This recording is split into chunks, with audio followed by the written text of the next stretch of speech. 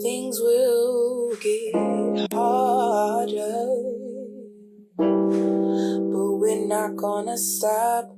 No, we're gonna stand up and hear a cry.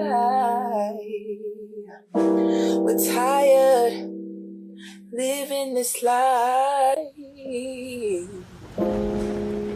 Listen to our cries.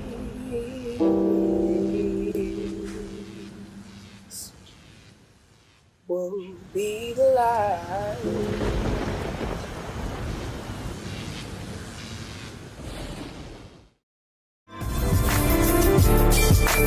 You are now watching Digital Online Showcase.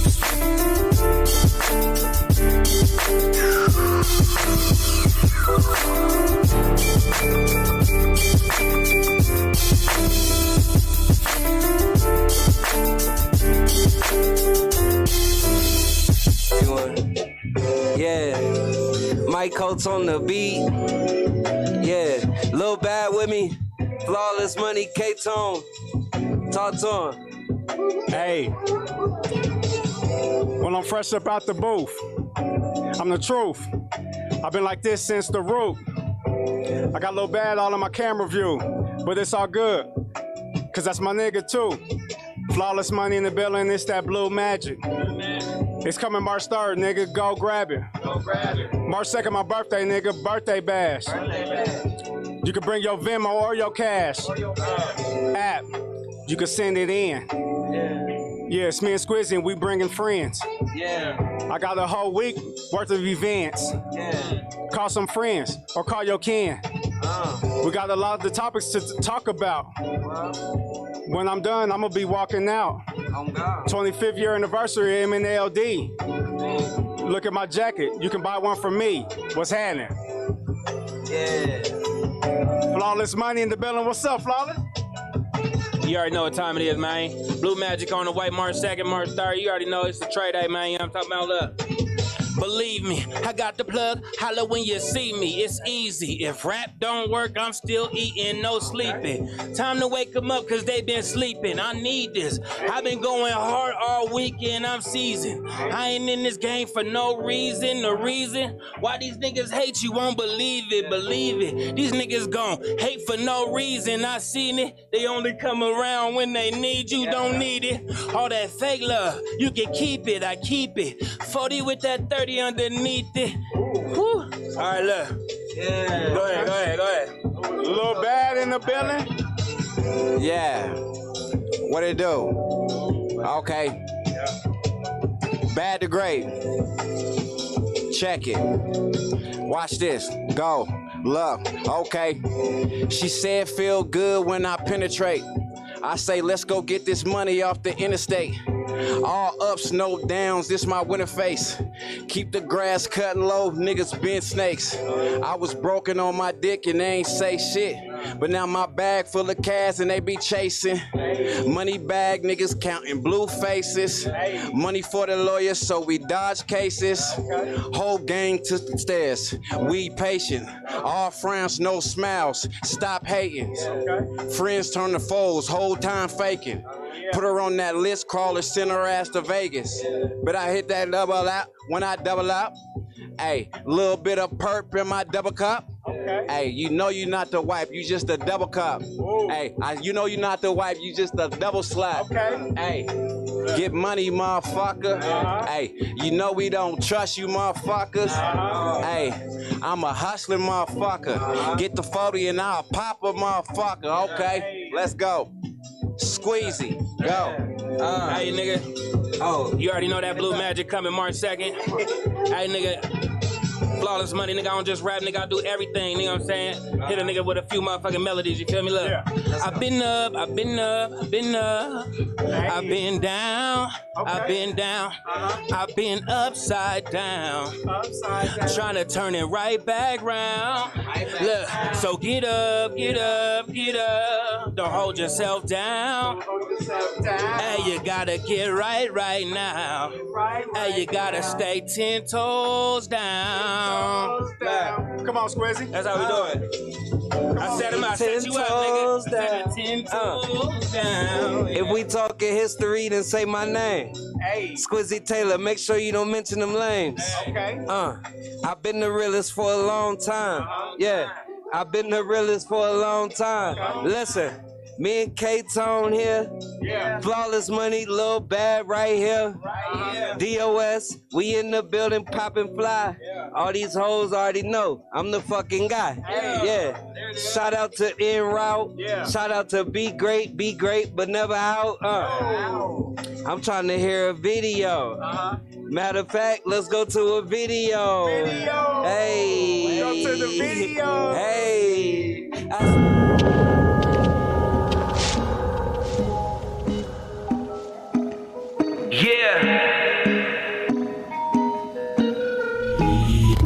Smiley 3.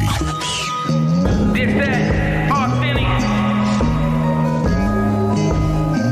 real certified street nigga, flawless money, cash. Look, mention my name and it comes with a fee. Better aim if you gunning for me. I know the difference between the real and the fake love.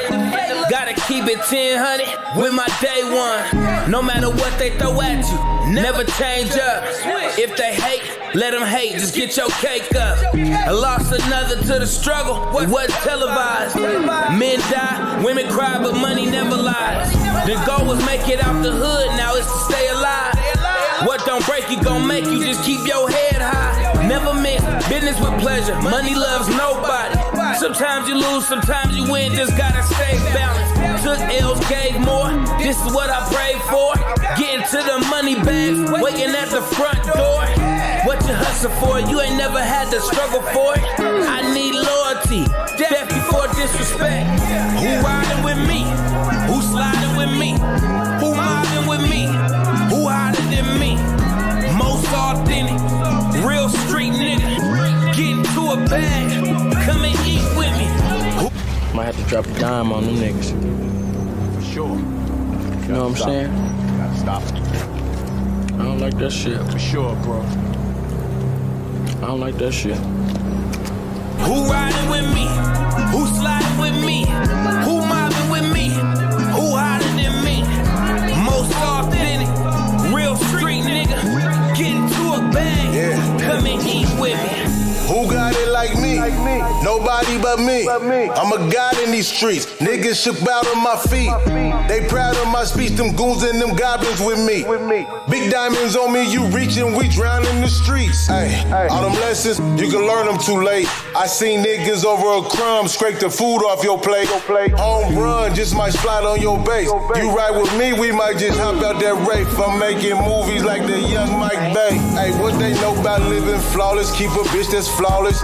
Vision clear like VVS, I'm with my nigga flawless. Hey, all this shit, look at what I'm wearing, you see I get it off. So much candy in these carrots, look like Willy Wonka. Made man, don't approach him. We gon' feed him to the vultures. In the car, got the horses on. I just put up with the Trojans. Big cabbie put the city on my back. Most authentic, we them niggas, that's a fact. Who riding with me? Who sliding with me? Who mobbing with me? Who hotter than me? Most authentic, real street nigga. Get into a bag, come and eat with me. Who riding with me? Who sliding with me? Who mobbing with me? Who hotter than me? Most authentic, real street nigga. Get into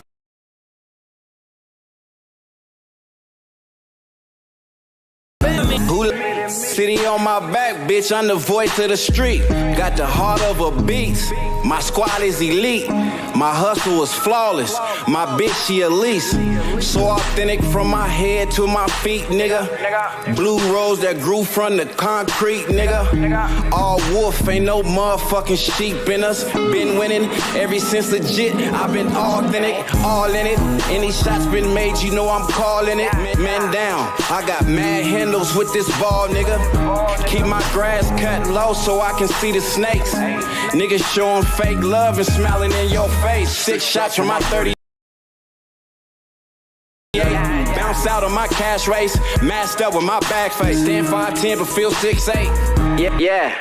Stand 5'10", but feel 6'8". Money up, gang. Lil back, the fucking great. Who riding with me? Who sliding with me?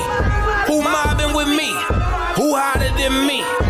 Most authentic, real street nigga. Get into a bag, come and eat with me. Who riding with me? Who sliding with me? Who mobbing with me? Who hotter than me? Most authentic, real street nigga. Get into a bag, come and. You know the vibes. You know the vibes. DOS, we are back. Yeah. What's happening? The legendary DJ K-Tom. I am Squizzy Taylor. We are here. How you feeling, my brother? Man, I'm good, man. I'm good. I'm good, man. Episode 5. Episode 5. Is this 5? This is 5. I read it.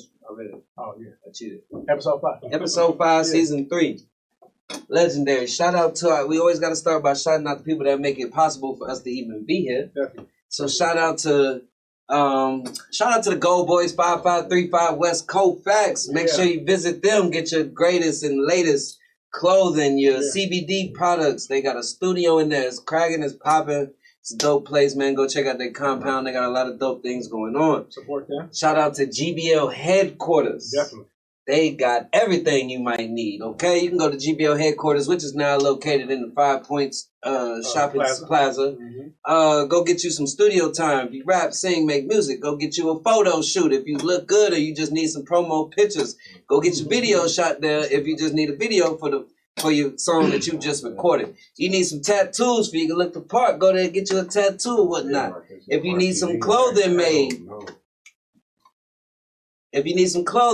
go up in there and get you some clothes. If you need, what else? Is that it? Did I miss something? Wellness Street. Oh, they got the if you yoga and health. Oh yeah. They got fitness. the health, fitness in there now. They got the online classes coming with you soon. Just go. And tell them K-Tone and Squizzy sent you, man. They gonna hook it up. You gonna get a nice little deal for whatever you need. Just go right with them. Definitely. And last but not least, most importantly, shout out to AHRR Network for giving us this platform to allow our voices to be heard and for us to be able to be on the stage and talk what we gotta talk and get the information that we think y'all need and just have somewhere to be us. So shout out to AHRR Network. Make sure you check out all the other shows they have on their check out all the other shows they have on their network, you know what I'm saying? And support them. Yeah. Support them. Make sure you like, subscribe to the channel. There you go. The AHRR Network. And if you're on here right now, share the live, share the link. And we're going in. Let's introduce our guests too, man. We got some guests we got some legendary guests. Yeah. Been in the game for a long time, putting out quality bangers. Definitely. You feel what I'm saying? Am I doing it, bro? Yeah, I did it last week. I did the past 2 weeks. That's because it's your job. I do the sponsors. You introduce the guests. Okay. Damn, nigga, I just talked for 5 minutes. First coming up, hailing from the east side, Denver, Colorado. He's been doing this thing for a minute, man. But a lot of people might just be now hearing about him and hearing some of his music. But I have to say, man, this young man has grown. His growth is amazing. His music has always been dope to me, but it's just gets better and better and better.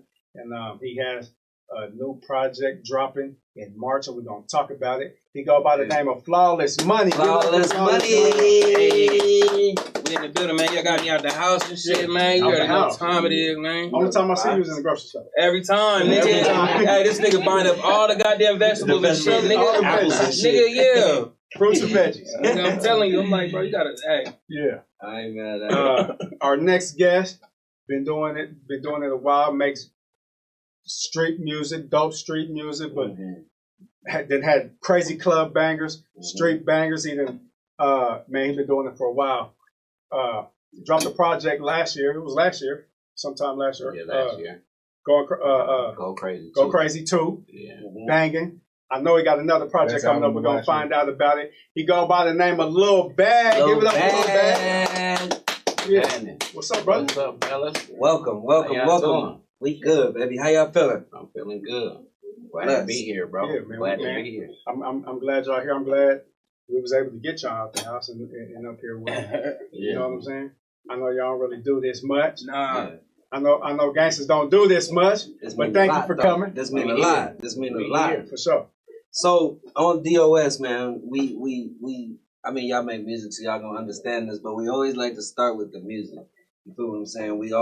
Music brought us all together. You know what I'm saying? The reason we all here is because of the music. Definitely. So on DOS, before we have any conversation, we like to start with the music. So if y'all don't mind, we got some submissions to the DOS, and we like to play them if we can get y'all's honest feedback and help and just whatever y'all think about the records. We'd love it if y'all be down to help us out with that. Is that cool? Yes, sir. Yeah, D. Let's do it. Artists, if you are tuned in and you want to know how to get your music played on DOS, it is digital online showcase at gmail.com. Yeah. Send us some heat along with a $10 cash app to the money sign Squizzy Taylor. You can get your song played now or get a video played with a $20 cash app and it'll look like the dope ass video you seen before we started talking.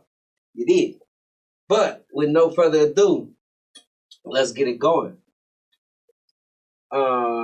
Mid-official. This record is called For You. Mid-official For You. Let's go.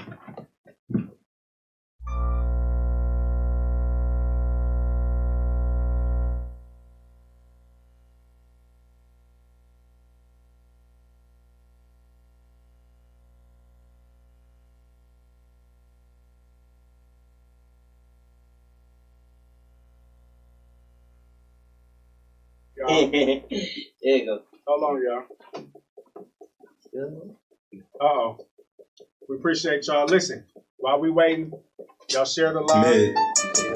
Share the live. That's mid. All right, let's go. I used to be like a lot of y'all, but I had to wake the fuck up and recognize what's going on. I got a question though. How you ride with who won't ride for you? Slide with who won't slide for you? Lie for who won't lie for you? And die for who won't die for you? Provide who won't provide for you? Supply who won't supply for you? That's why I deny you dudes and bad boys move in silence too. Niggas wanna ride but they won't give one. It's a sign, so pay attention. I tell you right now, you better listen before you end up just another victim. Won't see it at first when you start out. So you keep it 1,000, put your heart out. But that's when they wanna pull the darts out and aim for your chest till they take a part out. Yeah, I seen the shit happen plenty times. Even have been with some friends of mine. Ain't saying no names cause they know this. Just giving y'all game to stay focused. So you gotta be careful who you hang with. Most of the time be the niggas in your same clique.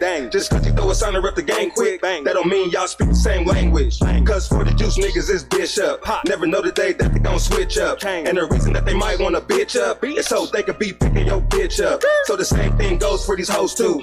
Yeah, my nigga, it's so true. You can never say I ain't told you, or give you game and try to coach you. So be careful when you buying those coat shoes. It was winter time, so you bought the coat too. But let you go broke and want a hoe too, then that's when they act like they don't know you. It's me. Yeah, my nigga, that's cray. Type of shit happens every day. When you ballin', they be calling you bae. When you broke, they be going astray. How you ride with who won't ride for you? Slide with who won't slide for you? Lie for who won't lie for you? And die for who won't die for you? Provide who won't provide for you? Supply who won't supply for you? That's why I deny you dudes and bad boys move in silence too. When you see me out, I'm dolo. Like Han don't care being solo. Cause niggas wanna ride in a Volvo, but ain't there when it's time to change the oil. So I do it by myself with no handouts. Nowadays can't stay at your man's house. You do something for them and say nothing. They do something for you and start stunning. But I ain't really with all the fronting. So my nigga just keep it 100. They never show if you ever need something, but come quick when it's time to get blunted. If you a fake nigga, then we can't kick it. If you a fake chick, I don't want the digits. All the fuck shit, I ain't even with it. That's why I say fuck it and forget it. You should trip over that and some more shit, but got used to it like COVID. If you on the bullshit, you could go ahead. All I really wanna do is make some more bread, and that's why I gotta stay focused. All the real niggas, they know this. You can help a nigga out when he's homeless. He got a crib now, but you can't go in. See, most these niggas do whole shit, but it don't take much to expose them. I couldn't see my eyes, they was closed in, but now I'm up and they all the way open. From the D all the way out to Oakland, and from Oakland back to the D. Here. I know a lot of you niggas like me. Same. So keep an eye when you out on these streets. So how you ride with who won't ride for you? Slide with who won't slide for you? Lie for who won't lie for you? And die for who won't die for you? Provide who won't provide for you? Supply who won't supply for you? That's why I deny you dudes and bad boys move in silence too. How you ride with who won't ride for you? Slide with who won't slide for you? Lie for who won't lie for you? And die for who won't die for you? Provide who won't provide for you? Supply who won't supply for you? That's why I deny you dudes and bad boys move in silence. Mid Official. That record is called For You. Mid Official For You. I want to start off by saying it was way too long. Way too long for the way music is made now. Yeah. I just want to add that. It was too fucking long. It was too long. But, Lil Bad, what you think of that record?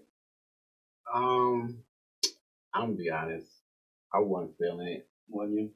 But, music's a matter of opinion, so, somebody else might feel it. I just wasn't feeling it. I think I was feeling what he was saying, though. What he was saying was pretty dope, but I just wasn't.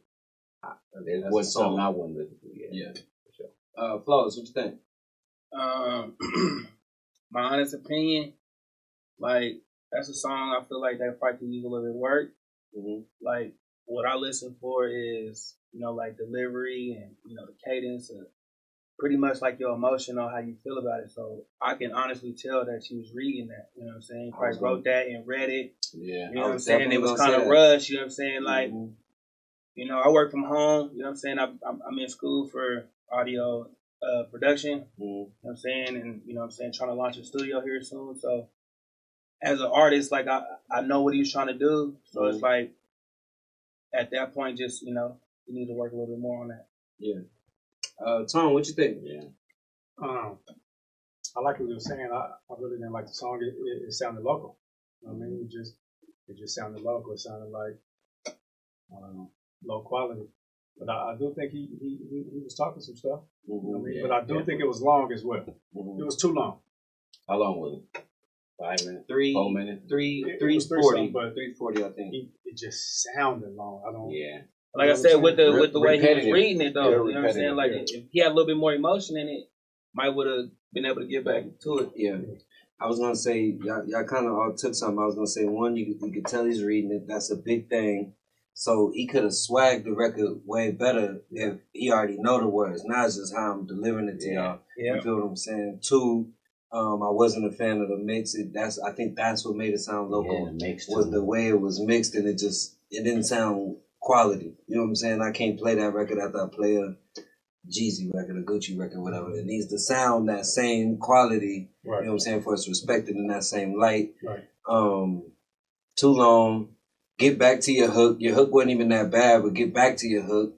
Them 16s is kind of, if you're not on some real rap shit, 16s is done. Them should be 12s or 8s, you feel what I'm saying? Right. Unless you're on some real Kendrick type of, I'm really rapping to you niggas.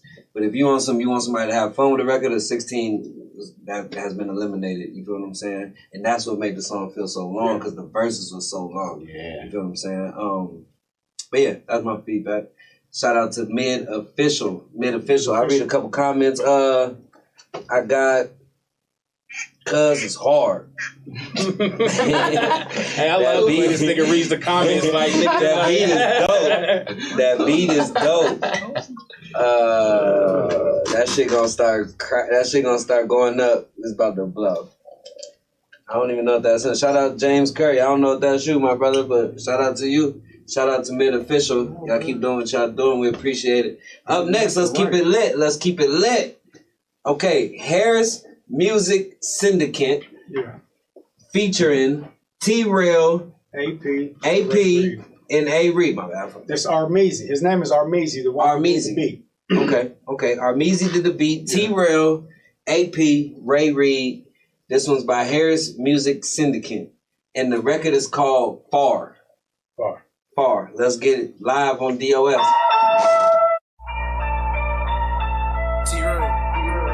Ooh, it's Armeezy. Put too much in K's up, kill him, yeah. This is rich nigga business, what you talking about? Got a brand new coupe with a brand new bitch. A lot shit's changed since I got rich. Came up from the streets, nobody show no love. Had to get it poppin' with my back against the wall. Yeah, I got some issues. Yeah, I'm getting money, yeah, nigga gon' fall. Real niggas doing what they wanna. We ain't cut corners. This shit feel as good as California. Big gas, walk past, stench get on you. This is my aroma. Although it's product sprayed upon the stoner. They been talking about it, we been all action. Make moves, get the stacking. Everybody with some bullshit packing. If you ain't about no money, why you whacking? Far from what we wanna be, determined, no distractions. Tell her gon' do it if the bitch finally choose it. This a big move, y'all niggas just moody. I let it come with us, she ate the dick up like a foodie. I ain't even gotta ask, pretend I'm searching for a movie. She just unzip me. Big bag, big drip, nigga, too much swag. Don't slip, I'ma do my dance with a 40 on my hip. She ain't worried about a man, how is shorty on my dick. Big dog, this is rich nigga business, what you talking about? Got a brand new coupe with a brand new bitch. A lot shit's changed since I got rich. Came up from the streets, nobody show no love. Had to get it poppin' with my back against the wall. Yeah, I got some issues. Yeah, I'm getting money, yeah, nigga gon' fall. Yeah, I've been chasing paper so long and I finally caught it. Went to Neiman Marcus, saw some dripping and I bought it. Calling me for weight, you know I got it, I can't spot it. Wake up, buy whatever the fuck I want cause I'm ballin'. I was broke down on my dick and I had to fix it. My nigga said he needed 10 pack and I had to mix it. Crashed my whip with no L's and I had to ditch it. Bitch wasn't trying to get at mouth by 80-60. Pulling up to plays with hella strange and told him pick it. If you won't cop a box, the only way I load that ticket. Broke bitch try to take her shot, you know she missed it. Money on me and I keep that pistol on my britches. Niggas quick to show they heart when they see some chicken. So revolver be the choice, I'ma leave a nigga like Bishop. Diamonds in my mouth, boy they hidden, boy they defensive. Bitch got OnlyFans, but she broke, that's the only issue. Damn. Big dog, this is rich nigga business, what you talking about? Got a brand new coupe with a brand new bitch. A lot shit's changed since I got rich. Came up from the streets, nobody show no love. Had to get it poppin' with my back against the wall. Yeah, I got some issues. Yeah, I'm getting money, yeah, nigga gon' fall. This Music Syndicate featuring Armeezy, featuring T-Rail. They call him AP. Ray Reed. That record is called Far. Yeah. Tone, what you think? So I think you got to get his name right first. What are we calling him? So absolutely, the producer's name is Armeezy. I guess it's under Harris Music Syndicate, featuring T-Rail, AP, Ray Reed. Yeah. We got to figure out who are you first? Yeah, it's too much going on. Whose song is it?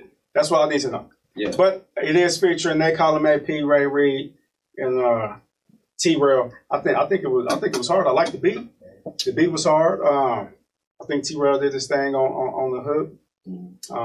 I can see myself playing that. Shout out to T-Rail. You know he got the #1 R&B album in the world right now. Oh, does it? Yeah. Number one in the world. Or in the United States. On what? On the Billboard. Is it? #1 R&B album. Yeah, on Billboard?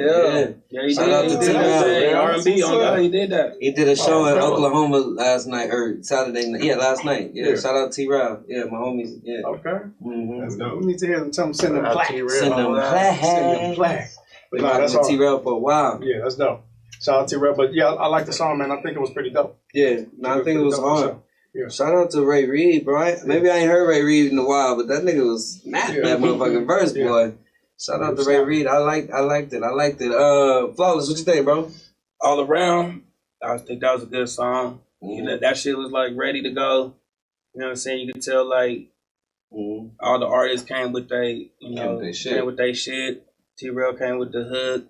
The producer did his thing, and like that's another thing too. Like I've learned over the years, like you can't submit halfway work. You know what I'm saying? If you trying to put your shit on display, you gotta give it. It has to be 100% polished. So if that's what you are, if that's what you are satisfied with and sending to this platform, we play it and we hear all the imperfections and things like that, then it's like you deserve to hear the critique of that. So it's like that song was one of the ones that's ready to go. To your point that I say on here a lot is you never get a second chance at a first impression. There's a lot of artists out here for the first time on here, And I'm gonna remember that name, but that shit was weak as hell. Or you know what I'm saying? Next time I see it, if I just see it, my chances of clicking on it are not as high. Cause you know what I'm saying? I'm like, oh, that nigga was on some bullshit. I'm not even, you know what I'm saying? So that first impression means a lot. You know what I'm saying? When it comes to this, and that's bigger than our platform. That's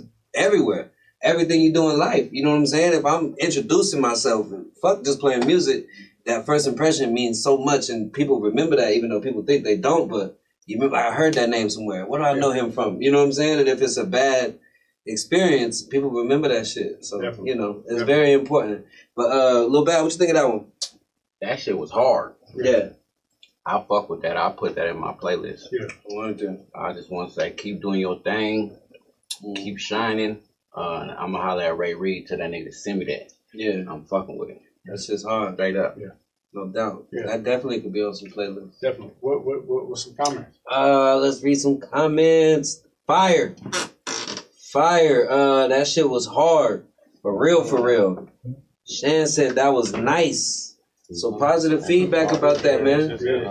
Shout out to homie Armeezy if he made the beat. Shout out to him. Keep pushing. Armeezy did that. Shout out to Don Juan for sending that. Appreciate it, my brother. That's a slap, man. You got to get that on some playlists, man. Figure out how to spend your money and get that around on some Spotify playlists, some iTunes or Apple playlists, and all that title, all that. What do we search for? I wrote the name of that song in the comments. If you scroll up, you'll see it. I wrote the name of that. All right, let's keep it lit. Up next, we got L Keys. Hey, Cole, we got L Keys. This record is called One More Chance. L Keys, One More Chance. Let's do it.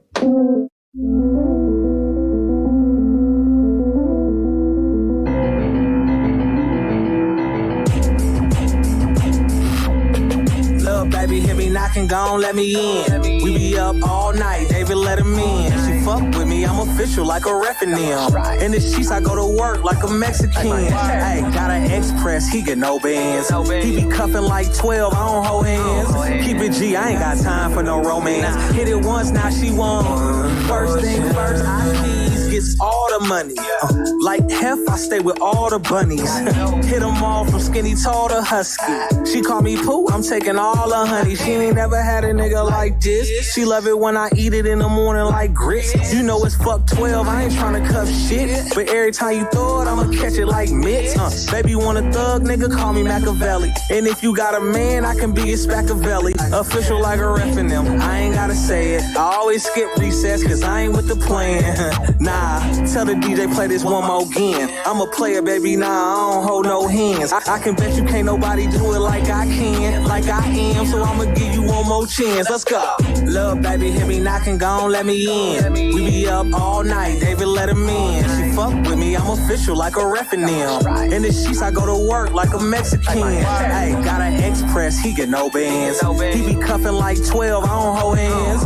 Keep it G, I ain't got time for no romance. Hit it once, now she won. Every time I step in, they like, do that. All black and gold on them hoes, like, who that? All I do is stunt, I'll show you how to do that. Well, say that I'm the shit, but you already knew that. All I drop is hot shit, them niggas lukewarm. Every day I stay fresh like a newborn. In the fast lane, getting my move on. Hit a chick once, then I cut her like coupons. Money ain't a thing, make it rain in this bitch. Pockets full of ruffles, I'ma stay with the chips. Bottle of the rose, hide in a blimp. I ain't from Bankhead, but they all on my tip.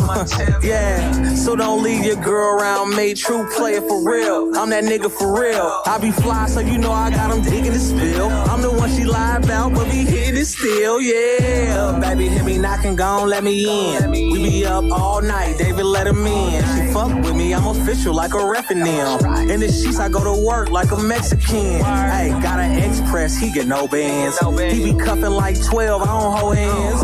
Keep it G, I ain't got time for no romance. Hit it once, now she won. One more chance. If you feel me, give me one more chance. One more chance. If you feel me, give me one more chance. One more chance. Okay. Keys, Bob. L Keys. That record is called One More Chance. A flip of the legendary One More Chance by Biggie. That's risky. Is it risky? That's risky. That's risky? That's risky. What's your thoughts on this, Crazy? I gotta start? Yeah. I want to hear what y'all think first. I don't like starting, bro. Because I like to hear what y'all think, and then I'm going to close it like I always do. Who I go to first? Bad. What you think? Man, Keys, I already know the vibe. That shit was hard. A's up. You know, we all started together. So I seen everyone's like progress. And like Keys really, like he consistent and he kind of like, he stepped his shit up. That shit's dope. Bro, keep doing your thing. A's up, bro. I'm fucking with it. No doubt. Straight up. No doubt. Flawless, what you think about that one? You know, a lot of the shit that goes on in the, excuse my language, but a lot of things that go on in the city, like, you know, okay, for sure, bitch ass shit, all that shit, right? But look, like a lot of the shit that's been going on, like you on your what? You say you on 14 birthday bash? 14. Right? You know what I'm saying? MNLD, you know what I'm saying? 25-year anniversary. Yeah. Like, so a lot of shit, a lot of us that we are, you know, in this age range, I guess you could say, we've all grew up with each other. So, like, I hear the growth. I've been a part of the growth. And, you know what I'm saying, a lot of people don't know, like, L Keys was one of the ones that used to book me back in the day from the east side. You know what I'm saying? In Aurora over there off Island Park Saloon. So Fly Sundays. You know what I'm saying? So Fly Sundays, like shit like that. Like, all shit like that. So, I respect the grinding, you know what I'm saying? There's like I see Bad grinding, I see K-Tone, Squizzy, everybody, you know what I'm saying? That's, you know, Bob been doing this shit for a long time. That's the motivation to stay in it, you know what I'm saying? Because we love this shit at the end of the day. This ain't really for no popularity or it ain't never been for that. So keep grinding, bro. L Keys, you know, tap in, nigga, you know what I'm saying? Wherever you at in the motherfucking state, we gonna touch down, you know. Hit a plane real quick, you know what I mean? No doubt. That clearance though, that's gonna be a hard one. Yeah. I know that clearance. That clearance gonna be a hard one. That was gonna be one of the things I said. I was gonna bring that up too. I keep it music. Yeah. So as far as the music, I think it was okay. I think it was cool. I've been, you know, trying down the club. They've been riding with it. They've been vibing with it, and that's the thing about it. You just got to keep really keep doing it. Like Squizzy said, the flip was kind of risky. Like you pushing it with you know. But I think he did his thing for that particular record. Now, depending on what he wants to do with the record, that's going to be the determining factor, man. Because that, I don't know, man. Getting that clearance for that's going to be some paper. And it's going to be pretty I feel hard. like, you know, pretty hard to clear. Back to what I was saying, like just him reaching and trying to do that shows his extension of his artist. You know what I'm saying? Like, absolutely. a lot of people so stuck in their pocket. It takes longer. You know what I'm saying? I used to be one of them people. No, for sure. I like the record. I think kind of what y'all saying it's a great thing and it's a bad thing because when the record comes on, people's ears are already familiar with it. So you're gonna get a chance. It's gonna give you a chance no matter what the fuck. You feel what I'm saying? Cause like, oh, this okay, let me see what you got. So you already got a leg up, you know what I'm saying, with the record. That's good. My only critique is I didn't like some of the bars in there. I think he could have took more time and been more. He could have tried harder with the bars. And some bars, I'm like, you better than that. I don't want to hear I hate when he make it easy. You know what I'm saying? Even though that's the kind of the time we in, so that's a great argument back to me. But knowing that he can really do we rap, always listen to the bars. That's what I'm saying. That's the listen to the bars. That's the You back. really And only that's pick the bar that you like. Yeah, we don't always listen to the bars. We don't listen to the bar, and that's the great argument back to me. Like, nigga, look at these niggas making millions of dollars with no bars. You feel what I'm saying? I remember but when I know a nigga that got bars, if I'm listening to, I remember what bar that stood out with what his twist was. He was talking about eating a certain way. So it's like, when you go to them type of bars, them go-to bars is to, if you was falling off with the art, here goes this bar to reel you back in. You feel what I'm saying? Say something raunchy, a little highlight. Say something raunchy, get you back on track. Absolutely. So that's my only critique. But as I said, there's artists that are, you know what I'm saying? There's both sides of that argument. But overall, I think it definitely could work. Like K-Tone said, it becomes a money issue with the sample. But get that on some playlists and all that. It might work in the club. I think the right type of club, it could definitely work. Go ahead. My bad. Personally, LK, I think you should just put that on the album. I don't think you should like try to push that as a single because it's just gonna be too much complication with that, with the sample and all that. Yeah, I think he's just put on the CD. Don't push it as a single. I mean, they can spin it in the clubs, of course, but So my question, when you say with the sample, you're talking about the sample of the beat, or like or like the way they actually kind of mimic. No, that's kind of, you know what I'm saying? Like they kind of, you said the cadence of the original song. I can't remember the exact how it works, but I want to say it's like because a nigga can play that tune. A nigga can play that tune over the melody to where they can get you. But it's really both. You know what I mean? A nigga can play that tune over. Nigga be like do do do do. No, first of all, he's saying the words. Right. He's saying exact words. Exact words that he's saying. And anything, I think not the whole way through, but I think it's like it's 3, 4 seconds. Yeah. Is it's copyright infractions. So absolutely, it'll be hard. But I need to know that before I start sampling me. Anyway, this shit's hard. Just put it on the album, put it on YouTube, just push it. Yeah. But if it catch, you gotta have that bread. But there's nothing wrong with that though. Like for example, I talked about this a couple weeks ago. Juice WRLD, his first song, Lucid Dreams.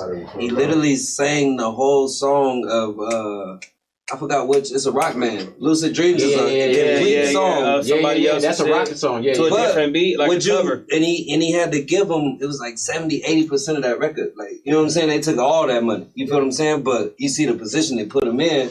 Yeah. He was good. Okay, I ain't eat all this, but now everybody love him. You feel what I'm saying? That's what I'm saying too. That's why sometimes they say that's a good problem to have. Yeah, absolutely. You know what I'm saying? Absolutely. That's like when you do a song and Drake just come jump on your shit without your permission and shit like that. Like I'm not gonna be like nigga get off my shit and let's go to court. Like nigga nah, let's run it up. Just make sure your next song I might not get through the door, but nigga I'm gonna climb through the window, nigga. Absolutely. All right. Well, shout out L Keys. Shout out to the A-Co. You know the vibes.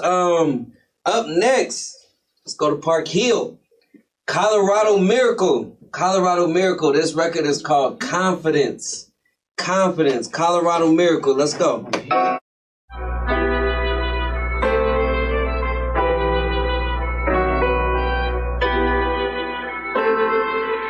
I need a bitch that knows she bad, about the cash, and know her worth.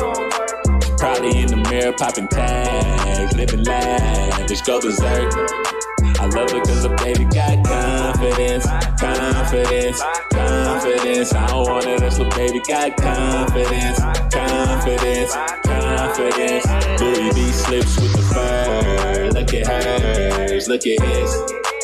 100 racks stuffed in a purse. Shorty work, what a gift. Shorty unwrap that booty, it's your birthday. Make it clap, clap, clap, you in first place. Girl, you know when you can get it in the worst way. I know it's water and I'm feeling like I'm thirsty. Or going surfing. Work. The mother bitch is fired. Girl, I'm tryna hire, yeah. Hit it how you singing like Mariah. Then leave you mad at what I did like you a liar. A bitch that knows she bad, about the cash, and know her worth. Probably in the mirror popping tags, living lavish, go berserk. I love her cause her baby got confidence. I don't want it unless her baby got confidence.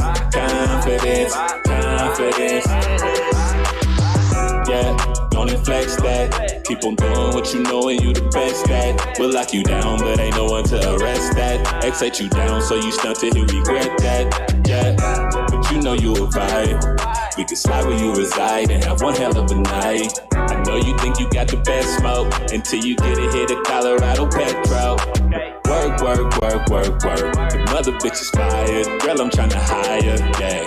Hit it how you singing like Mariah. Then leave you mad at what I did like you a liar. I need a bitch that knows she bad, about the cash, and know her worth. Probably in the mirror popping tags, living lavish, go berserk. I love her cause her baby got confidence. I don't want it unless her baby got confidence.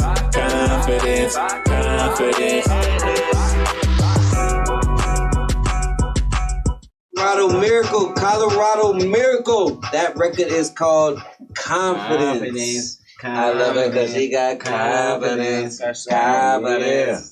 All right, who I ain't start with yet? Flawless, you start, man. What's up, man? Hey, look, we just gonna at this point, man. You know, I'm at this point in my age in the game, I'm about to be 32 this year. You know what I'm saying? It's a blessing. You know, niggas have made it through the fire. You feel me? So at this point, no matter where you're from, as long as you make good quality music, you know what I'm saying, I'm fucking with it. Mm-hmm. Period. You know what I'm saying? Like, I I do quality all, music. Let's talk about the song. Yeah, man, the song, boy. Let's talk about the song. Yeah. Tell me about it. Like I brought a mix with this thing, you know what I'm saying? Mm-hmm. I got to see that song actually grow. It's been actually, you know, moving around for a minute, so yeah. Keep pushing it, keep going, you know what I'm saying? It made me feel away. So nice. Definitely. Lil Bad, what are your thoughts on that record? All I'm gonna say is TikTok. Right.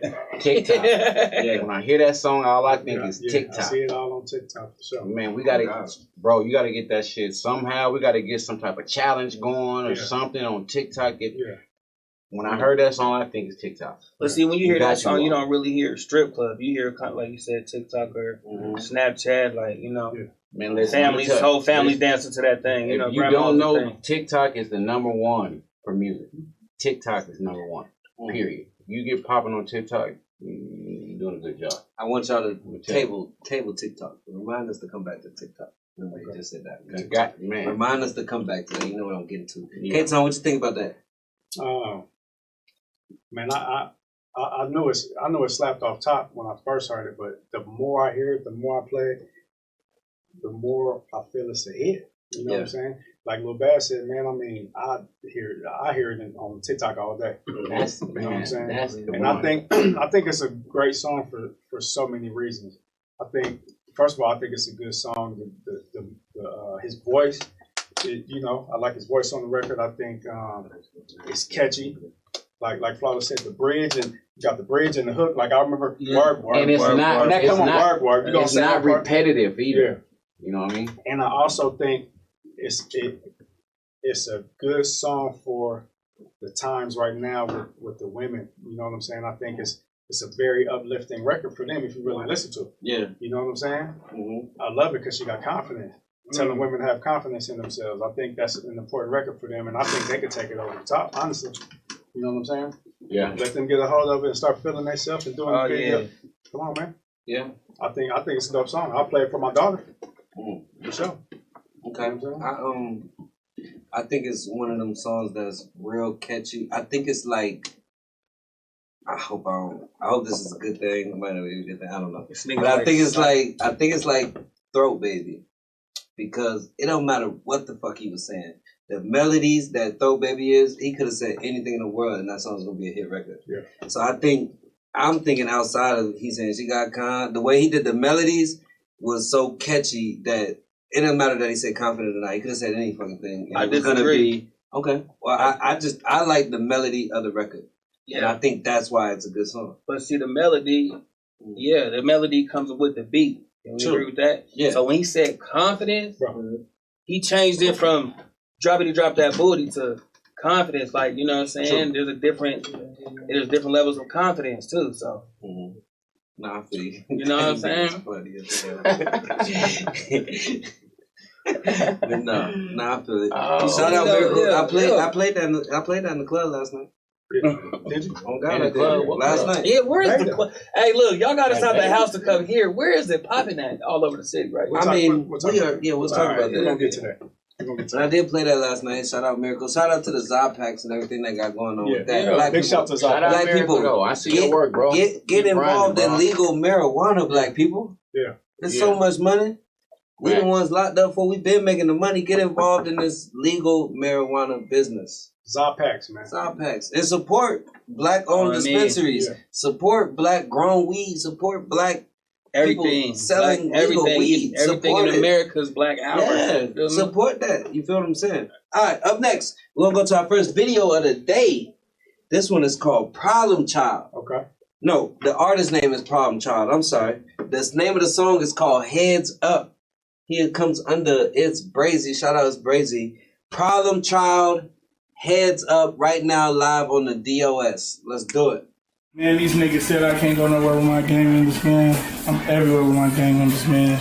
Grind gang crazy, y'all know who it is, nigga. If you don't know what the fuck this is, y'all don't know who it is. Whole lot of gang. Free TNT, bitch.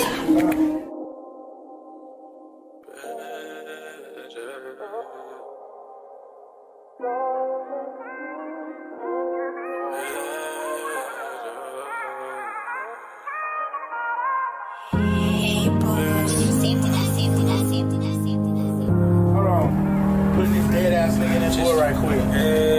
Hurry in the sit back and stuff. So what? Mama told me, son, shit gon' get better. Just keep your head up. If a fuck nigga move the wrong way, you better not hesitate to leave him on the stretcher. Is you liking ever? Me and my blick staying together. Get it poppin' wherever we at, whenever you want us, whatever. Hit from the back and I'm fucking it up. She said, Daddy, you doing too much. If I pop out the cut, then I'm fucking you up. Why your shooter ain't shooting enough? See my man homie fold under pressure. That's the reason I'm keeping it close. Ain't going to nobody party, cause if niggas tweak, then we might end up shooting it up. And I can't wait to move my mama out. Fucking hoes on my mama couch. Wrote this song in my mama house. Come test me, I'm gon' beat them llamas out. Try to press me, bitch, I'm the wrong one. Fuck all that singing shit, I ain't a singer, bitch. First a nigga run up, gon' see what I'm talking about. Got a whole lot of people depending on me, so it's only right that I keep Nina on me. Fuck a low, we gon' slide in the rental. Put the Glock to his mouth, rearranging this dental, homie. Got a whole lot of people depending on me, so it's only right that I keep Nina on me. Fuck a low, we gon' slide in the rental. Put the Glock to his mouth, rearranging this dental, homie. Hold on, gang. This part right here for the bitches, gang. Listen, I'm finna go on that bitch for shit show. Would it make me less of a man if I told you that I only wanna fuck? Would it change the way that you look at me if I told you I ain't looking for love? It's like a nigga don't know who to trust. Had his heart dropped through the mud for no reason. He don't even know what he done. Yeah, he don't even know what he did, but he ain't even tripping. It is what it is. Niggas told when he went to the jam, so he thugging along, cause he ain't got no friends. Mama told me, son, shit gon' get better. Just keep your head up. If a fuck nigga move the wrong way, you better not hesitate to leave him on the stretcher. Is you liking ever? Me and my blick staying together. Get it poppin' wherever we at, whenever you want us, whatever. Hit from the back and I'm fucking it up. She said, Daddy, you doing too much. If I pop out the cut, then I'm fucking you up. Why your shooter ain't shooting enough? See my man homie fold under pressure. That's the reason I'm keeping it close. Ain't going to nobody party, cause if niggas tweak, then we might end up shooting it up.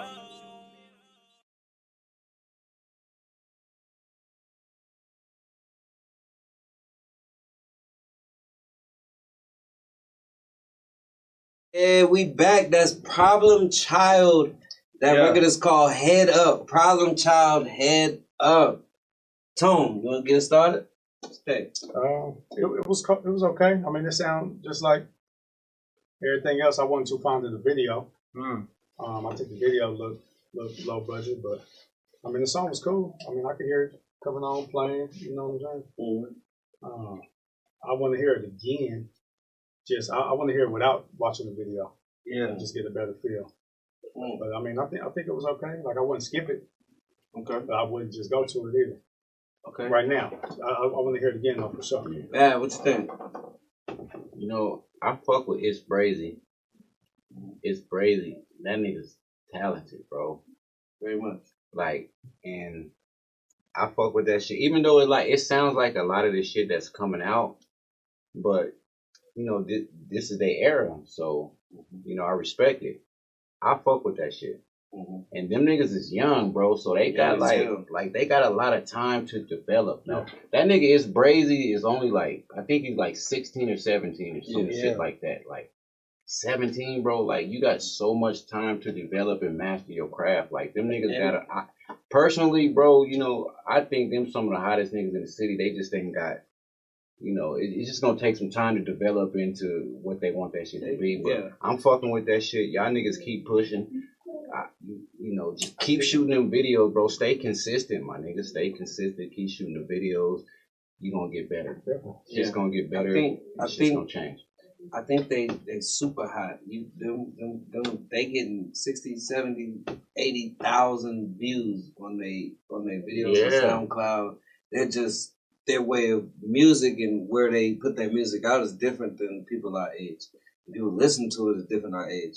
Yeah. So we don't, as older people, we don't know how cracking they are. You know what I'm saying? How many fans and people that are listening to their music is. You know what I'm saying? So salute to them.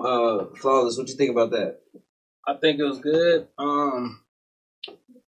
Just being like a baby of this, you know, Colorado music scene and growing up in there into everything that's going on. Like back in the day, we only had like one or two studios, one or two sounds. So like right now, they making their own sound. You know what I'm saying? It might sound like what's going on, but at the same time, his name is Problem Child. So when I hear that and I hear the music, I can relate. And like I said, like the, delivery is everything. He wasn't just standing there reading that motherfucker. He didn't just wake up in the morning, write that bitch, and went to the studio and try to become an artist overnight. You tell they working on that shit. So keep working, keep grinding. You know what I'm saying? Absolutely. Shout out to them. Problem Child. Head up. Keep doing what y'all doing. Keep going crazy. Keep leveling up. Ooh, okay. Oh, man. Up next, Young Old Soul. Young Old Soul. This record is called Loops and Lullabies. Am I saying that right? Lullabies? Lullabies. Loops and Lullabies. Young Old Soul. I ain't gonna start it till you hit the lights because I know the vibe is coming off. Yo, let's go.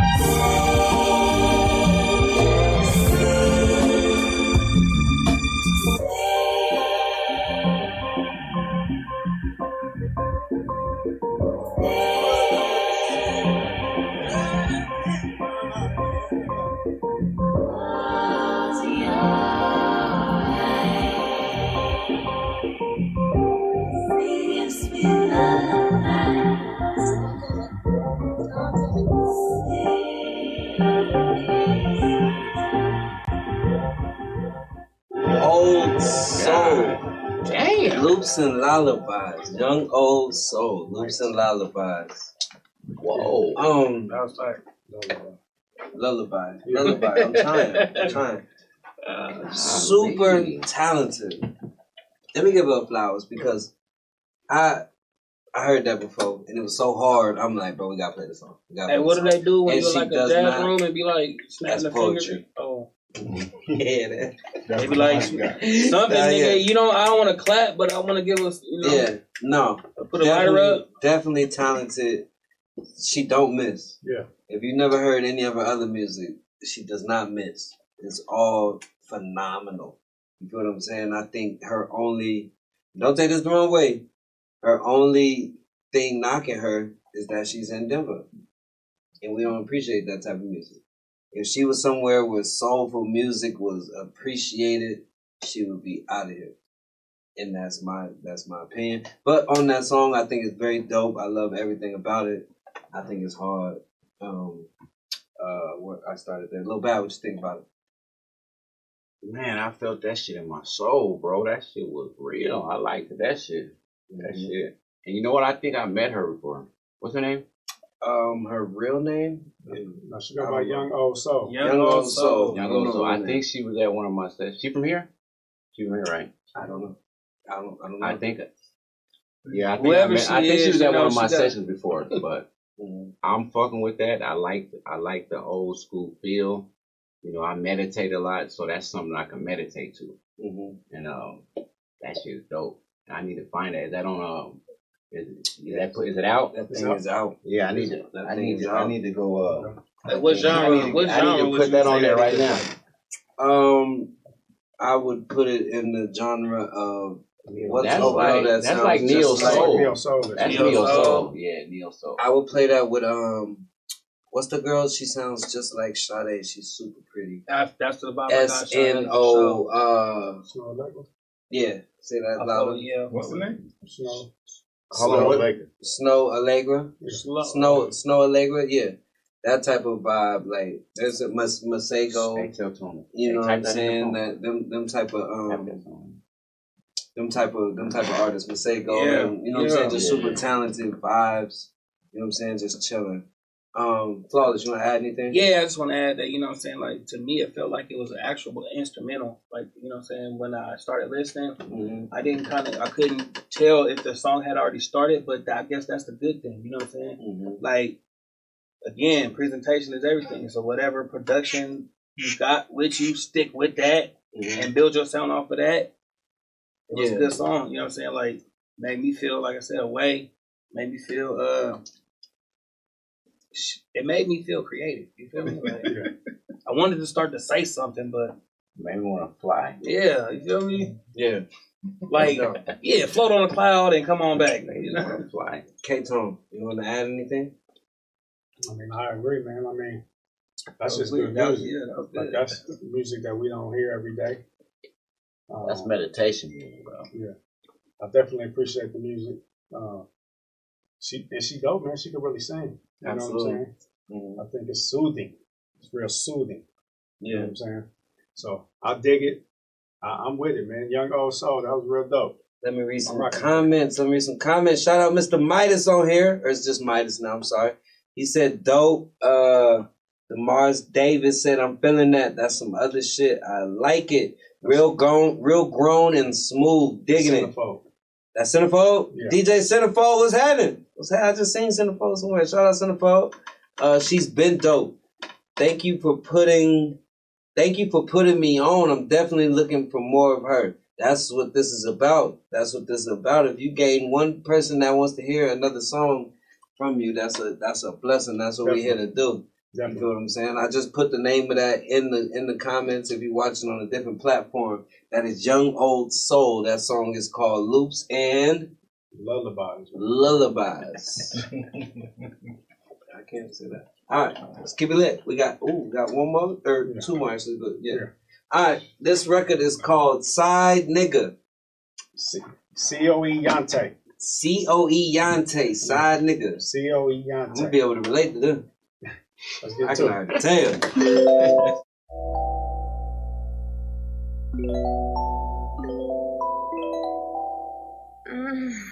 Magic. Low lights on the mix.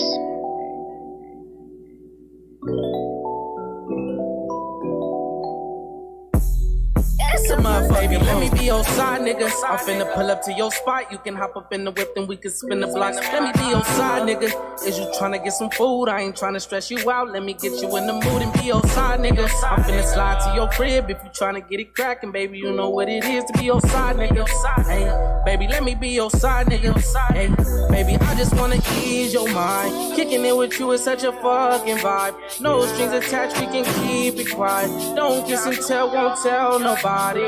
Baby, I just wanna ease your mind. Kicking it with you is such a fucking vibe. No strings attached, we can keep it quiet. Don't kiss and tell, won't tell nobody.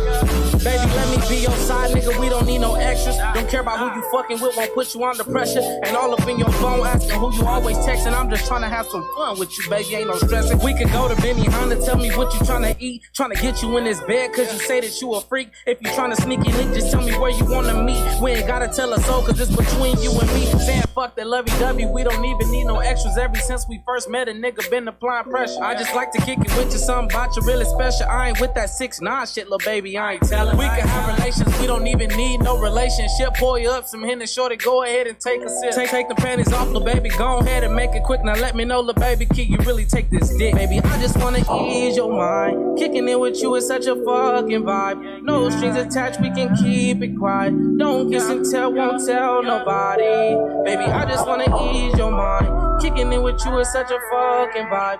No strings attached, we can keep it quiet. Don't kiss and tell, won't tell nobody. Baby, let me be your side nigga. I'm finna pull up to your spot. You can hop up in the whip and we can spin the blocks. Let me be your side nigga. Cause you tryna get some food, I ain't tryna stress you out. Let me get you in the mood and be your side nigga. I'm finna slide to your crib if you tryna get it crackin', baby. You know what it is to be your side nigga. Hey, baby, let me be your side nigga.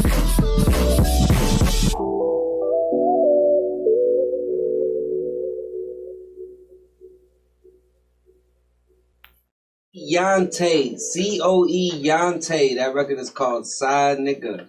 Let me be your side nigga. Like that, I like that, I like that. Flawless, what you think about that? Man, that's gonna get a lot of niggas in trouble. It might get a lot of niggas some play, you feel me? Mm-hmm.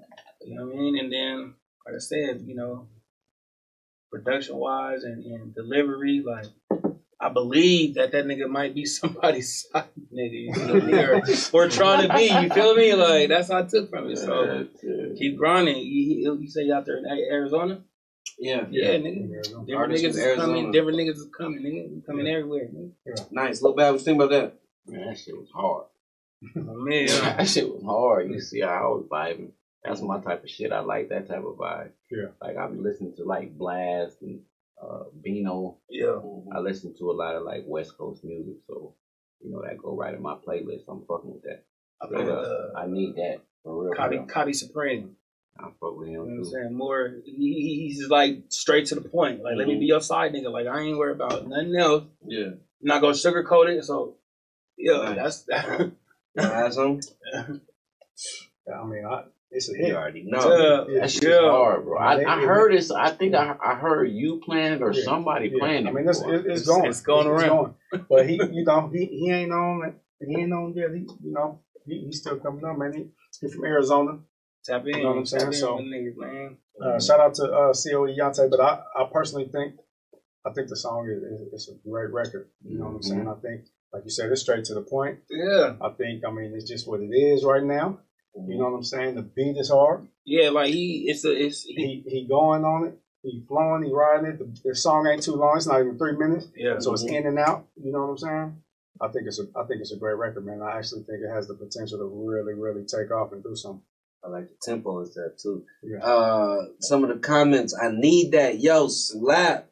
That been a slap. He actually sounds like Flawless, low key. It's Salute. nice. You know what I'm saying? Oh, you see somebody talking about my hair. Hey, tell that nigga, tell him tap in with somebody me. talking about my hair. You They see talking that about your hair? comment? You know what I'm saying? What's up, Sophia?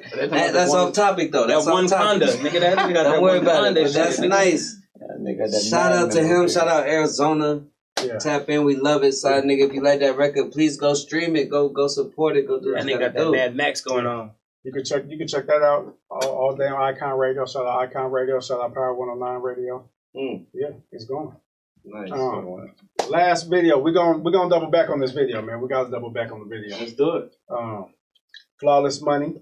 Yes, sir. Matter of fact, I'm gonna let you introduce it, man. Introduce Hey, the record. look, check it out. First, tell us about it, and then go straight to it. All right, look, so it's one of them things, you know what I'm saying, when you're being creative and things like that, but actually, when you make power moves and shit like that, you know what I'm saying, you get all the middlemen out the way, you get straight to the source, you know what I'm saying, so I linked up with Caddy, you know what I'm saying, and we ran that play, and then we ended up linking it with Lil Bad, and know what I'm saying, my nigga? So what happened was the whole play all came together in like a week. You know what I'm saying? Buddy was out here doing his thing. So long story short, man, it's that Blue Magic, this that pure dope, this that quality street authentic music. I'm the most authentic on my side. I'm sure Bad can say the same thing.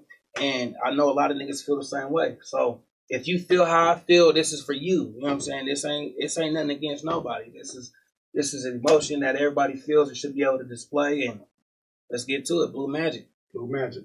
Blue Magic right now, live on the DOS. Yiddy!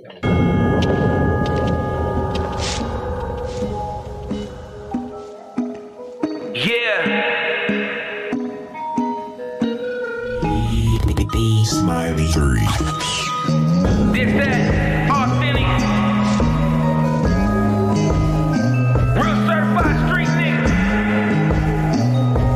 flawless money, cash. Look, mention my name and it comes with a fee. Better aim if you gunning for me. I know the difference between the real and the fake love. Gotta keep it 1000 with my day one. No matter what they throw at you, never change up. If they hate, let them hate, just get your cake up. I lost another to the struggle, it wasn't televised. Men die, women cry, but money never lies. The goal was make it out the hood, now it's to stay alive. What don't break you gon' make you, just keep your head high. Never mix business with pleasure, money loves nobody. Sometimes you lose, sometimes you win, just gotta stay balanced. Took L's, gave more, this is what I prayed for. Getting to the money bags, waiting at the front door. What you hustle for, you ain't never had to struggle for it. I need loyalty, death before disrespect. Who riding with me? Who sliding with me? Who mobbing with me? Who hotter than me? Most authentic, real street nigga. Get into a bag, come and eat with me. Might have to drop a dime on them niggas. For sure. You know what I'm saying? Gotta stop. I don't like that shit. For sure, bro. I don't like that shit. Who riding with me? Who sliding with me? Who mobbing with me? Who hotter than me? Most authentic, real street nigga. Get into a bag, come and eat with me.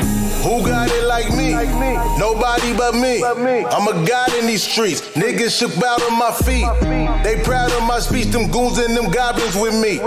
Big diamonds on me, you reaching, we drown in the streets. Ay, all them lessons, you can learn them too late. I seen niggas over a crumb scrape the food off your plate. Home run, just might slide on your base. You ride with me, we might just hop out that rafe. I'm making movies like the young Mike Bay. Hey, what they know about living flawless? Keep a bitch that's flawless.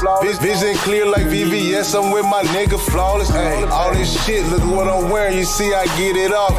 So much candy in these carrots, look like Willy Wonka. Made man, don't approach him.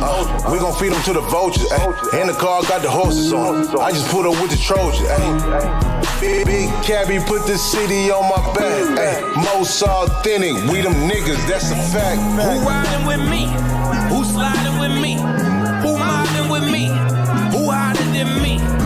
Most authentic, real street nigga. Get into a bag, come and eat with me. Who riding with me? Who sliding with me? Who mobbing with me? Who hotter than me? Most authentic, real street nigga. Get into a bag, come and eat with me. Who hotter than me? Who liver than me? City on my back, bitch, I'm the voice of the street. Got the heart of a beast.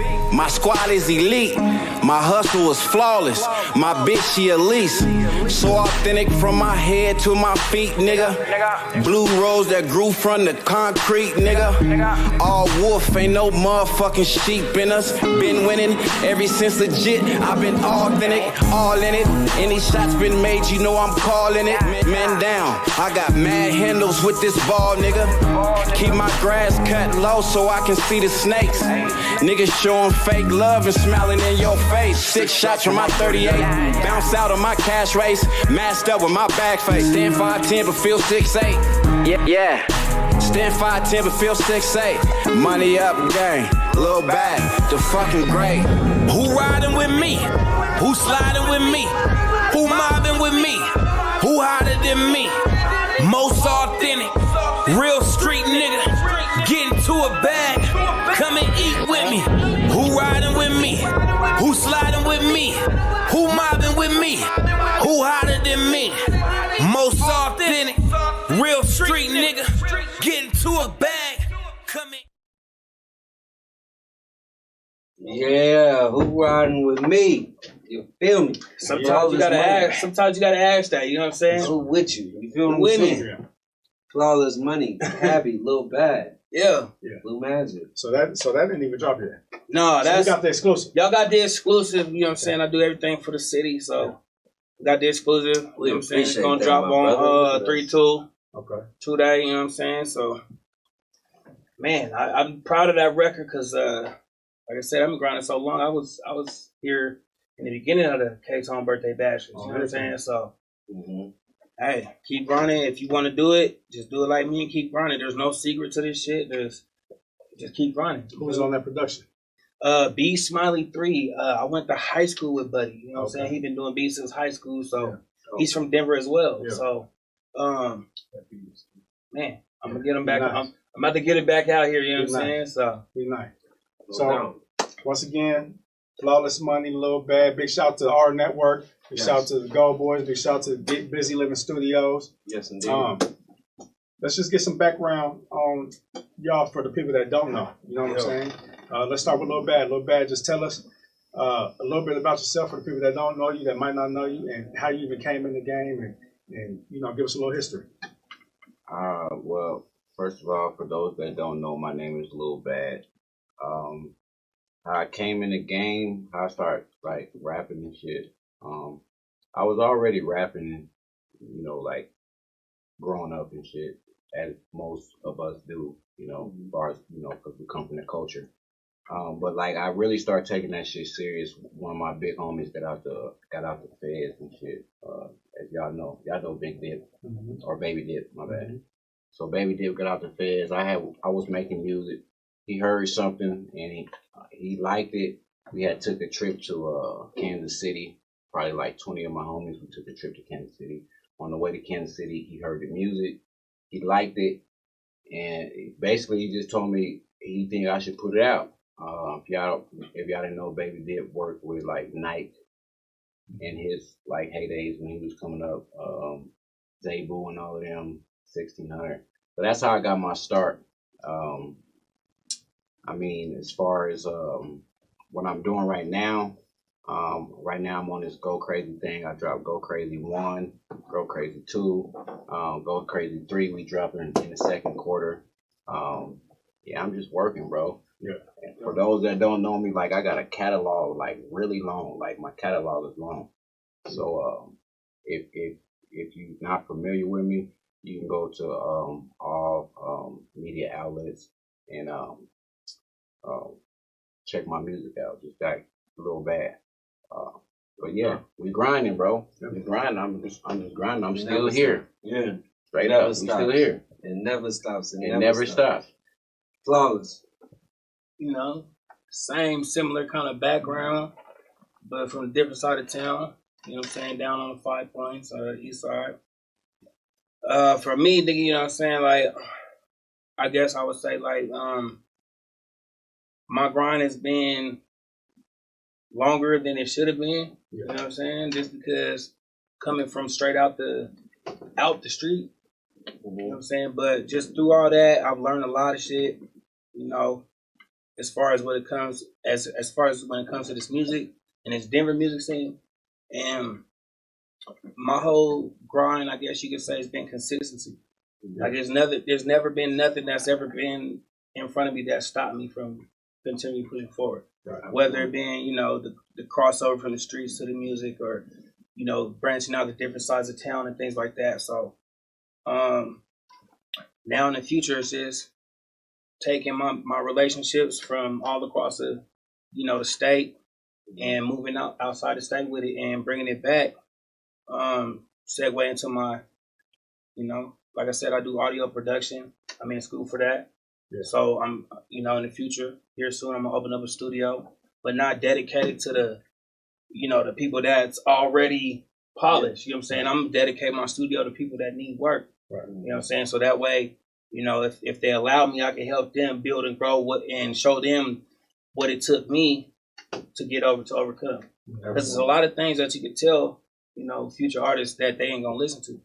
I think it take a bag, if they could take, this and this and that and the third, but at the same time, that's what I'm gonna be able to give back to music. Cause I feel like I ain't really blew up like that, but my services and my knowledge and what I've seen and what I went through, I'll be able to give back. You know what I'm saying? Like, no doubt. Period. You know what I'm saying? Like, shit, nigga got to move around to really blow up. Like, everything I've done has been Denver based. Yeah. You know what I'm saying? So my first question, I'll start with Flawless. Do you feel like you are unappreciated or underrated? And if so, does it matter? I'm gonna answer that question honestly. I have felt like that, but I've learned to get over that feeling of feeling unappreciated and to be able to do more, keep grinding. Like Z Limited, I know y'all familiar with him. Like, he's the one that's always told me, like, keep grinding. Like there's a lot of people that can give you the game, but if you ain't worthy of the game, then a lot of people ain't gonna give it to you. So to answer that question, like I said, like, I don't feel like there's nothing that I'm lacking or anything like that. I've just been through enough to judge off those experiences to grow further. No doubt. Lil Bad, would you have a feeling that you're unappreciated, underrated, and doesn't matter? Where? Like here? Or just period? I'll let you answer that. No, I don't. Bro, this shit is all about, bro. If you gotta put the work in, bro. Like,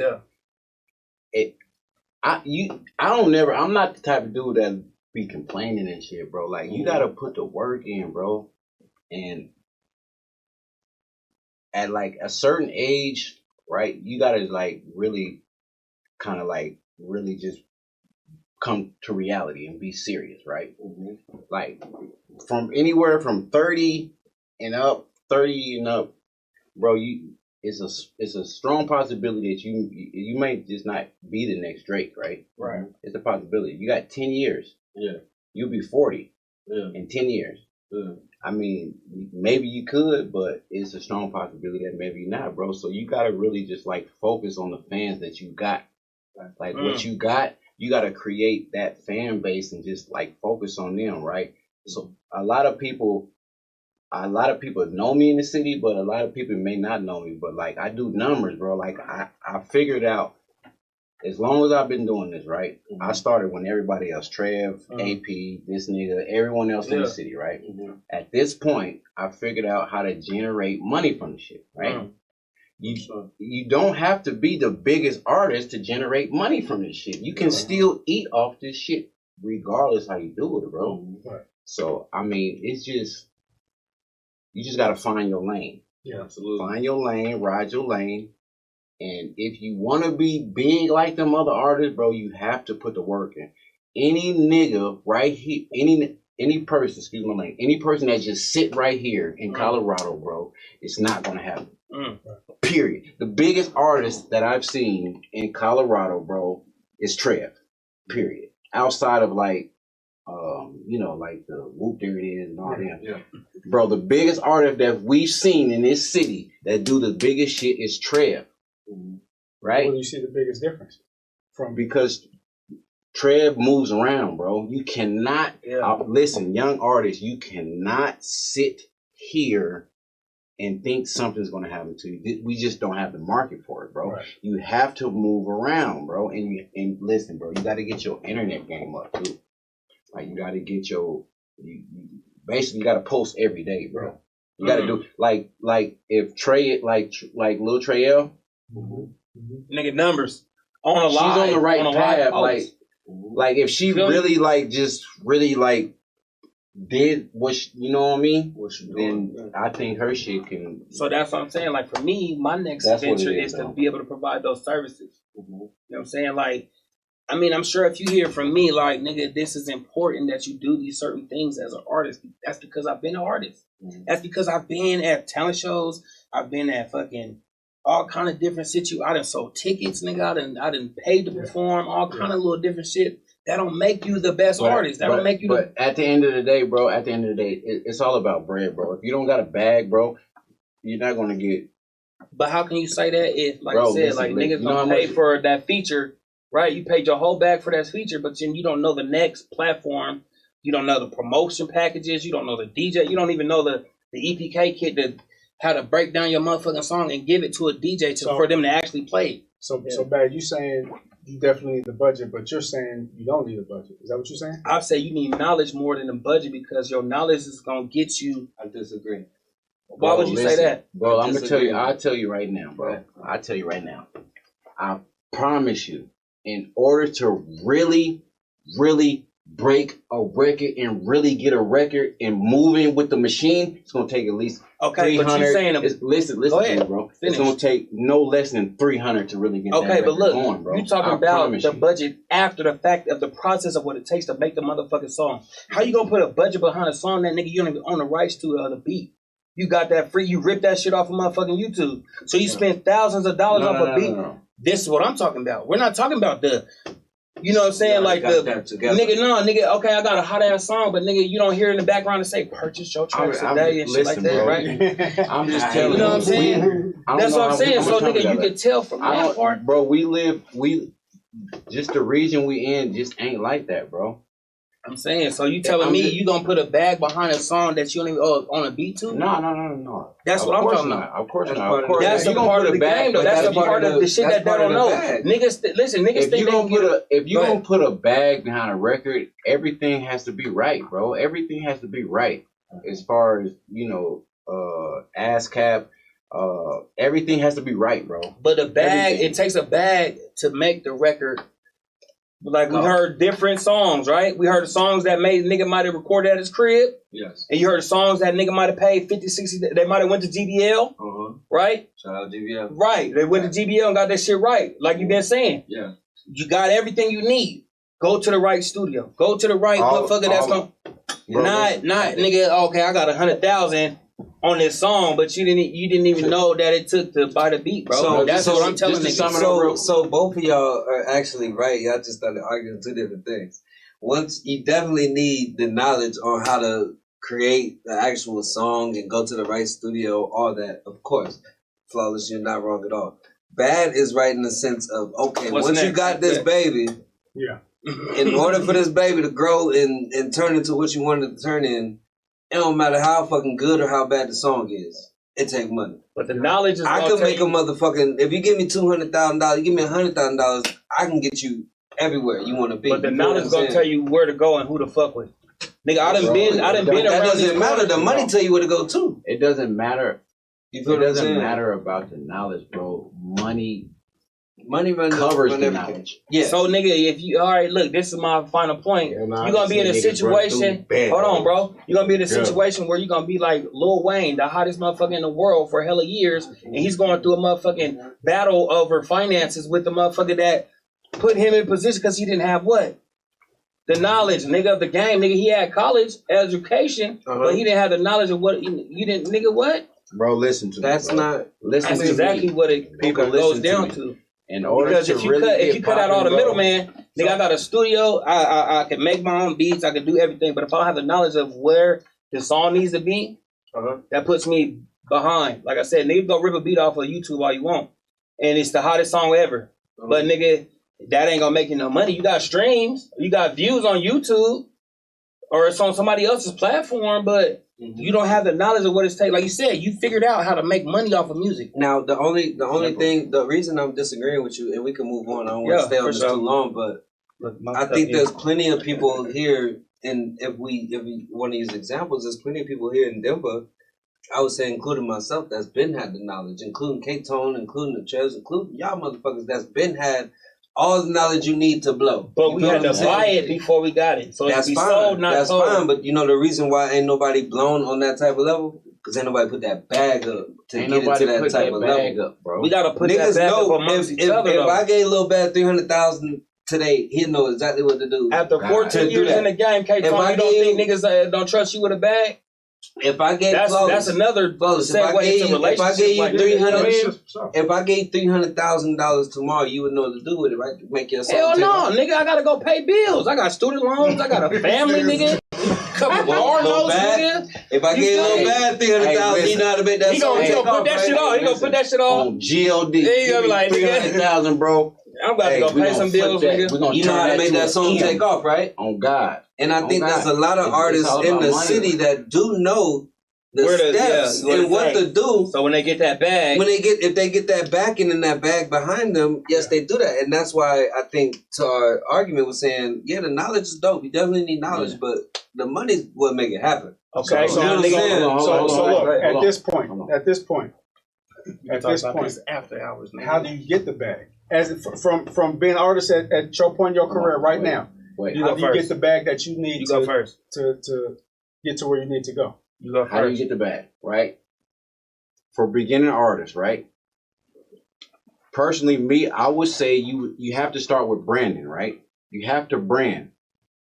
If the merch, if the branding is quality, if it's quality and you put enough time in it and it's quality, the merch and the branding should pay for like the studio time and it should pay for everything else, bro. Yeah.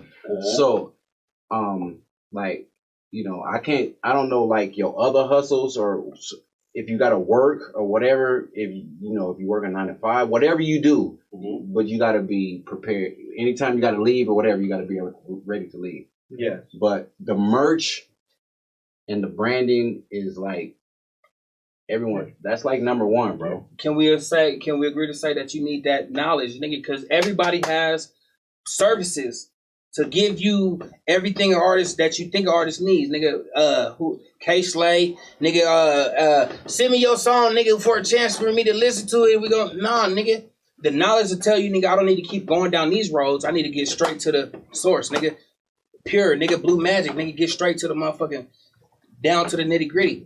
So if you know a nigga like K-Tone, yeah, nigga, come with a fee, but nigga, I'd rather pay K-Tone that fee because I know the knowledge is pure than pay a nigga that's imitation, re-rock nigga that's gonna try to give me only enough to come back to get more from the nigga.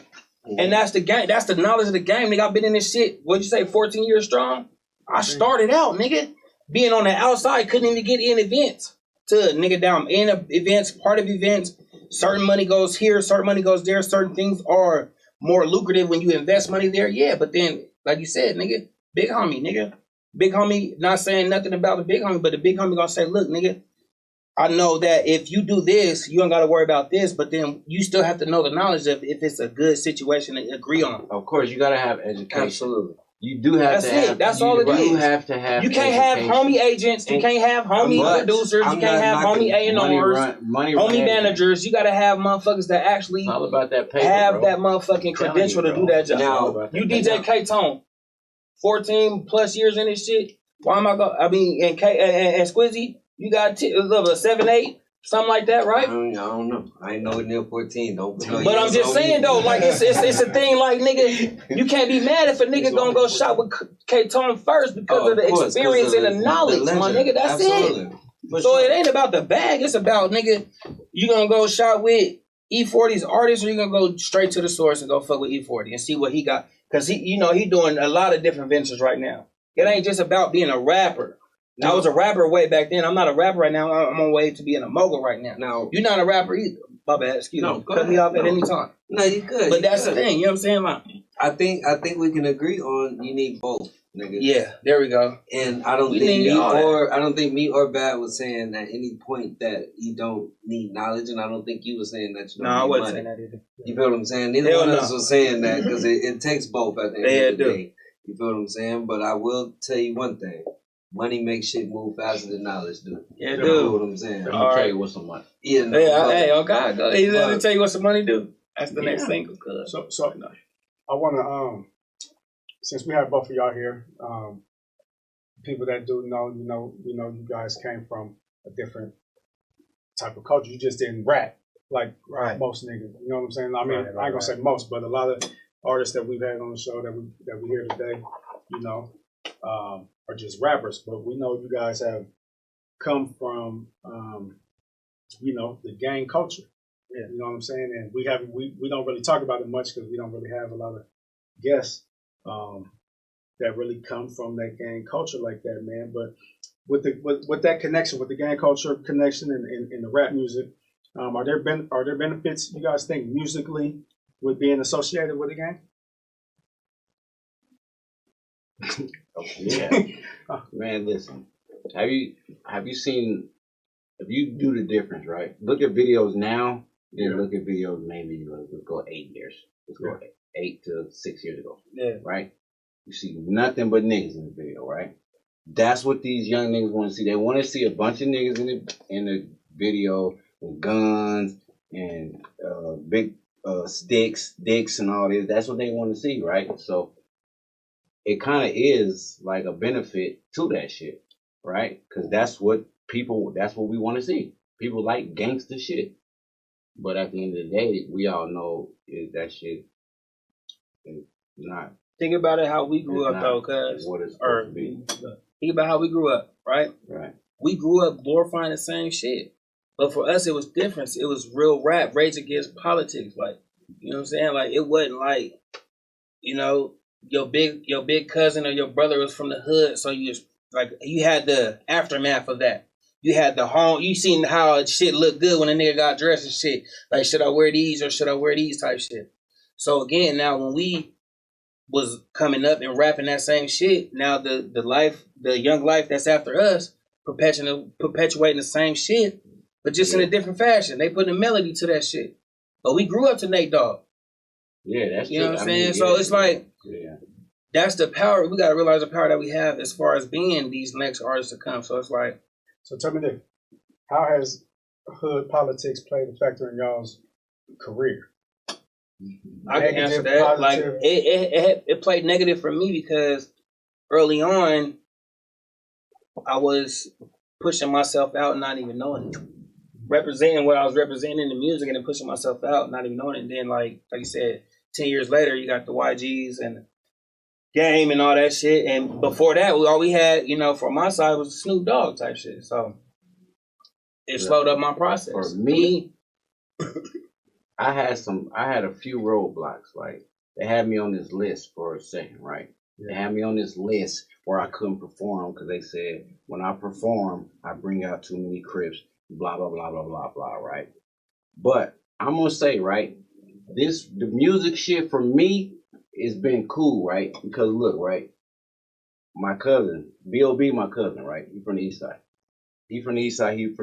Homie, I'm from Aurora. I'm from West Side Raymond Crip. I'm from North Aurora, right? This type of shit didn't happen a long time ago. Right. You feel me? Mm-hmm. Like, I find myself around a whole room full of east side niggas and I feel comfortable. You see what I'm saying? So that shit kind of changed up the narrative though, right? Mm-hmm. So I feel more comfortable around, you know, a side that we used to beef with. You feel what I'm saying? I'm comfortable around these niggas. Mm-hmm. So for me, you know, it's been all good. It's all good. But do you feel, or have you noticed a lack of support from other areas because of the gang you come from or the side of town you come from or whatever? I'll be honest, nigga. Yeah, both of Hold on. Me, no, because I don't even look at it. I don't even, I don't pay attention to who support me and who don't, bro. I just pay attention. Well, I pay attention to who support me. I don't pay attention to who don't support me. The people that support me, I just pay attention to them. If you don't support me, you just don't support me. Yeah. You know, like I said earlier, music's a matter of opinion. Either you like it or you don't. Right. You fuck with the movement or you don't. I can't make you fuck with it, you know. Right. And like you said, nigga, we talking, you know, Denver politics or Aurora politics, shit like that. Like, the thing about it is like this, like, you know, like with the music, I used to use it as a form of fashion of being able to rep my hood. You know what I'm saying? Right. So with that part of it is, you know, you repping your hood, that's when you get the support. But then when you're doing like, you know, the new L Keys, you probably ain't gonna get the hood support because you ain't saying nothing about the hood. Right. You know what I'm saying? So that's a struggle in itself that is unsubconscious that nobody really knows that they're involved in. Right. You know what I'm saying? So I can't blame you because I could automatically be like, oh, you don't fuck with it because it's not hood shit. Mm-hmm. But at the same time, we gotta understand certain songs is dedicated that's the power that we have. Certain songs is dedicated for certain emotions. Yeah, BMG Show talks about that a lot because he wants to do R&B and he says the hood ain't fuck. Yeah, I fuck with bro. He would get way more support if he was on some cause this thing, you know what I'm saying, and came out like that because of his history. He's like, I don't want to be on that, and he says I would get way more support if I was on that, but I want to sing. I want to talk to the girls. You know but a part of the percent. And as far in his BMG Show situation, I think he would get more support singing because that's what he's better at. Yeah. Not saying he can't rap, but I think he's better at singing, and I think he gets more support at singing. Yeah. And I don't know. Think about you at this level though. How long you been in it? Like, do you think you've been in for a while? So like, do you think niggas really want you to continue doing the same hood shit, or do they want to see you evolve and grow into a better artist? And niggas don't give a fuck what you do. So I got a better question. Y'all both, we spoke on it. Y'all both been in the game for a long time. You know what I'm saying? Grinding and getting it. What keeps that feel in y'all to keep going and keep pushing, and what continues to bring that out of y'all? Bad, you can go first. First of all, like I love music. Like music is like it's like therapy for me. First of all, and like I said, I think I'm good at the shit. And like the numbers, it's crazy because like the numbers, and you can I'll post the numbers. Like the numbers get better now. Yeah. They better than they ever been. Like from 2018, 2019, 2020, like the numbers go up every year. So I can see, you know what I'm saying? You can see that people listen. You can see the progress. So I'm gonna just stay grinding, bro. I'm gonna keep doing this shit. I'm gonna do it forever. I don't give a fuck. I'm gonna keep doing it as long as people listening. I'm gonna do the music. Absolutely. And that's what it is. Flawless. What keeps that feel in you to keep pushing and keep going? What is it? I mean, at the end of the day, what I take from it is, like I said, I was a little kid in the music. You know what I'm saying? So growing up, watching K-Tone grow up, and you know Ike and them, and getting more music from that. It's like when I got to an age of becoming an artist, I was able to be in the same room with them. You know what I'm saying? And so what I get from my motivations is when I run into artists that are new and up and coming, they be like, man, I used to listen to you in high school, or my dad put me on to you, or my cousin, like, you know what I'm saying? And that lets me know that my consistency, what I was doing it for, it meant something, not to the people that I wanted to mean to, but to the people that, you know, that's supposed to mean to. So providing these services after the fact to them versus catering to just myself or, you know, artists of my same stature, is like my motivation is when they, you know, hey man, I came to your studio, I heard a song of yours, and it made me want to be an artist. It's a hell of a feeling. Can you help me out, become an artist? I'm like, look, I can't do everything, but this is how you need to start. Once you do that, come back and holler at me. That's mob shit. In a sense, nigga, you know what I'm saying? You didn't get all the tools to success in the first, you know what I mean? Yeah. So look, being from Colorado, right? They say if you can make it here, you can make it anywhere. Yes. Well, what are some of the things, you know, Colorado artists? Hold on. Is that a true statement or not? First of all, is it true? No. First of all, is it true? No. Okay. Okay. Well, finish it. Well, I was gonna say, what are some? I don't believe that either. Actually, I think that Colorado artists have to go through, you know, to make that statement true. What some of the things that Colorado artists have to go through that maybe I can't believe that. I've been talking on this stuff. If you hold on. Basically, if you can make it in Colorado, you can make it anywhere. Because it's easy to make it in LA. It's easy to make it in New York, Atlanta. It's easy. Easier than here for sure. You know why? I'm gonna elaborate. Because everybody that makes it in LA, where my nigga go? Everybody that makes it in LA, nigga, they not even from LA. Everybody that makes it in LA, Hollywood, ain't from Hollywood. Name an actor or artist that's from Hollywood. Let me know. That's from actual Hollywood. Hollywood. You feel me? Like really there. You might get niggas from South Central, because that's right up the street and shit, but Not from Hollywood. I don't know about that question, bro. And out here, like a thing with Denver is like there's MNLD. I'm gonna be honest. MNLD is the only Denver sound. Night Nitty, that's another Denver sound. But it's Denver though. Denver, like I'm from Denver. These niggas from Aurora. Yeah. But Denver, the geography, nigga, it wraps around, nigga. It goes up, nigga. It's all the way up to Aurora. Then you cross the street, nigga. You in Aurora. But at the same time, it's like, who's another? Like even Diesel Music has a Denver or a Colorado sound. You know what I'm saying? Because it's this Lil Bad. You have a Colorado sound. There's a couple artists that have a Colorado sound. That where I'm going is this, like, all right, Pop Smoke, nigga. When Pop Smoke dropped, there's a bunch of niggas on that. Huh? We don't have a sound. We don't have a sound, but it's niggas like you that been in the game forever, nigga. That has been consistent with your sound. You didn't start switching your shit up when Drake and them start coming out and things like that. We all sound different. I think Colorado is such a melting pot. Yeah, that everyone's just because Ike sounds one way, you sound one way, AP sounds a whole different way, and then Lil Bad sounds a whole completely different way. You can't say none of them sounds are not Colorado. You feel what I'm saying? But none of that shit sounds nothing the same to me. Yeah, I feel you. It don't sound the same, but look at Park Hill and the East Side. Because it's only one street that divides us. I understand, but there's artists that sound completely different. If you take Detroit artists, all them niggas sound the same. All them sound the same. Yeah. Take a lot of Cali artists, most of them niggas sound the same. Tempo, same everything. I think Denver, we still we haven't found it. I think we will. Yeah. When somebody blows mainstream, but we don't want that will be the sound. sound. I don't think we want So that. you think that's a good or bad thing? I think that's a good thing. Why do we all have to sound the same? Same, right? We don't. I feel that So too.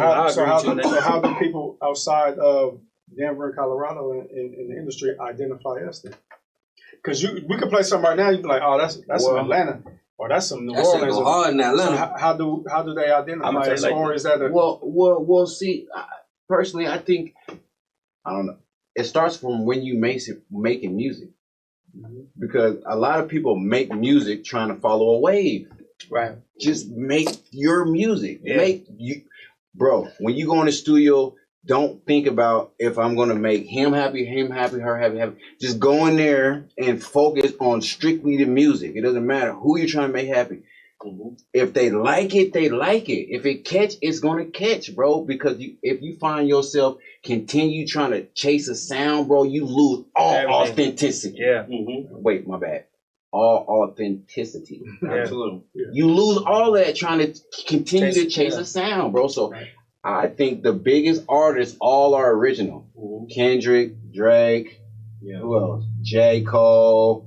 The biggest artists, you are original sounds. So look, for me though, saying Wayne, bro.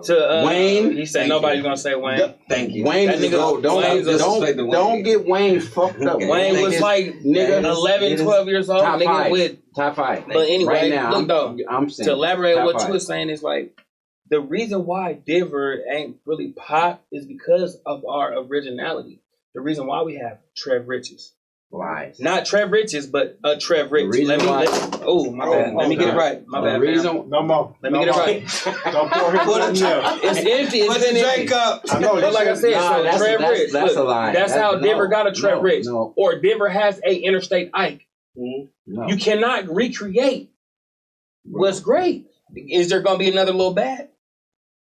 Maybe. No. Who knows? There's not. There's 100-pack savvies. There's 100-pack savvies. There's It's Brazies. There's niggas that are creating their own identity because we didn't make it stationary to sound one way in Denver. That can go either way. And once again, I don't want to stay on the thing, but there's no Pop Smoke. There's no Pop Smoke with no 50 Cent.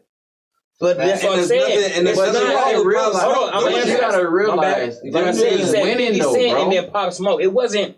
It didn't go. It went Eminem and then it went 50 Cent and then it went The Game. Bro, it didn't go Eminem. No, I'm talking about New York. Bro, I'm talking about New York. You know what I'm trying to say though? Big bag. You know what I'm trying to say though? No, listen what I'm saying. It was New York. 50 Cent and then Pop Smoke. Yeah. It wasn't 50 Cent and Lil Pop Smoke. This everything under this. No, it was identity. You was one identity, nigga, to another identity, and he was able to be his own identity before he got taken away. Yeah. That's what I'm saying. It ain't like with the gang culture, nigga. It was big homie and little homie and baby homie and now it's just little niggas running around 13, 14 years old. Now they OGs. So is there a difference between Denver music and Aurora music? In a sense, nah, because of the content, lyrical content. I don't know. Now you gotta listen. You said Miracle was from Park Hill. Then you got L Keys from Aurora. Their lyrical content is of a different caliber than a Lil Bad and a Flawless Money. Then you got the one nigga like already. But them niggas is. Do you think the music is different?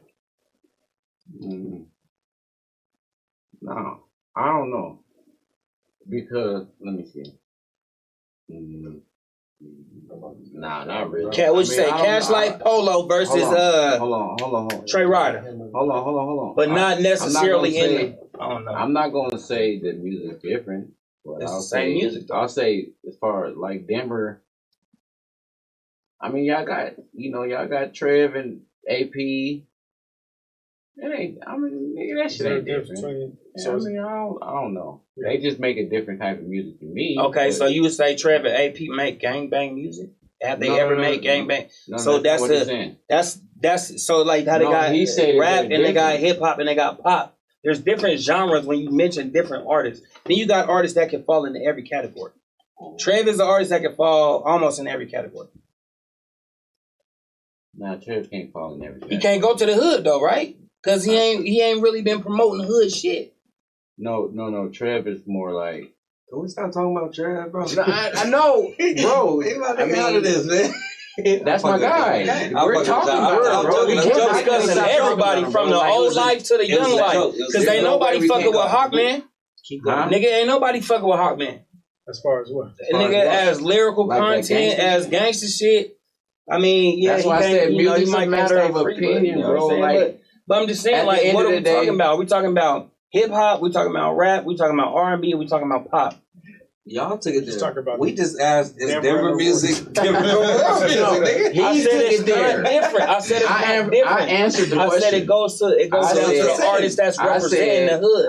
So if you take the most gangster rapper from Aurora and the most gangster rapper from Denver, hey nigga, let's say it like this. Let's say it like this. Is every gangster rapper from Aurora? What is a gangster rapper though? Niggas talk about they got poles and they running around killing shit, but nigga, and they not doing that. But everyone does. That's what gangster rap is. No, everybody don't. There's niggas that are in their feelings. Don't talk about poles. You name me 90% of the rappers talk about poles. There's only a small percentage of the rappers that. So that's what we're saying. Like talking about certain shit with the hood shit into going into rap, nigga. I was never accepting that shit. That's why it took for me longer to say, you know what? I don't understand why these niggas ain't hood. Talk about this hood shit when I press a hood line. I'm looked at like a bully type shit versus like, oh, this is how the game supposed to be. These niggas that are saying that they hood in front of the camera ain't really hood behind the scenes.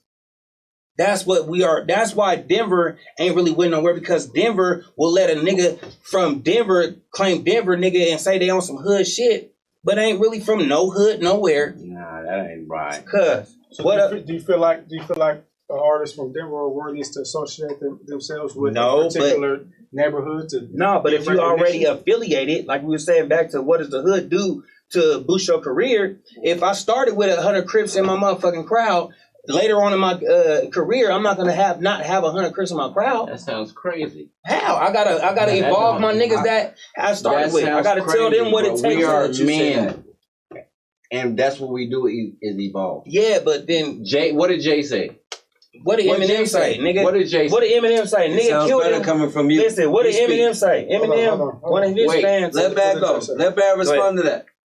Jay said, you want my old tape, buy the old album. Right, I feel that. We're all gonna. But then, if a nigga say, I shot up a motherfucking, I shot up a store listening to a Lil Bad tape. Listen to this. Is Lil Bad not responsible? Let me tell you this, right? I'm listening to you, bro.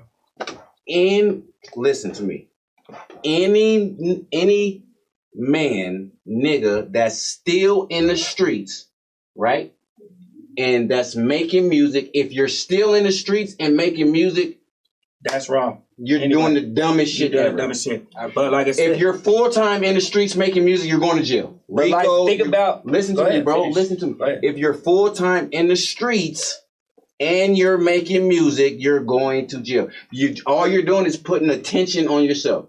What ends up happening is you end up catching a RICO, you end up catching a case, blah, blah, blah. Everyone knows you. Right. So they're going to know you. The first thing they're going to do is point at you. Flawless, flawless, flawless, flawless, flawless, flawless, flawless, flawless. This is the face of this shit, bro. So you can't play two sides of the fence. You're a rapper or you're in the streets. No. I'm not in the streets, my nigga. What I'm saying is this. Hold on. Listen to me. Listen. I am not in the streets every day. Yeah.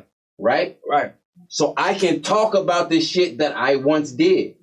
If the police come right now, I sit and laugh at them niggas like, what? My hustle's legit, nigga. Right. This is shit I did in the past. So then, there's no way you can possibly be 10 toes down in the streets, nigga, talking about what you're doing. You're going to jail. Boom. I've been to the feds. So for a nigga like you can't do that. But then you got a nigga that ain't never seen that street life at all, talking about this, that, and the third. And then you got niggas glorifying that shit, going to ride and slide behind that music. At some point, at this age, bro, this is what we're growing into. What we say out our mouths is power, nigga. That is influencing what the people do and what they don't do, what they like and what they don't like. My nigga, it's more than typing and making a post.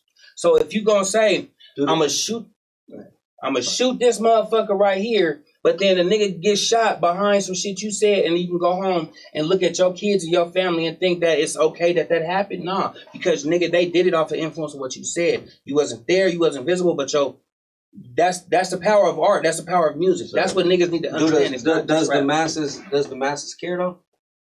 Man, bro, listen, bro. I don't think they this shit is entertainment. It's entertainment. This shit starts at home, bro. It's entertainment. This shit starts at so the like you say, you love the music then, so it's like you can't be conflicted if you have kids that are growing up, want to be artists behind you, and all your music's been this type of, like, that's what I got to deal with. My son is 7 years old, nigga, he wants to be a rapper because, I'm saying your daddy's a rapper, but all my friends, anybody that knows him associated with me, your daddy's a rapper. Look at his videos and things like that.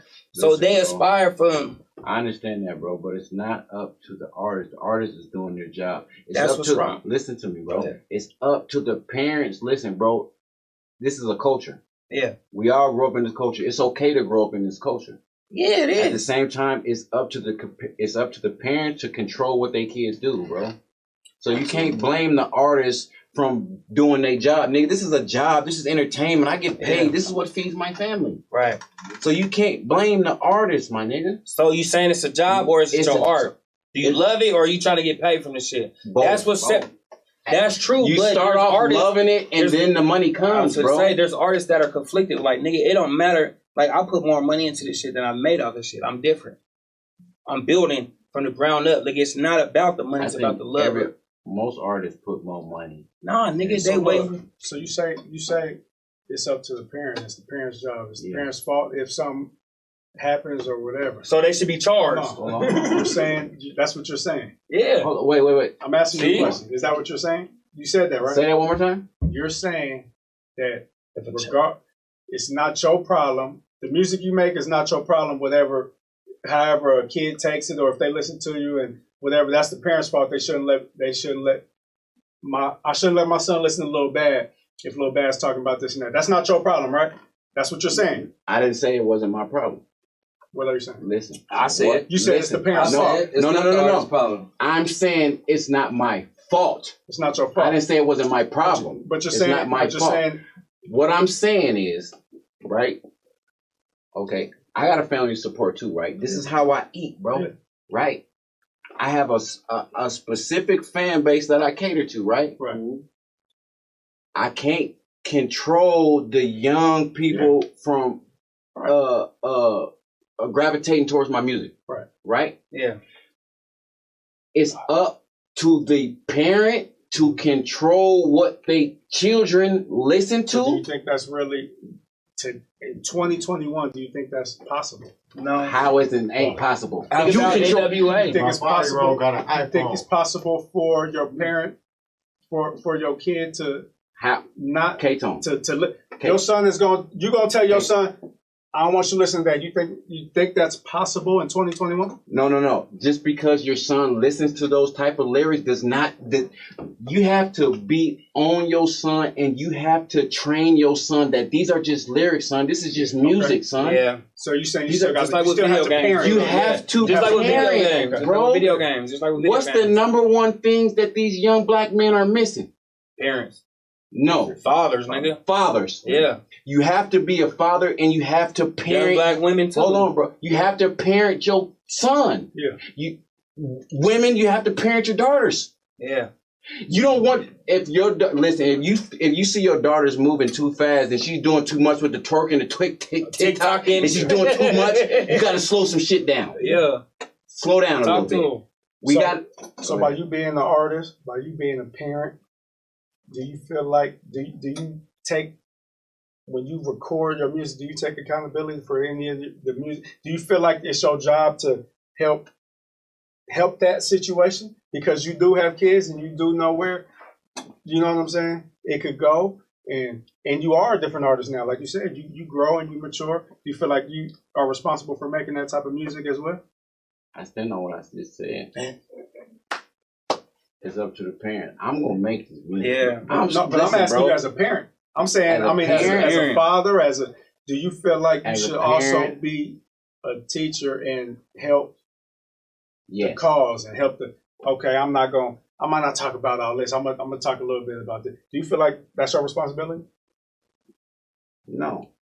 Because listen, when you buy this CD, right? Mm-hmm. It says parental advisory.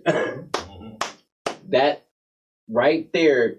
If you go on Instagram, not Instagram. I'm sorry, on Spotify and all that, and you click on one of Lil Bad CDs, it's going to be a parental advisory sign. That's not what I'm asking. I'm asking. Let me finish though. I know what you're saying. That wasn't the question though. Okay. I'm saying, do you feel like it's your responsibility and it's your due diligence to make music now because you are a parent and you have a responsibility to your culture and community? Do you feel like you should be making different type of music?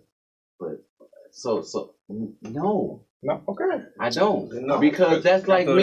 That's like me just being fake with myself, bro. There's other ways I can give back to the community, bro. Besides what I say on my raps, and I don't mean to like go prolong and go too long, bro. But like I said, man, it's parental advisories on that, and it's up to the parent.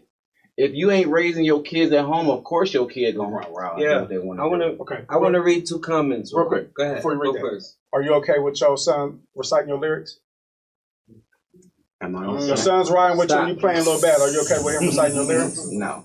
Exactly. But here's the thing, though, right? Yeah. Here's the thing, though. I don't let my kids hear certain songs of mine. Yeah.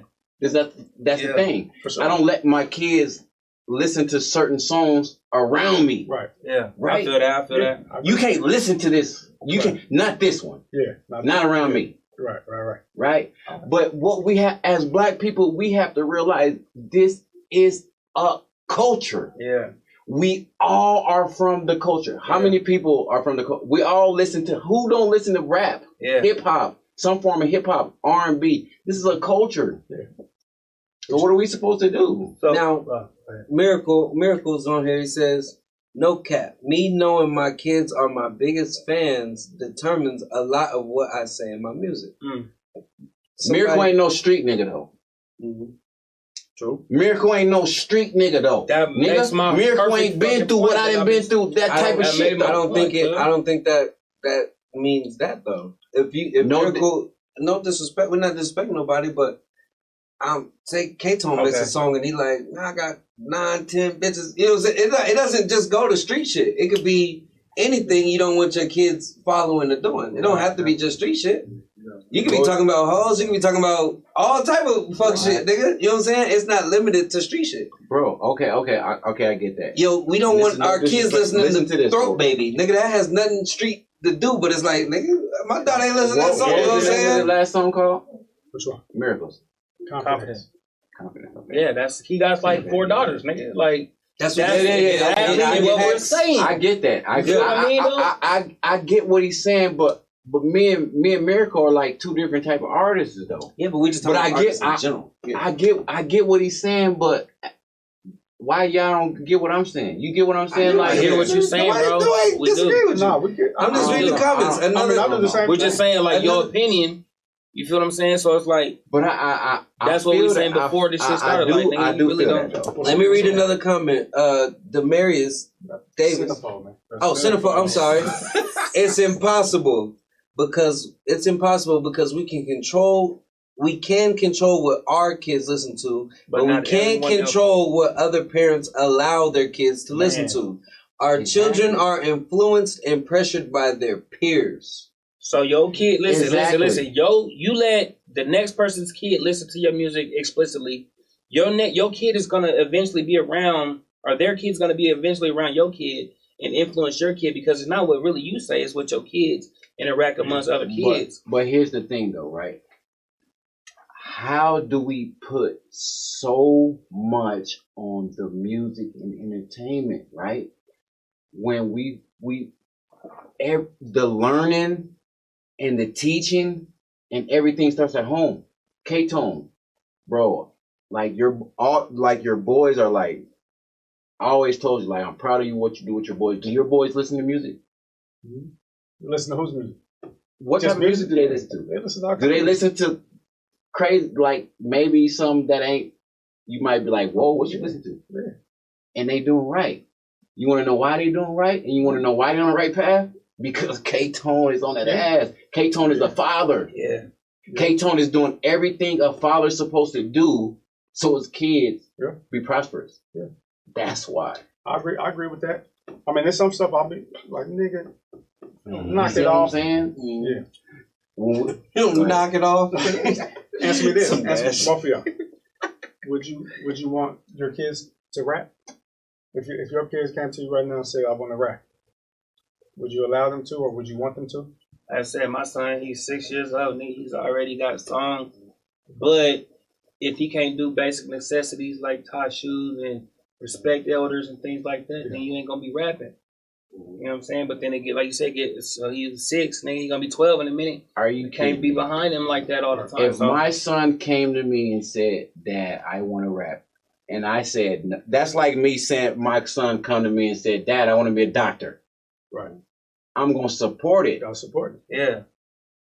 I'm gonna but support at what cost, though? But see, the good thing about that is I know about this, right? Right. So I can push him in the right direction. Yeah, I feel you. And you can control what tell you him say. what mistakes that I But made. see, that goes back to what I just asked so you. Like, nigga, being a rapper ain't a bad thing. You're gonna censor your kid. Like, It's a I mean, they're this is a kids, business, but you have bro. to censor them. But this it's like is a business. People that don't take this like a business and don't realize you it's a mind, business. right? This is a business, you remember, bro. nigga, we had art programs in school, nigga, and then one year we didn't have no art.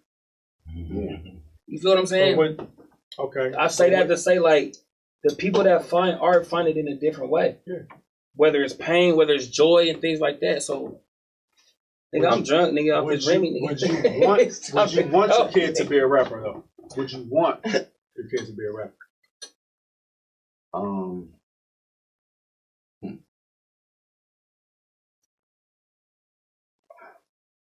I don't know. Why not? I can't answer that. I would say I don't mind, because if that's his, I can't like question his passion. If that's his passion, that's his passion. And I'm going to support his passion. But I'm going to give him all the information that I have, and as far as rights and pros and cons on this game. Yeah. So shit, I grew up on Master P. You know what I'm saying, nigga? Lil Romeo was like same age as my son when he started rapping, acting, all that shit. So like kids are never too young to teach financial literacy, right? Right. Yeah. So it's like I could teach you all this hood gangbang shit. If I don't teach you, they're gonna get it in music, movies, and on the streets from other kids. So it's like the thing about with me is, like I said, my son, he asks me every day, can he rap in the studio, because I have a studio at home. Mm-hmm. But nigga, before you get in the studio, did you do your homework? Did you clean your room? Right. Did you do this? Did you do that? To where it's like, okay, before I can do this, what I want to do, I got to do what I have to do to grow. Right. A lot of people ain't been held to that standard of what they have to do. Right. You know what I'm saying? Like, we don't make kids and, like, yeah, it's just, you can just run off type shit. Like, nigga, what makes you a man is because you took care of your responsibility. You know what I'm saying? So we are not only teaching our own kids, we are teaching those other kids that other men that are our age, we know that ain't taking care of that responsibility type shit. So we just gotta teach them, as far as the rap shit, you just gotta teach them that ain't the only shit. Because black people, a lot of us as black people think entertainment, rappers, that's the only, athletes. That's the only way that we can be rich. That's not true. There's a lot of doctors, dentists. But see, nigga, when I grew up, I grew up there's all seeing type of ways you can get money. I grew up seeing, even though that's what we see. That is the most way that we get money. Let's not be crazy. Entertainment, rapping, all entertainment. That's how we get money. That's what they know it's for. So when I grew up, nigga, I'm seeing videos of cops beating up on a black man and getting away with that shit. So after seeing that shit, that's not gonna make me want to go beat no cop after that. You know what I'm saying? Or going through court systems and seeing that the shit don't fall in your favor. Right. That's not gonna, you know, it should make you want to go be a criminal justice lawyer, but it's like, or judge or something like that. But every day you go to school, it's gangbanging between home and school, right? Mm-hmm. You go to school, you see gangbanging, you come home, see gangbanging. So nigga, you going to school doing what you need to do, nigga. There was gang members, nigga, telling you that was wrong back in the day. Mm-hmm. So if I was accustomed to saying that wasn't something I need to be looking forward to in my future, like that for me is like, nigga, that's what I want my kids to be. Right. Well, I mean, you could be a rapper, but nigga, if you're gonna be any rapper, then you're gonna be Will Smith or, like you said, like a Drake type rapper. Like, you're not finna get on these songs at 6, 7 years old talking about you busting guns and things like that. But Lil Wayne was doing that. Absolutely. Not Lil Romeo though, not Lil Bow Wow. Mm-hmm. So the art is the art at the end of the day. I'm gonna change it up a little bit. Who is y'all's biggest influence in music? Y'all ain't gotta be long about it, but who is y'all's biggest influence in music? Y'all got the right ones in here today. Give me one name. I got a follow-up question. My biggest influence, bro, like, I don't know, bro. Like, right now, for me, I'm gonna be serious, bro. Like, I'm on some, right now, I'm gonna say right now. Mm-hmm. As far as right now, I'm just getting within the last, like, 10 years. Like, net, bro. Yeah. Mm-hmm. Just to watch, like, cause to see what he did, that's just crazy. Like, it's just astonishing to see what he did, and it's motivational to see what he did. So, absolutely. As far as within the last 10 years, I would say Mint. But then within like a lifetime, like Pac. Okay. Flawless. Mine would be E40 and Too Short, you know, for both sides of the question, because that's like another definition of being consistent. Mm-hmm. They came through so many different stages and forms of the game, if not being in the beginning, from being from a different side and having different music, and being able to have ventures past rap. You know what I'm saying? Like, yeah, I could rap till I'm 100, nigga, but I don't want to base just my whole everything off just being a rapper. You know what I'm saying? I gotta make other rappers. I gotta make other paths and routes for other people. So, 240 or E short. No, E short. E40 and Too Short, nigga. Now that leads me to, it is Black History Month. Without naming somebody that makes music, tell me one of the biggest influences in y'all's life outside of music. Malcolm X. Why? Because he wasn't taking no shit. Like, you know, he wasn't for that you hit me and I just turn other cheek type of situation.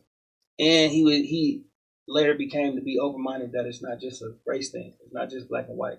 You know what I'm saying? It's like, I got a lot of white friends, black and brown friends, different races and creeds and credos. So it's not only for me to police my people, like we got to police all of our people and practice peace too. You know what I'm saying? Like, I don't just hang out with niggas all the time. Yeah. But then my homies from the hood ain't gonna come to a quinceañera type shit. So because it's like you don't understand why, because they wouldn't know how to act. Absolutely. You can't go to certain households and deny eating their food. Yeah. You're a guest in their house. Yeah. That's disrespect. Right. You go to the South, nigga, you ain't gonna never come back type shit. So Absolutely. shit like that, you know. Bad. Give me somebody influential in your life that does not make music. In the sense since it's Black History. Kunta. Kunta Kinte, right? That's just one, right? Kunta Kinte, because that nigga was a soldier, bro. That nigga was standing for that. Like, I always ask myself, like, what if I was living back in those times? With, like, my attitude now, I don't think I could have suffered that type of shit. I think I would have been just like that nigga, like rebellious. I think most of us now. You know what I'm saying? Like with this, I'm just thinking off of like how I got like my attitude now. Like I wouldn't have win with that shit. Malcolm X. I like Malcolm X because at first he was like he had the mentality of like a street dude. It was kind of twisted, right? He went to the penitentiary. He got with the Muslims. And then he started to educate himself, right? He got out the penitentiary. After he educated himself, he started to educate himself on the Nation of Islam, right? After he started to educate himself on the Nation of Islam, he got so deep into that, he educated himself more and tried to figure out more is when he actually went to Mecca and figured out that it's not all about just your race, that we all are men and we all are equal. So that kind of reflects back to me because I think we all equal. I think there's good white people in this world, good Hispanics in this world, and good people from all races. So I kind of like, that's what I kind of like agree with. And that's what Black history, straight up. What you got? Black History Month. It's not about me. I know. Just give me one. No, you gotta give us one though, bro. That nigga is Black History. Nah. What I like, man. Most recently, especially just because I watched the movie, man, I'm with that Black Panther movement, man. As far as the movement. The Black Panther movement? Go finish first. Yeah. The movie? No, the movement. I mean, just the Black Panther movie. Yeah, the movement. I appreciate what Fred Hampton was doing, and I think I honestly think, man, we kind of need to get back to that. You know what I'm saying?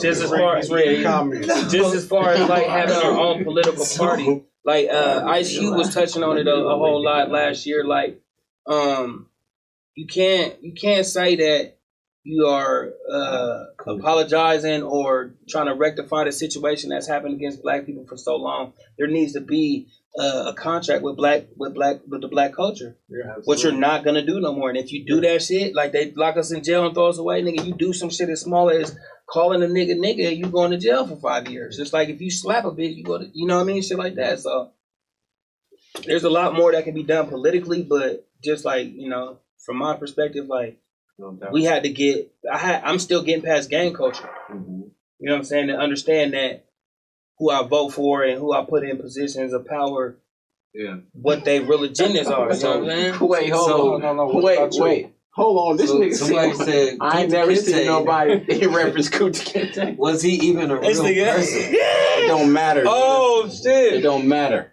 Nigga, Emmett Till was real. It was one of the mindset. Hey, that's the mindset. There you go, like bro. The more that they don't it's the mention mindset. it, the more that they don't mention it, the more that it goes to the wayside, and it's no longer true. Absolutely. So that's people that talk about that. He ain't never heard nobody refer as Kunta Kinte. Nigga, I said Kunta Kinte and Malcolm X. What about Squid? That's good. Answer that question. Answer that question. Somebody that influenced me. I'm gonna do something recent because I didn't know it was so. I didn't know it wasn't that long ago. I was talking to my mom the other day, and I was telling her I wanted to interview her to learn our family history and shit. and we was talking, and then I started asking her about Bruce Randolph. And she was like, this lady that used to babysit me on the east side, was like in his group with handing out all the stuff. She's telling me like that wasn't that long ago. Like you was alive and he was handing out stuff, you know what I'm saying? He was feeding all these people. And I'm like, damn, I thought that was like, you know what I'm saying? Like I was alive when all this was going on. So I would say somebody like Bruce Randolph, somebody that is from the same neighborhood and everything that we're from, and was so impactful. And they said he was feeding thousands of people. Cool as hell. You know what I'm saying? Everybody knew him. He wasn't on no weird shit with nobody. It was love with everybody. So, and this was my mama telling me. You feel what I'm saying? I still got more research, but this is like 2 days ago. Yeah. Like, damn, because I never even researched him. You know what I'm saying? And she telling me it's like 2 days ago. So I'm going to use Bruce Randolph. That's going to be my answer this week. Yeah, I like that. Yeah. I like that. That's hard to me. And then I was getting babysitted. Wait. No. Getting babysitted I'm sorry, by somebody. This nigga try to laugh at me like this, bro. Kunta Kinte, listen, hold on, wait. Before you say that, I ain't saying that. Kunta Kinte is not his name. He has another name. Real name. So Kunta Kinte is what's his name? What's his real name? Kunta Kinte is a real person, nigga. Yeah. So don't laugh at me. I'm gonna give you the real name. Hold on. Okay. He said the real name. Motherfucker. Well, nigga, look, go watch Amistad, I'm nigga. gonna tell you his real name. Roots. All that. Yeah, nigga, he got a real name. But what I was referencing to was, nigga, he was a soldier, nigga. He was a soldier, and he wasn't putting up. He wasn't putting up with them white people shit. Yeah. Soldiers is what I'm referencing to, nigga. Yeah, like some same niggas that go to the army and fight for the country. Now, okay, we got you. The black power, nigga, black history, nigga. But we got you. Now, before we close out, man, y'all both are some legendary people that can speak on things that a lot of people can't speak on. Yeah. And been through some things that, you know, a lot of people won't go through, or you know what I'm saying? Anymore, you feel what I'm saying? So I want to close with, I'm not even gonna say music unless you want to take it to music, but I don't want to narrow it down. But I want to talk to a 15, 16, 13, 14-year-old somebody, you know what I'm saying? Give them some advice, give them something that you wish you knew at that age. You know what I'm saying? Leave them with some game or some type of knowledge that, shit, if I was 15, I would have known, whether it's music, whether it's life, whether it's women, I don't care what it is. Get at that 15-year-old young nigga right now some game. Save your money. Go first. Save your money. Stack your money. Save your money. You know what I'm saying? Because when you get 18, 19, nigga, it gets different. Mm-hmm. You know what I'm saying? Like, a lot of people are in your life because they not have to, because they, you know, I guess because they had to be in your life, right? But when you get to a certain point, like, you got to be able to stand on your own. Yeah. Like when the mama feed the bird in their mouth, and then one day the mama just decides to throw them out the nest. You know what I'm saying? So if you save your money, no matter what happens at any time, because I left the house at 12 years old, I got emancipated. Mm-hmm. And that was a different time. Yeah, at 12 years old. You got emancipated? Emancipated at 12, yeah. From the group, I went to the group home, nigga. I got all my little certificates. I done been through a lot of shit to be able to stand here to be like, you know, a lot of people like, you know, the system fucked me up. Like, you know what I'm saying? There's a lot of people like me that beat the system. Mm-hmm. You know what I'm saying? Absolutely. So, period. So, and there's a lot of motherfuckers that just caught a case right now, nigga, and going back in the system type shit. Mm-hmm. So that's why I say, like, the knowledge of not, like, knowing what's gonna hurt you. Mm-hmm. Don't keep doing the same shit over and over again, thinking you gonna be goddamn fucking what, Tony Montana? Nah, do what work for you, nigga. Save your money. That's it. Bad. Oh man. I'm gonna just like act like I'm talking to a 13-year-old. Absolutely. For like the niggas or the young dudes that's like that came up like far as like street shit, I would really say, man, you gotta focus on school. Friends really ain't what you think they are. You really have to pay attention. Listen, if you have a mom or a father in your life, and they telling you something, please listen to them. any type of sports programs, any type of extracurriculum that you can get into, anything that can help you to be a better person for when you get older. No kids, no 16-year-olds. Try your hardest not to have kids, even though kids are a blessing from God. Try condoms, use condoms. I like that one. Don't put yourself in a position to where your parents can't help you. Meaning, don't get in a position to where they can't help you as far as like laws. Because once you get in the system, your parents can't help you with that. All they can do is pay for a lawyer, but at the end of the day, it's in their hands. Stay out of prison. Fuck gangs, nigga. Fuck a gang. Gangs ain't shit. Because at the end of the day, once you get older, you only gonna, out of that gang, bro, I promise you, once you get older, 34, something like that, once you get older, you're not gonna have all them friends that you had when you was 20. I promise you, probably like 1, 2, something like that around still left. So stay focused, man. Keep a level head and work on your mental health at a young age. Please work on your mental health at a young age, because a lot of African American men, and I hate to prolong, bro, but this is really like young niggas need to hear this. You got to work on your mental health, because we don't realize that a lot of African American people, not just men, women too, that we suffer from mental health issues. So if you work on your mental health issues at a younger age, if you have them, you know, therapy, you know, talking, grandma, whatever. So yeah, I don't know. That's some good advice. I can keep going, but yeah, right. I can give you that. That's what I give you. But right look, now. Very well said. The only thing he didn't add was drink water. But drink water. Drink water for sure. But listen, drink water. Speaking of kids, while we talking about kids, listen, man, I got an essay challenge going right now. Everybody doing these challenges. We got an essay challenge, right? Giving $100 to a high school student. We're giving $75 to a middle school student. We're giving $50 to an elementary school student. And actually, Swizzy doubled it. Wait, don't be good, be great. Doubled it. What'd you do? How much we at now? We at like 600 now. So we're not giving that to one student. So now we're able to spread them out. We're able to spread it out. So what we did, we actually extended the deadline. Okay. It was tomorrow, but we giving out more. You know what I mean? We want to give out more, man. This is how we want to encourage the kids, man. Teach the kids, encourage the kids. If you know some kids, if you have kids, cousins, relatives, nieces, nephews, whatever, have them write an essay on an influential, a Black influential person or event in Black history. They can write about Kunta Kinte. Write about Kunta Kinte, write about whoever they want, and turn it in. Send an email to djktonegrant@gmail.com. djktonegrant@gmail.com. We are announcing the winners on the closing it down on the 24th. So you have 2 extra days, and we're going to announce on the last day of Black History Month on Sunday. Yes, indeed. And apply for a scholarship too, man. We got the DJ K-Tone Book Award scholarship. Apply for that, man. We're doing a lot of stuff for kids, man. But we got to if the kids don't know about it, or if the kids don't participate, man, it's worth it. You know, so spread the word on that. That's probably the most awesome thing we be doing, bro. Salute to K-Tone. Appreciate you. I'm proud. I need to start me one of them one day. Get some money. Definitely. No. You got access to all the money. I do got access. Come on, man. But we once again, I want to give y'all flowers. You know, I feel like I can speak because we all kind of came up at the same time, man. Y'all been pressing y'all's line.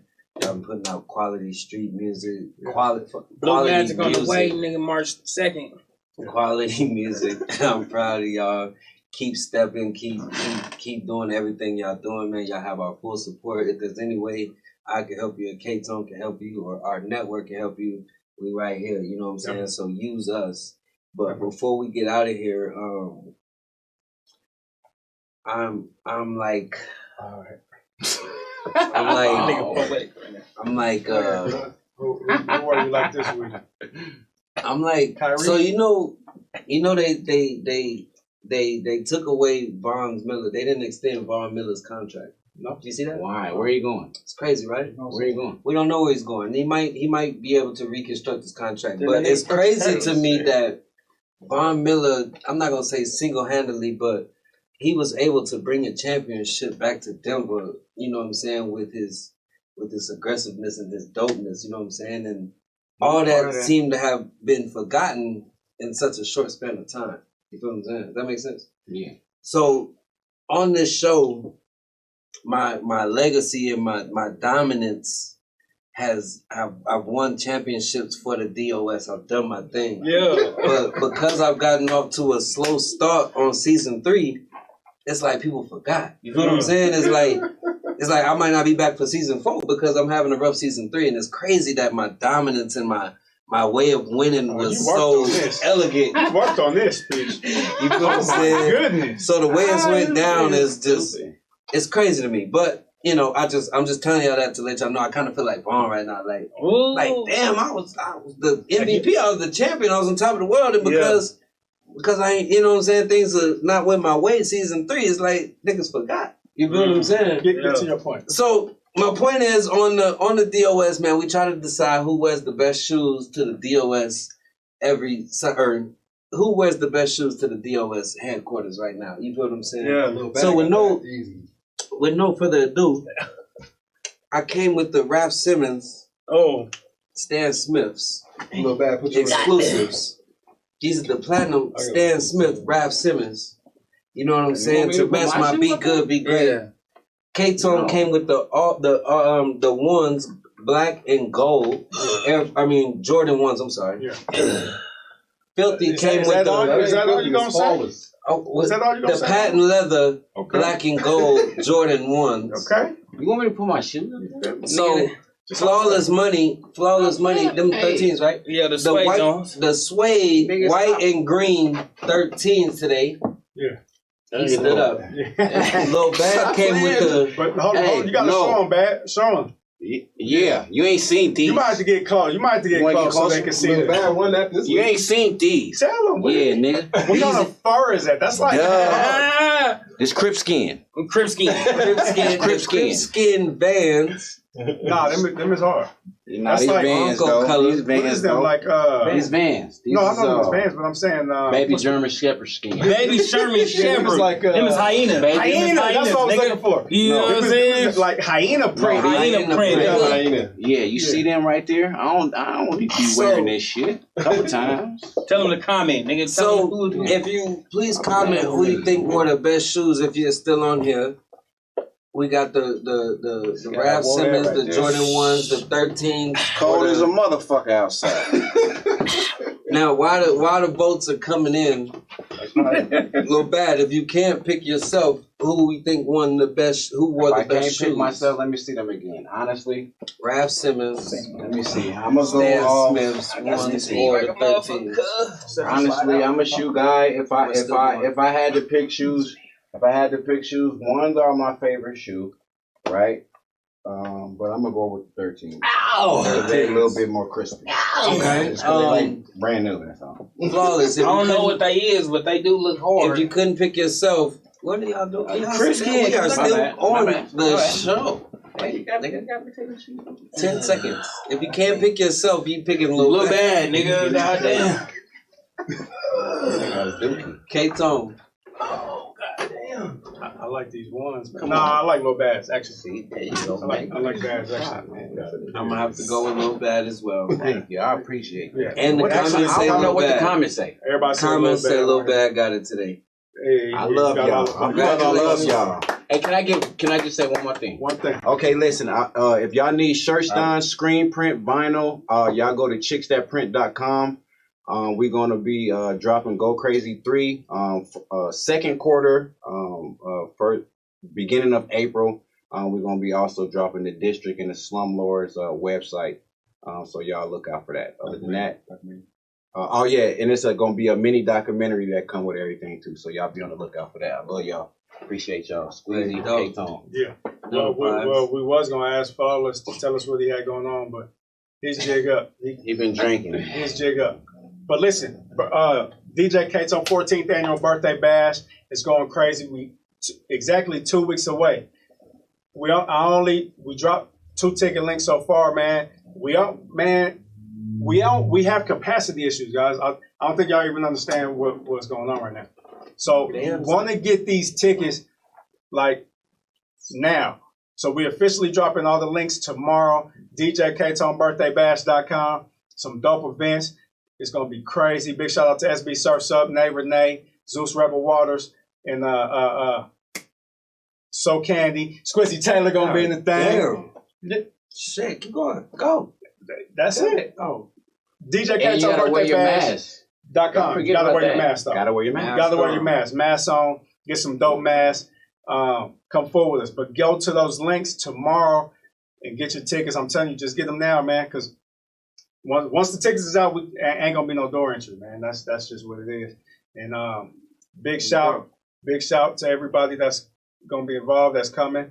The lineup is gonna be up on the website tomorrow, 2 weeks away. You feel me? Lit. It's going down. Big shout to Zopax and big shout to Don't Be Good, Be Great. You dig? Yeah, they sponsoring the whole bash. Know the vibes. Make sure you support that. Get some merch, buy some gear. They're gonna be on deck at every event. Zopax gonna be there. It's gonna be crazy. That's a blessing. That's a blessing. 14 years, brother. Yeah. Congratulations. Yeah. Proud of you. Thank you, brother. Shout out to GBL Studios. Yeah. Shout out to the Gold Boys. Shout out to AHRR Network. I was gonna give a shout out to Be Good, Be Great. You already did it for me. Shout out Bruce Randolph. Yeah. You feel what I'm saying? Shout out to Brother Jeff and Chop Clark. That food is amazing. They're down there cooking. If you're around in the 5 Points area, stop by Brother Jeff's and get you some fire food. Shout out to Chop Clark. Yeah. They're going in down there. Come by there Wednesday. Chop Clark gonna be there cooking. I'm gonna be up there. They bring some cleaning supplies down there. We're giving out cleaning supplies. We need cleaning supplies. Yeah. Brother Jeff's Cultural Center this Wednesday. Come down. Shout out to Mimosas. They opened up this Friday, open back up. Fire brunch spot. Shout out to them. Keep doing what y'all doing. Yeah. Shout out to Squizzy Taylor, man. Keep doing what you're doing, my brother. CelebrateLifeApparel.com. Definitely. You know what I'm saying? Definitely. Go get you some. Support me if I'm supporting you. Definitely. Ride with your boy. Smile. Listen. Make sure you smile too and drink some water. And please subscribe to the AHRR Network. The AHRR Network doing a lot of things on the network side. Shows, all kind of shows. Subscribe to them, and they're gonna be at the birthday bash. They doing everything virtual for us. So man, shout out to the AHRR Network. Subscribe to them and support them too. Absolutely. Yeah, chicksthatprint.com. Yeah, chicksthatprint.com. For sure. Shout out to En Route. Shout out Bob. Shout out to everybody. We love you. Make sure you smile today. Make sure you tell somebody that you love them today. Appreciate your friends. Tomorrow is not promised. Right. I love all y'all. Do what you do. Be great.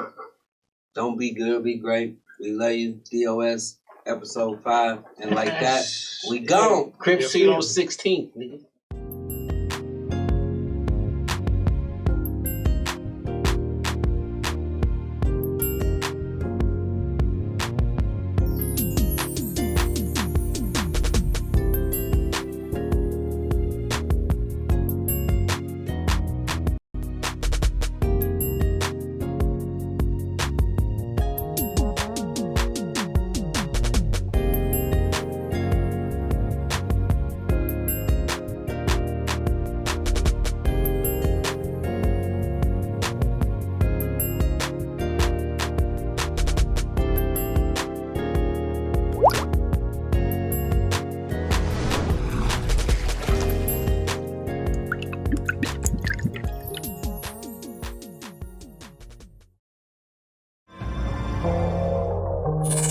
Cutie.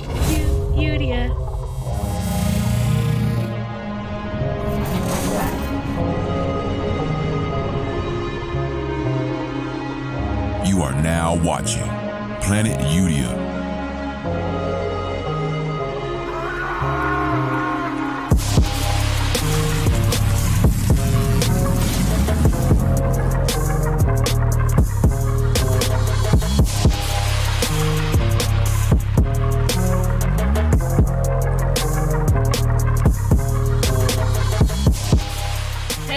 Welcome welcome back. Sorry, I hear my echo. Welcome back to Udia for another week. Today we got, as always, who y'all love to see, Plain Dane. What's cracking? Breezy B, what's up, y'all? And your girl, Nadia, as always. What's going on? What's going on? Yeah.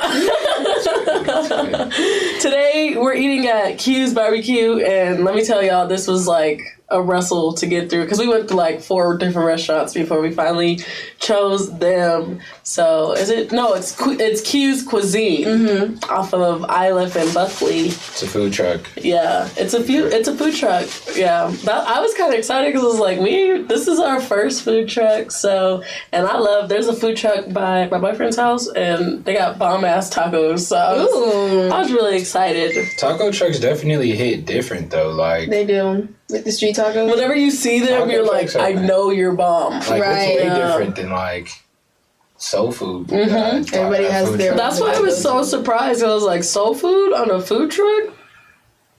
Yeah, no facts. But we'll get into that. Food trucks be busting too, but taco trucks, they never miss. Yeah. Taco trucks never miss. The only thing that sucks is if I don't like onion. Oh, that's true. And they be open late. They be on their hustle, no cap. They always are trying to get that money. Period. As they should.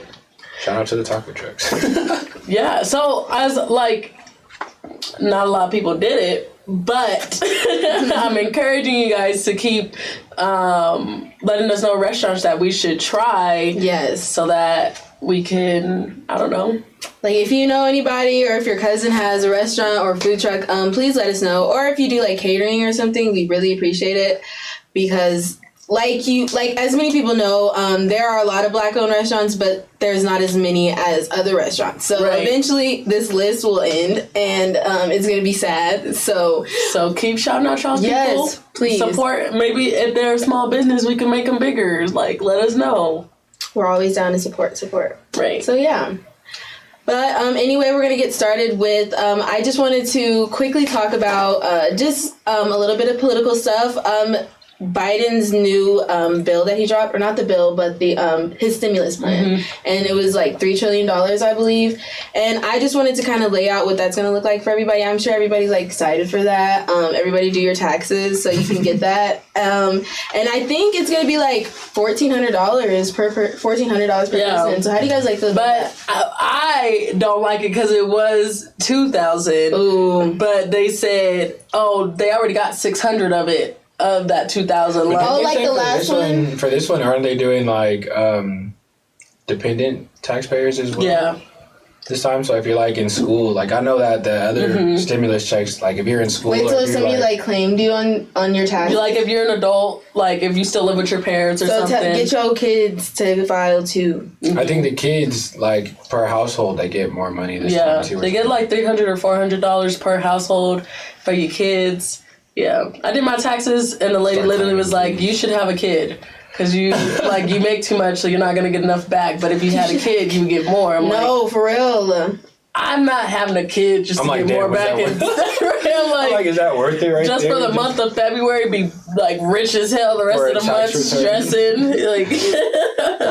Go have a baby for a tax return. Right. No. Terrible finance. I feel like that's a worse financial decision in the long run. Also have a baby so they can hand you the TV remote when you can't reach it. You be like, call them from the other room. So they can do the dishes. That's That's I'm done doing the dishes. Siri, one of us, let me tell y'all, every single episode. That's why I had to leave it here this time. Siri talks. What is up? She's a nosy bitch. She said, one more time, let me get that down. She's like, I'm taking notes. Let me tell the FBI because y'all talking shit. Right.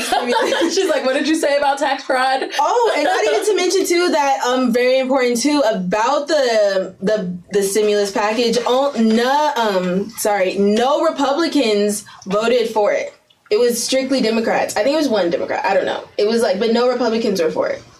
Why? Who knows? Mike, sounds stupid. I don't know. Because they were mad. But yeah, I just felt like that was a good thing to throw out there. I wanted to stay updated with that type of stuff, and especially when there are the parties make decisions like that. We need to know that no Republicans supported that decision. You know, no. But I also think I can't remember his name. A lot of people call him the devil. I can't remember his name, but Reagan? No, he's like Ronald Reagan. Oh no, yeah, the Boondocks episode. Then you'll know Ronald Reagan. No, he's like a senator or something. I don't know what the fuck he is. I'm sorry, y'all. Everyone calls him the devil, but he's like the House of Representatives or something. Oh, you're talking about is the Vice Mike Pence? No. Oh no.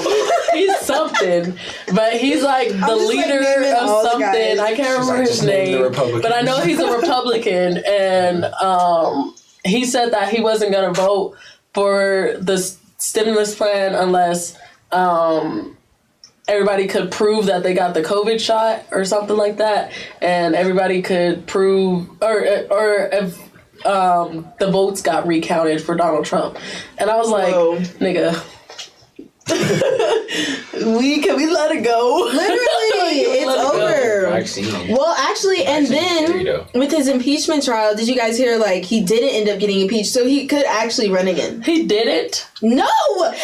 I'm over it. Why do y'all love this man so much? He didn't get impeached, y'all. After all of that, this man still isn't impeached, and he's still claiming he's gonna run again. He said he's gonna run again in the next one. Honestly, if y'all vote for him, let me tell you, it's a money grab. I don't know why he don't give a fuck about y'all. He really don't. Like, it is a money grab. He don't give a fuck about none of us. None of us. Do you think he could win again? Yes, with these crazy ass Trump supporters. They were really mad. He'd win again, low key. You don't think so? Fuck no. Why? Because, like, you seen how America really showed their ass out in this election. We came out, was like, nah, get his ass out of here. We did what we had to do. And I think the world, like, a lot of people really disliked him. You know what I mean? For us to be able to, for people to just be able to, like, make it that bad to where he's like, bro, they cheated. Like, it was that bad. Yeah. Like, it was bad in these streets. It was bad. Like, even the things that they never thought would happen. But just the way, like him the power he has over the people who support him, like, to this, like, literally today on the highway, I seen, like, big ass American flags and Trump flags, like, on this dude's pickup truck. And it's the old Trump signs. It's the old Trump signs. Like, that's how you know that it was bigger than Trump, you know? Yeah. Like, it was a whole movement for them. It was a cult. Yes. It was a cult. I'm going to call it as it is. It was a cult. It was a subdomain of the KKK. Say that. Damn. Turn that volume up. Someone missed it. Subdomain. No. Yeah. That I think the only reason that's the biggest reason why I think that he could possibly get reelected is just like people just love him, and I don't know why, but they just. There's a lot of people him. who really don't like his ass though too. Like, a lot of people don't like him. I know. I don't know about y'all, but I was scared election night. Election night. I was not like, yeah, Joe's got it. I was like, yo. No, because that's how I felt the first election. Like, when I was just like so content. Like, when he first was running, I was like, yo, he's. I'm like, this is some bullshit. Like, this nigga's what? And then he got it, and I was just like, yeah, that's crazy. That's crazy 4 years. The fact that they voted for him once, I'm like, it could happen again. Bro, this is gonna be in the history books. I'm gonna be like, I was there. Yeah, I was there. But you think, like, this year, I voted. This election, there was like so many people who actually voted. Like, the numbers were crazy. It was like, the highest. They like broke historic records for voting. So like, with that many people who voted for him to lose, bro, it's still just crazy to me. It's still crazy. And that's why I don't think he would win. Really crazy to me is the amount of people that voted for Kanye West. Like, the fact that his name. I mean, you know, he's really going off the deep end. And, you know, I really feel bad because now he's going through his divorce, you know. And Kim is ripping them pockets apart. That is about to be I haven't even paid any attention to that, actually, yeah. Even though I love Kanye, unpopular opinion, like I love Kanye, but I've heard a lot of people say, like, ever since his mom passed away, he's been bad. He's gone off the deep end, which makes me really concerned for Kanye. No, and that's a fact. He really has. Like, his music was so good, and then like it's just like kind of flatlined. I still think he makes good music. I really do. Like, unpopular opinion. Nobody. Well, not that he does. It's not that it's not good. Album? Hell yeah, I actually did. And at the time, I was going to church a lot more too. So I was every Sunday, like, fucking with Kanye every Sunday, like, for real. I am dead. good. That shit was fire. No cap. Okay. I did watch a few videos of that. Was nice. He did. He has a really good Sunday service choir. Okay. Okay. Which he did I need not to give pay him more them. of a chance. He didn't pay them? No, they were pissed. They were pissed because they didn't get paid. But I don't know what happened with that either. I seen it. Kanye, get on it. And people's biggest argument was like Kanye was bankrupt in 2016 and by 2020 he was rich again. So like everyone was like, he can be the president. Like he could get us out of our debt. I was like, as much shit as people talk about Kanye, like the dude does what needs to be done. You know what I mean? He's got he for sure does. He's got it. He's got something. I don't quite know what it is, but he's got something. There. She said, I mean, even like sprinkle, little spark. A lot of his money came from like Yeezys, and everyone talked shit about how ugly Yeezys were, and like his whole clothing line and everything that he ever dropped was just like so bad to serve like a lot of people. And he made so much money off of that shit. Just because of the name brand, I feel like. Yeah. I never felt like Yeezy was ugly. I just felt like it was just definitely something we never seen. I just think some it was of the not clothes, worth but the shoes were kind of cute to me. Like no, the shoes are bomb. Yeah. His clothes are still ugly to me. I feel like I would not pay that much for those clothes. Yeah, I think that was the only thing was the price. Like, yeah, like I'll go get an oversized purple T-shirt for like $20 at H&M. Didn't he drop soap or something like that? Hey. No? Like that. Okay. I don't know. Did he? Oh, I was like, I don't know. Shut up, you're bad for that. Come on, man. Don't do my man. Oh! Wow! I was like, what are y'all talking about? He did what? Sorry, y'all.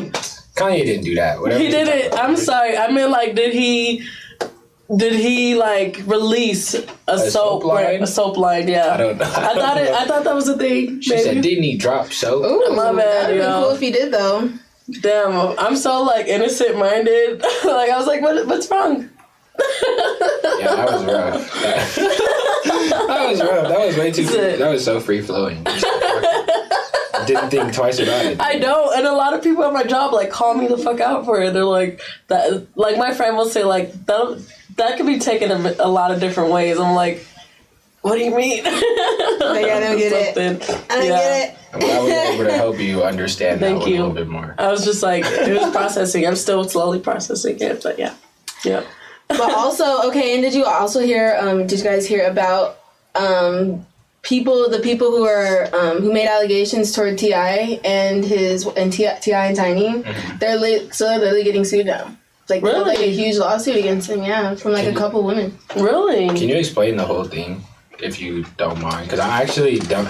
I seen it on Twitter and I didn't want to believe it, so I didn't look into it. I'm fucking T.I., man. I didn't want to. And it's hard too because like they are childhood guys, like right. I mean, was it ATL? Like man? yeah, that like Bill Cosby, R. Kelly, and now T.I. Like and like all these figures we kind of look up to, and yeah, and even more so, the story is just kind of sketch, you know. And so I feel like a lot of people are kind of just like, like what's kind of going on. Basically, it was this girl who like. She's like she's an influencer on Instagram. She has like a fitness page or something. But basically like it was just like a regular day and she just like came out and basically said, you know, T.I. and Tiny are, you know, talking girls into like taking their clothes off and giving them drugs and all this type of stuff. She was like, I was in one of those situations where they told me like I couldn't stay in the room unless I took my clothes off and like stuff like that, and was giving other girls drugs. Both of them. Yes, it was both of them. And she was saying that then after she posted that, she got a lot of hate for it, but then like she got like thousands of DMs of just like other girls also saying they've had similar experiences or heard somebody say they had similar experiences. And so now it's turned into like a full lawsuit. That's crazy. How do you make sure they're not lying? Right. How do you check the credibility? And they're like, well, there's so many of them, you know? Right. Like, I don't know. And I would just hate because how easy is it for so many people to just swipe up just for clout to say like, hey. Just to be a part of that. And I don't, and I really don't want to be that person that like doesn't believe a victim, but I just, blamer. I'm not, but that's just something I always keep in mind, like, because also, why did they go to social media? That's a really big thing for me that I can't completely understand. Like, I understand why a lot of women don't, come out and say anything. But if you're saying something and you want something to be done, why are you taking it to social media? I definitely feel like going to the police though and then being like, you know, like T.I. and Tiny like took advantage of me. Yeah. They're probably just like probably not as credible. You nutcase. That makes sense. You know, that makes sense. And like imagine like if you just like went out one night and then like met them and they're like, oh, like just like come with us, you know, like hang out, like take some drugs, and you're just like, oh, and then like you know, like going on social media makes it more like believable. Well, I would say if you were in that situation, I would definitely say social media gets it out there to the point where it can like find other people who, you know, like so it makes it seem like you're not crazy. That would be that's the only like valid reason why I see like people post it. I always like go back and forth with that too though, like, you know. But then I'm just like, I don't know who would want that type of clout. Right. You know. There's probably a hell of people though, no cap. Like there's a lot of people that that get away with rape allegations and shit like that all the time, which is very sick. If you're that type of person, like there's a special place reserved in hell under the devil's toe for you. Like if you're that type of person, in the devil's hangnail, like. Because I mean, like, I'm sorry I made it funny, but like that, it really fucks up somebody's life if you do push false rape allegations on someone, but at the same time, like how do you draw that line? And that's what I hate about the false rape allegations too, is it just ruins it for the people who are like really trying to like that too. You know, get their story out there, because now it's just like we don't know who's telling the truth, like we don't know, you know, right? Yeah, I think this situation just sounds crazy, in my opinion. I don't know. T.I. and Tiny don't strike me as those type of individuals. You know what I mean? Like, I'm interested to see the investigation further. You know what I mean? The only reason that it kind of rubs me the wrong way is just that what we were talking about, like T.I. checking his daughter's hymens and shit. Oh, yeah, he is like a weird dude. He is weird like that with the parenting thing. That was messed up. Yeah. He had her blasted, and I felt hella bad for her. Because even on the show, they would like talk about it on the show. I'm like, why are you doing this to her? To his daughter? Yeah, like but even like, it's already bad enough how public it was. And then for them to like have it on the show, like, and she's talking about it with like her aunt and her mom or some shit on the show, and she like starts crying about it. Like, damn, it's kind of just messed up that she already has to deal with it, and she didn't want to deal with it in the first place, and now she got to deal with it on TV, on the family's TV show. Like, she didn't want to have to deal with getting, like, checked? Or what? No. Well, just, like, the pressure of just, like, her whole family being in her business, you know? Right. Yeah. I get that. She was mad because of the fact that he blasted her like that. Like, yeah. You know, like, that's like, very personal, I feel like. And I feel like just be able to just be open on TV with that shit is just messed up. I really feel like when it comes to a daughter and like bash me, come for me, I just don't feel like that is the dad's business. Literally. I don't disagree. I think he took it way too far. Like, I think, you know, as a dad, you can have certain boundaries, but like checking to make sure your daughter stays a virgin is that's just too far. Yeah. It's like, I don't know, but I'm not a dad. So. He made such bold statements too. Like I was watching, was it the one with not Charlemagne, but the other dude who does the interviews? Anywho, Academics. No. Oh wait, it is Charlemagne actually now, because I was thinking of Academics. He made a statement like, yeah, like I really, you know, just am in my daughter's life to make sure she doesn't like turn out to be a thought, and it was just like. And they were just like, so to clarify, you're saying like girls who don't have their father, you know, like are thoughts, and he was just like pretty much like they turn out to be, and it was just like, whoa, like I just feel like that's like I said, come for me, but I just feel like one, it's not his business, and two, like I just feel like coming from that point of view as a father, like you're more worried about like what you would have thought of your daughter when you were a child, rather than. You know what I mean? Like, accepting. Like, if Elijah was here, y'all, he would be saying, like, just because you have more self-worth and, like, going into that on why he would push virginity. Elijah was here. Because, like, this is, because, like, I've had. I'm playing dates. We were on the phone with Elijah for 3 hours last night. Literally. And, like, one thing that Elijah does do is when he pushes something, he does, always push that same thing. And so everything he says about, like, if you go back further episodes, when he's talking about virginity, like, he always says, like, self-worth when he's talking about it. And I don't think he's pushing it like, oh, you're a hoe, like, you're not shit if you're not a virgin, but I think he's pushing it more like, you're worth more than just sleeping around and giving yourself up to anybody and everybody and getting hurt by anybody and everybody. So I just feel like T.I.'s mindset just isn't. Yeah, I don't think I was here for that shit. I'm dead. How do you feel, Dane? How would you feel as a father? Right. What I do what T.I. does? What would you do as a father? What would you? If I had a daughter? Like, what do you mean, what would I do? I would just let my daughter be a child. Like, I don't know. I just don't. I think that do you care about that? Like when it comes to your daughter, do you care that she's a virgin forever or? No. Yeah, like he's not interested. Yeah, I feel like, you know, she's gonna do it at some point. Right. And it makes it worse as a parent to like try to prevent something that seems inevitable. You know what I mean? And trying to implement things and put things in place that try to prevent that is a little ridiculous. Now, do I think that, you know, I would have certain boundaries with my daughter about the things that she does? Absolutely. Like, I wouldn't just want her to be out here, you know, at a young age or nothing like that. Like, I would hope she's responsible enough to do things accordingly and be smart about the things that she does. But at the end of the day, like, I'm not about to be making sure my daughter's a virgin until she's 30. Like, that's just weird. You know what I mean? Or I even feel like if your age. parents have that much control over you by the time you're 30. That's just weird. I'm sure it wouldn't happen until she was 30. And that's I would how hope he not, rubbed me but- off like that, you know, just like wrong. And I'm like, he probably do that shit. He probably did do that shit. That's the only thing that makes me. And then what we were also talking about, what we brought up is that women who are so in love with men will do anything for them. So like, that makes sense why Tiny would be involved.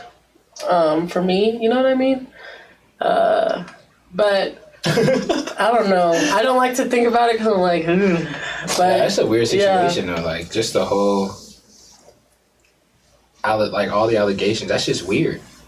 Like, just the thought of it, like them both doing that as a couple. Yeah, it's just weird. Right, I just and don't know. exploiting girls, literally. Yeah. And then it's probably, you know, like, it's probably like, if he did do it, it's probably the same girls, you know, that he's trying to make sure his daughter doesn't turn into, you know. Yeah. And it's just like fucked up. Right. I didn't It's even think about hypocritical, that. yeah. I didn't even think of that. Yeah. Like, these girls probably don't have fathers in their lives to, like, make sure they're not, like, out here messing with your ass, like, you know, and it's just, like, you literally, like, that's crazy. And I think people should give females who don't have fathers in their life more credit. Because it's not our fault. It's not our fault. And not all of us come Our out daddy issues crazy. aren't our fault. Yeah. Like I might date older men, but that, no. But that doesn't mean I'm a bad person. It means he has money. So Okay, I don't know. I can't relate. I don't know. I'm not a girl without a dad, so I don't know. I can't But you have both parents, right? Yeah. Yeah. So we can tell.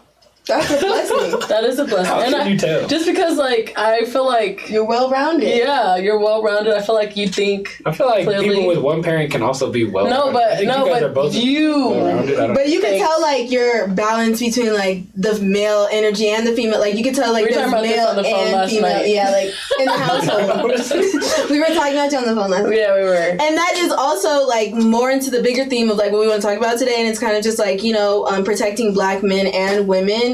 But I feel like before we talk about that, we should rate the food. Yeah. You know? So. Let's get into it. Yeah, markers or boards are under. What accent that was, Nadia? I like to talk in slurs. There's this guy, I work at a cemetery, and I work at multiple cemeteries. How is that? It's a good job. It's honorable. But there's a guy, he's like the groundskeeper, and he owns a brewery downtown. And he comes in, he has like a little bit of a slur. So I like to talk like him. Oh. Damn. He's a cool guy. He's a cool guy. Damn. He'll be like, hey guys. And I like it. I do it out of, I'm not making fun of him. That's what I it sounds enjoy like. him. If you ask me. I enjoy him. Job playing. Said, I'm not making fun of it. I'm not. I feel like maybe it is making fun. Maybe I need to go over my definition of making fun of somebody. But I'm like, I feel like if I'm enjoying it and I'm not thinking of you as low for it, I think he's a cool guy. I just like his little. So it's not offensive. You don't think it's offensive. Yeah. But that's why I'm saying maybe I should. That's what you're saying. Maybe I should go over it again. But I think it's pretty cool. You know what I mean? I like it. That's what I was saying. Like, sure. Yeah, okay. But I also get it because, like, if somebody was talking in, like, a black accent and they're like, nah, it's cool. I'm like, yeah. That's a black.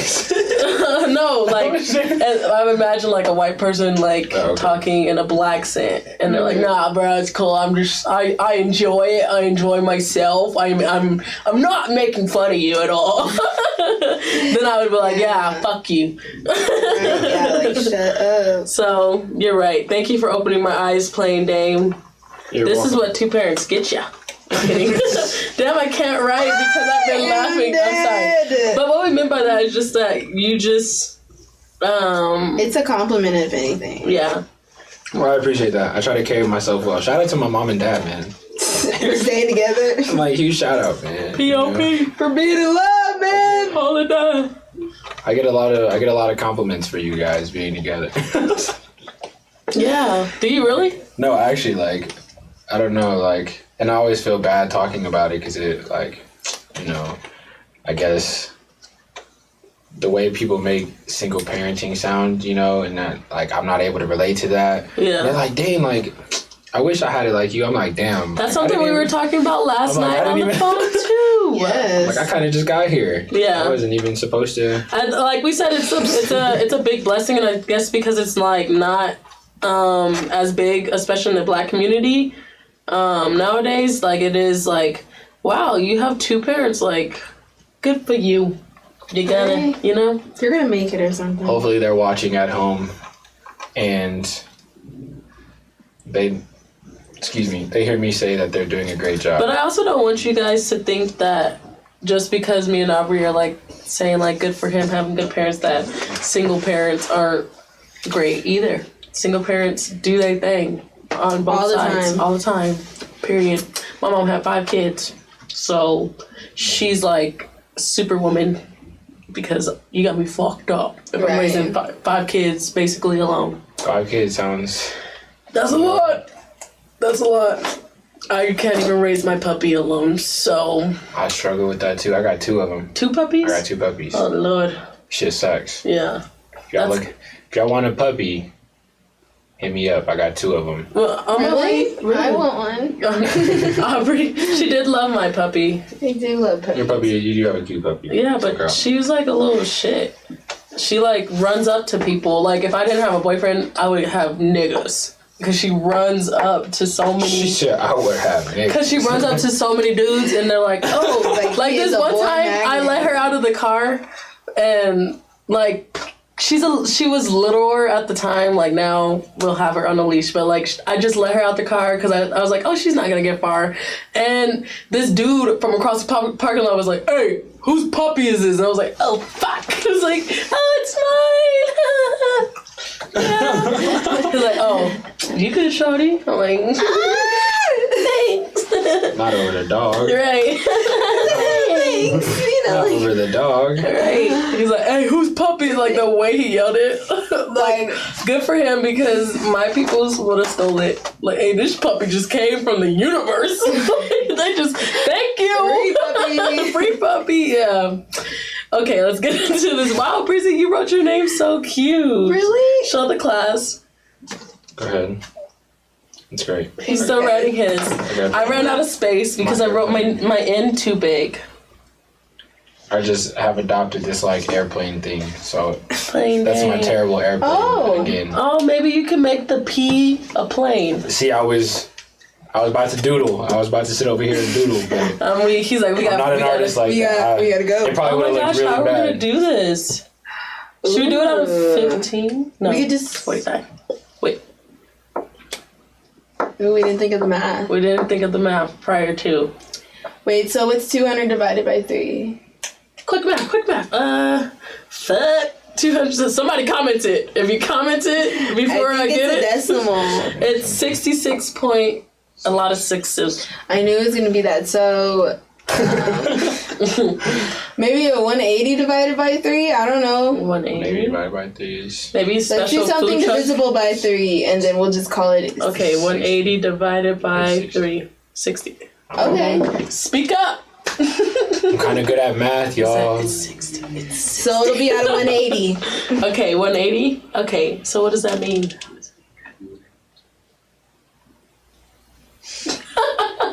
I don't know. I mean, I think we should we all rate it 10, right? And then how about we just leave it normal? Let's just say everybody, our guest here gave it a 10 in all categories. Oh, so we're just going to give them the benefit of the doubt. Okay. No, because I'm about to drag them. Oh, I'm sorry. I didn't mean to spoil it.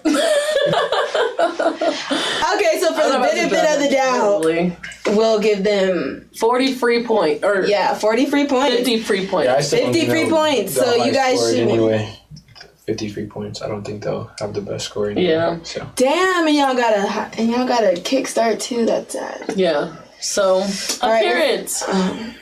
Oh shit, we're starting. I'm off also bad. including smell in my appearance because that was like my first impression. She's really pissed about it. I'm really upset because I don't like it when I'm hungry. Like I'm hungry as fuck and food's disappointing. So shout out to Tux for, I'm sorry y'all, I don't mean to drag this. It's just, y'all know how girls get with food. But shout out to Tux for not letting us know. Y'all ready? Yeah. Okay. Alright. 1, 2, 3. Boom. 7, 6, 5. Wow, we all counted down. Why'd you guys give it what you gave it? It looked It looked alright? Yeah. No cap, it looked alright. Like the mac and cheese definitely looked. I got mac and cheese and brisket. The mac and cheese looked very like crafty. You know what I mean? It looked very craft mac and cheese. And then the brisket looked just mad dry. Didn't look that appetizing. Yeah. Yeah. So I gave it like a cool 6. Mine, and nothing wrong with Sloppy Joe's, but I love barbecue, and mine looked and smelled like Sloppy Joe's, and it's pulled pork, so yeah. That was some similarities though. I see it, but I guess I just always had, it's just like, I wish I could show y'all better, but this is just like, pulled pork, you think of like when pulled beef or something, like shredded beef or something. That's not what like Sloppy Joe's. Like I don't know. It's like drenched. Yeah. Maybe it's just Maybe like too much sauce. It's too much sauce. I can't handle it. I'm kidding. Got lost. That was 18. If you're keeping it. Oh, that was 18. No, plus the 10, right? The imaginary. Oh yeah. Our point is plus the Plus the 10. You know how on TV they're like, remember? 28. I didn't look. You didn't look down. Okay, Dane, one more time. Look. Did you see it? Oh, probably new viewers are like, what are they looking They're like, what the hell are they looking at? They're like, turn the camera! Turn it! I just looked into the light. Really? I have such a vivid imagination. I just imagine like Hannah Montana. Dude, next thing we gotta do, we gotta take you to reality. Yeah! Reality TV! No cap. I would love to see everybody's life. Okay, portion size. On a daily basis. Portion size. Yeah. Oh, also to include, I asked for a sandwich in my appearance, and I only got one piece of bread. I asked for a sandwich too, and this shit was not a sandwich. They just had brisket with some bread. Some bread. I want my sandwich, my brisket sandwich on a bun. Did I also get a sandwich? I feel like because you only got one piece of bread. Everybody got like a piece of bread. I got 2 pieces of bread. I'm not here to brag about like it. It's all right. He said, "I got 2 pieces of bread." Sorry, my sister's calling me. My sister just called me too. Wow, sister. Mine just wants a ride. She just wants a ride. I'm gonna decline. Wow. She never has any money. I love you, sister. I love you. I'm not gonna call you out like that. But no, I do call my sister out, yeah. Because I'm like, she never orders an Uber but calls me. I feel that. Or I order them Uber. Sorry, I didn't catch. I just go pick them already up. I'm dead. I just go pick them up. I usually does 8.99. Why'd you guys give it a 9? This is portion size, right? Yeah. It's a cool amount of food. I had a nice amount of dry brisket and a side of mac and cheese. It's cool. And I have 2 pieces of bread. Everybody else complained about the bread. I had 2 slices of bread. Yeah. I only got 1. I gave it an 8 because I had a lot of sloppy joes. And like I said last time, they gave us these cute little containers again. I don't know what it is, but this full of beans was slapping. So they got a 36 in that category. Ooh. Yeah, I feel like mine looked good. Yeah, it was alright. Yeah. Okay. Yeah. It was alright. Alright, cost. This was probably our cheapest, no cap. Literally. It was $48 for 4 meals, including tugs. So. But I definitely feel like it's. Damn shots in there.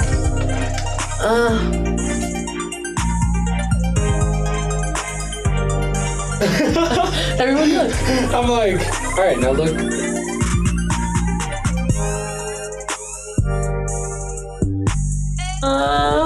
I'm sorry, guys. I'm gonna be Simon this episode.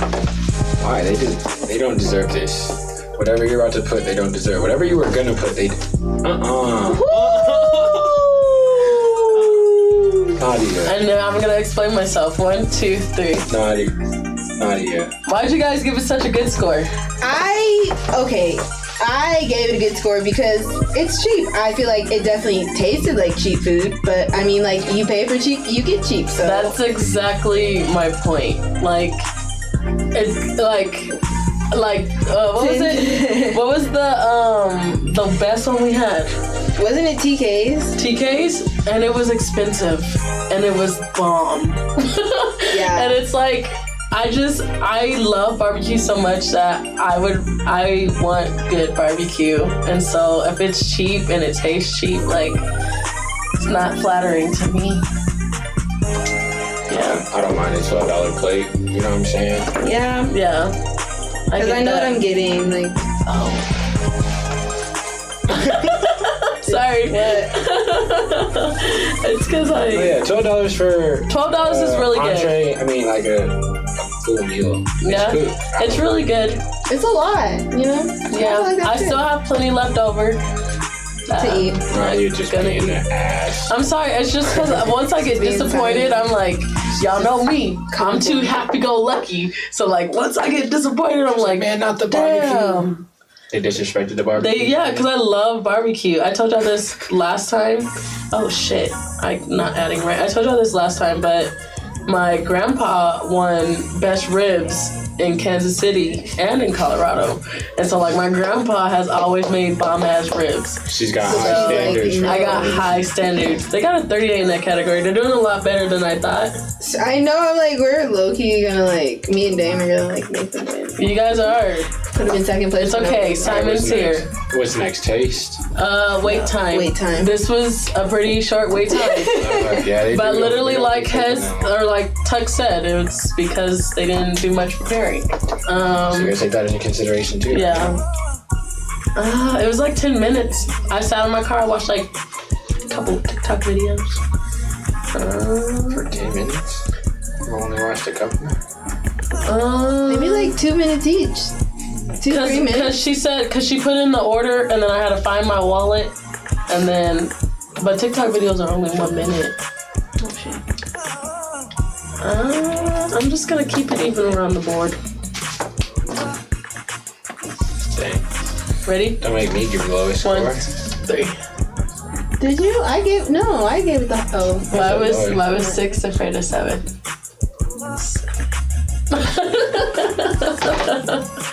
Why did you give it such a low score? Because I took into consideration what you just said, like the amount of time it took them to get the food. You said like 10 minutes. It really showed in the actual food itself. You know, right. Like it was. Is that being rude?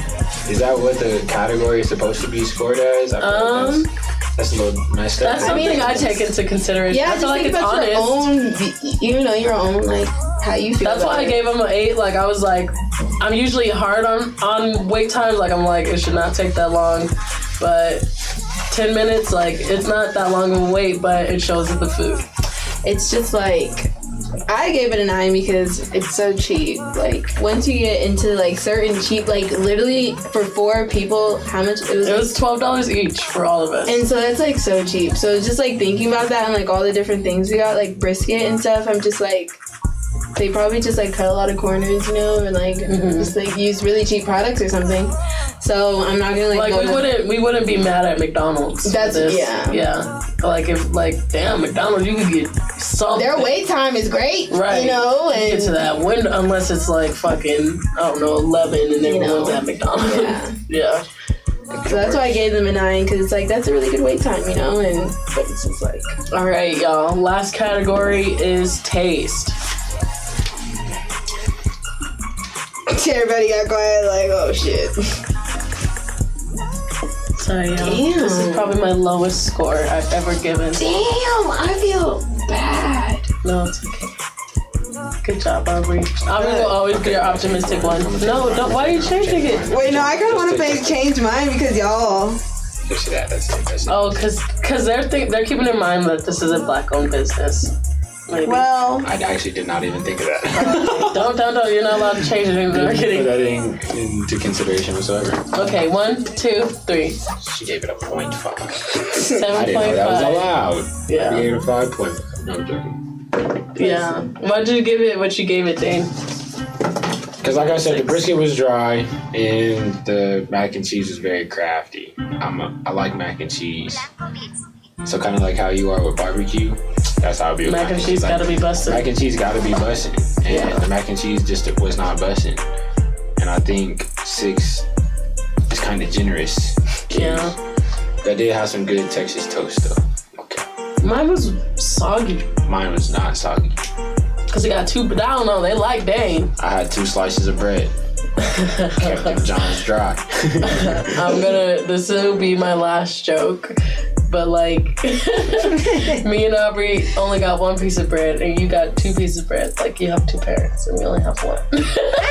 That's awful. That's not even. Okay, I'm sorry. I just wanted to say that's my last joke. I gave it a 4 because 2 pieces of bread was busting. It was. The bread was good. The mac and cheese was crafts, so it was good. It was like eating school lunch. That's what it was like. Like it was filling, but it wasn't. See, and I've had this place before, and usually they mac and cheese be busting. Like, do you think so? It was just like somebody different working. When do you usually go? On the weekends. On the weekends? Yeah, I've only been twice, and I thought it was pretty good. Like Tuck said, it was nasty. He's like, man, fuck that place. I thought it was actually pretty good the 2 times that I went. Like, she was pretty good. So I didn't have any complaints before, but this one. See, I'm starting to think that this ain't even the same place that I went to. Because there's no way. It's on Island and Buckley by the McDonald's. I know exactly by the where nickel plate? Is it in that parking lot or is it in the Wingstop parking lot? You know where the Wingstop is? I know where the Wingstop is, by the Little Caesars. Yeah, and it's right there. Yeah. Right in front of the Wingstop. Yeah, in front of the Sandy Creek Lounge. See, this spot, they saying it's the same place. Maybe they just had somebody else in there. Because the girl that took my order was so sweet. She's a nice lady. The black lady. Maybe we did go to the same place. We probably went to the same place. It sounds like the same place. Based on location, it's definitely the same place. Because I went there twice, and it was in the same exact place. What color is the food truck? Like orange. Like black and orange? It's the same place, It's the same place. This mac and cheese was not the same, But man. he usually gets the catfish too, right? Yeah, but last time, so I'm going to tell y'all this. I went on Saturday with my little brother. This just past Saturday. Whoa. And, literally. And he got the brisket, and that shit was busted. How hungry were you? I wasn't even that hungry. I was just like regular hungry, like regular hungry. You weren't starving. I could eat. Like I wasn't really hungry like that. Like damn, it was just like 3 o'clock. Nigga, it's time to eat. So I got something to eat, and that shit was fire. Like the mac and cheese was busted. I'll call Damari right now. I'll be like, how was that mac and cheese this weekend? Like, man, that shit was fire. Because you said it looked different. Yeah, it just. Like, as soon as I opened it, I questioned if this was the same queues that I went to. I'm like, I don't think it's the same place, but it is. Maybe they just have someone different working. Maybe it's a weekday. Right? It's a weekday type of thing. Or he made it wrong. Like Saturday, they gotta pull out the big guns because they know like people off and shit. Yeah, like they're like, hey, ain't nobody care about barbecue on a Wednesday night. Go to the ain't nobody going to the food truck on a Wednesday night. That's just random, low key. Yeah. I feel like a food truck is a very weekend type of thing. It is. That's not a regular during the week type of thing that you go do. Like, but they had like a line. They had a good like 5-6 people outside. Moral of the story is y'all go to Q's on Saturday. I don't even know if they open on Sunday. Most black people ain't open on Sunday. Really? Yeah, like I feel like y'all would get y'all's business the most if y'all stayed open in the weekend. Right? Like that taco truck I was telling y'all about. Like they are because like those church folks after Sunday. True. I would hit up a church food truck if y'all parked one in the church parking lot. Bro, now that right there. you know the ones on Kofax? You just gave me an idea. Yeah, know where that? The food truck? Yeah, there's like hella food trucks. They do it on the weekends. Damn, the hands are so hella food hot. trucks like off Kofax and Chambers, right by the bathroom, same parking lot. Okay. No. Damn. For those of y'all who do know what I'm talking about, my church, my old church, is actually in that same parking lot, and they have all the food trucks. Y'all be I think it's eating. funny that y'all said that, but it's all Mexican food trucks, so like taco trucks, like all the. I need Mexican you to drop a location. Kofax and Chambers, I'm telling you, right on the corner. No. Kofax and Chambers. Where could I look for? I don't know none of the names. No shit. I had some because I will be driving around town. I had some ceviche from one of the taco trucks, and that John was busted. Wow. I can't do ceviche. Why? I don't know. I just like I don't love it because I don't like onions, but ceviche. That's one of the things that you can like. I'll eat an onion first. But anyway, they was in the parking lot of the church though. So I think it's funny that you said there's food trucks in it. Cause I get out there and I be like, damn, I could really tap in with some tacos. Also, y'all should put them on military bases. Like, we would fuck it up. No cap. See, you guys are giving me so many ideas to put my food truck. Because now I'm gonna She gonna be at the church. Literally, I'm gonna be at the church. With sticky drip waffles. And the army bases, like, catch me there. Sundays, hop out of church. Because all they got at army bases is, tell me not, Subway. What's it called? They have Subway. What's that steak place? They have it in Park Meadows. I don't know what it's called. Charlie's. Boom, ding, ding, ding. They have that. They have that and Qdoba. Like Subway those three. And Burger King. Qdoba's also busted now. But they have those Burger four King in every single army base. Really? Like, and then they have a Chick-fil-A like 5 miles away from there. So everybody goes to Chick-fil-A for lunch. Chick-fil-A do you busted. Yeah. We're looking not allowed to say that. I know. So it's funny because Chick-fil-A's canceled. They was part of the Trump supporters and it. So these days I only get Chick-fil-A if somebody else buys it. Like I won't spend my money there, but I fuck with Chick-fil-A and I can still eat. If you gonna spend your money, you a supporter, not me. I used to work for Chick-fil-A, so yeah. And people used to tell me that, like I'd be driving in the drive-thru, or I'd be working in the drive-thru, and people. I used to see Dan all the time there. Did you quit because of that? No, I quit because I got a better job. But they used to always be like, "Do you know this organization is racist?" And blah, blah, blah. I'm like, "Why are you in here? Give me a card." Right? Like, I know what you mean. Get out my drive-thru. Nah, man, give me your money. It's going to my Give me your money, right? That was the best boss I've ever had. I used to like Chick-fil-A until they stopped doing crispy fries, and I'm really disappointed. You could ask for that. No, and I do, and they're like, "Oh yeah, we don't do that anymore." And I just be like, "Fight me!" What like, Chick-fil-A do you go to? I will get out. No, I literally drive around. I go to select places to get crispy fries because only a few people know who I am and they know how to make my crispy fries. And a few of those people are Gina Ray's and Wing Slingers and some Chick-fil-A's. But now they don't do it anymore and they be acting like they don't know who I am. When I worked at Chick-fil-A, it was literally like Wing Slingers is so bust. Like, oh my gosh. And they love me there because I'm there like every other day. I'm dead. I'm like, I get the extra crispy fries with the house-made chips, extra crispy, and then the little mozzarella sticks. You just like crunchy shit. I love crunchy. Like, the burnt, the better. Anywho, their score was 163.5. That's pretty bad. But it's not our lowest, unfortunately. It's not. But I feel like Hungry Wolf was bad. I think I got like 141. Yeah. And I feel like, what was it called? Walton Street got lowered too. Walton Street. Disrespectful, by the way. It was just not. I feel like what really brought them down though was their wait time. Like that was the only thing because we waited for a minute. Yeah. But everybody knows that, and like you know that when you walk in the bar, you can wait a while. an hour You ain't got at shit else least. to do. But the difference is, we all held Welton Street like close to our heart. Like this place will be close, but not to our heart. Yeah, you know what I mean? Yeah, and this place only got it because all the 10s we had to give them because we're bad at math. Yeah, and even with the 10s, like they still like, and I gave them pretty good scores. You did. So I'm just like, dang, like I was hoping they was gonna like pull through to like at least 170. Well, that takes us into our themes, and we're gonna start doing like more themes so we can like get the conversation going for like more than just one day. So it's kind of like we'll talk about like this theme for like this week and then next week, usually like 2 weeks, and then we'll change it like every 2 weeks. So this theme we wanted to bring up kind of just like protecting what I said earlier, protecting Black women and protecting Black men. So kind of just wanted to ask you guys like, you know, what is like, okay, so, you know, Nadia, like, what does protecting Black women look like to you? Protecting Black women? I think, I don't want to say validating. Not validating. There's another word for it. But just making sure that you're always, I can't think of the word. It starts with a V. But it's going to bother me because it's the perfect word for this. But just like, I don't remember what the word is. Just always being there for Black women. Yeah. Like, just, is it validating? Maybe not. I think it is validating. That sounds right. Yeah. Just validating Black women and their emotions and just like, I'm sorry guys, That seems like the right word choice. Yeah. It just doesn't feel right.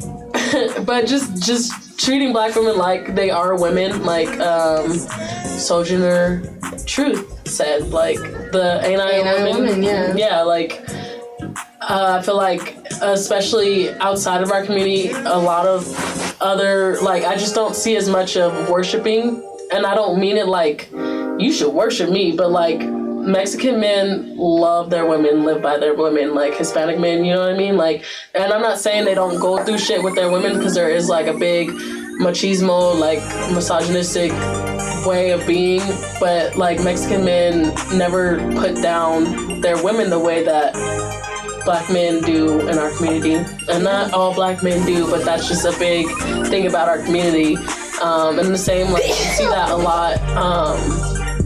And I'm not saying everybody else is better than us. It's just that we just need more validation for our emotions, treat us like women, like hear us, see us.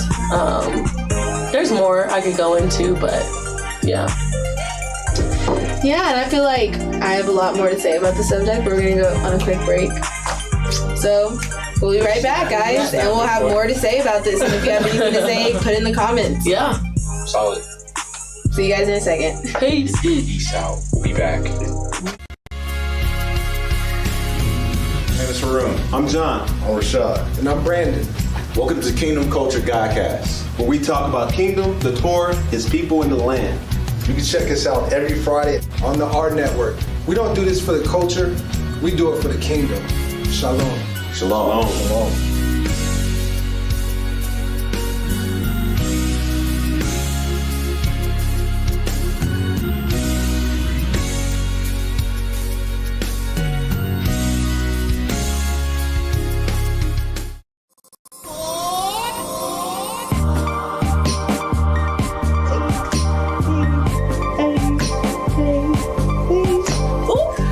Excuse me.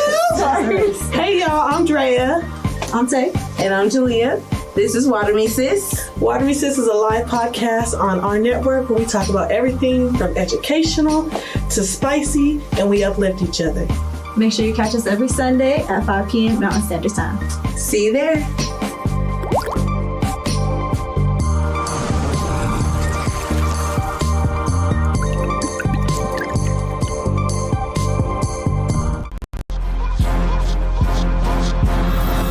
Yes, DJ K-Tone, DJ Squizzy Taylor.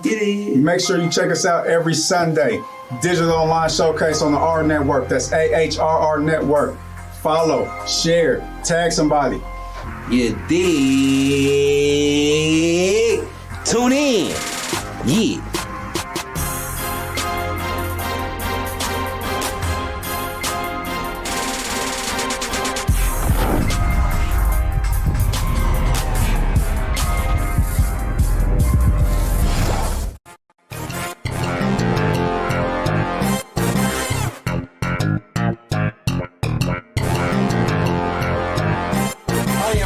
Good night. And this is Robbie the Rockets, and we are here at Game Point Sports on the AHRR Network. Join us at Tuesdays and Fridays, 5-ish. Let's do it. Yeah.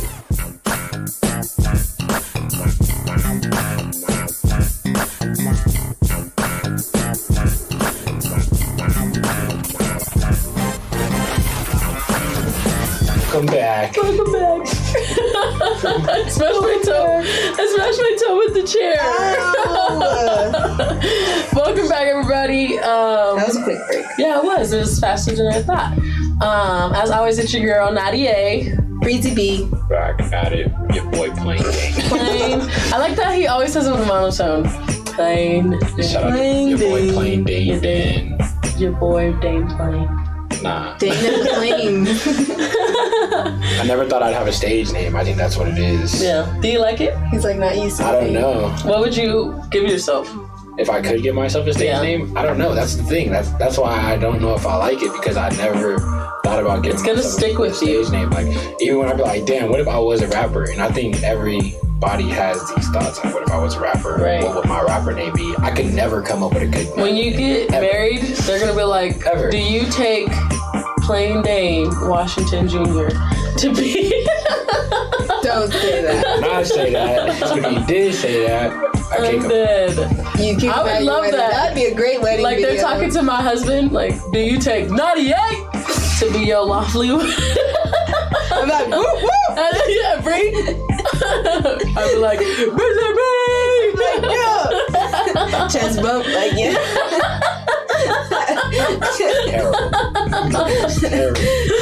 Yeah. That'd be the best wedding. Yeah. I love it. Hey man, y'all better not be getting no ideas out there if you're watching. Not be at your wedding shouting nicknames. Why? Not right. Why is it not right? And my vows, dear stinky cuddly poo. I'm dead. Dear Tinker Butt. I call my boyfriend Booty Hole. I don't really remember why, but I've just always called him Booty Hole. Aww. I don't know why. I can't not on. Why did you on? No, I don't know why. Why did you on? I've always called him this. He's always called me that. So like, it's just like gonna. The most on nickname. Like Booty Hole just doesn't sound like if Shorty thought that she was gonna call me that, like as a cute nickname, I'd have to check her. Like he liked it. That's not a cute nickname. It's not like cute. Like it was just funny to him because we were friends She first. on it. She on it. No, because I know like there's meaning behind it. Like they're not just like oh booty hole. I'm not just calling him a booty hole because it's like a booty hole. Like I don't remember the reason why, to be honest. I just remember like I was a weird kid and I would always say like weird shit, and I just remember I used to always say like booty hole. Oh, y'all know Brandon Rogers? Or in that video he's like that's an asshole. You know what I'm talking about? Kids, no, but the way he just said that. Do not watch Brandon Rogers if you were under, I don't know, like 15. But he like I thought plays. you were gonna refer to like Tiffany Haddish or something. Oh no, you can't get infection in your booty hole, girl. It's a booty hole. That's what I thought you got it from. No, it was like, it's Brandon Rogers. If y'all watch him, he's also a YouTuber and he's funny as fuck. I know y'all seen him where he be like, he dresses up as an old man and he be like, talking to like his grandkids. And I know y'all seen the video on Valentine's Day where the kid like throws a candy at him and he's like, like it hits him, he's like, you asshole. It's just funny. And he points at the little Walmart star, like the little Walmart symbol, and he's like, that's an asshole. And like, oh, wait. You know what I'm talking about? He wears like a yellow, he wears like a yellow and sweater. And he has the mustache. Yes. He's like, that's an asshole. He's it's funny. so funny. I'm I'm gonna show Plain Dane right now because there's no way Plain Dane doesn't know about it. No, that dude is funny. I'm not into YouTubers. This guy is the reason I failed math in high school because we used to just older YouTuber. Jalissa commented booty hole. I am dead. I looked up Plain Dane. What's wrong with She me? also said, "Hey, ladies and Jen," and she said she had issues with food trucks and heard too many horror stories. I like food trucks. This one just, I mean, this is like the only one that wasn't good. It was alright. It wasn't that bad. Oh gosh, okay. It just wasn't my favorite. I need to find Brandon Rogers. Let me see. It's funny if anybody, you guys should. You've never seen like that old man? Like you've never seen that? This whole time I was thinking he was a black dude. No. I don't know what he is, to be honest. He's pretty brown if he's white. Right? He's a pretty brown guy. Never seen He did the woo! And he slaps his head on the stove. You never seen him? Well, that's where we got it from. That's where I remember I used to always say booty hole because he would always say booty hole and shit like that. And so that's how our man's nickname came to be. And he thought it was funny because we were friends first. And now, like, if you guys, we were friends for a long. Like, if you see like. Oh, his name in your phone. His name is actually Booty Hole on my phone. She held it up like. I know, You guys look at it. Yeah, look at my recent. Someone's. Yeah, if you all went through my phone, like my best friend's poop. It's a lot of. No cap, like all my friends. If you don't have like a nickname, because everybody else, if you're not one of my friends, then you got first name, last name. Right. My first name, last name. Everybody in my phone. So if you got first name, last name, just know that we're probably not that close. I probably don't talk to you like that often at all, or we probably work together. Because all my friends got nicknames in my phone. Yeah. And emojis. You don't got and emojis. Yeah. Emojis is the biggest one. We're not friends. Yeah, I'm not big on saving numbers, so I can't. That's what I was gonna say. If like, especially like, I knew I wasn't gonna make it with this guy because I didn't save his number. Like, he got a whole new phone plan and everything, and he was texting me on his phone, and I just didn't save his number. See, and I was like, we're gonna break up. I tried to do the no number saving thing, but it got so confusing because I'll be mixing up conversations. You just gotta read the prior what you said. I'll be thinking that one conversation with this person, but it was really with that person. In my head, it was this person, but that number. What he's saying is he got hoes. That's not what I'm saying. A different area code. A different area code. He's getting caught up. I feel like this could be a conversation with anybody, not hoes. I was just kidding, Plain Dane. It's okay. Oh, Plain Dane, you can answer the question, how can we protect black men? Yeah. Wait, I thought you were gonna go first. I thought we were still on black women first. Can we? Well, not even you answer. You want to? No, I'm down for you to talk about black women because this is also something we talked about. Shout out to Hez and Elijah. I talked about this yesterday as well. We did because honestly, we See, I feel like I'm out the loop because y'all talked for 3 hours last night. It was talking about me. I didn't even know. Not for the entire. I did put him into the group chat, but the reason why we were talking for 3 hours is because of this conversation. Yes. It's like we eventually got to this point, and this question was saying, how do you protect black men and how do you protect black women? And what they were saying on the phone is like, nah, Dane's gonna side with the girls. so we were like, we're picking sides. We're the sides. Wow, Dane, I wish you really realized that. So the conversation is, how do we protect women? What two sides were they on their side that like, no, we shouldn't protect women? No, it was so we brought up the conversation of how do we protect black men and women, right. And then Elijah says, well, I just feel like women need to take accountability. Yeah. And then we were like, it was just like, it just and spiraled. then it got bad for like 2 hours. When you say protect black women, what do you mean by protect? Just like on all aspects? Or? And that's why I was saying, like, maybe, we can speak from like our point of view because it would be hard for him to say how women should be protected, I get that. So one of the biggest thing that we brought up last night, and I'm sorry for you guys who are also out of the loop in the conversation. We're all out of the loop, guys. Was just that. I wish I was in the comments. I know. I'm dead. I wish I was in the comments. Dane's like commenting. Sorry, Plain Dane. Well, you guys didn't miss anything, honestly, but like back and forth. We were just arguing, and basically the main point that we got to was just that me and Aubrey kind of started to realize that there's a lot of finger pointing in the Black community. Like women should do this and men should do this. Like so we individuals want to say like how we feel like Black men and women should be protected. Like that would start helping to better our community. So that's what I meant by. That's what we mean. Like, what do you think?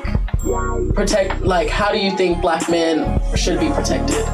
Gotcha. Yeah. Okay. You're gonna answer the question first, because I want to hear what you say about women before I think of this. Yeah. Okay. Because I feel like I'm thinking on a different level. Yeah. So Okay. I don't know. So go ahead.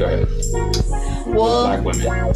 Yeah, okay, so how I feel like, Black women could be protected is just making sure, what kind of you said, just, or on the phone, yesterday she was saying, just making sure Black women are heard. I feel like that's the biggest thing, it's just we kind of applaud these women because we are so, sometimes independent, and we become the lawyers and the doctors and stuff, and we go to college, but it's kind of just we don't really get any support after that, or ever. We're supposed to be the people other people can lean on, and I just wish I feel in order for us to be protected, it starts with hearing what we want, what we need, and how how that looks and stuff like that. So I just feel that's the biggest thing, being heard, and being respected, in every single type of Black girl, every single type, not just the ones who are attracted to you, Yeah. I want to better my answer that I said before in the past segment, because it was kind of off grid. Just bringing it in more. I think a big thing, and something that someone told, my best friend even apologized to me before about this, because a lot of times Black women are considered so strong that they aren't considered human anymore. You know what I mean? And it goes back to slavery, where Black women, they're so strong, they bear so much that taking their children away or doing this to that to Black women, that they're no longer human. They can no longer feel anymore. Right. And I think that's what type of protection that I think we would need. To be honest, and even this is something I've embodied myself. I know that I have a tough exterior, but I'm a crybaby. I'm one of the biggest crybabies I know. And that's to be completely honest, and I'm not ashamed of that, and I'm not afraid to tell anybody I'm extra sensitive, but there are Black women out there who have no choice but to put on a tough exterior and be tough, because the world expects that of them, and expects them to not feel or not be affected by whatever's thrown at them. And just the stigma around just women being emotional. I'm so tired of hearing that. I feel passionate, not emotional. That was something they said last night too.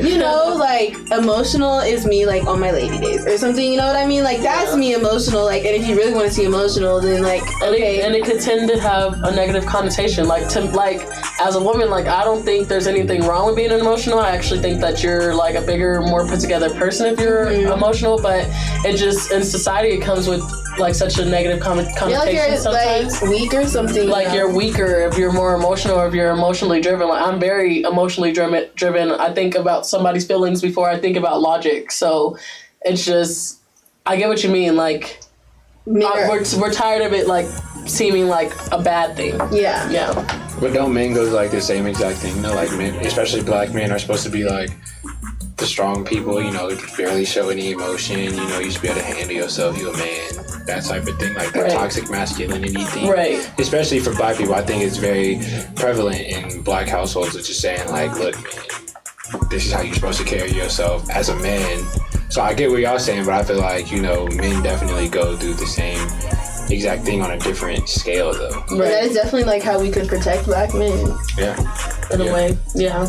No, I think as a Black community, one thing we definitely need to take into consideration a lot more is just the health of Black men and women, realistically, but the mental health of Black men, especially with, how much shit we have to deal with on a daily basis, and Black women too, but you look at just society overall with, violence and stuff like that, police, I feel like all black people feel like they have like a target on their back, and especially black men, you know what I mean? There's such a stigma for what a black man is in certain communities and stuff, so I think it's definitely hard for them to, you know, maintain a solid mental health and have a healthy mental, and I just feel like that's one way that people need to protect black men more, is just taking that into consideration and like really caring for how they feel mentally, like getting them supports when they need it, instead of just being like, shit, you're a man, you know what I mean? Like, you're supposed to be able to deal with this shit, you're tough, right? Like,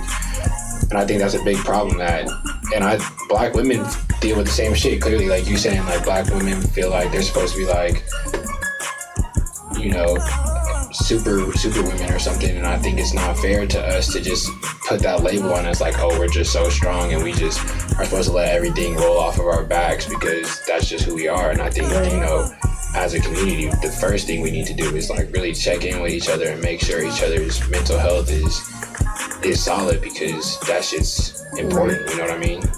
I think one of the most interesting videos I just recently saw was just a woman talking about she was going into the destruction of a black family. Excuse me.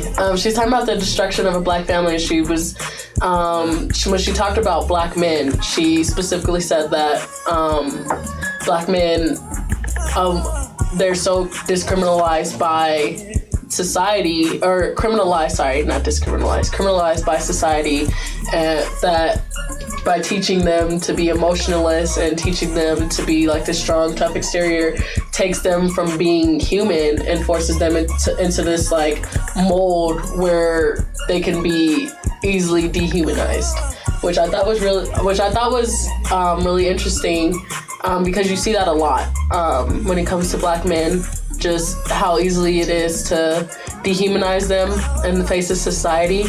I think something I realized talking with you guys last night is just that I feel like black men get the hate from the world a lot, and they take that burden, and black women do as well, but I feel like we take a lot from, I don't know, like specifically society, like specifically in our community, or like, I don't know. I would say for women, it's like more different because it's just a different type of, like, black men receive the hate from the world just on the basis that they are black men. Yeah. But I feel like generational wise, like women have always kind of seemed to be inferior. So when we talk about black women, it's just kind of like always kind of like, we're just tired of, I feel like with black women, we're just kind of tired of being on the back burner type thing. It's like we're talked about here and there, like we're sometimes mentioned, you know, and like we do get our voices, but it's usually around women's rights and not really black women's rights. So I feel like that is the main issue with black women, is just we want to be heard, you know, and not just behind black men trying to succeed, or, you know, or white women trying to succeed. We kind of just want our own movement of, hey, you know, like we aren't just trying to be independent, like we really just like want certain things, you know? Right.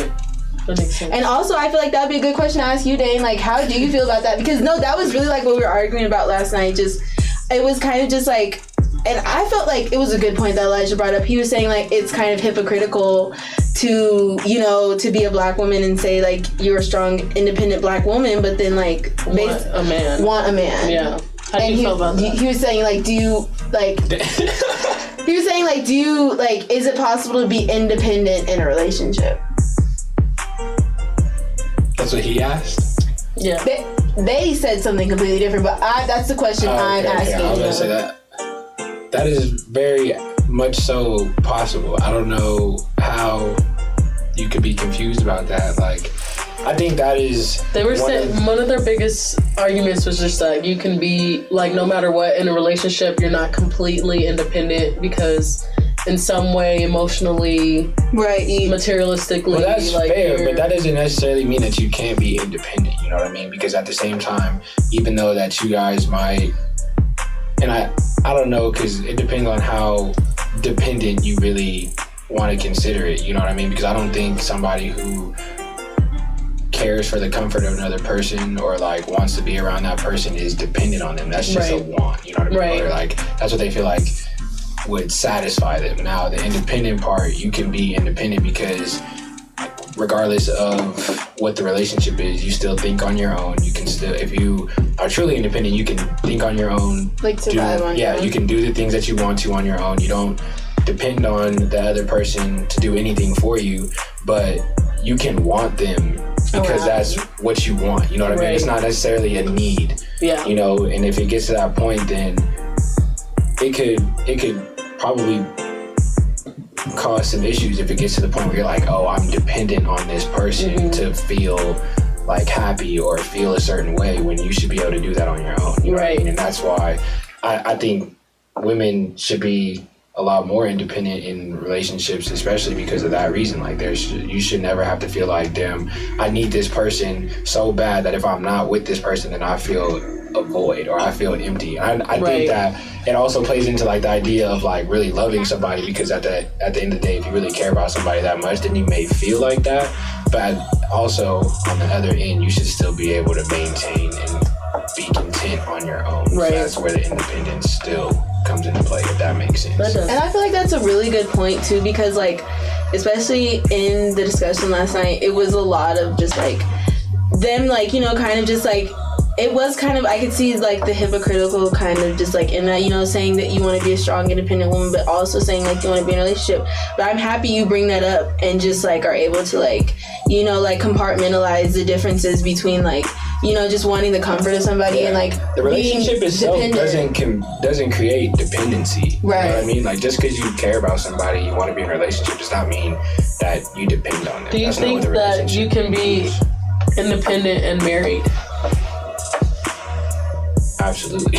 Really? Okay. No, I mean, I feel like that's a lot. It's definitely different because you guys are so much more invested in one another. Right. But at the end of the day, more healthy marriage or healthy relationship overall is like, you know, I have mine, you have yours. And I think with marriage, you know, it kind of combines, because then it's like what's yours is mine and what's mine is yours. Yeah. But I feel like it's still good, and I think that I see it on social media a lot of like girls saying like, I don't give a damn what my relationship situation is, I'm gonna make sure I still have my own. So like, even if you do get married, you shouldn't necessarily depend on your husband to be the sole, you know, like. And I'm happy you said that we should have more independent women, because I agree, you know, and I agree with the statement that you should be able to take care of yourself, or in a relationship or not. Right. You know? And then I think like it's also up to the husband or whatever, the boyfriend, to kind of play a role in her life to make her feel like, I think that's like part of it. Yeah, make her feel independent, but make her also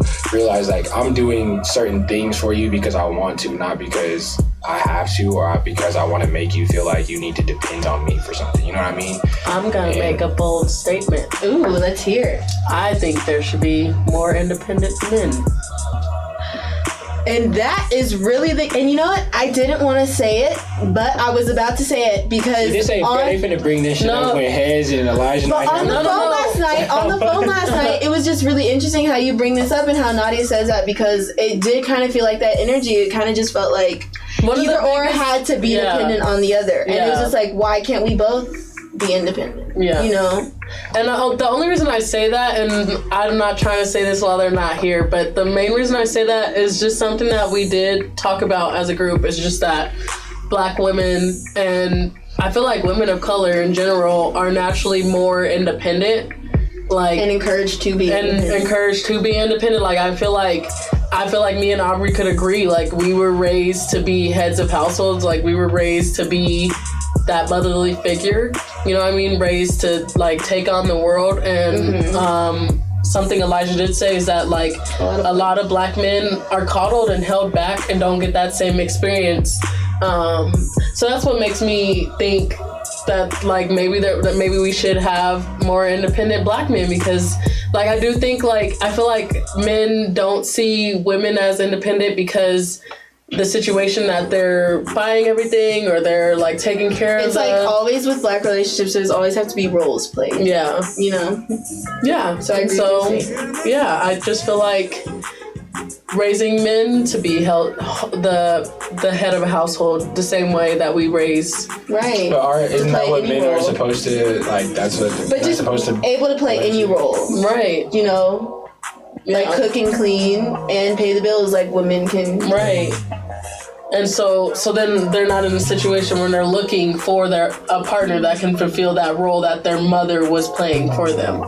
Does that make sense? Oh, it does make Or we even get like just like weird like kind of contradictions where it's just like single mothers are looked so down upon, but then like single fathers are just like, oh my gosh. It's I just always wondered that. and that's because it's not usual for men to be seen in those domestic roles. Mm-hmm. And I agree with your statement on like that's kind of what like opened my eyes to things like maybe we do need to start just saying fuck the roles. Like everybody just needs to like be able to do it all. Like men should be able to cook and clean and make sure their hair and stuff and their upkeep is nice just as much as women have to make sure we have to do that. Right. And then vice versa. Like women should be able to provide for a family. Like, and I feel like that's the case too. Like growing up, like I remember my dad was always home.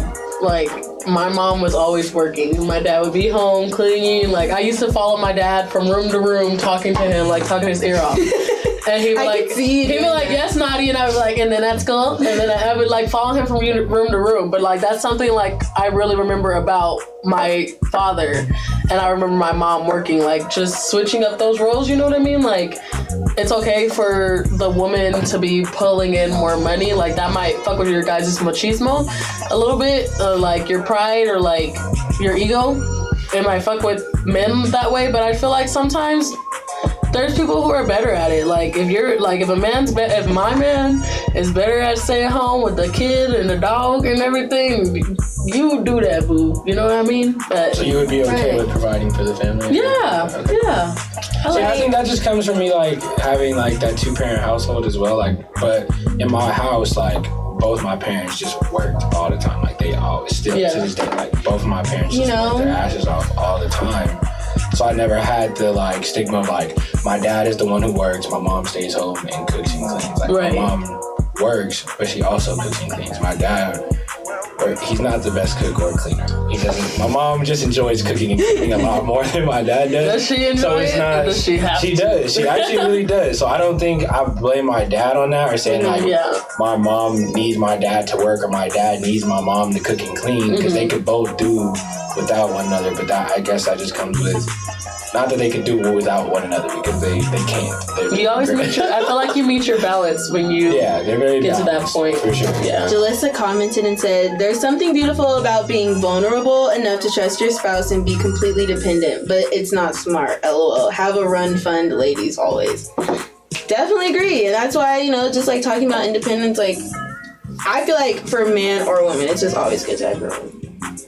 And I always see like know how to do that. Because I want to hear people who comment differently, who like disagree. Right. If you feel differently, comment. Yeah. I want to know. I was actually gonna say like I could see the other end where like when I see women who like when have you guys seen those videos of the dudes who will walk up to like random people and be like, what do you do? Like you have a really nice car or you have like a really nice home, what do you do? And like I honestly really enjoy seeing women who are just like shit, I'm a wife, like that's what I do, and I don't have like some people would have a problem with that. I like, would love to live she should do her own to get her own money, and I also agree. Like, but if she got it like that, I would say more power to you. You know what I mean? Like I would never have a problem with a woman being a stay-at-home wife who gets taken care of by her husband. And I would not have a problem with her. That's what I'm saying. I also hate that stigma too. Like you're like living off of a man. It's like a man is taking care of you. Like.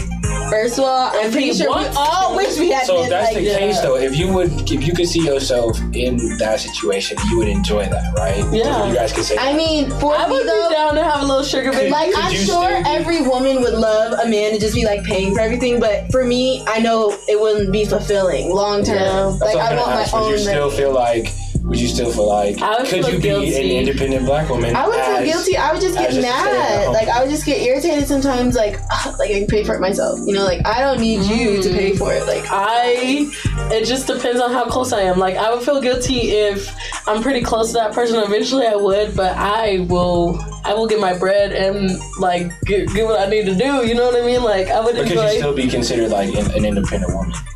I feel like at that point, no. And I think. The one thing that we did talk about is like the definition of independence is being able to survive alone. Like, you know what I mean? So I just wouldn't You wouldn't be able. Sorry, I hear my own echo, so it's distracting me. But you wouldn't be able to survive on your own if you're not. Damn, it's throwing me off. You're not surviving on your own if you're not living off of if you're living off of someone. Exactly. Thank you guys. Sorry, that was a struggle. I was just like listening to myself. I was like, hey. Yeah, no, I feel like it's a really hard line. Like, it's a really gray area, and I feel like that's why it's really important to just like establish, like, you know, just like that communication with each other. Like, there's no roles, I mean, and there's no like preconceived bias of what we need to be for each other. Like, we will just be what we need to be for each other, you know. And if that means we both need to work and pay the bills, and we need to do that. If you have it like you can pay all the bills, then great. Like, or if I'm the only one working and the breadwinner, then I will pay the bills. You know? Would you guys continue to work if you guys won the lottery? It depends on how much I won. Right, that's what I'm saying. How much are we talking if about? If it's like a couple, I don't know, like if it's $7 billion, would you consider? Oh yeah, I'm quitting immediately. Yeah, absolutely. You're quitting immediately. Absolutely. Yeah. You're quitting too? Absolutely. Why would you keep your job? $7 billion? $7 billion. Like million, maybe I'll keep my job. $7 million, I would keep my job. Billion? $7 million, I would keep my job. But $7 billion. I have more money than like the Wallens at that point. Like I'm really. Okay, but they have like 400. They have like 400 billion, but I'm like that's there. You'd be $7 billion is a lot of money. Okay. You would keep your 9 to 5. No, I was just thinking. I'm like, you would still work with $7 billion in your account? I would. I was listening to the radio and they were saying like, oh, this lottery for like 1 billion or something something. They were just talking. I would quit if I hit for 1 billion. Really? I'd quit my job. You would quit? Yeah. I would just keep it in my. $1 billion? Maybe I'm just like $1 billion. I don't think you guys are understanding. Because what stresses me out is that there's not going to be any more income after that. I feel like for me, it's just like I get a bill and then I think, okay, but I'm definitely spending like $1 million on the house alone, and then like my car, $7 million on the car. Yeah. So it's $7 million on a car. That's a lot of money on a car if your house only $1 million. My fault. Anyway, my point is $1 billion is a lot of money, and I don't think that. And I think if I were to win $1 billion, I would have to create residual income off of that $1 billion. I would not go back to work a 9 to 5, but I could establish ways to create more income. I would be rolling up, like if I still worked at Chick-fil-A, I would roll up with a Ferrari, like I did not win the lottery. I'd be like showing up. They're like, I don't even need this. I work with you peasants because I want to. Like literally, I don't even need this shit. Like you, I don't need you. I don't need you. Yeah, I definitely would leave Chick-fil-A. Okay, so like what? Okay, so like what would be like the top 4 things you guys are buying with like $1 million? With $1 million? With $1 million? I just want to own a car. Okay, so $1 million or $1 billion? $1 million. We gotta keep $1 billion. You can buy too much. $1 million. $1 million. Okay. Doesn't. I'm paying. You better set yourself up. You're right. I'm gonna buy a house because apartments ain't it for me right now. I had $1 million. Crib for sure. Yeah, but it's gonna have a pool in the backyard. But I just don't want it to. Okay, maybe I'll buy like an apartment building. Here's why. Because I would want to be able to, or like apartment complex, because I would be wanting to get that money back. Like my bad, wrong black guy. I'm kidding. I mean, like I'm not the other black guy. My bad. But I would want what's it called? I would want to keep making that money back. Could you buy an entire apartment complex? Yeah, people own an for $1 million. Fuck yeah! I feel like it's more. A rundown one. You better go to the projects and be like, let me buy this real quick. If they did it on Shameless, I'm doing it. No, she did it for like $100,000 on Shameless. Really? Yeah. Damn, I don't know. I guess I just don't know how much apartment complexes are. I feel like it seems. And if I have any left, so you buy apartment complex, a car, a house. If I had, I would do a house and then an apartment complex, and if I had any left, I would pay off my car. My current Nissan Altima that I have right now. Shout out to Rico Nasty. She gets me to work and back. Oh, that's the name of the car. Yeah, her name is Rico Nasty because I had a lit ass time and we were listening to Doja Cat and Rico Nasty and everything. And Rico Nasty, she says in her song Tia Tamara, she's like, I'm throwing up, but I'm still turning up or something like that. Like that's the motto of like, why fuck down? That's what she says. Why fuck down? Why stop partying? You know what I mean? So my Rico Nasty. Party buzz, yeah. Okay, what are you buying, Dane? I don't know. I feel like $1 million. Cause like I feel like I feel like it's a good amount of money, but I feel like it's when you think about the things that you would buy. Like, of course, you're gonna buy a house, but depending on what kind of house you want, you know, that could. What kind of house do you want? Cost $1 million. You know. Well, I mean, but if you think about it, okay. What houses do you buy? I'm like, well, damn, $1 million house would be hella nice. I mean, but people fail to realize this with houses. You only need to put like 15% down, 20% down. Okay, so what kind of house are you buying? So I'd have to get if I bought a house and I had $1 million, my house would have to be like a cool, damn near half of that, like 500,000. You know, I feel like that's like. I don't know if I'm being, and if y'all think I'm being unreasonable, please tell me. I don't know. No, because even houses in Denver, like I think my grandma spent $428,000 on hers. Yeah, I feel like good houses, especially where we're from, and being in Denver. You getting yours built in Green Valley? I hella would. Hell yeah, they got plenty of space. And that would be like a good like $400,000 in Green Valley. You know what I mean? And I think if I were to spend a good amount of my money on something, a house would be first. Right. So, cool amount to that. And then the rest would, I mean, a lot of money would go into like certain investments with with work, you know, like just trying to create better opportunities to make more money. Cause when I always think about people who come up on that type of money and then lose it all, I'd be like, how? Literally. How did you even do that? NBA players who just like fall off, and I'm like, but you had a couple million in your bank account. How did you fumble that? Like, I just never understood it. So, where do you work now? I'm sorry. I'll save that for next episode. Okay. I do like a whole lot of different things. I understand if you don't want to put it out there. I just do a lot. So, and it's kind of it'll take it seem like you're a stripper or something. No, I don't do that. I'm a community guy, man. I do a lot of different work in the community. So I work in elementary schools, helping with education and mentorship, but I also do like a lot of projects surrounding youth violence prevention and some other stuff. So So I feel like that in itself, I could put a lot of money towards to like come up with better opportunities for other people, better opportunities for myself to make more money. You know what I mean? Right. And if I had $1 million, I feel like off of $1 million, somehow, some way, I could use that $1 million to create a 6-figure income. Okay. And I think that would be pretty easy to do with $1 million. But I don't know, because I never had $1 million. So if anybody wants to donate $1 million to us three to see how well we spend it. If I had that, what would y'all do with the $1 million? If I had that opportunity to just be gifted $1 million and like just go see what he does with it, man. If I had $1 million, I'd never be broke again. Ever, bro. I would probably make so much more than $1 million. That's what I'm saying. I would just save it because I wouldn't know how to take it further. That's why I said like I would keep my job because I know I'm making money now. I just wouldn't know how to make. Give me $1 million. I have a list of things that I plan to do that would instantly make the money back. Oh, and I would travel a lot too.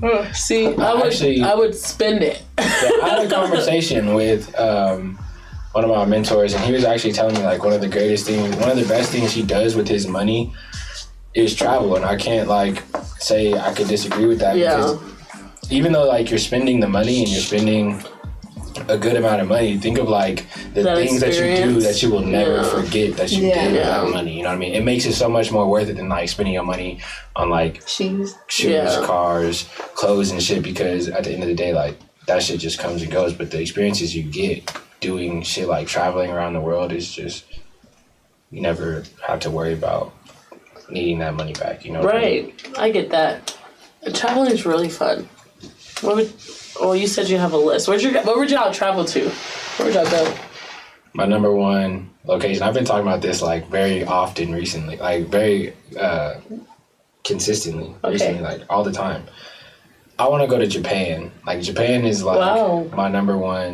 Do you watch a lot of anime? I do watch a lot of anime. But I think I honestly would want to live in Japan for like a good couple years. Did you ever go with Mr. Jackson? No. Really? I always wanted to. But I guess that was your guys' basketball season.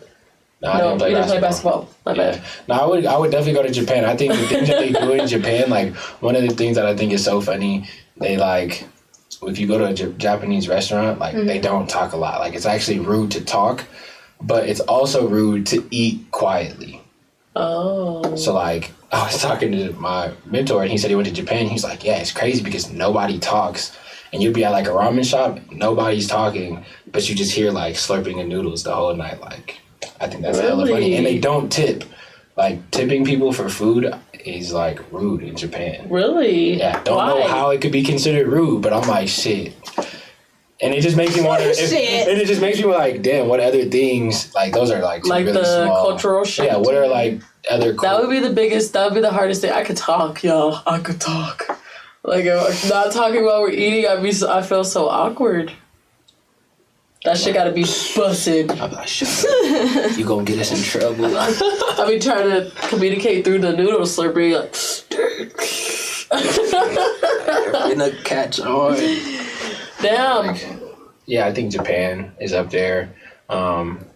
Indonesia. I wanna go to Indonesia. A lot of places in Asia, though. I'm really fascinated with Asian culture. My mom is Filipino, so... Oh, that makes sense. I really enjoy Asian culture, like I forget Chinese that every fashion, time. you know, that type of stuff is super dope. And then I also think the lifestyle of like the Middle East, like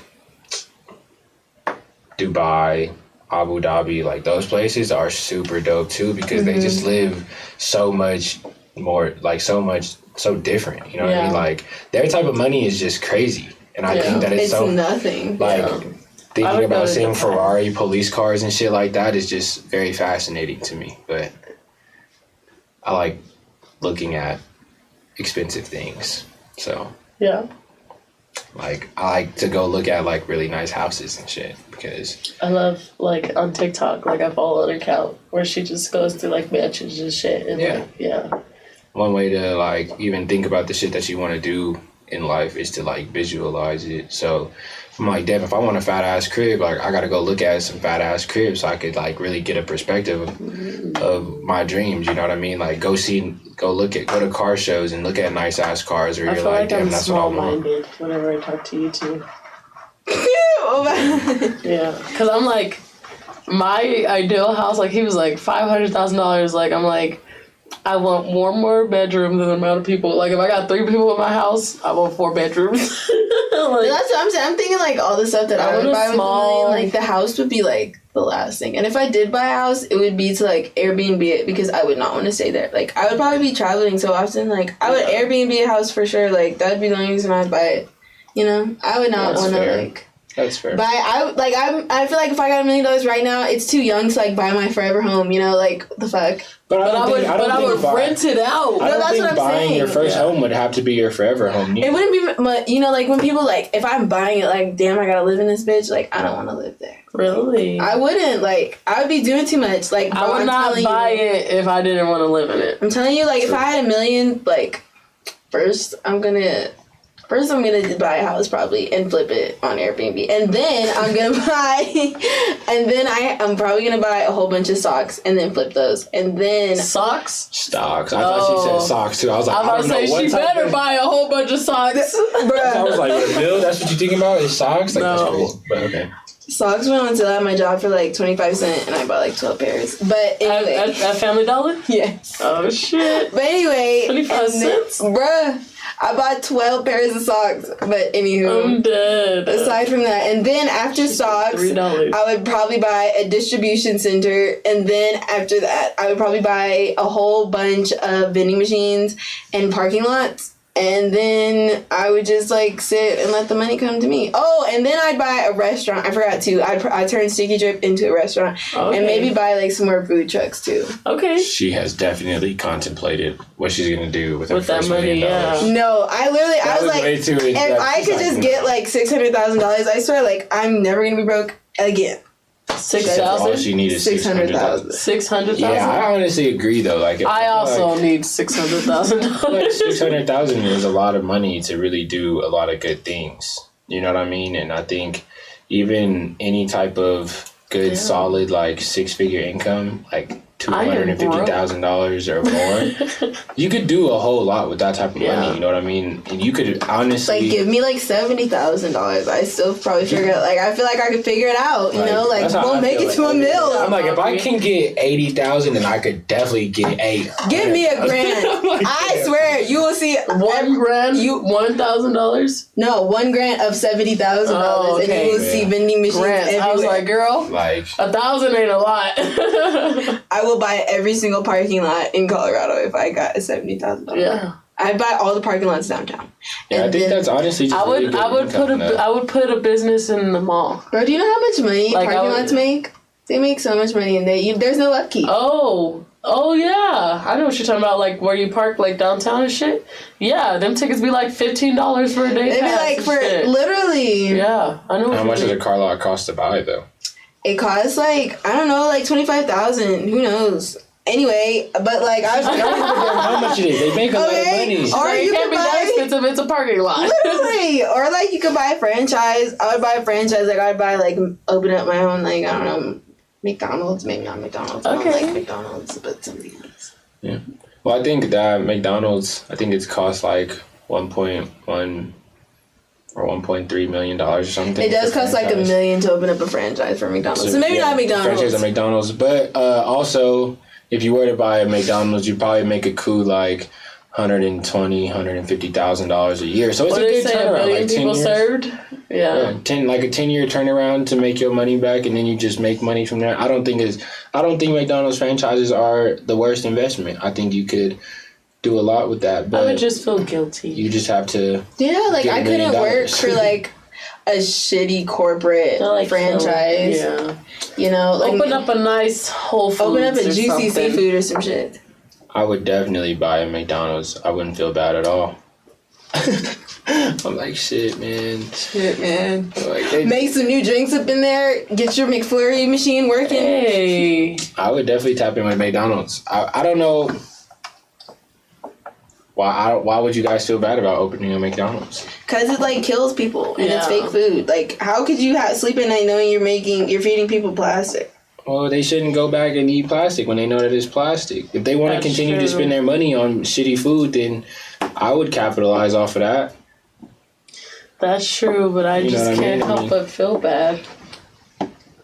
Especially, here's another good one. There's majority of fast food restaurants are in communities, minority communities, and you know what I mean. Like that's killing our people.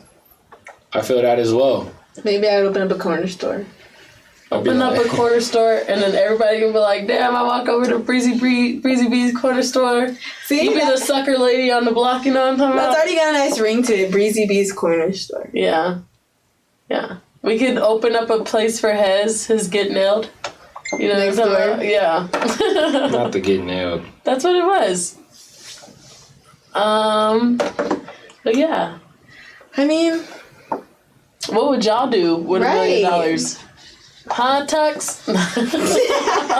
Huh, Domo? Huh, what would y'all do with $1 million? It's like $1 million, you know. 2 more businesses.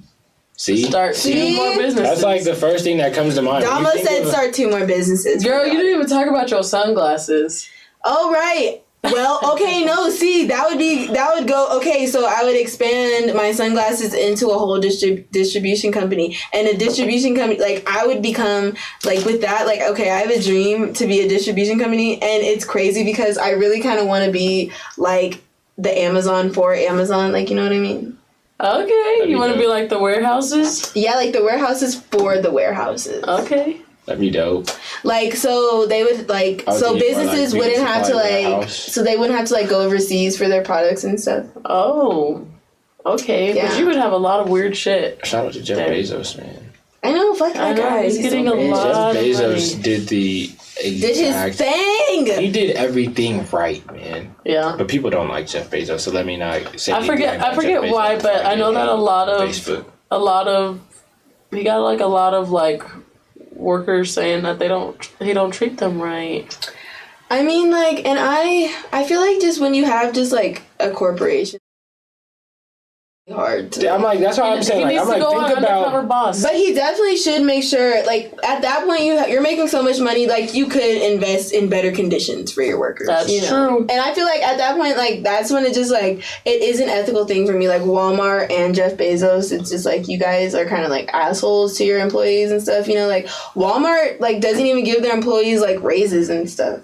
That's true. And Walmart is terrible. My mom worked at Walmart while she was pregnant with my baby sister, and it was rough. She's like, do you know that they have a bunker?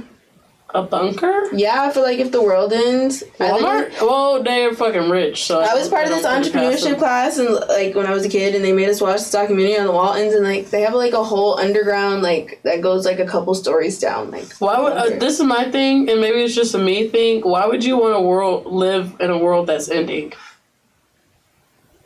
I think you'd want to just lay down and die? I think it'd be kind of cool, though, to be like one of the last people in an apocalypse. Like the movies. I get it. I get why people want to. But I just feel like when I watch The Walking Dead or something, like, I'm like, I don't want to live like that. Like, I don't want to live where people are like scrambling for food and like each if other the world was and shit. I mean, I would want to stay in a bunker though. Like if I'm underground, like chilling. I don't want to stay underground for about the rest of my life. What? For I'd what? be chilling. Oh, but what are you sleeping with my cousins and shit in the bunker? Like I don't want to live like that. I don't. I mean, eventually, like I would get out and like try to find something, but like what would be left? Exactly. Why would you want to live like that? So you just like die? Yeah. You wouldn't want to be the last people in the apocalypse? You wouldn't want to be the who people? would I tell? To start the world over? You could restart the world. With the people I know. No, like maybe like there's you so wouldn't many be people. I know. Like you could hop on a boat or like fly a plane to Argentina and find a man like who's just stuck there too. And like, then our children, it's just like it's a lot of incest and a lot of stuff that I don't want to go. I don't think incest needs to happen. I think I know. I feel like there'd be some people left. You have a lot of faith. I feel like there would have to be a lot of people left. I made a like at least 100. At least 100 people. At least, with all the people in the world. If the world were coming to an end, I don't want to be part of the 100. I don't want to start. I like, listen, this generation has spoiled me. Okay? I don't want to live. She's like, that's not enough fish in the sea. I don't want to live to fight for this. I think it'd be kind of cool. You know what I mean? Test your real survival instincts. No, I'm joking. It would kind of suck. It would suck ass. I would still want to experience it. I think it'd be kind of cool. Like, damn, let me see how long I could last in an apocalypse. That shit would drive me crazy. I feel like it would just be fun just because of like I would love to just like walk down the street and everything's like, you know, you just like walk into the grocery store and just like take shit. Like, you know, like on I Am Legend that you just like walking through, just like having fun. I would go crazy. I would be like him, where he's like talking to dolls and shit. Like I would be like that. Like I would go crazy. Yeah. I don't think I would make it though in an apocalypse because I was actually having this conversation also this weekend. Not this conversation per se, but I was talking to my grandma actually. Oh. And I was just thinking about how funny it is that older people are just so much resourceful than we are. So much more resourceful. Like, they could knit clothes and shit like that. And like, First of all, I would be naked, I cold. can't do that. I don't know how to start a fire, man. I don't know how to live out in the wilderness. See, if the world came to an end, I wouldn't make it that long. Like, but I would want to try, like, see how far I could get. I would be based off of instinct. Like, what do I think I should do? And then probably end up getting fucked up. But I think it would be funny though. I think it'd be a good experience.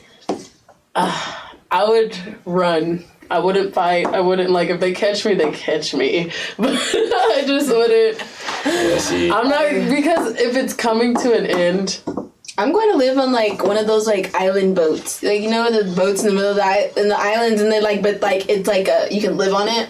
Okay. That's where I'm going, in the middle of the ocean on one of those boats. And I'm just smooth sailing in the middle of the ocean. Like, you'll see me when you see me. Yeah. Because I gotta get off Earth. I feel like you'd go more crazy on an island boat. Like, have you seen Castaway? Yeah. No. He's talking to that damn ball. Tom Hanks. You never seen Castaway? And let me tell you, the ball drifted away and he lost his shit. He was so upset. He was so upset. Okay, I would hope that I'm with somebody, like one person left. Like, if it's just you. Like, she's on an island boat with a volleyball. She's gonna fucking lose it. Yeah. She has like a coconut and she's like, literally, that's gonna be her best friend. I gotta go find a dog. Don't touch him. Or a lizard. Like, where's Benny? He's usually here. You be staring at the dog and cracking up, and everyone's really looking at you like. You would name your lizard Benny? Oh my god, Benny's a cute name for a lizard. First of all, I make the best names. Actually, they're pretty weird though. I do give my animals like really kind of weird normal names. I named my dog Bella. I named my snake Dante. Donkey? Dante. Donkey? I thought she said donkey. I was like, from Shrek, bitch. Donkey. Okay. You named your snake Dante? Yes. That's just a regular ass name. No, that's actually hot for a snake. It's like a little like sexy Dante. snake name. I know. Okay. My family hates I can imagine your snake with braids. With the braids. With braids. Okay, anyway, that's the end of the show.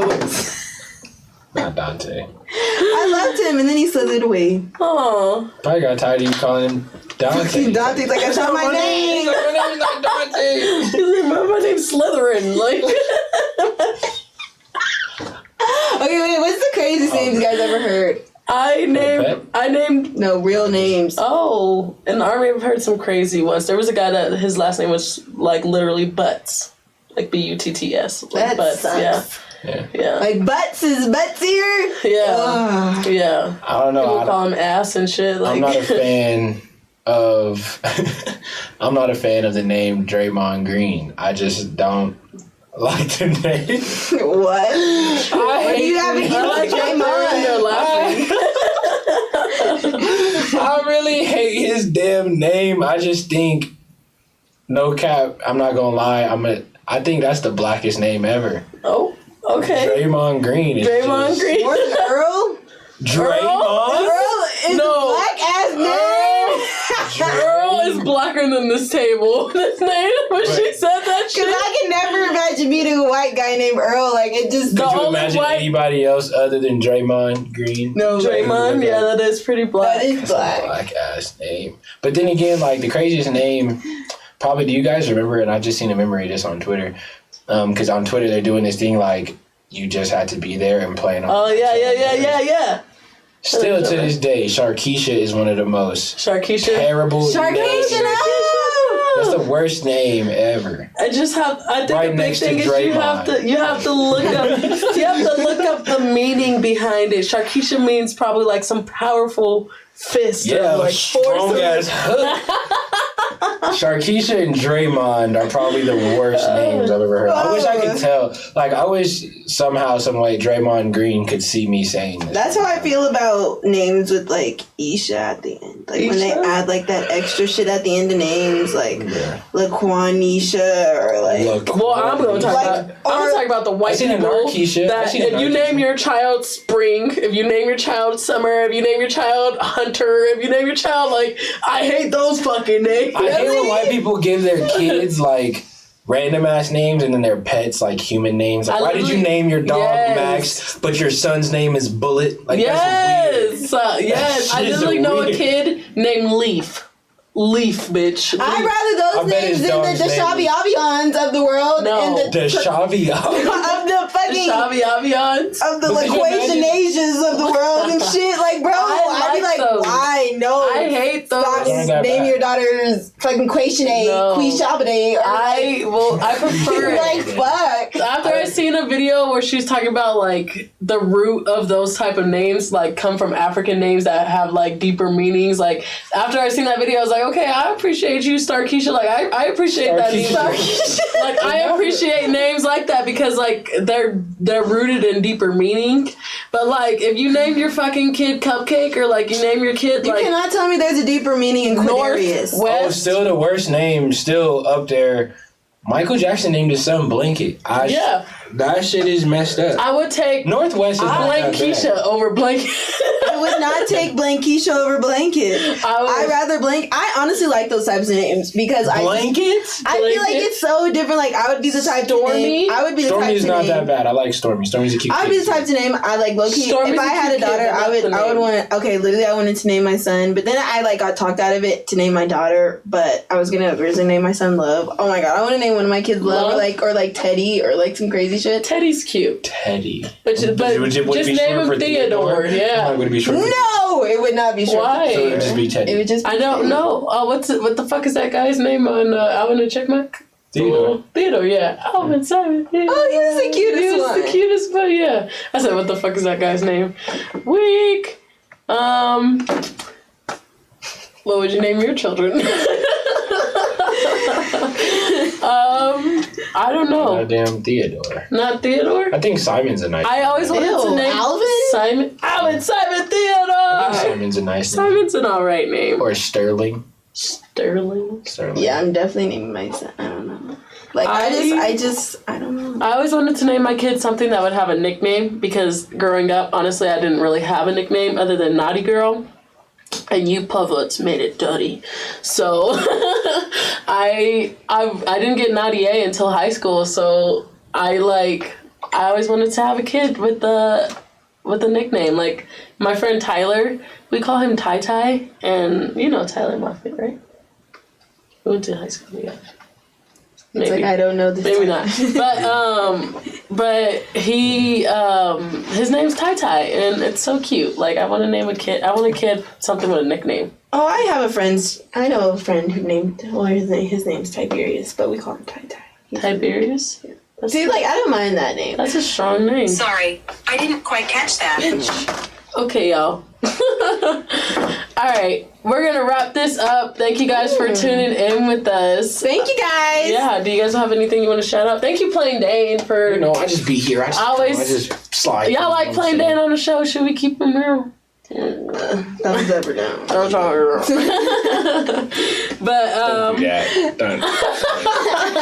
no, I feel like you would get a lot of thumbs up. I feel like you would get like. I feel like they would you get really a lot of appreciate thumbs. it. Yeah. I'm like checking the comments. Like, let me see. I'm dead. We're all like. Okay. This how y'all think of me? No. Dane, like, you're always first choice. Like, if we're like, damn, nobody can come, I'm like, what about Dane? I know, it was so funny because we were on the phone yesterday and Elijah was like, we're going to try to, he's like, I'm going to try to make it. And Hez is like, yeah, just call Dane. Yeah. I was like, and it was like 11. So I'm glad I can be the reliable guy, though. You know what I mean? Yeah, maybe you should come around more. Why don't you ever ask us if you could be on the show, huh? Because I know you guys usually have your cast, and I appreciate it. Well, you guys have a show coming up, right? Oh, yeah. Me and Dan are starting a show together, guys. Stay tuned. Yeah. To, what is it? The Open. The talent show. Are we allowed to? I don't know if we can Are we allowed to be doing this He right said now? what it was. I said what I wanted it to be. Damn. So it's really Dane's fault. Yeah, not mine. If you've seen this live, if you're watching this live, just accept it. We'll cut it out later. Right. But y'all get. If you're watching this live, on just accident. stay tuned. I don't know what the rules You're are. gonna be a host. I didn't get like an NDA or anything like that where A non-disclosure. where they told me don't say nothing about the show, Dane. Well, now that y'all know a little sneak peek, me and Dane are gonna be hosting a show together. It'll be a good time. It'll be a fun time. Yeah. We're gonna get Breezy B to be a special guest. Yeah. She's a special guest. This Ooh, season. I don't know. I didn't know how you were gonna get around that. I was like, how's he gonna say it? Okay. Really? I'm going to be on the show? I don't really think I'm that. If you want to. We'll figure it out. You can bring your waffles. Okay, shoot. Oh, speaking of which, since announcements, I usually have pop-ups on Saturdays, so it's gonna be Saturday coming up, and I have a pop-up. So follow Sticky Drip. No, let me tell y'all this. I just want to call Breezy Bree out. She always says she'll tell us and never does.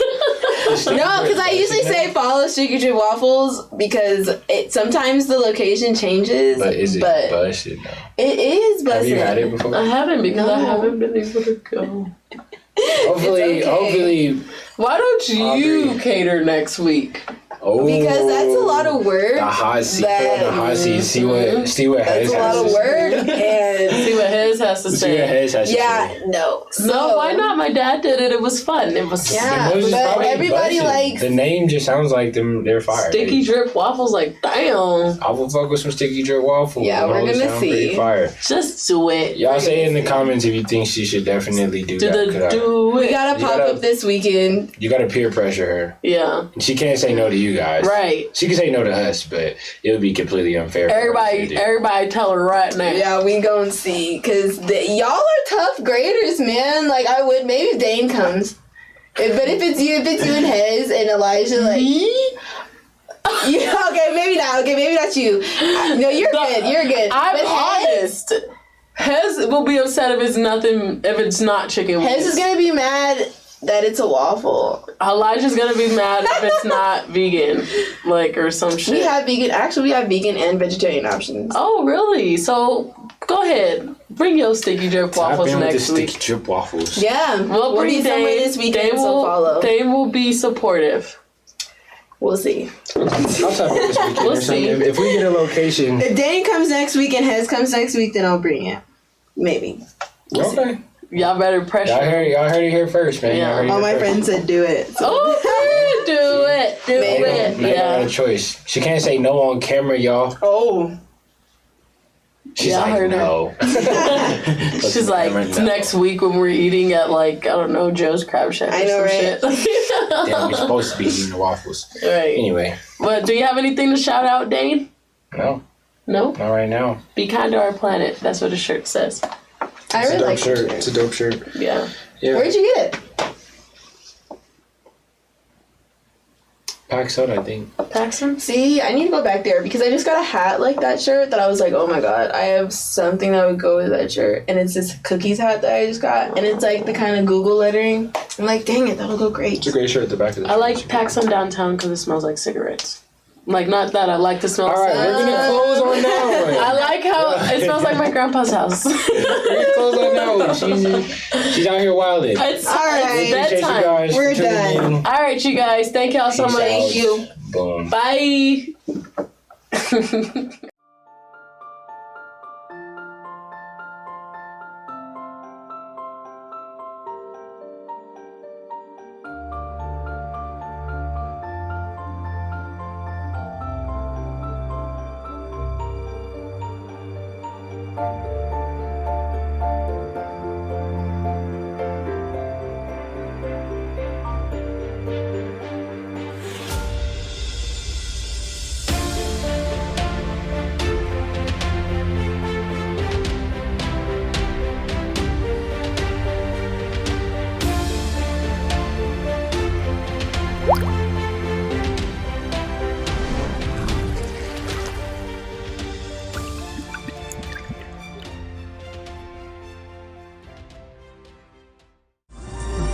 You are now watching Water Me Sis.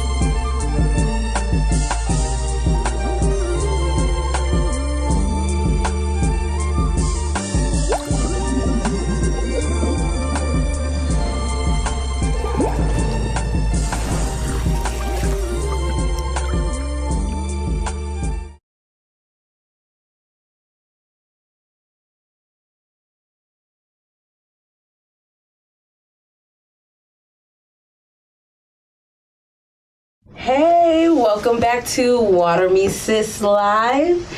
I'm your girl, Jalea. I'm Drea. And I'm your girl, Tay.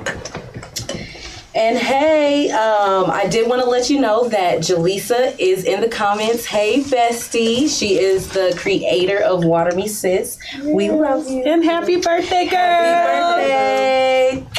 And we just want to let y'all know that Water Me Sis is we built this organization built off of sisterhood and building one another and growing one another. We're built off of growth and self-discovery of women. And so we water each other so that we can produce the sweetest fruit and the most beautiful flowers. Now, Men, we know you're out there, but this is a platform built for women. But please tap in. You know, we like to hear what you got to say. We love the support of our Black Kings. Yes. We thank you guys for joining us another week. Make sure that you share this video, like the Facebook page, and also subscribe to them on YouTube, our network on YouTube. And we did want to give an extra disclaimer for today. We will be discussing some subjects today that can be sensitive and possibly triggering to some audiences. We ask that because of the subject, you stay respectful to everyone's opinions and views. Viewers' discretion is advised. Yes. So every week we do a little segment. It's called Sisters Before Us. And that is where we just shed a light on women who, you know, are just out here doing the damn thing. So today's spotlight is Rihanna. I know, bad girl Riri.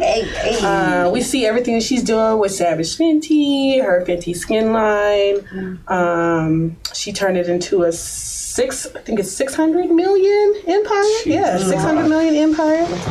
And with the topic today being the truth, a lot of people know that she is a domestic violence survivor as well. So we just wanted to go ahead and shed the light on her.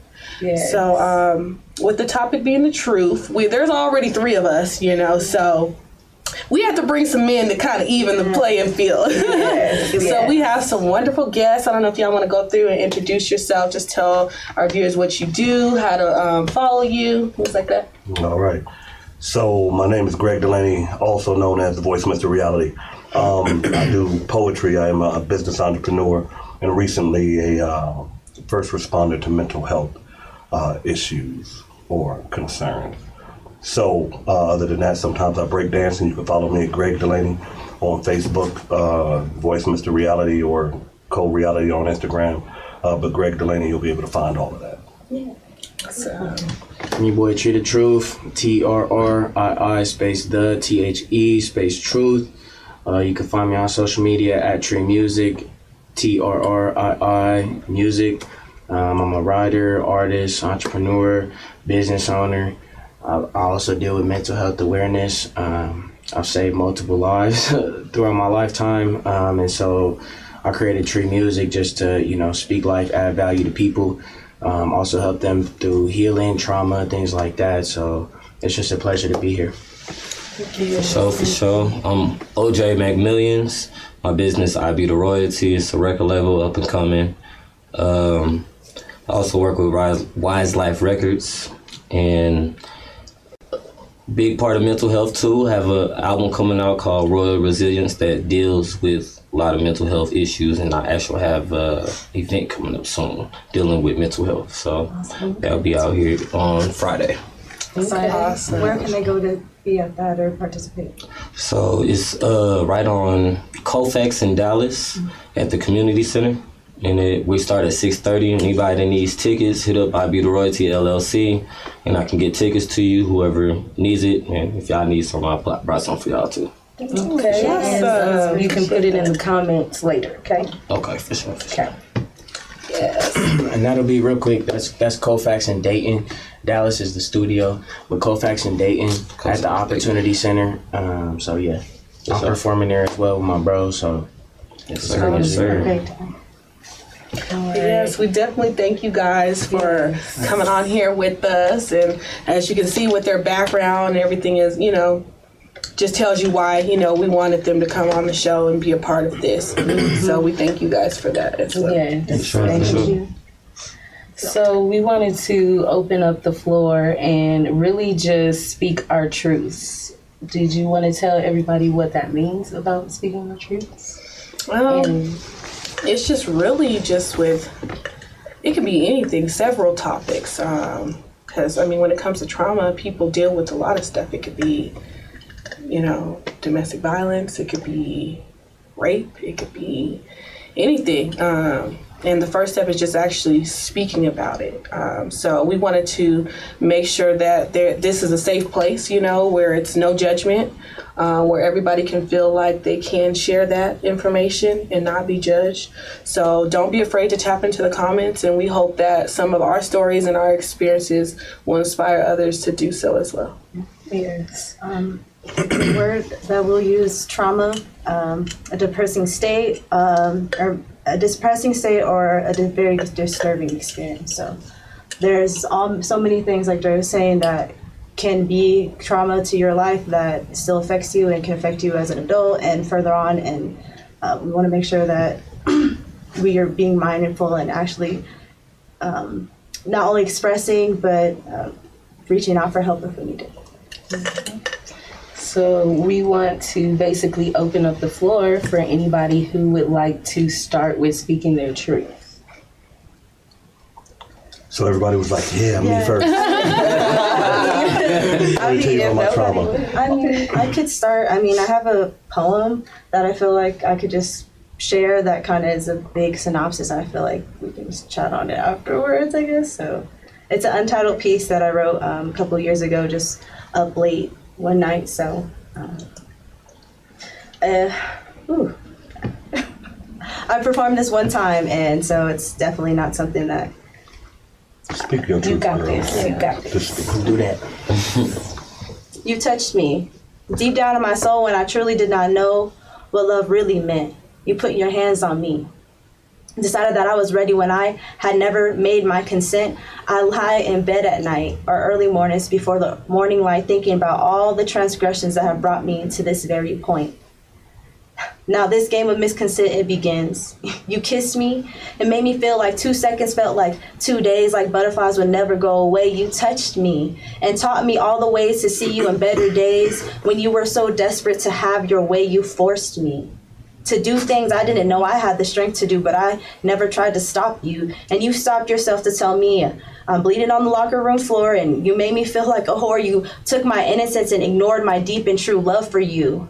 You made me feel ignorant, insignificant, and you tormented me with your childish ways. Oh, these high school days when fitting in was the trend that I could never be like anyone you decided you liked.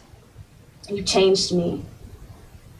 I never could understand why I constantly have to reprimand myself.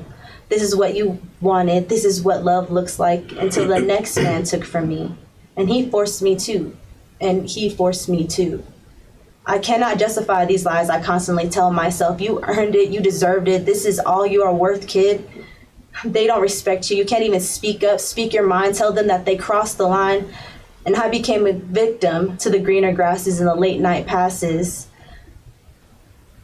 I feel harassed constantly as if everyone is staring. I cannot be cute every day because the niggas are like vultures. Is it really because they see the victim and the innocence in my eyes, or is it the late night gripper between my thighs? They could never seal a deal with their lies. And I've cried immediately after a sexual encounter, not to his face because he ran up out of the place. I hurt because of a woman of my race will always be second place. Have to be stronger, keep your head down, my mouth shut, suck in that gut, or get bigger butt or titties or whatever society calls beauty at the moment. You fucked me, and now all I see is the darkness through eyes wide shut. You fall back on me because I'll catch you. That's the heart on my sleeve, reaching, deceitful and broken, unknowing who knows it. I'm broken over you. I trust no man because of you, transparent their lies. I hate unjust eyes. I hate to cry, and yet I do because my feelings for you were untrue. Love is fake and only for the weak. This power I seek seeps deep. How guilty you are, and yet you have moved on. What a fucking con. I still have love for the man that changed me forever. He never loved me. I lie here to try and understand how a man can have all his cake and yeah, go ahead and eat it too. But don't you share me a piece, because if it were up to me, I'd take that knife and you'd be deceased. I'd cut you out of my heart and my head and excuse me. I'd cut you out of my heart and every inch of my mind without wasting time. You took from me, so I took from myself a bruise that has yet to heal itself. Jesus, please take the wheel, because some days I just wish you would take my life so I don't have to admit to these broken lies. I'm a raggedy mess. But in this life, it's just a test to see what was stolen will be taken back. You see, I lie in bed late night or early mornings before the daylight. And I fight my own mind after all this time. I cannot justify these lies. The nights of clouded judgment, so I can forget the past days that I never spoke of. So in fact, they never happened. Anonymous T. It was really deep. Yes, it was. It was very deep. Really? Yes, and thank you so much for sharing that. Thank you. But so, I mean, if we have to go any deeper, but I feel like I have a descriptive art, so sometimes you just gotta say it and get it out. And but yeah, you know, I was taken advantage of. I was very, I don't like to say naive, but you know, you think you really love somebody or they really have the same feelings as you, but they said women are emotional creatures, but I think feeling and action have to go one in one. But it's an unfortunate thing, and some people don't know that some rape victims are serial rape victims as well. And it's not something that I've never really shared with people, so I'm glad we have the opportunity and listening ears, you know. But you have to take care of yourself, and you have to watch your back, because not everyone has your best interests out. You're thinking one thing, you're thinking, oh, we're just hanging out, we're having a good time, and I said no. I said stop. One of the things that a lot of people don't understand, and it's surprising, but when you look at most of the rape cases, the majority of those rape cases don't come from strangers. They come from positions of love, of trust, or a situation of someone who was controlling, a father figure or a mother figure, something of that nature. And, you know, that campaign that they had to push for a while back, and they still kind of had to push that no means no campaign. You know, in relationships, it was a lot of confusion of when, you know, it becomes more aggressive and forced than it is just because we're together, this is what we're supposed to do. And, you know, for women like you, or even men who've, you know, been in situations, to have that voice and to speak out is very necessary, because a lot of people tend to think, well, if we was in a relationship, it couldn't have been that, you know. And I think that that's an uneducated thought process. But then if you don't have a conversation, how do you know, you know? Yeah, that's right. Setting those boundaries and understanding those aspects to it. Absolutely. Absolutely. You definitely have to learn how to do those things too. Sometimes you think that you said enough, or you thought that, you know, we have an understanding or whatever the case may be, but you have to definitely learn how to set those boundaries. And with females too, I feel like there's a lot of like emotions obviously attached, you know what I'm saying? So like how you said in the poem, you know what I mean? Like I thought that you love me, you know what I mean? Like when those emotions are in the mix too, you know, you feel comfortable with a person and you don't think they would ever cross that line, you know, and that line gets crossed at certain points in time. You know, so then just the confusion of was that love, you know what I mean? Yeah. And then you got to question yourself when it's all said and done. But for any woman who's watching, any person who's being taken advantage of by a loved one, anything that they're asking you to do, anything they're forcing you to do that you're uncomfortable with, that's not love. Any situation where you feel that you no longer are safe or that you don't want to be there, the ones who love you would, for one, maybe not put you in that situation, but definitely not push you over that limit. So make sure that you had that conversation and don't confuse yourself, don't question yourself when it comes to what that is. Anything you're not comfortable doing, you shouldn't be doing. And that's it. Yeah, that's the thing, and that can happen too, you know, in relationships, you know, he, you know, feels like he wants more sex or she wants more sex, and they end up like taking it from you. It's still considered rape if you're not consensual. Exactly what you're saying, you know. Absolutely. So, and I think that's what people don't look at, you know, like just because you're in a relationship, like it's not as bad. Yeah. No means no, and that goes for women too. Don't y'all get it confused. Y'all just can't be taking stuff. No means no. Okay, so you're basically saying that women can rape men too. Yes, they can. Definitely so. Definitely so. I guess that being said, I'll start with mine.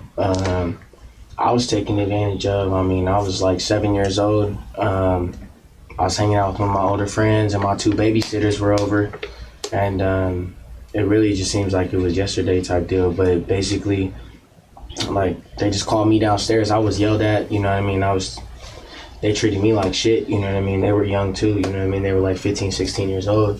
And they just told us to whip our thing, you know what I'm saying? So like, that's like, I'm with my bros and that's not cool if you don't do it, you know what I'm saying? So I did it. And so like, just, there's a lot that goes along with that. But I was 7 years old and I feel like that obviously had, you know, played a huge part in the level of where my mind was at, like what really is love type deal, you know what I mean? Like, and it was with, like, I liked my babysitter, you know, she was cute, like, so I'm, same thing, like, it's no problem. But then, like, obviously looking and learning down the line, you know, you really just start to see, like, that shapes a lot of what can happen within a young man's life too, you know what I'm saying? Taking away dreams, goals, aspects of where their focus really can be at, you know, when a young man is only focused on sex or trying to get that nut off or whatever it is. And so yeah. Well, that's actually, I mean, and that's one of the things, that's actually a result of being sexually abused when you're younger, you know, with a young mind state is that's the cause and effect is normally a hyperbolized sexual drive. You know, now, you know, a female who's been molested by family or friends or in the past, at this point, she's very hyper about sex because that's her understanding of love. You know, what's so crazy is that a lot of, you know, and I don't even want to say just black men because I don't know if it's all men. I just know a lot of black men have went through situations like that. You know, I was molested by the females in my family. For me, you know, I look back now and I could say, you know, I'm grateful that it wasn't, you know, I wasn't molested by men because I didn't have to deal with the fact that I was penetrated or, you know, I didn't feel violated in that sense, you know. And when you're young, like you said, you know, it's an experience, it's something that's happening. And if it feels good, it feels good. You don't understand how wrong it is till you get older, then you get into that mindset. But, you know, that shit hit me like a ton of bricks at one point because then I realized I never had a chance to give away my virginity. You know, I never had a chance to lose it on a prom night. I didn't have that option. And my idea of love was if you loved me, you would touch me. You know, you would do this. And this is what love was. And it was a secret thing. But once again, you know, we're young, we're boys, and just because your body responds, and this is one of the things that a lot of even rape victims, females, got to understand, just because your body responds to what's being done to you doesn't mean that you're mentally accepting it. It's just a response. And as a young man, if you're being touched and you have these feelings, you know, your body responds. But when you look back on it, then you see the sickness, and then you see, okay, well, damn, you know, that shit. I mean, for me, I can't stand sexually aggressive women now. You'll never catch me in a strip club. It reminds me of everything that the women were to me, because anything sexually aggressive is like, wait a minute, hold on, wait, no. You know, but there's always that trauma that we carry, you know, and it may not manifest itself in a way that you're acting out, but if you notice that you can't keep a relationship, maybe it's because of something that happened to you previously that you hadn't dealt with of that nature, especially, once again, men, you know. We were taught, and I'm older than most, not that old, but, you know, we were taught that being a man, we were taught that being a man meant that you had all these women, and that you had these relationships, and that, you know, the more women that wanted you, the better man you was, you know. And then when you come from a over-sexualized community and time, then how do you get them to like you? You know, you put yourself out there like that. And there's a lot of young women who do, but you know, having a 28-year-old daughter going through the stuff that I went through, my goal was to make sure that she never had to live that life or be around that, and that you understood your value, and that there was a man that loved you without, you know, you having to be touched or giving away access to yourself. Starts at home. Yeah, absolutely. It starts at home. I was just going to say that earlier. It definitely starts at home, like fatherhood. I mean, I got 2 girls, and I don't care if I'm there 50%. That 50% of that time that I'm there, they're going to learn what to stay away from, you know? Right, and what a man's love really looks like. Exactly. Right. Exactly. You have to show them that, because if not, then a female will just go anywhere.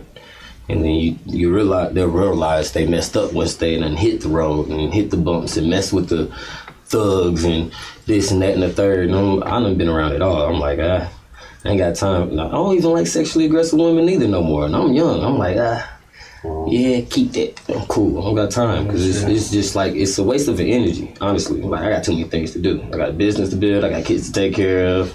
My baby mom not here no more. I got to do what I got to do to take care of my family. So it's like, I ain't got time for the extra amenities, you know? It just scares me, just knowing like everybody's situation and like how it's happened, like you with a babysitter, like stuff like that, you within your own family. It's just like, damn, you can't trust nobody, you know, because I have a 6-year-old little boy. And like with my truth, I don't even know how old I was, but I just remember being in the swimming pool, and it was just a bunch of people in there, and there was an older guy. He was a brother of a friend that I had, and you pick kids up and throw them and stuff. He was doing that, but when he picked me up, he like slid his fingers up there, like to pick me up. But he just kept doing that, and it's just like just being in a setting like that. My mom was there, like. And I didn't know what the fuck was going on, and I never told her. I still never told her to this day. I just didn't, But it's just like shit like that it can just happen in settings like that. It just scares me. Like, who can you trust? You can't trust family. Nobody. You can't trust no fucking body. Your babysitter, like, damn, that's why nobody will watch. But see, that's one of the things is that, when we're talking about kids and the youth being in this situation, that's why it's so important to have that communication like he spoke about. To have that relationship, because you want your kid to be able to tell you, hey, this is what happened, and this happened here. And it was crazy because I watched a couple of podcasts, and they were women talking about how they give to their children that they name their body parts different things, and they were like, stop doing that, because you're taking away from what it actually is. Call it what it is. And then when they say, where you touched here, it wasn't like, where you touched on your cookie, was it, none of that. But that communication is the key. I, like a lot of people, when you don't really see it as being so wrong in the situation if you're not violated, if you don't feel like you was really hurt at the time, it's like, okay, it's a secret, this is what it is. But when it comes out and it's the truth, then 9 times out of 10, you got to deal with the guilt of the fact that you never told nobody. That this is something, did I accept it? Did I really like it? Is that why I never said nothing? And now I'm here, and now you were dealing with the PTSD of your situation that wasn't caused by you. And it's a lot. It's a lot of it. But that communication is definitely going to be the key to continue to keep the relationship, the communication open, whether it be in a relationship or it be in a relationship with a child. Because if you with your loved one and you saying, hey, last night you got a little too aggressive, and I don't like that moving forward. So if it happens again, it's not a misunderstanding. Right. Yeah. And it goes for like boys being molested by men too. You know what I'm saying? Because one of my family members, I don't like saying just out of respect, for one of my family members, but that's one of the reasons why their sexual orientation is the way that it is, because that's the only aspect of love that they had. Like, and I'll just be real too, you know what I mean? Just when, like, I don't want to like feel like he's being called out type deal, but one of my brothers, was touched by a man, we're never having a male figure around. And that was where he was taken advantage of. Now, it's been multiple levels of, addiction that have popped on because he doesn't know how to cope with that. But being one of he calls me his little big brother, and it's because of that aspect of always being able to be open with him and accepting and then trying to help and things like that.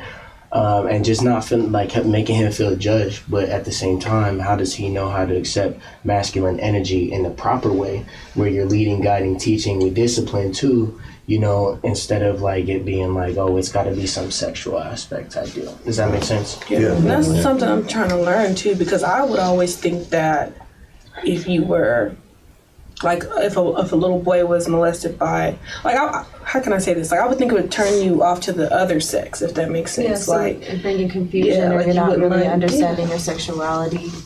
Like maybe like if I was molested by a man, then I would be gay and like women, because I was molested by a man and I'm like, don't want nothing to do with men. Well, I can say, speaking for myself and telling my truth, because when I was younger, I was basically like touched by a friend, like that was like the same age as me, and like we would go over to after like church, and it would be at the house, and like it's just like you said, like I didn't tell anybody because it was like I started to like it.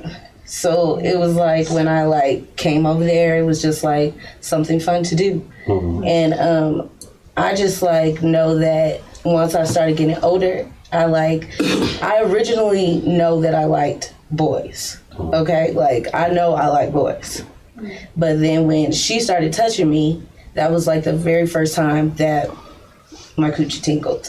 Like, let's just be honest. So it then did confuse me, you know, and I started, and then I'm like, okay, well, now I really do like girls, you know, like I like girls too, you know what I mean? So yeah, so like I ended up basically like going over there all the time and just liking it because she was my age. And then I was like confused growing up. And then like, okay, I would be in church and, you know, they would be like, it's not, you know, like that's not right. You know, it ain't right. And it's a sin and all of that. So I would really try to like probably just pray it out of me, you know, like try to pray it out of my own self, you know, like that's how I would feel. And then like after that, now that I'm like older or whatever, I'm just like, okay, I'm just gonna go ahead and forget about this. Like, I know that God loves me, and He's not gonna make me feel bad for like anything that happened to me that I couldn't control. And going back to what you're saying, like the reason why you end up like in the same sex is because like that was the first time that person made you feel some type of way. And I understand that. There's many different levels, you know, and once again, you know, I never was in a situation where I was touched by a man or, you know, molested by a man, but I know that for a man, for me to be penetrated in any kind of way is unnatural. That would scare the shit out of me. I have family members who, in the same family that I'm speaking of, who was molested by men. And, you know, I'm grateful as hell because I look back on it. I was around these same family members who did this to other people, but they never did it to me. Not the men, you know. But, you know, I've been around that. And honestly, this is a man who's now definitely confused. Well, actually, he claims he's not confused in his sexuality. His sexual orientation is he's a trigender. He tries anything. And that was his, you know, for him, it was his trigger. It's always been his trigger because he was touched by his brothers and people like that, his older brothers, and he was molested. That was his idea of love. But once he got old enough, you know, and got scared and went through things, he went back to what he knew. And that was the comfort of a man. And, you know, it's not for us to understand, you know, individually to say, hey, I understand why you did this, why you feel that way. But for us to, and one of the things that y'all had mentioned is one of the things is to encourage people to find an outlet, to find someone to speak to have a professional. The counseling is okay because you don't have to try to figure it out yourself. You know what I mean? You don't have to go through it in your mind 1,000 times trying to figure out if God loves you. You know, granted, it helps if you could do that yourself, but it's always, you know, taboo in the Black communities or in the minority communities about doing the mental side of your healing. Encourage them to get counseling, somebody to speak to. That's what I wanted to talk about too, like just the, you know, the difference in between cultures and stuff. Like you know, being, you know, going through that within your family, I feel like in Black families, it's always kind of what happens in this house stays in this house. Absolutely. And that's how we're taught, you know, to not speak on stuff that goes on within our family, you know? Or never being comfortable enough to speak on them. Like, it's a terrible thing when you feel like you can't trust your own parents to tell them about things that are happening to you. Or if you do express those things, they reprimand you and you're in trouble now because of something that someone else did to you. Right. But keep in mind, you know, when you're dealing with issues like that, it's 9 times out of 10 because those parents are still holding on to some trauma that they had. And they don't want to deal with yours because then they have to deal with their own. You know, that kind of shit. Like, we always had that, you know, everybody got that family member where they be like, nah, y'all can't go over his house. Or, don't sit on his lap. You know, that's always how the I think that fucks up. Like, why does that, you know, like, that's just unfortunate. But that's the thing is that, you know, this is people, and it's not just a Black thing. It's just, you know, it's just that we're more aware of it because this is our culture. You know, maybe a minority thing not to have a conversation outside of the house, but this happens in every culture. These, you know, white people are. But I feel like they're more open with like therapy and stuff, where Black people are closed off to that. Well, they're and seeing counselors and stuff like that. And don't let me speak my truth that I don't know. But what I am aware of is that, you know, the counseling conversation is not as taboo for them when it comes to family life situations. But as far as them still being molested, touched, and things of that nature, that's still secret. I mean, it's taboo in every culture. But when you talk about the need for mental health, it just seems that, let's be honest, the white communities had more access to it because they had more funding in their, in that realm. They've had more hospital access. They had more insurance that covered things in nature as compared to we didn't. So we just kind of had to go through it ourselves. And I don't think that it's the fact that, they don't do it, or we don't. I know we don't do it as much, but there's a reason behind the whole process of why things wasn't that way. And it's up to us to kind of change that narrative. And that's why, having conversations like this is important. I mean, and even, I would kind of almost be scared to go to a therapist, and I'm not sure what they're doing behind those doors. Like, I don't, you're releasing something that's very powerful. Like, they can try to control that. I mean, like, it just reminds me of some Get Out type stuff. Like, you don't know what they're doing behind those doors. Is that what you're saying? Yeah, I won't say I'm anti-therapy, but, you just have to be careful. You don't know these people, and you're giving them very heavy information about you. Like, that is scary. Yeah, but see, that's the point. I know, and that's what I was going to say, and that makes it perfect for me because I don't know you. So I'll be like, please, let me just give that to you so you can have that. So I don't have to tell everybody else. Like, just for me, I'd rather be able to tell somebody that I don't know. Well, unbiased opinion. Yeah, I would encourage you to just try it. Get on that line, have that conversation, because the biggest issue that we have is that 9 times out of 10, we don't want to have to deal with those truths. And if I'm having a conversation with you and you're leading me down this path where I got to really be vulnerable with you, how comfortable are you with letting that go? Because like you said, I'm putting this out there with somebody who doesn't know me. But that's the point. You got to put it out there, because if you're not putting it out there and you're holding it on yourself, then you're causing yourself the trauma. Then you're the one who's going through the depression. Then you're the one that's physically affected by it, which ends up causing long-term effects. And that's where the conversation starts, like your poetry. You are doing to a whole room what you say that you wouldn't be comfortable doing with one person, but that's just the way that you perceive it. So when you get into that process and you change your mind and you say, hey, look, let me tell you, and this hurt, and it scared me, and this is what I felt, it's a process, and it's not for everybody, but I would encourage you to try it, not just you, but I would encourage anybody to try it before you say, I can't, or it's not comfortable, because it very well may be more comfortable than you think. And one thing I'll say about therapy, I do understand that trust level.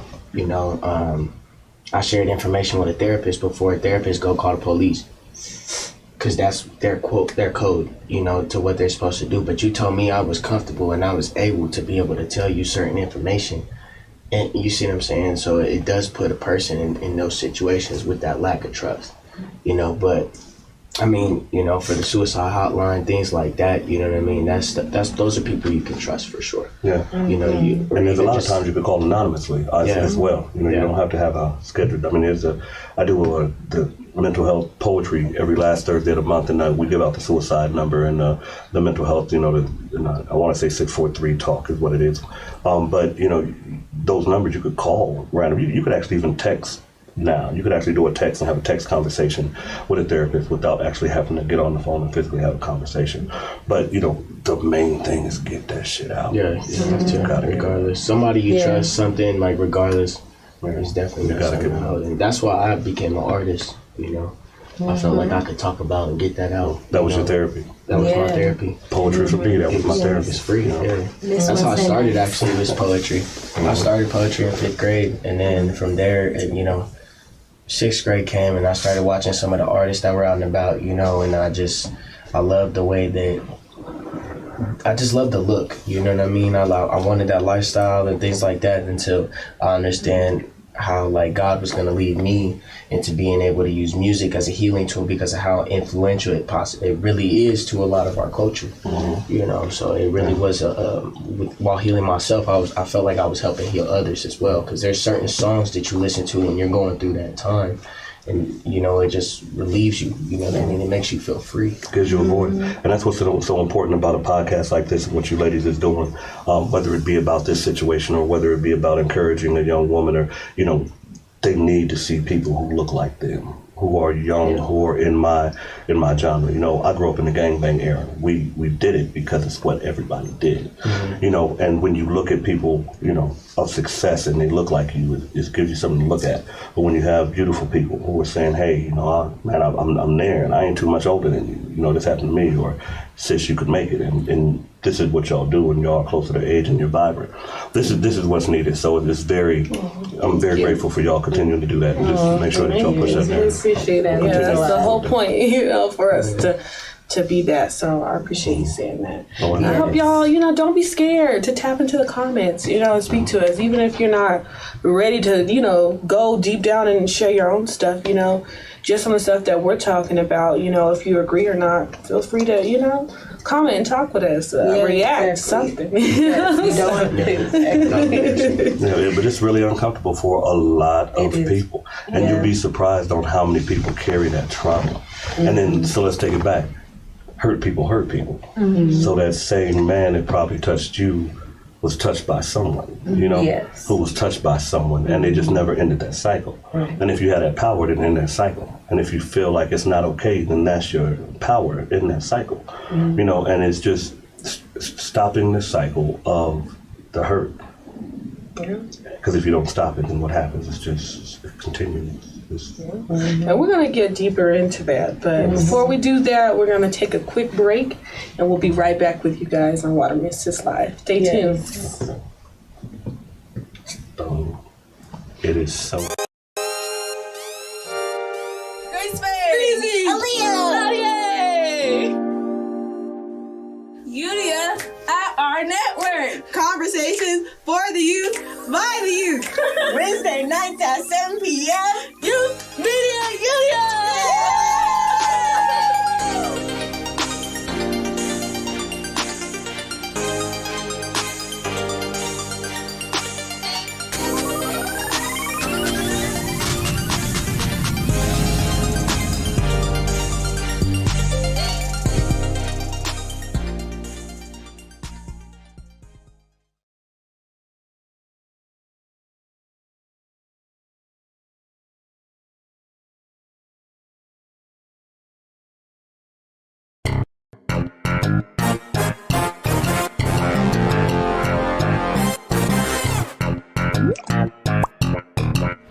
I'm M. Goodnight, and this is Robbie the Rocket, and this is Game Point Sports. No fingerprints. Yeah, where we talk sports with edge here on Game Point, and tune in on Tuesday for Tough Talk Tuesday. And Fab Five Fridays around 5-ish.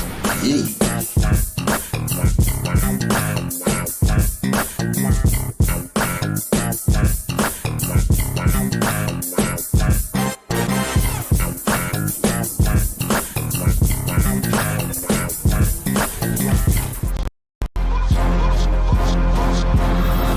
Yes, DJ K-Tone, DJ Squizzy Taylor. Make sure you check us out every Sunday. Digital Online Showcase on the AHRR Network. That's AHRR Network. Follow, share, tag somebody. You dig? Tune in. Yeah.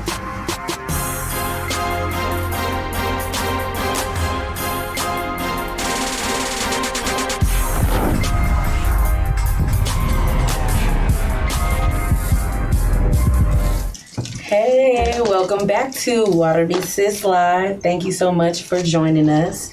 And we are talking some really sensitive things today. And we have our guest here. We're going to have our guest, the voice Mr. Reality. He's going to share a piece with us of his poetry. He is well known across the Denver and actually across the nation as a, let me say it wrong, deadly pen poet. A lot of people out in Colorado, I actually was introduced to him by going to one of his venues that he was hosting with the girlfriend, and was able to, be a part of his platform. And it's something that a voice, like he says, he gives to us, and a space for us to, share. He does do a live every Thursday now. It's some dynamic stuff. You hear some dynamic artists, so please, we'll take a break for a second and we'll have them next. Yes. Okay. So I bet. So now you go to it.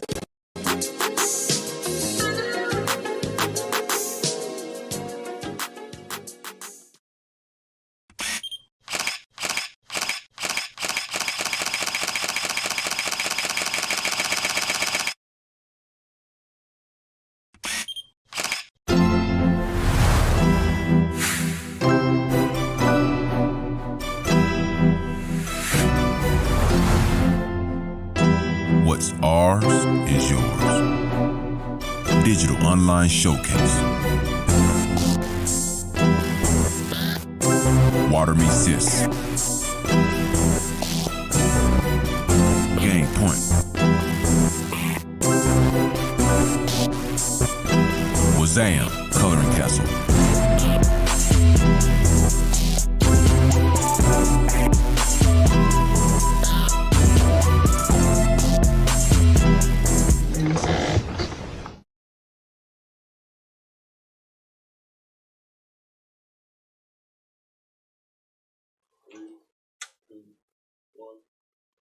Where I'm from, there's no such things as heroes. Government bombs are aimed at third world countries but never seem to make it further than the ghetto. Nigga, you know the ghetto. Where poverty-stricken parents who never received their royalties name their children after queens and pharaohs. But see, our kings are those that were good at being bad, and those that were bad at being good tell the judge in front of the trial sentencing that they were simply misunderstood and grew up products of their hood. You know the hood, where hood niggas beat hood niggas worse than the police. And the value of the economy is based on how many brothers in the project that week was left lifeless.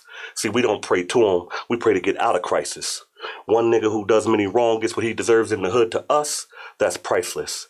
See, I'm from where brothers who cross over imaginary lines drawn between blocks get shot up like gas prices.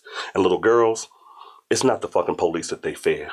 It's that perverted uncle drunk off Thunderbird malt liquor beer. And the little boys, it's not the fucking government that they fear. It's that same perverted uncle drunk off a Thunderbird malt liquor beer. See, the World Trade Center falls every day here, judging by the sound of the mass mother's tears. And children, they don't have music. So what they do is they dance in the street to the sound of their heartbeats. Throw rocks at cop cars and middle fingers up at police. And the news? Fuck the news. You'll never see on the news about that drunk uncle slain in the projects by his nieces for reparational kickbacks. You see, where I'm from, in our community, I'm from where baby mothers who never went to school for engineering a day in their life arm show tracks. Where niggas who's never been rappers or DJs a day in their life spend most of their life on dope tracks.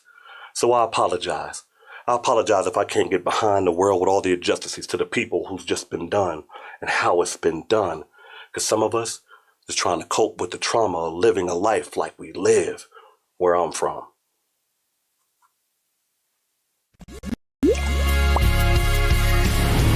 My name is Haroon. I'm John. I'm Rashad. And I'm Brandon.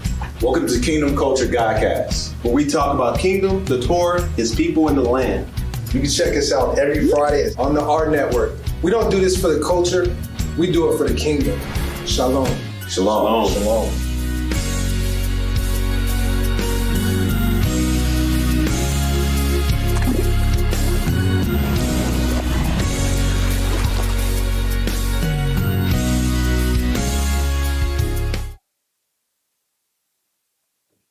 Live, that was dope. Thank you so much, Shashan. Yes. Do what I can. Looking good in that booth. Oh, man. I know it was all blue up with your blue outfit. Right. I felt the moment, and you just had to go with it, man. But you know, it's an opportunity for us to tell our truth. And when you're doing this, you can't be meek, you can't be quiet, you can't, you got to stand up and you got to speak it, because regardless of what you go through, at some point you come out of it, and that's what a voice sounds like when you're victorious, when you don't give up, when you believe that you can make it. You know what I mean? So, that's real. Thank you. I definitely appreciate it. Yes. Letting us know where you're from. So that means too, there's also I didn't even really think about that as far as trauma. Some people go through with just gang violence. Absolutely. Too. Seeing people die, seeing their homies die, stuff like that. Well, RIP to the people out in Boulder. There's people who really are losing their minds at this moment. I live close to Challengers, and they just had found someone's dead body over in that area. So, and my we heard those shots. We heard a whole gunfight. So it's happening right here. You know, it's right now, every day. It's not just, oh, somebody died and no one's grieving, no one cares, no one's, giving, what's the word? Excuse me. Like, they're not getting justice. Excuse me. They're not getting justice for this, and it's more than that. Yeah, and I think that's where a lot of people get confused. When you mentioned, PTSD does not come from just veterans of war. Mm-hmm. What happens when you were abused by your parents, one of the parents or a loved one? What happens when your best friend gets killed and you're next to him? Like, they don't normally ask you to go to counseling for that. Mm-hmm. Hope nowadays, they try to push the narrative, but when you grew up in a gang culture and all your friends have died, when you're going through this pandemic and your aunties and your uncles has died and they were your favorite ones, like, there's no uniform look on mental health issues or mental tragedy. Yes. And a lot of people just want to make it depression or anxiety, but there's no so way. Much more. Because once again, you could have been a beautiful brown-skinned woman, but be the only brown skin in your family and they picked on you your whole life. Mm-hmm. You grow up with that trauma. Mm-hmm. But are they going to say that you need counseling? No, they're going to probably say you acting stupid because you didn't know no better. You know what I mean? Or that's just what it is. Like, there's so many different ways to address it and to acknowledge it. So I really want us individuals to get used to the fact that it doesn't always look like we thought. Mm-hmm. And everybody is probably going through something, because I'm sure that person who snapped and shot up all of the Asians in Atlanta had a mental health issue. Did they recognize it before? This man who did this in Boulder, he had a mental health issue. You don't kill people randomly. These gang members, the thugs that we used to want to be like you killing people on a regular basis. You can't be mentally stable. That's not what normal people do. No. Well, so even back to the gang violence, you know what I mean? The reason why I stopped even going to clubs and like even just being an artist, like why I don't even want to go and perform in clubs. Like, I was in a club back in 2019, like before the pandemic even hit. And I remember I was in the bathroom, and I guess some dude had got his phone stolen or something like that, just brand new iPhone, whatever. Dude literally goes out into the main area of the club and shit, and literally shoots dude. And I'm watching, like, I'm coming out the bathroom because I didn't even know, you know what I'm saying? Like, this was just when my mental health was already where it was at, doing drug addiction and stuff like that. Mm-hmm. You know what I'm saying? So I'm in the bathroom doing my thing. I'm coming out. I'm watching a dude run past me. And dude rubs up against me with his blood. And I literally remember his blood. And we were sitting there following him out, trying to make sure he's good, that he gets the help that he needs. We go outside. My bro's over there macking on a female. And I'm over here like... The paramedics end up pulling up, and they're just surrounding him, didn't even want to touch him because the whole situation. I'm like, dude, if that was your son, what the hell would you do? Like, why are you just looking at this black man and not trying to help him? And so that young man ended up dying. There was like 3 other people that were shot that night. That was back at across the street from Dorchester. I don't know what the name of that little event. It was an after hours venue. Oh, the Tetra? No, not Tetra. The one that you go downstairs. I don't know. Yeah, it's like a hookah spot. Like, you go downstairs type deal. Yeah. I don't know the name of it. Across the way on the next block or something. But yeah, like it was like probably like shit, not even a half a block down. But between substance and once again, substance abuse is also a form of a mental illness. Exactly. And what people don't understand is that when you're on that substance, you're not in your right mind, and so they do things like this, and then you wake up the next day and you got to deal with the fact that now your life is gone because you took somebody's life. But what you gonna do? You might as well get intoxicated or influenced again, because how you gonna deal with that? There's so many levels to this. It's real, and that's why there needs to be this many conversations. But it's not a normalized topic. You know what I mean? Everybody feels like it's a pride thing and not wanting to be able to talk about what traumas actually affect them. And like I said again, even creating true music, like speaking life, adding value, I understood that the traumas in which I had went through, God was allowing me to go through those things in order to understand and be able to relate to certain people, so that I would stop judging. Like even being homeless, and going through that aspect and feeling like, damn, I'm not even good enough to be in a society, or I'm only looked at as a number and I'm only a dollar bill. Like, what is my real purpose here? Just trying to find your purpose in a world that's like really what you want to do, and instead of just having to go along to get along, and being a slave in this matrix system is really what it is, First of all, that's very deep. I wish I had some weed. I'm just saying, if I was high. But also, going back to the idea that there's so many levels to it, but we're getting generalized, and we're just getting put into, all right, we'll just put you all on ADHD. Oh, we'll just put you all in just these different areas, and there's so many. There's a whole journal basically saying all of the different drug addictions and usage, and in psychology you learn about this, so you can't just generalize people. You can't just put them into one boat. And there's a difference between mental health issues and a mental health challenge, you know what I mean? And just because you're having a challenge doesn't mean that you have a mental health issue. It just means that currently you're going through it. Yeah, that's real. Getting out of it is the challenge, right? The issue and stuff like that. But yeah, when you talk about just how they generalize a lot, I think people tend to do that because it's safe, the same way that they generalize things they don't know. You know, if you ain't acting like us, then you're crazy. You know, if you do something different, then you're a weirdo. You know, and that's the way that they do it. But when you have people like you who do music, who give a voice to those who are too scared to speak, you know, that is one of the things I push on this poetry narrative, you know. Podcasts like this for you ladies to get on. This is where we push this narrative. So and like you were saying, just even what's categorized as normal in a society. You know, going through a lot of, you know, my healing back 2018, 2019, when I was just going through it, trying to find myself in the midst of a lot of it. I started studying Dr. Sebi and, you know, understanding where he was at and talking about, you know, the alkaline-based diet. You know, and so there was a lot of people that I was like finding that were like, how is it normal to eat an animal, something that's completely living? Like we understand the level of it. Mind you, I still eat meat. It's not like I completely chopped it out of my diet, but just the concept of we live in a culture who has normalized eating a living being where we're taking on their trauma. You know, they're being cataloged, or how do you say it? Yeah, like being cattle, you know what I mean? And being going to the slaughterhouse. It's like a torture. That is a torture. Like, and so if you are what you eat, and they're going through all this torture and all this, you know, pain, you know what I mean? That adrenaline is released into their blood. And as we're eating this food, this is trauma that we're taking on from an animal that we don't even realize. That's why it talks about in scripture, you know what I mean, that he gave us every seed, you know, that bears fruit for food, you know. And so it's one of those things that like, and then if you're somebody who doesn't eat meat and you're alkaline based and herbalistic, then you're looked at like, oh, you're weird, you're different, like why you act like that. You know, so it's little stuff. I know it's a little similar topic. And everybody has their own separate belief, but the greatest thing about it is it to find your purpose, you know, regardless of what it looks like. You found it in, you know, the Dr. Sebi.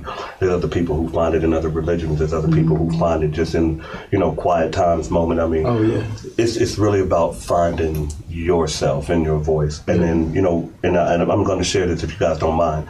A couple of things that if you look at mental health awareness tips, one of the things that they say is when you're going through tragedy or when you have a trauma, when you're depressed and you're stressed, to verbally say it out loud. Because once you say it out loud, it moves from the back of your mind to the front cortex, where that's the problem-solving part of your brain. So say it out loud so you could acknowledge it, you could recognize it, because once you say it, then it's out there, and now you start working on how to fix it. There's also the thing where they say do self-help.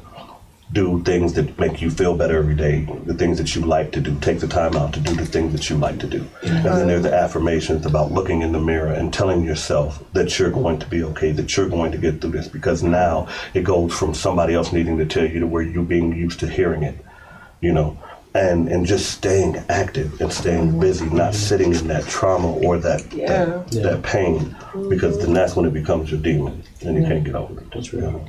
And I'm a full product of that. You know what I'm saying? Beginning in 2020, my mental health was very, very low.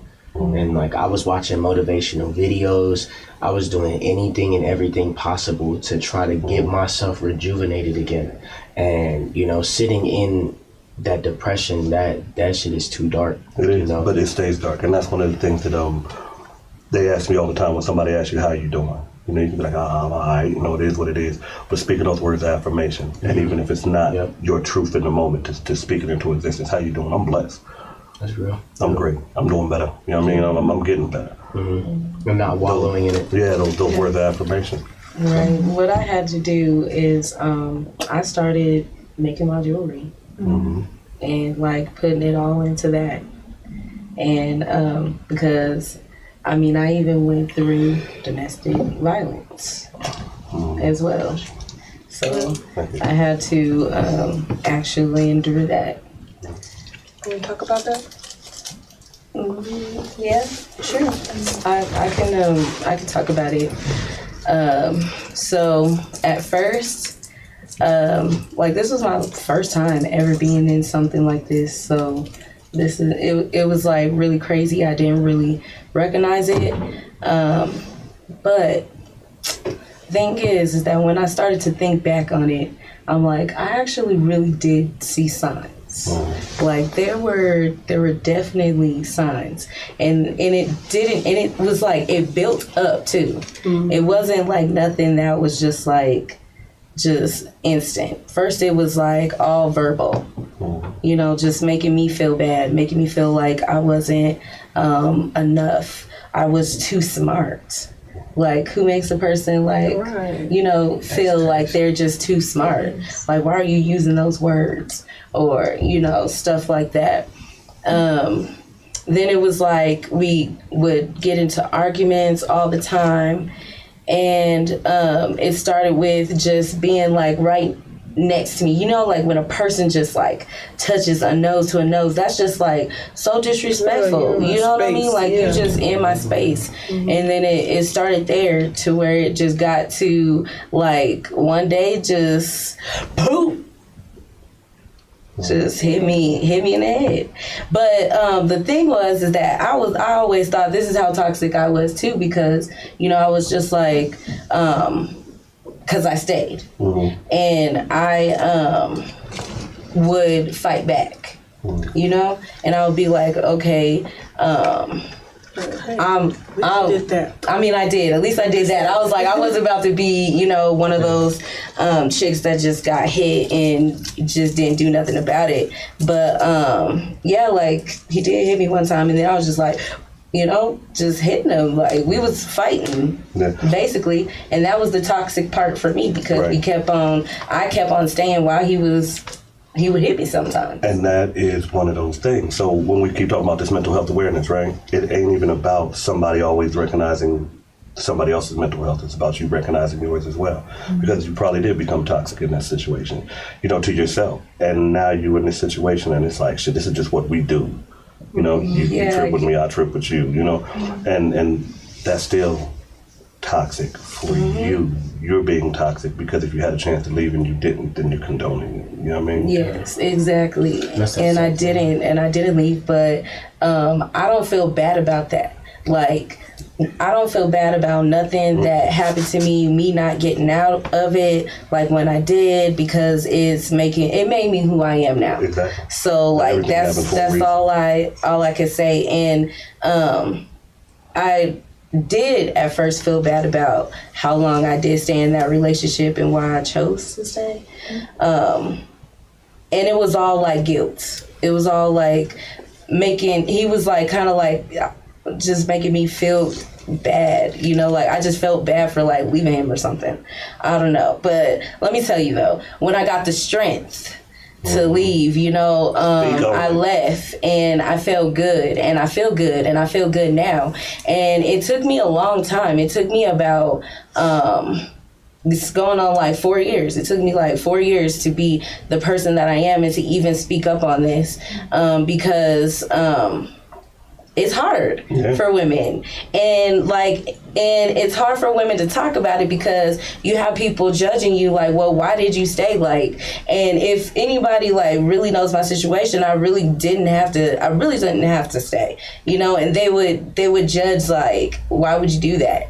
But it made me who I am today. So judge me on that, because I feel good. I feel good for even speaking out on this, because maybe somebody is in this situation and like you don't, like there are definitely signs. You definitely get signs. They give you signs before they even hit you, like really, because I had the signs and I ignored them. And so if you feel like you are in a situation right now where you were like with me, like you have the opportunity to get out. Like you do. Like there are sources. There's somebody that you can reach out to. Like there's no reason for a man to put his hands on you. No. There's no reason for a woman to put their hands on a man. So it's vice versa. Like a relationship should not be based on putting hands on Nobody. It's supposed to be all love, hugs Exactly. and cuddles and kisses and stuff. Exactly. So know that you can get help. There's disagreements in relationships. Yeah, but not to that point of You don't physical. have to physically harm people to get your point across. And if you can't, then you have communication issues, and that's what the issue is. It's not about you, because I've been in like the same type of situation as well, where he would talk to me super, super crazy in front of company. I'm homely, y'all. Like, I just cook and clean and chill, and I don't have no reason to be talking to me all sideways. I don't talk to people crazy. It's not necessary. I don't like to argue. I don't like to fight. Like, it's because you don't know where you'll go. Someone can take you very far and take you out of your element and take you out of character, and it's not necessary. It's not worth it. But he just didn't communicate well with me. He just it triggered me to be like, well, you're not going to talk to me crazy. You're not going to do these type of things. And well, what you do, I'm doing harder. Like, I don't care how big of a dude or how big of a man you are. I'm bigger than you. I'm stronger than you. I believe it. I move in that way.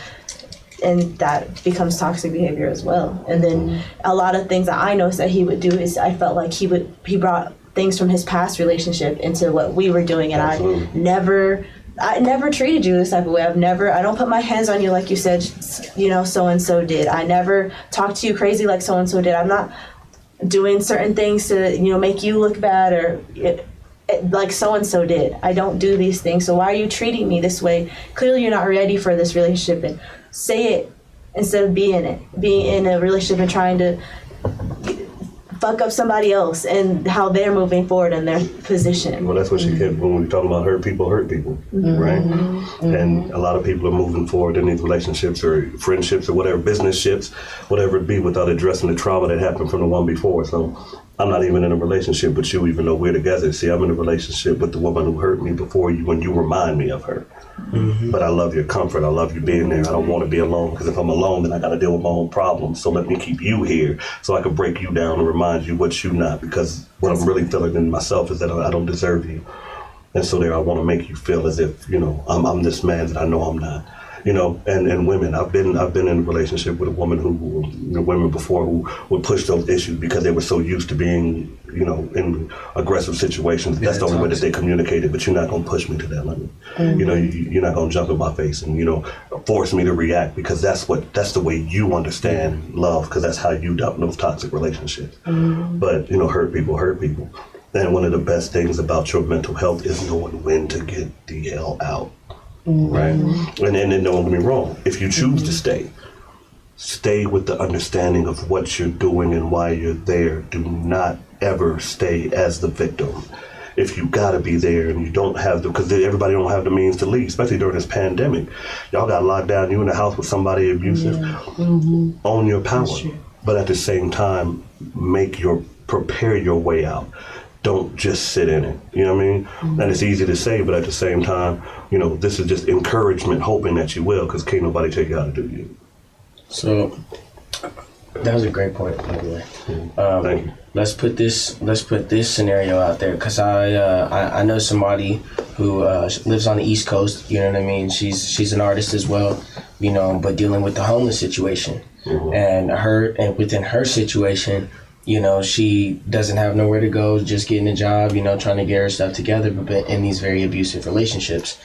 How would a woman like that end up going to prepare to get out? Well, and so my suggestion, honestly, would be that there's 1,000 resources. Now, I'm not saying that all of them will work. I'm not saying that they're going to work in the time frame that she needs them to.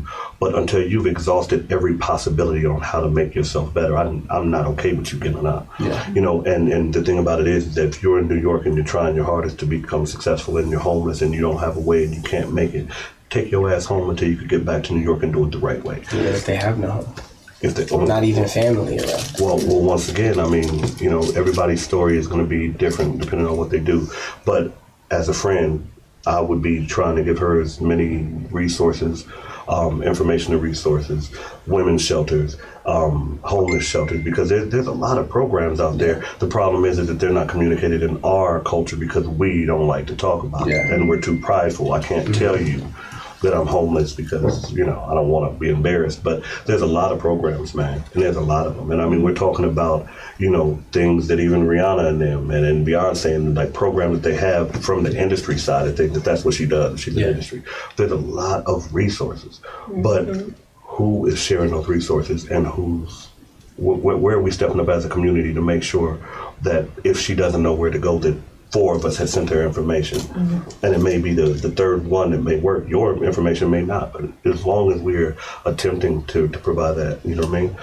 But I mean, can't fix it if you can't fix it, right? But the goal is to encourage. So I have a question, like when it comes to domestic violence. If you get into a relationship with someone and the conversation is brought up that in their past relationship that they did hit their last partner, do you feel like once a woman beat her or once a man beat her always the same? Like if you did it once, you'll continue to do that? Or do you feel like that's not going to happen in y'all's relationship? I don't necessarily believe that once anything, always something, you know, because people change, people grow. And the thing about it is that, like Sister said, there's signs. And if this person is still as angry as they were, and they talking about, yeah, I used to beat them, you know, we used to get into these fights, and you're still angry, I'm prone to think that this is something that you still do. But, you know, if you recognize the change, the effort, if this person is willing to do counseling, if this person has went through counseling, if this person is acknowledging, hey, I did this and it wasn't right and I'll never do it again, you know, that's the conversation. Now, of course, that's what everybody's going to tell you. But to pay attention to the signs, to watch the way that they move, because I could tell you that there was never, for lack of better word, there was never a horrible person that came into your life that you didn't recognize the horrible signs. You just didn't want to acknowledge that maybe that's really who they are. So you overlooked it. Yeah. You know.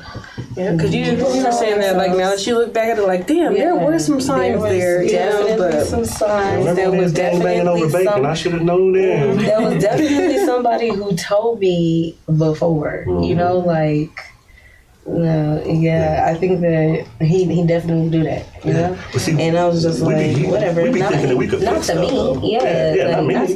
And if he do that, we just gonna work it out. Like, we think we could fix it. Like, you know, if this is what a problem is, then we'll just work through it. We'll figure it out. But if it ain't getting no better, are you willing to leave? See, the thing about it is, it takes no strength to stay. The strong person, the one who decides that they want to win, is the one who could actually walk away, because that's the hardest part of this shit. Walking away is the hardest part. Giving up and saying, I know I can't do this with you, is the hardest part. Because who wants to admit that I'm failing at this relationship, or that I couldn't change you, or that, yeah, you beat them, but you ain't going to do it to me, so I couldn't get you through this. And men ain't going to walk away from her like, yeah, man, she's crazy as shit, but, you know, I love her.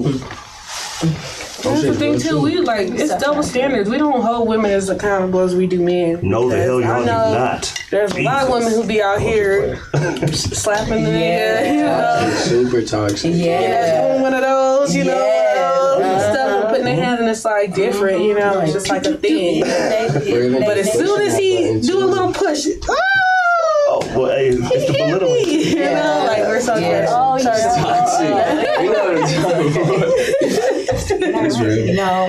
Yeah. And but there's a lot of, once again, there's so many angles that this comes in at. Yeah. Where do you have the conversation? Like, where do you feel comfortable having the conversation? So one of the things that, you know, that I'm sure we're going to do is that we'll put up the help hotline number, the 800 number, the text number, all of that information will be in the comments. Find somebody to talk to, man, because abusive people, when we went through the whole, and this is even from molesters to abusive relationships. The first thing abusive traits are: separate you from the loved ones around you, so they can't then isolation. So that way nobody could tell you, girl, you deserve better than what he's doing to you, or your boys can't be like, man, what is you doing? Like, why are you letting him do that? They isolate you. Then they start breaking down your psyche, because now they want to be able to control you. Now you never find nobody as beautiful as me, somebody who's going to love you like I do. You don't deserve this, and now they belittle you. Because once they belittle you, then it's the control factor. Once it gets to the control factor, if they can't do it that way, then it's the power factor. Because now I'm going to put my hands on you, who you going to call, because now your family ain't dealing with you, because I got you isolated out here. Ain't nobody rocking with you. Now you're going to take this ass whooping, and you better listen to me. And I don't like who you hang out with. Yeah. And I don't want you to this and that, and they're trying to take control of the life that you were living before when you're supposed to be an individual. So those are the signs. Isolation, taking you away from your family. Belittling, breaking you down mentally. Exactly. You know what's so crazy? And if you think about it, these are the same rules of Willie Lynch and the Jim Crow theory. That's what they used to do to the black slave, to the strong black slave. They would take them and emasculate them in front of all the rest of them. You know, and then unfortunately, I'm sorry, I'm gonna have to say this, but they would bend them over and do them in front of everybody. The biggest, strongest black man, they would do that, so everybody could see that if this happened to you, it happened to him, it happened to you. It's the same rules. It's just it's sad when it comes from people that you trust, the ones that you love. But that's a part of the problem. It's just the control. It's a part of the problem it's learned behavior passed down for generations and generations, while their families can build wealth and do these things while ours are broken and trying to figure out how to even come back to life again. Normality. Yes. I've seen a comment on here. Sorry, you guys. Sometimes in the watch party, gets away from us. But I've seen that Robbie Dawson was commenting on there. He was just putting emojis and stuff. So we see you. Shout out to you. Shout out to Game Point. They're another podcast that's on here. So we appreciate you tapping in to Water Me Sis. So yes, thank you for that. And shout out to our network. Yes. We love it all. Thank you for hooking us up every Sunday. Yeah, this is an amazing network. I really love it. So what the topics is there? Like really, so let's see, we discussed domestic violence, we discussed rape, we've discussed gang violence. What about death? That could be a trauma too. Absolutely. Like losing someone. I actually just lost my grandmother. She passed away last week.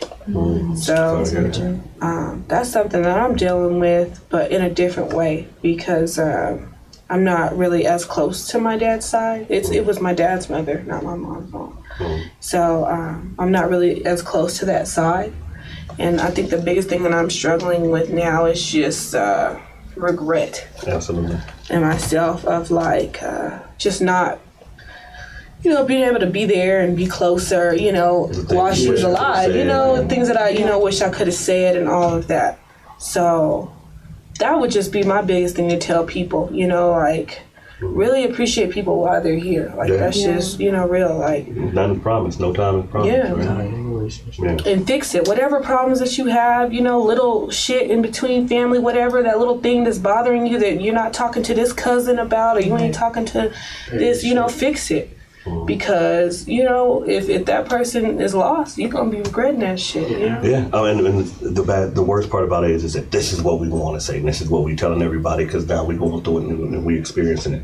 But there's some people out there that hard-headed people who's like, I don't care. It is what it is until it's gone, until it's too late. I got family members right now who ain't speaking to me because they're in their feelings, and it is what it is. And as the elder, as the man, the uncle in the family, I should be probably reaching out to him. But then at the same time, I can't afford to jeopardize my mental health to try to get somebody in line. And that's one of the things that I want to make sure that you, yes, do all your outreach. Try if you can. Leave your door open, but please don't sacrifice your own mental health to help somebody else. Sometimes some relationships ain't worth being rebuilt. They just not. And if they're not, once again, what God got for you, He got for you. Yes. And if it's going to be, it's going to be. So don't break your back to try to make things happen if they don't. But then at the same time, make sure that you leave that door open for those conversations if they come, because one of the worst things you could do is never get a chance to say, hey, and I'm sorry, and I love you. And, you know what I'm saying? And that's one thing that I'm going to, turn this into a positive thing, and, use this as an opportunity to now become closer with that side of the family and not mess the opportunity up for my son, because my son hasn't even met his grandfather, my dad yet.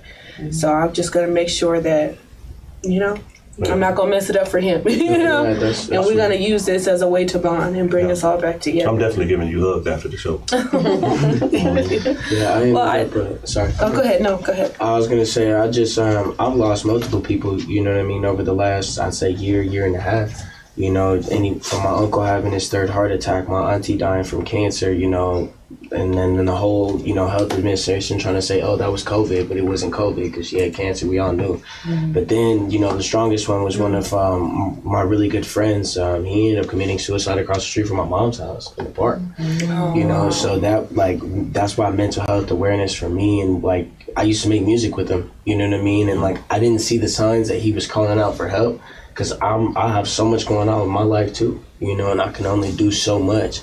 And when he took his life, like I said, one of my OGs, he ended up telling me, he's like, get out your emotions. There ain't no money in your emotions. Mm. You know, you need to get focused. You need to use that as fuel to fire why you're going to continue to change the lives that you're going to change, instead of using it as that crutch on why you're going to be a person that's going to go and be, you know, stuck on addictions, or, you know, go and try to fill that void when you need to go through that healing and understand, you know. Yeah. And one of the things that I learned doing this mental health awareness program, because I went through the whole certification to become a certified first aid responder for mental health shit, right? Oh, really? Yeah, and it was never my goal. Don't get me wrong. It wasn't something I was doing, but I'm the kind of person that if something's going on with you, and we know this, you know, we did this before. What's going on with you?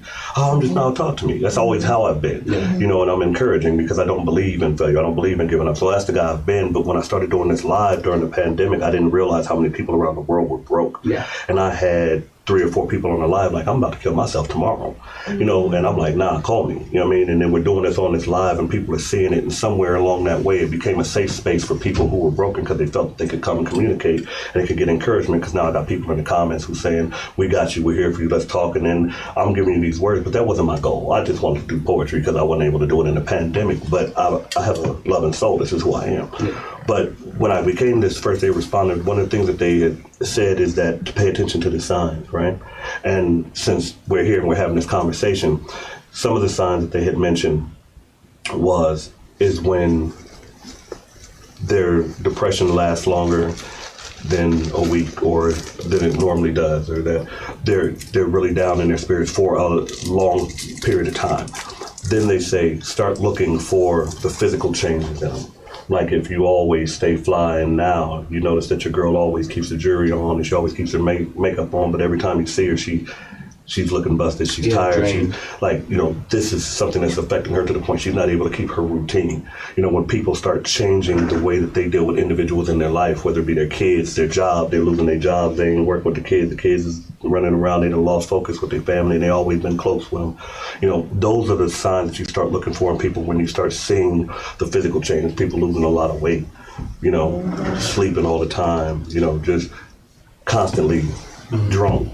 Constantly high, and that's not something that they always used to do, you know. So they say pay attention to the signs, because if we could have caught those signs, then maybe we could have had a conversation at one point that could have stopped you from going across that street to that park, because I could have seen that, hey, bro, this ain't normally you, you know, like what's going on, you know. And those are some of the signs that you could look for. But you know, we know our friends, and you know, we could say what we want to. Nah, girl, I'm good. But if she's your friend, she's gonna be like, nah, I know you. But quit playing. What's up? Yes, check on your people. You gotta check on your people. The strongest friends need to help too. But would y'all, man, I just lost my whole question. Would y'all say, ooh, it's going from me. I know, unfortunately we're out of time. Okay. But I really appreciate you guys coming on here again to join us. Before we leave though, we can't, you know, just talk about all this stuff and not give y'all some resources. So I'll just go through them real quick. We have the Blue Bench, and that offers a local sexual assault hotline no matter where you are in the process of healing after an assault. The Blue Bench can offer guidance to dealing with emotions, understanding medical options, feeling safe, telling people in your life, and reporting the assault. The number, hopefully our network is displaying that right now yet. So you can call them. The next one is Safe House Denver, and that is for domestic violence. They take children as well. And this is all local, you know, all here in Denver. As for domestic violence, they have the 24-hour crisis line. And then the last one is the disaster distress helpline. You can call or text them. and that's for counseling and anyone that's really dealing with anything. So that also has a suicide hotline, since we were talking about that in there as well. So and just a couple of more, just so you can help.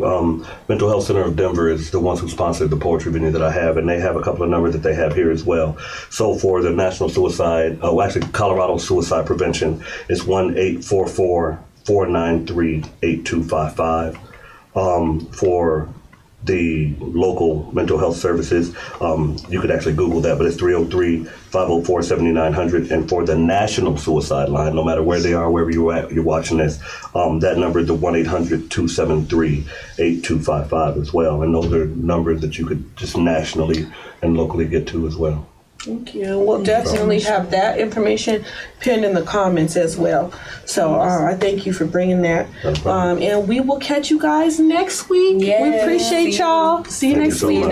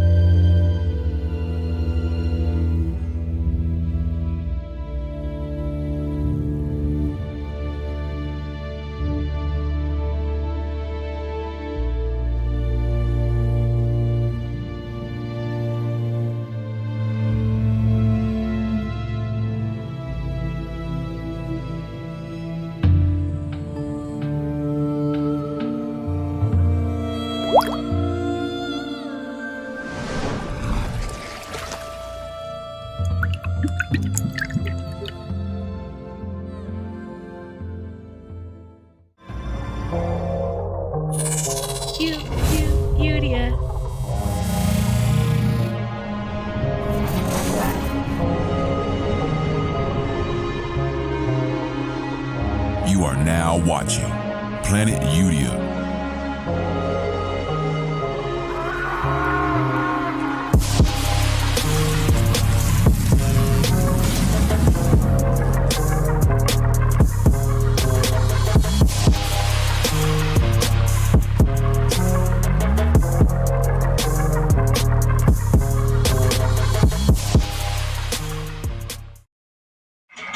All right, y'all.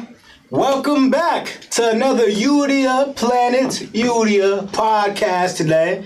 And of course, to my right, we got 98. What's up, y'all? Period food. Sorry. We got Cash. Cash Santana was good. And we got Heads for Prayers. What's up, y'all? Yep, and I'm Young Activist. And as y'all can see, I got the shirt on too. You know what I'm saying? If y'all want the shirt, link in the bio. Not in the bio. It's really not in the bio, but you can DM me. We just want to say welcome back to our other two hosts. Where they been at, I don't know. But they're back now. Sorry, y'all. So we were arguing. Actually, hold on. Okay, hold on. Wait. Let's get them involved. Let's settle this because this man lying right here. He said, all right, y'all comment. Does Hez look like Michael B. Jordan? I look like a little bit. You feel me? A little bit. So look. This is the first picture, right? Okay, there's Michael B. wait, Jordan. turn your brightness up. I can't. Oh, shit. You see that? You see that, right? Okay. Boom.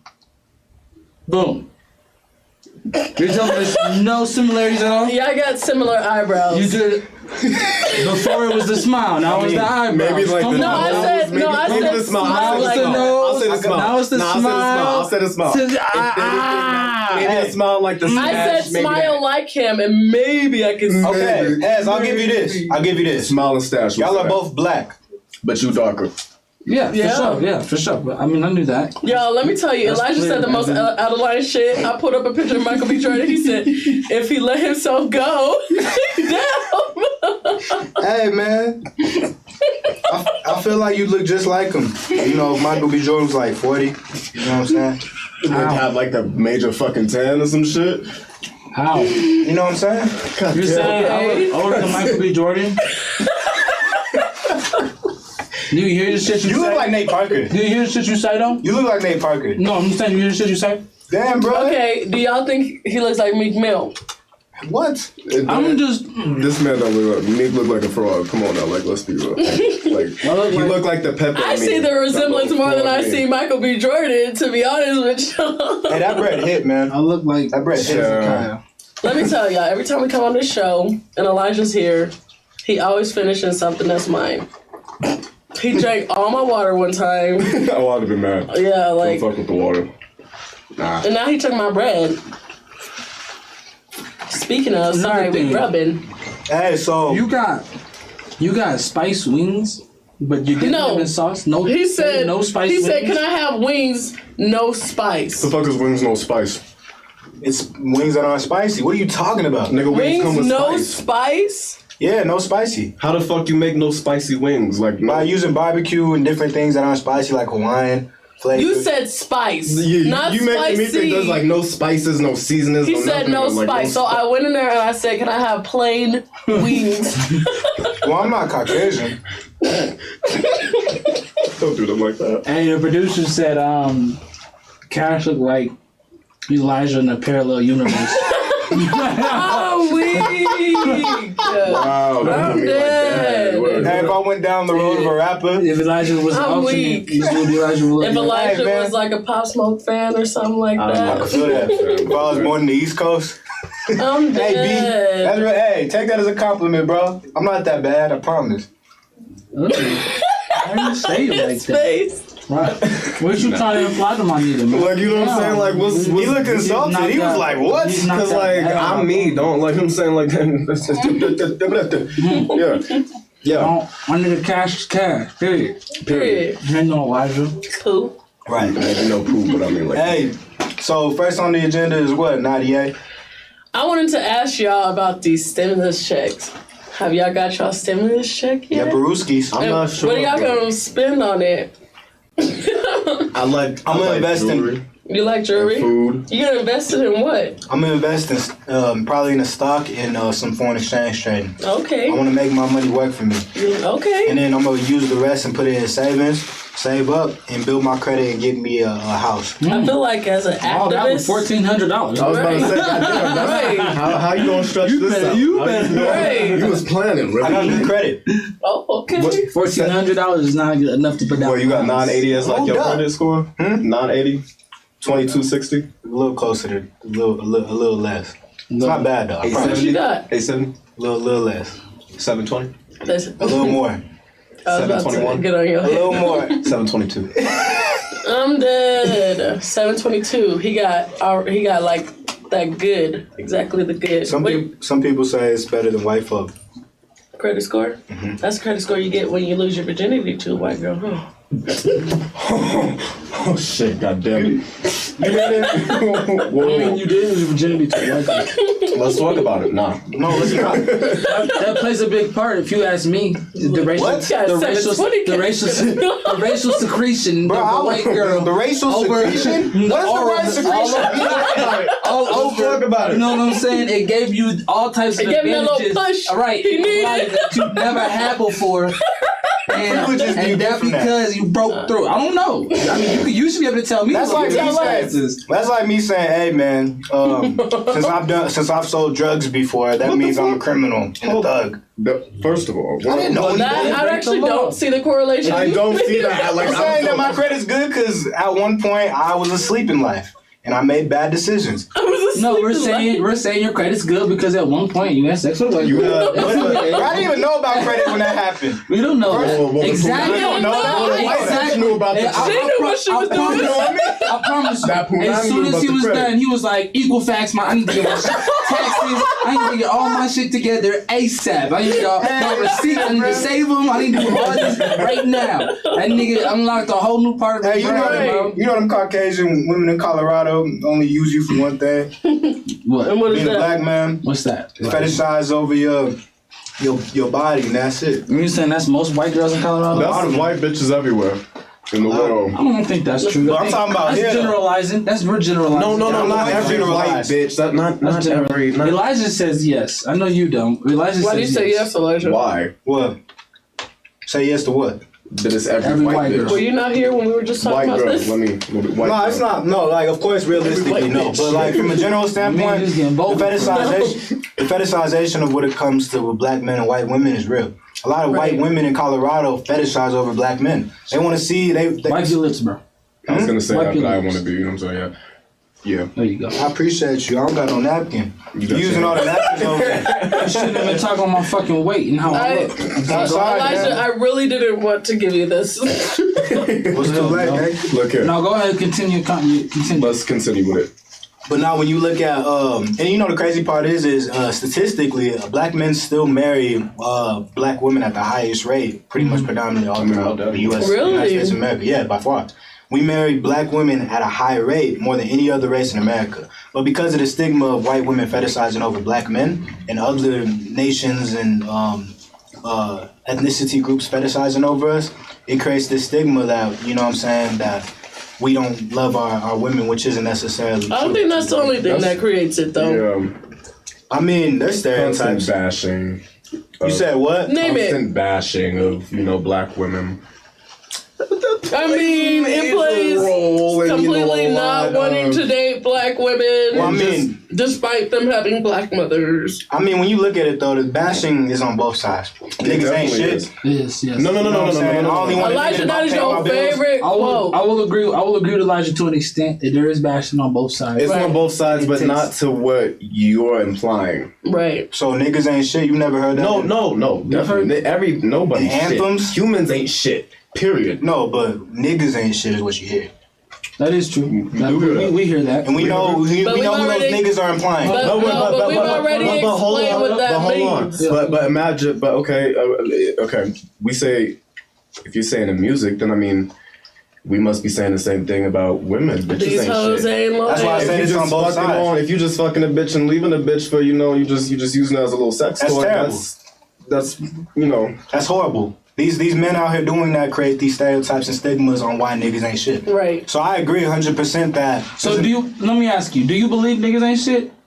Some of them, yeah. But I don't believe that you should create an anthem and a stereotype to push on all black men. So you kind of believe in that, but you believe you shouldn't push it. I just want to explain the niggas ain't shit again for y'all. Like, women know that there's boys, like little ass boys, who still need to learn. They know there's men who can take care of the household and take care of them and be a good man to them. And then there's niggas who cheat and I'm not saying there ain't this, I mean, vice versa, but so then why do y'all call us? If that's the case, by your logic, if that's the case, then why do y'all say that's my nigga? That's my nigga. That's my nigga. Like why are you texting my nigga?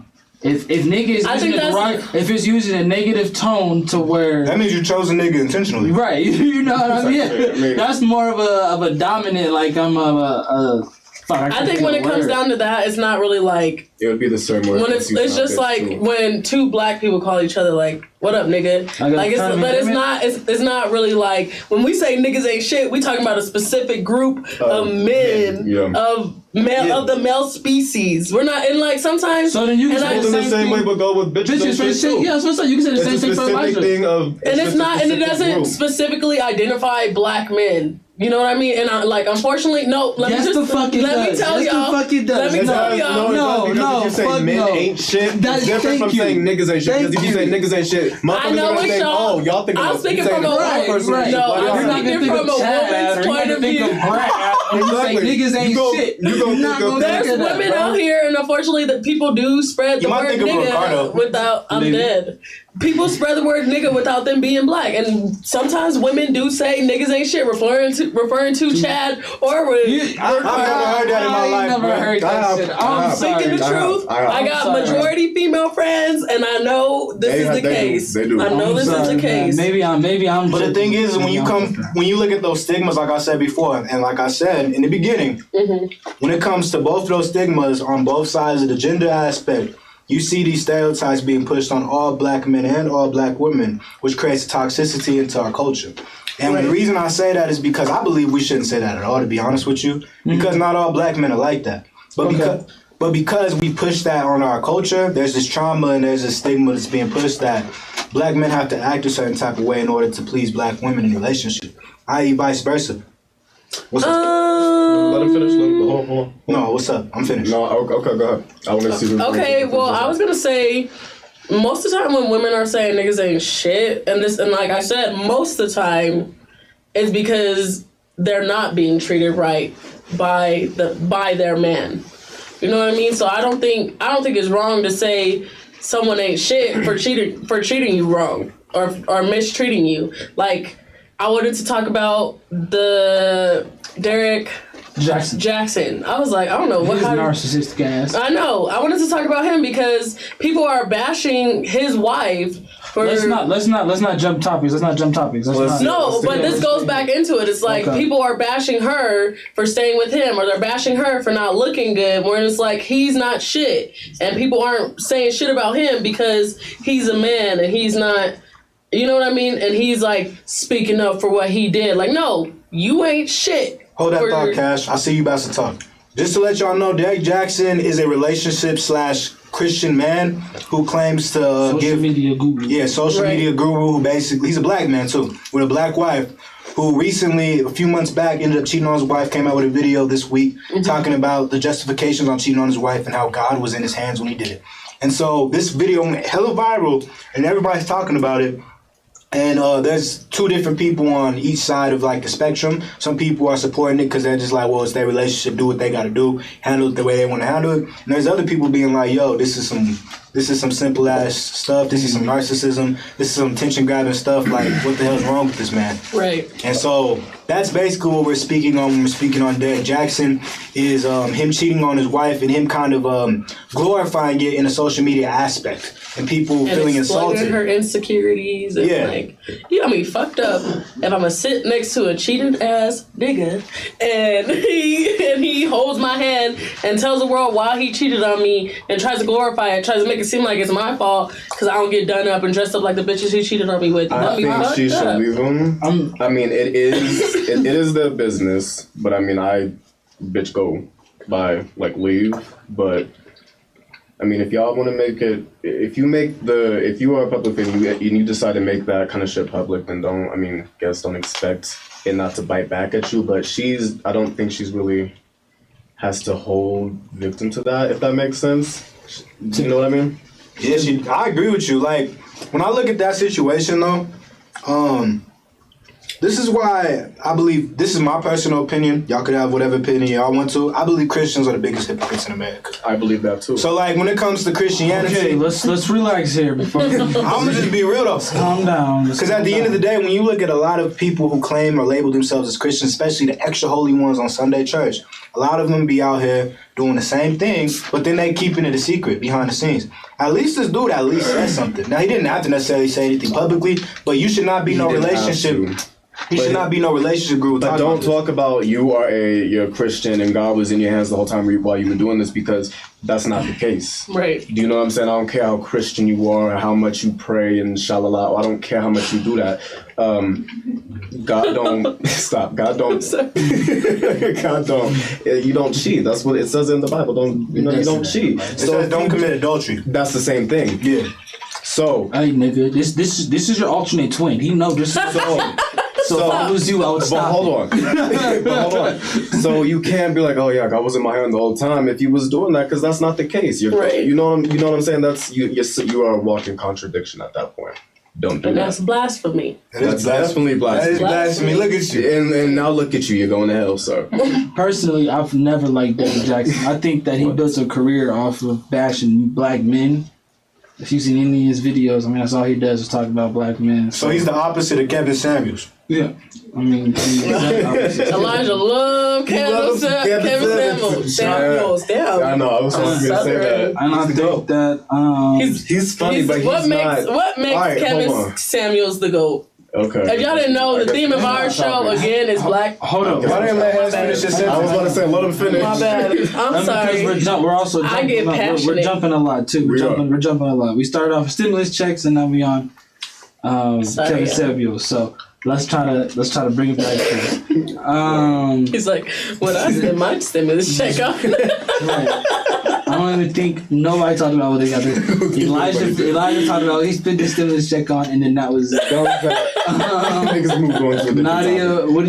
what did you spend your stimulus check on? Okay, unfortunately, I didn't get to spend my stimulus the way I wanted to. Actually, I kind of wanted to save it, but I went to get an oil change, y'all, and my brakes need to get changed, all this shit. Like, as soon as I just went in for one $39 oil change. Did you go with your boyfriend? Yeah, but he took the car, but... Does he know about cars?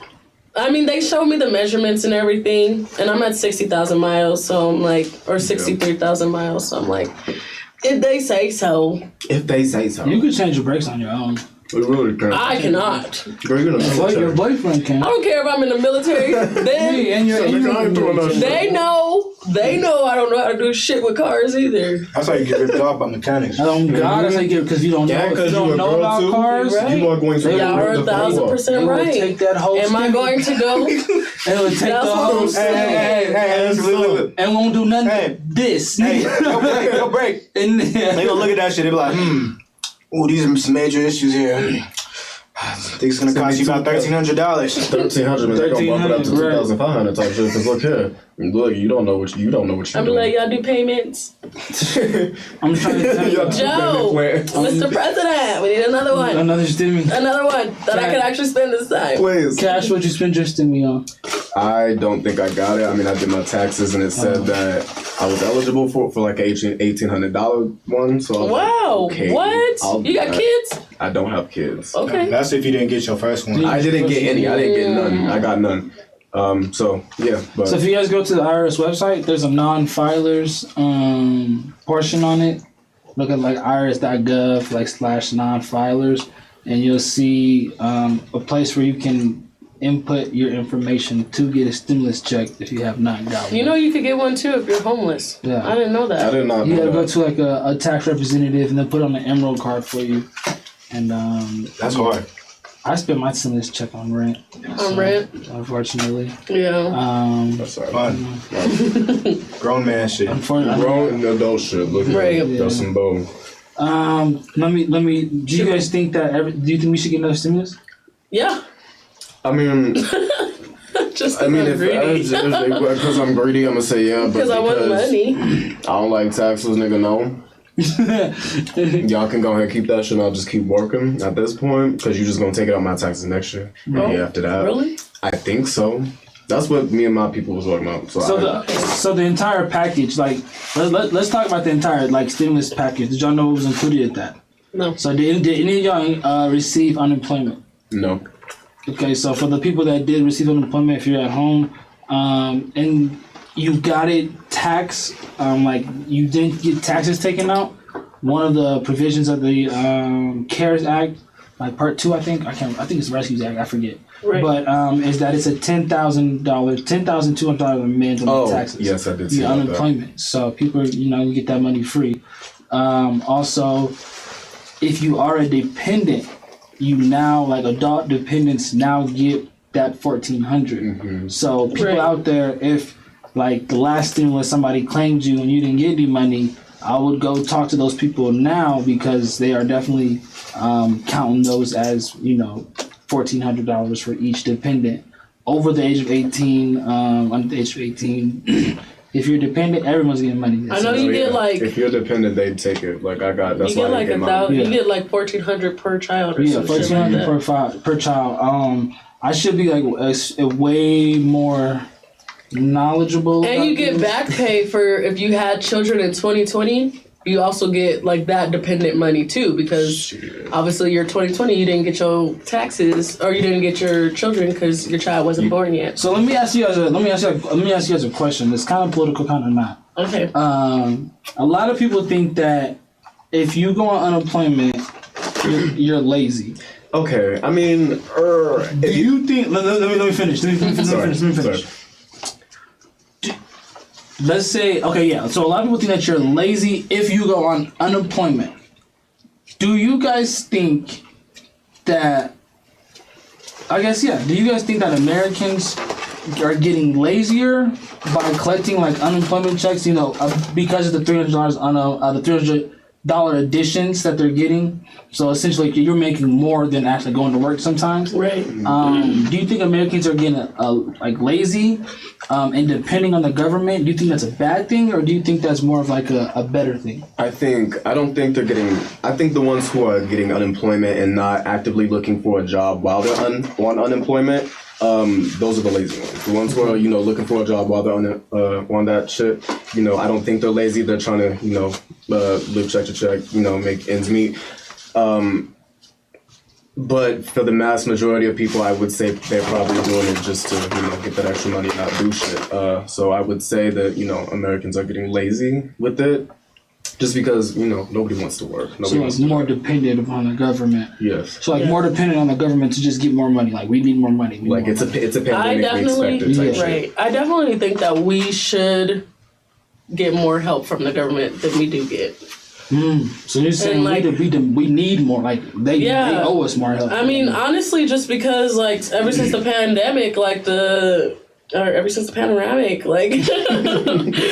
government has really showed their true colors. Like the fact that what do we get a total of like $2,200 in a whole year of a pandemic where the first 6 months at least people were jobless, right? Like doors locked in, right? So I feel like if you're on unemployment, like, and you're getting that money, and the government's deciding to give you an extra $300, and you don't want to go back to work, like, good. That's actually, first of all, they expect you to go risk your life every single day. Like, I went to a service. It's serious when she started. I went to a service in bumfuck nowhere, and when I tell you that room was packed with 30 plus people, and me and my partner were the only two wearing masks, I'm like, I'm risking my life. I'm risking the kids I got at home life. Like, the government should be giving us more money so that we don't have to, you know what I mean? Like, I'm still getting paid because I get paid by the government.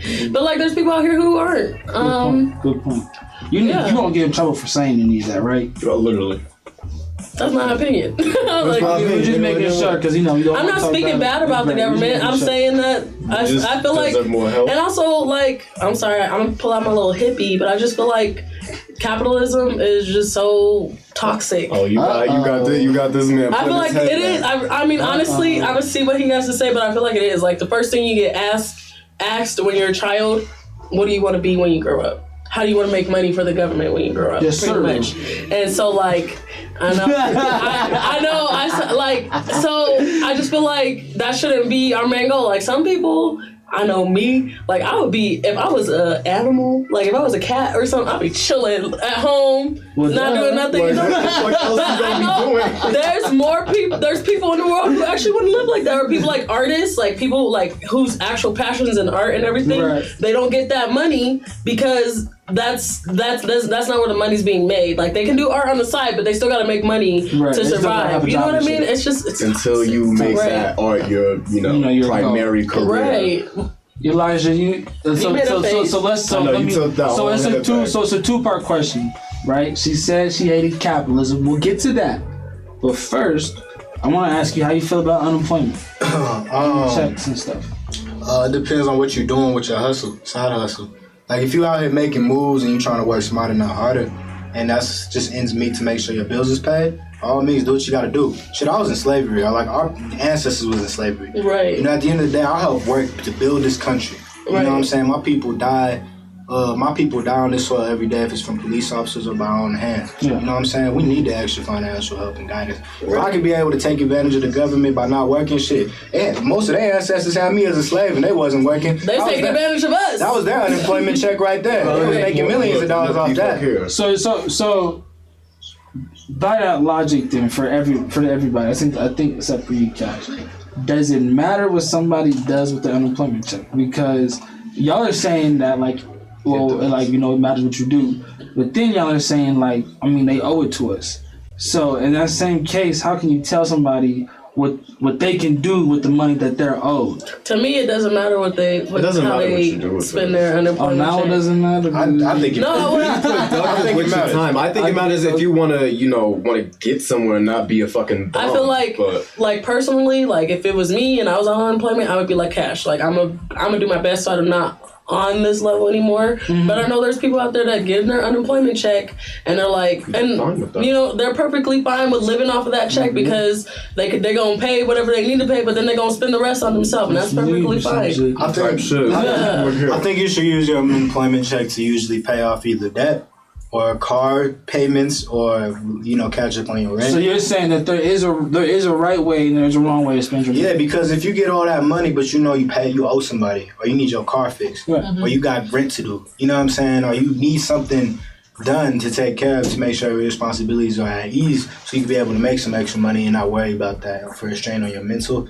I would say that by all means, do something intelligent with your bread. Don't go spend it on something to make you feel satisfied. So that we're not just being people that are just saying, well, do this. Can we give some kind of solution? Like, what should somebody do with a $1,400 stimulus? And please, for the love of God, don't tell nobody to buy a fucking LLC. I'm tired of hearing that shit. Or invested, or... When did you hear me say that one time? No, not you, but that's just the narrative that everyone's saying, like, get an LLC. Like, what is something that somebody can productively do to, with $1,400 that could, that in your world is the right way to spend it?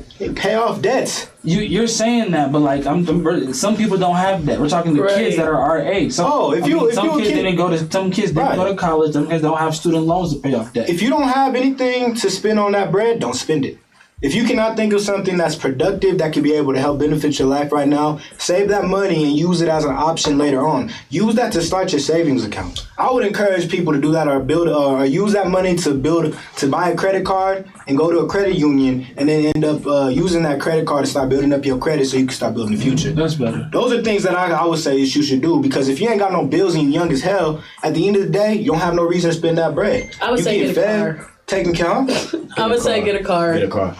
Yeah, get a car. I mean, that's even more beneficial. If I was getting, I got my first car when I was 19. If I got a stimulus check, to pay, I would have a car like that. I love that answer. You know what I mean? I love that answer because it's very practical. A lot of kids are, I used to walk to work. Yeah, they don't think about something that's tangible as a car. Something that can get you from point A to point B and point C. Yeah. That's good. And the biggest thing, I was going to say, I'm going to just add on about my car real fast. The biggest thing, people are like, cars are so expensive, blah, blah, blah, blah. I feel like you make up for those expensive, I put $60,000 on my car. You know what I mean? You make up for that every single day. It'll take you wherever you need to go with $40 a week or $40 every 2 weeks for gas. So it's a good investment.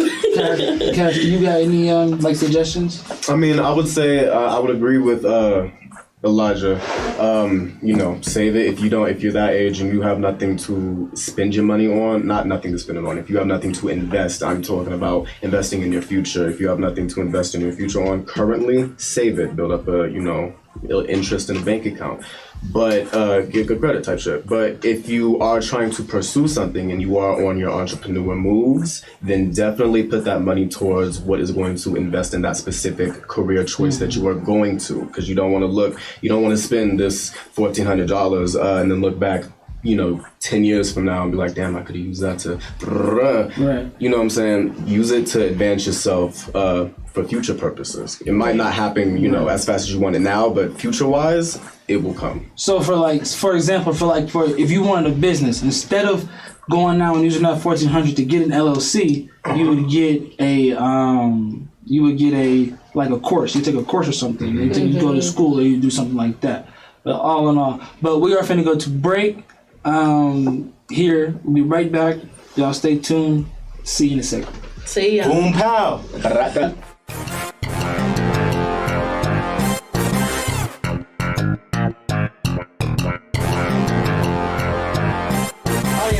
Good night, and this is Robbie the Rockets, and we are here at Game Point Sports on the AHRR Network.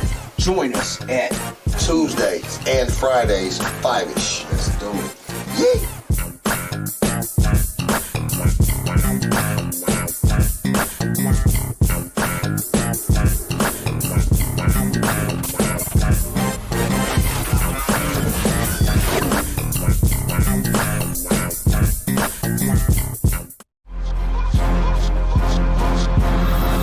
Yes, DJ K-Tone. DJ Squizzy Taylor. Make sure you check us out every Sunday. Digital Online Showcase on the R Network. That's AHRR Network. Follow, share, tag somebody. You dig? Tune in. Yeah.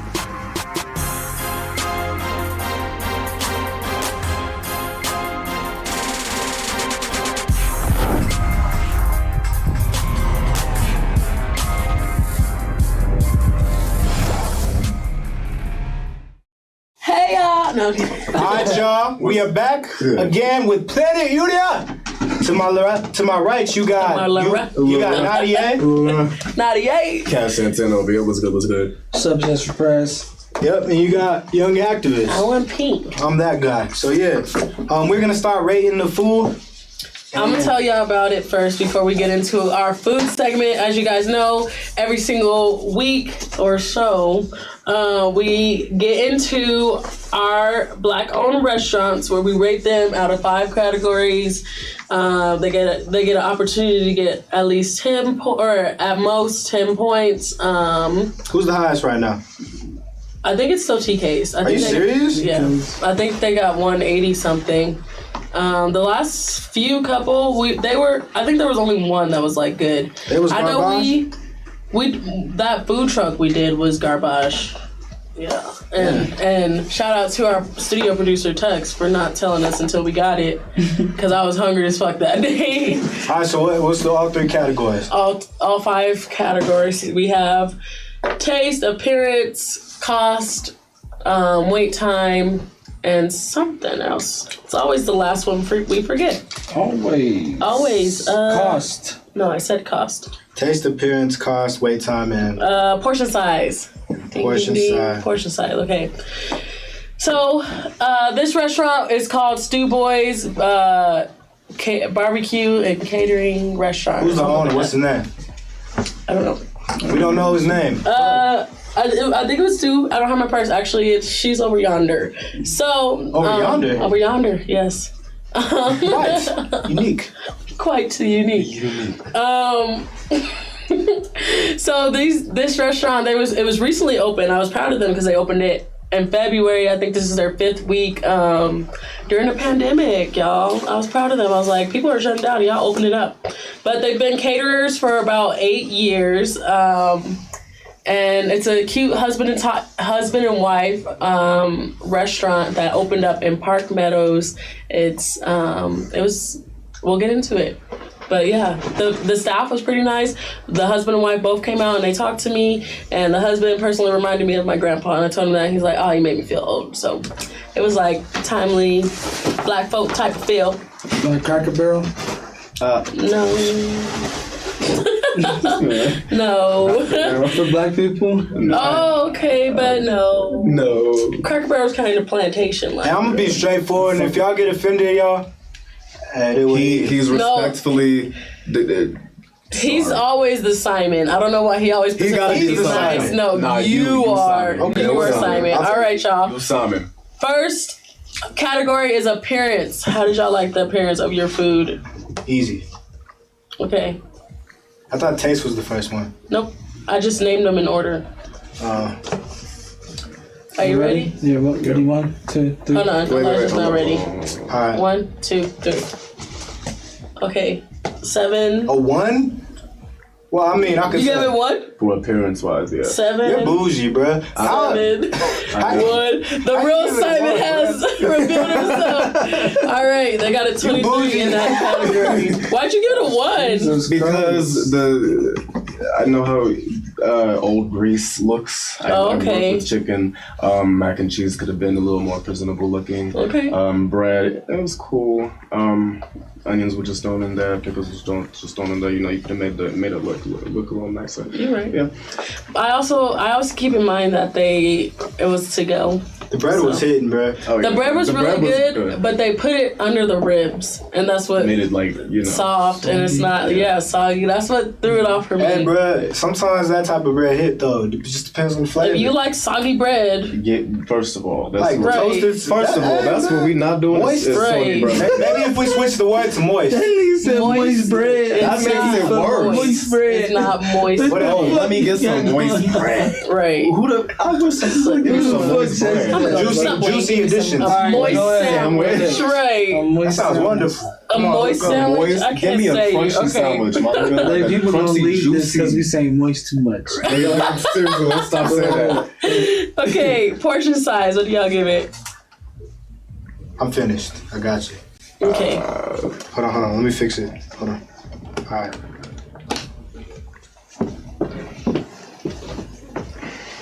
All right. One, two, three. Oh shit. All right. What'd you give it? A 7? No, not a 5.5. Really? 5.5. I gave it a 9. What'd you give it? Hez? A 10. Damn, a 3.5. Okay. Wow, he's hard to please, y'all. 3.5. So they got a 28 in that category. Yeah, bro, you bougie. Why'd you give it a 3.5? Okay, portion sizes because what the hell am I doing with little ass mac and cheese? Oh, that's what threw it off for you? Yes, and like, cause last time, you know what I'm saying? Like, and then like if it was like if you know what I'm saying, like. But your chicken tenders were huge. Come on, dude, with some big ass chicken tenders and some small ass mac and cheese. They was. That's what it was for me. The sizes of the side. But where's your little bean one? You have the bean one was good. The bean one was good because it was 8 ounce. It was pretty, heavy. You have the option between 4 ounce and but the 4 ounce 8 ounce, was like but they naturally give you the 4 ounce. You know what I'm saying? And I don't. But it's like the meat is the star of the show. I guess the sides are the topping of the cake. That's what she said. Next. That is exactly what she said. Why'd you give it a 10, Hez? Because I asked for 10 wings. I just said wings. And you asked for 10 wings? I know. I just said wings, and 10 wings came. So to me, that's more than I expected. I got 5. We good on that. He said 5 wings, no spice. I said, can I have 5 plain ass wings? Like, I don't know who asked for 5. See, that's the best type of wings right there. Now that isn't the best type of wings. That's not the best. But okay. Wingstop's pretty good though. All right, y'all. Cost. It's better than Buffalo. So after tax, it was $79. After tip, it was $79. What did you tip? I tipped 15%. It was $69, and for all of our food before, yeah. 4 of us. 4 of us. 69 divided by 4. Oh, what? I pushed the wrong button. 69 divided by 4. 17.25 each. 17.25 each. For all of us? Yeah, okay. My shit was like $5. Hey. First of all, let me hold on because y'all playing. You're playing. You bit. Look here. Let me just. Hey, I'm gonna be honest about that too. Okay. Are we showing it? Ooh. Damn. Are we showing this? I don't want to give you anything to eat in my shit. Right. I gave it a 4. A 4. I gave it a 0. I've never seen a 0 on this. That was our first 0 and a 3. Why'd you guys give it a? Damn, they got 15. Because let me look. I feel like y'all are so harsh. I know. I'm not harsh. Because 4 people. You harsh. You haven't gave a shit over a 5. 17. Let me see. For 2 little sides of mac and cheese, this little shit, and that $17. Where's his drink at? Where my drink? Where my little salt packets? Where my little Where's condiments? Where's your drink? I mean, granted, they give me some barbecue sauce, but like, come on now, like 17. I didn't get no ketchup with the fucking fries. Come on now, that's not They gave you fry sauce. Who the fuck orders fry sauce? That's their restaurant. How you gonna be mad? How you gonna be mad? And their fry sauce was bomb as fuck. It's the same shit with Cane's. Like you don't mix mayonnaise and ketchup and ranch. Okay, and they hate as fuck. Cane sauce is bomb. Cane sauce is good. That sauce hit, bro. That sauce is bomb. Give me the choice. Give me the choice. You don't give me fries and don't give me the choice First of the condiment. First of all, they send in the most bland orders. Let me tell you, I want wings. Who? Me? I have to ask, what kind of wings do you want? Do you want any size? He said wings, no spice. So I'm not gonna play with y'all. No spice. I'm pretty sure they looked at you crazy as fuck when you got up there. Like no spice. I was like, can I have plain wings? I was like, he said wings, no spice.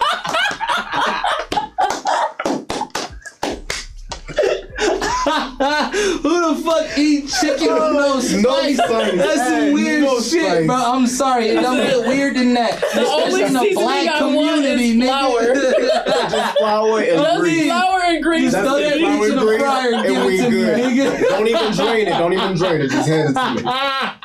That nigga said packaged fryer meat. That's I'm it. dead. That's it. You don't even gotta wash it off. They ain't even put salt on that joint, bro. Cause you asked for no spice. You ever played that? Put barbecue sauce on the side. I did. I said maybe give him some barbecue sauce on the side. I was like, put it on the side. And that's what fucked me up. His big ass. This nigga had the nerve to ask for no spice, but put barbecue sauce On the side with all the spices in it. With a multitude of spices. Bro, I just meant no spicy, bro. Ignorance in you just ignorant. You just ignorant. I just said there's no That's spicy, just bro. ignorant, bro. Not What did you spicy. mean? What did I you meant mean? no spicy, that's all. No, like No spicy spicy. or no spice? He don't know how to spell spicy. No spicy. SPICY or SPICE? I don't like spicy food. There we go. Okay. So He no said hot stuff. spice No hot. twice. No hot stuff. No spice. No hot wings. flavored food No is what he buffalo don't like. wings. Nobody says I don't got give me it no next spices. time. I'm saying that. He No said hot spice. wings. No hot wings. Next time you have kids, I'm gonna tell them that. He said next that's time. a fucking weirdo, man. Next Wait, time next he time. has I mean, kids. not next time. Oh, I was gonna say. I Next was time like we have this Elijah. conversation, I got no kids, next time we have this conversation with your kids, we're gonna talk about that. We're gonna talk about And this. it's gonna be a funny one. They're gonna be like, Dad, you No don't like spice. spice. They won't like spicy. How you know? Come on, bro. Okay. It's gonna be one. The wait time, it was about, I don't know, like 15 minutes That's pretty when good. I got Yeah, there. that's Okay. Yeah, it was pretty good. Okay. Damn, 15 minutes. Pretty good. 15 minutes for what we got. You ready? Yeah. Yo, his high is like a 5. I know. He doesn't even know what 10 is. Who? You. Oh, I know y'all lying. First of all, let's. If he would have had TK, I think he would have given it 10. Yeah. TK was pretty good. What'd y'all give it? A 7. I gave it I Seven. gave it 7. 7. A 7.5? Mm-hmm. 7.5. And then you gave it I gave it a 9. You gave it a 7. You have the lowest And then rating what did you every give time. Me? Yes. Okay. No, I don't. All right, they got a 32.5. Do better. Nobody has rated as low as you have ever. Do better. 32? I'm sorry. I think is that the 32.5. lowest? That's their highest I'm score sorry. Do so better. far. So far. Okay, y'all. Last category is taste. What do y'all give them for taste? Oh, man. Now we're being honest, right? Yeah. I'm going to have to be 100%. Hey, bro. Hey, you need to invite this man, boy. He funny. His alternate likes him. Hey, bro. I like honest people, bro. Ready? All right, 3, 2. Okay, all right. I won't. Nah, be real. I won't Be real with brutal. you. I won't. I was. Being No, Nah, be be a little real. dramatic. He's being dramatic. I was being a little dramatic. Hey, come on, bro. 1, 2, 3. You was being dramatic. It was 0.5. I got a What'd you give him? 1.5, bro. A 1? You gave him a 4. You gave him a 9? I was gonna give him a 0.5 too. My ribs were good. Don't even say nothing. I gave him a Don't even say 0.5? nothing. Give him a 2. I was gonna give him a 0.5. I don't think I had that right. That shit was trash, bro. I'm gonna be real. Wings, 9 bro. plus. I'll give him a 1. No, Elijah's asked these bread, my soggy moist bread was This so man good. destroyed that bread. Why'd you make me sound like Trump? No, that's literally what you sounded like. What did you give it? A 4.5, 4.5, and then what did you give it? A 2. A 2. So they got 16.5 in that category. You guys are very. The wings were not that. They tasted like Pizza Hut wings. Oh, okay.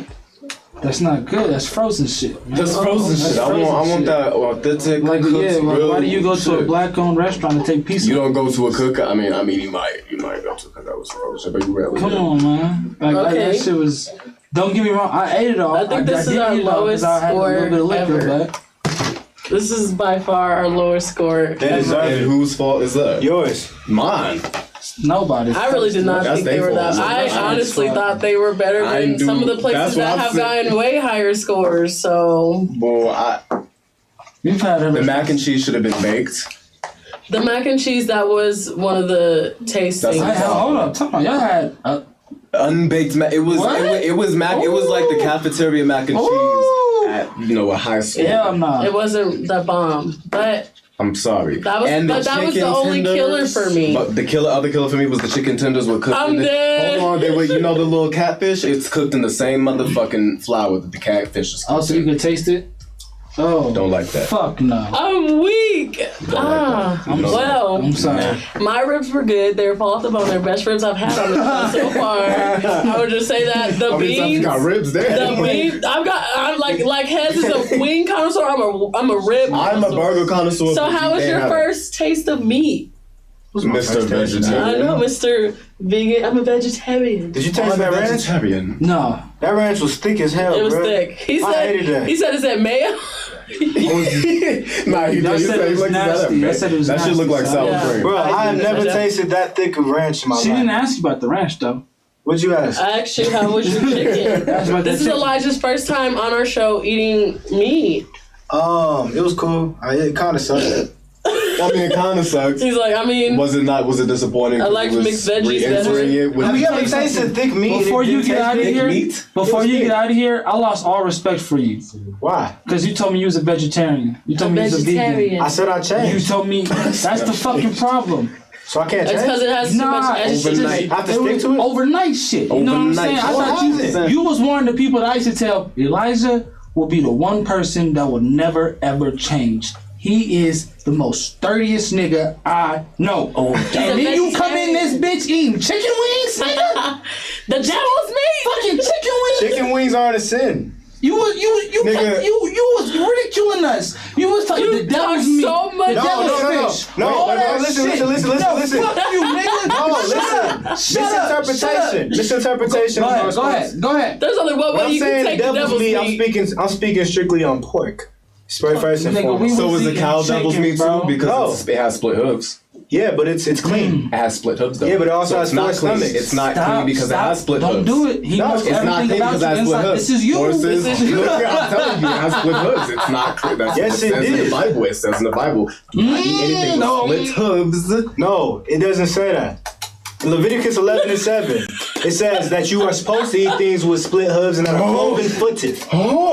In Leviticus 11:7, it says that although the swine, though it be cloven-footed, it cheweth not of the cut. No. No. Do you know what cut is? I don't. You know what cut is? What is cut? Is that the thing that you... No, that's what they eat, right? Somebody look up. You got your computer. Yeah, look up cut. Okay, cut. Like actual, like I'm gonna tell you the difference between a cow and a pig. Look up cut. Hold on, CUD. Look. CUD. Elijah said, "Fuck my apartment meeting." We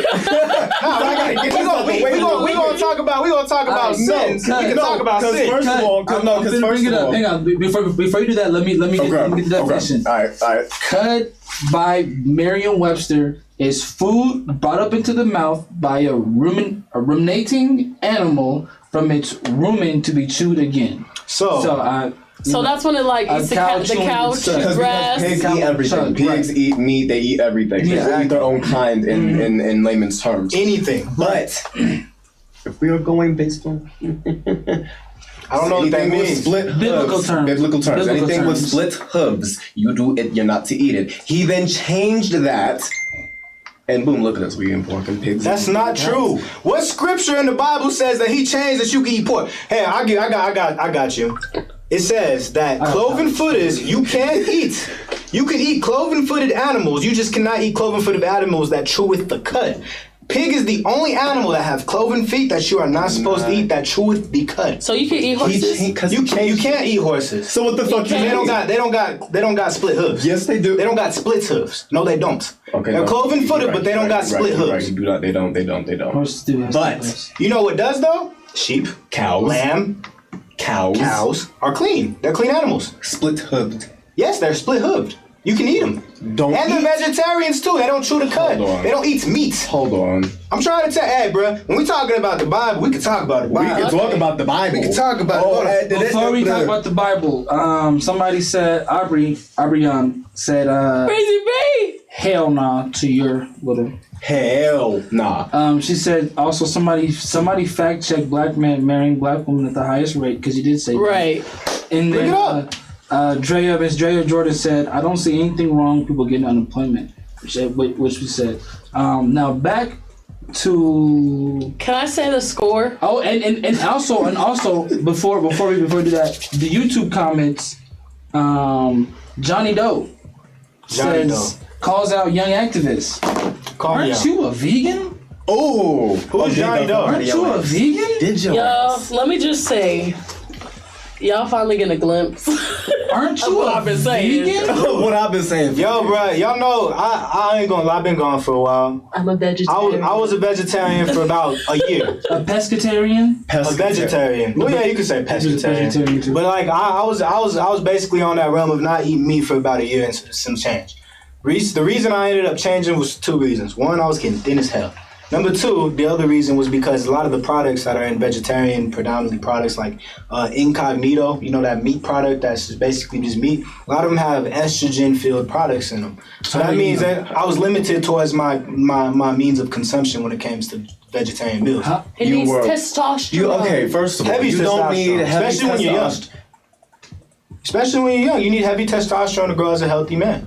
My boy Cash don't say that. His face says, I don't think so. Okay, well, just eat correctly. First of all, God put all these foods on the earth for a reason. He didn't limit it to. Yeah, but white man changes them. I don't give a fuck about what the white man says. I do. I don't, because I'm me, and that's what the fuck it is. I like this. I care about what the white man says. The white man can suck my ass. This is perfect. But when it comes to look, I just lost my train of thought. God damn it! Hold on. Food. Hey, the white man at the end of the day, he's the ones that the stores we gotta go to that creates the manufacturing companies where we end up buying the food. But as of couldn't right you now, plant your own? Couldn't you become a vegetarian and make your own garden and then become, make it a actual lifestyle that you commit you could to? raise your own split-hoofed animals. Yeah, I don't got the means to do that, but maybe one day I can. So, in the meantime, you're just going back to your old ways? But yeah, as of just eating chicken and like beef, yeah. But like, I don't eat pork. You don't have the means to do it. What I don't do you eat mean? catfish. I don't eat like, things that are unclean biblically. Would you invest your stimulus check into getting a garden? Get some pots and some seeds. No. So you're not. I'm probably gonna build my credit and buy my house, and then maybe I'll. So you're not vegetarian. You were just experimenting with the lifestyle and seeing how it would affect your. I told you, this nigga just like you, bro. Okay. So you was ain't nothing wrong with that. I wasn't over here. Wrong with that. It's just say it like that. It's just say it like that. Don't say. There's nothing wrong with making sure that you're healthy. I even told you. No, there's not. But it's a difference between saying, oh well, I went and macked on this bitch and a different I just went and said hi. No, you didn't do that. You said I'm a vegetarian. That's a lifestyle that you commit to. Do you understand what I'm saying? I mean, that's the title in which I was under for a year. Yeah. Okay. So just like if I was like I work out every day and I work out every day for a year, and during that time period I could say I'm working to be fit. Ain't nothing wrong with that. But like if I choose to stop in that year or the year afterwards, then no, I'm not working out every day, so I can't claim that no more. I can't claim to be fit because I ain't doing what fit people do. You know what I'm saying? Ain't nothing wrong with that. For a year straight, I was doing it. You know what I'm saying? Just like you can't say that you were in karate or a boxer or something like that. Okay, but that's like saying, but back to what you just said. If you were working out every day and then stop, that's like saying while you were working out, oh, I'm a bodybuilder. But when you stop working out, oh, I'm still a bodybuilder, but I'm not currently doing what I need to do. I never said I was a vegetarian. You did. No, I'm talking about right now. Wait a minute. I never said I was a vegetarian. No, we're talking about in that year that you were a vegetarian. Yeah, I did. We're talking about in the year that you were a vegetarian.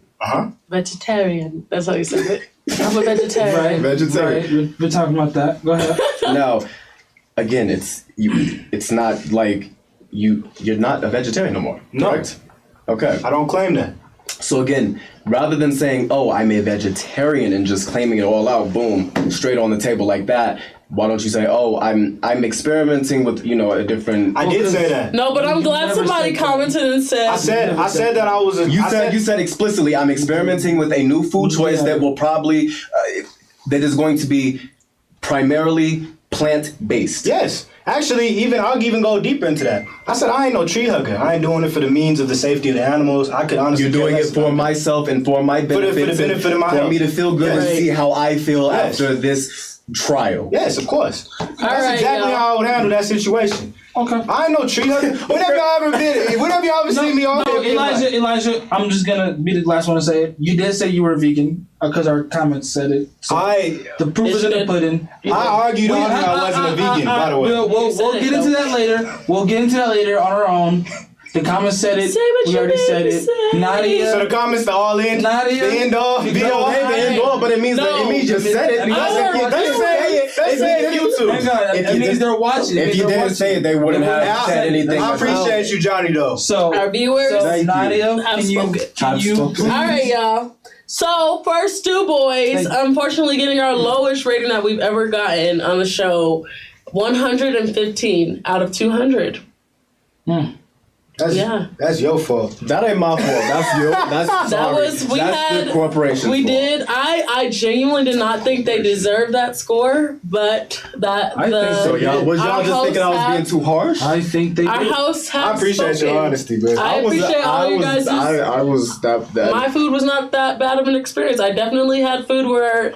On the show where I was like, this is bad, and I'm going somewhere else after the show. I've definitely had we've had that. Yes, and this doesn't make me feel like that, so I definitely don't think. This does make me feel like that. Really? Look, I could eat McDonald's, and if I'm saying I like McDonald's, and I would go get some McDonald's after this. Wow. Okay. I mean, the wings just weren't that good, man. I'm sorry. I'm sorry. Like, don't make chicken tenders and put catfish flour fry on it. Yeah, I'll be mad for them. I'll be mad. And you have to and the mac and cheese. You gotta understand that. That's the mac and cheese is that was like literally box mac and cheese. My food was better than theirs. I guess so. The bread was good. Right. The bread was the moist, soggy bread was good. Maybe not the moist parts. Okay, but we have to let Elijah go. I didn't mean to cut you guys off. Yeah, I do gotta go. Let Elijah go. We will go on break for about 30 seconds. Then we'll get to our last part of the show, and then we'll get out of here. So we'll be right back. Appreciate y'all. Hey, make sure y'all doing what y'all need to be doing out there. Make sure What exactly is that? What, eat meat? What exactly that? Don't claim you vegetarian, you ain't vegetarian. Bro,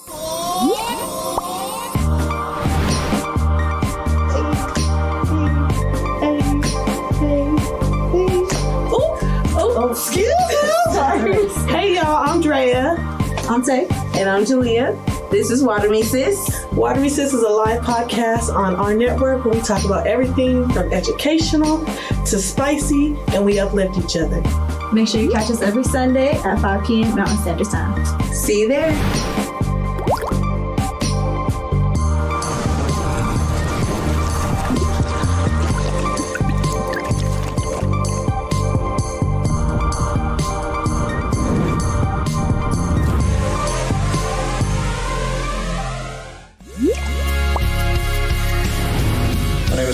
I'm John. I'm Rashad. And I'm Brandon.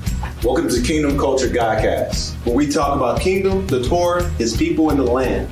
You can check us out every Friday on the AHRR Network. We don't do this for the culture, we do it for the kingdom. Shalom. Shalom. Shalom.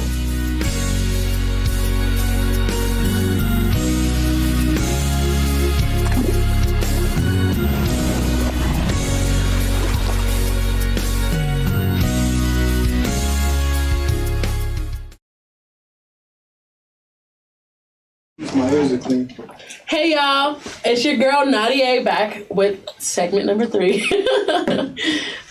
We just finished our food segment for everybody catching up. We're going into our next one, and I really wish Elijah was here, able to stay for this one, because I wanted to speak on protecting Black men and women. As y'all know, it's International Women's Month. I can't remember what it is. I thought it was Women's Day. No, there's it's National Women's Month or some shit like that. Oh, sorry, I wish I knew. I should be better about that. I'm sorry.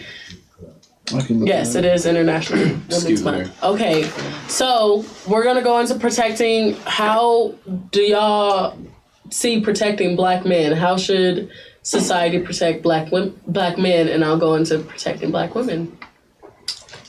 I think the first thing that Black women, I think that society, the first thing that society can do to protect Black men is understand, first and foremost. Just understand. I mean, if you can't understand what the Black man is going through or what they've been through or the trauma, or if you just can't, empathize with that, then you won't be able to consciously understand your reactions and your actions and your things that you're doing to Black people. We got a comment that says, Cash, happy to see him on the show. Adriana Rose says that. Oh, hey. hi, Poop. But, I feel like understanding and being empathetic towards black men is, I feel like, one of the biggest steps that we can take as a society to further, like, progress us. And also, more, I don't know, we've been getting a lot more male, like, leadership, so I can't even say, like, not more of that, because we've been getting a lot of that, but,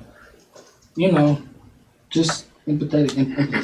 That'd be for me. I guess society should just stop saying, oh, well, everybody, even the white man, even the white people, we have our struggles too. Okay, you do. Every human has their struggles, but for us, it's a different ball game. It's a different field. Like, you don't even understand.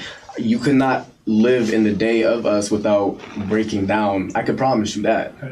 So I think society should just try to again, going back to what you said, understand us more and try to just listen to us. Just listen to what we have to say. Stop acting like, oh, well, she's ranting and raving. She must be an angry black woman. She's just angry. Oh, he's ranting and raving. He's ignorant. He's just angry black man. He's just yelling. No, we're speaking it how it is. Just because we come off in our natural tone does not mean we're angry or anything like that. We're speaking with passion. That's the difference between angry and passion. We're just speaking with passion. If we were angry, we'd be throwing a fin. Nah, we're not doing that. When niggas get angry. Like, when a nigga get angry. When a nigga get angry. You would leave. You wouldn't even be there to see it. Right. So just listen and understand. Just the YouTube comment.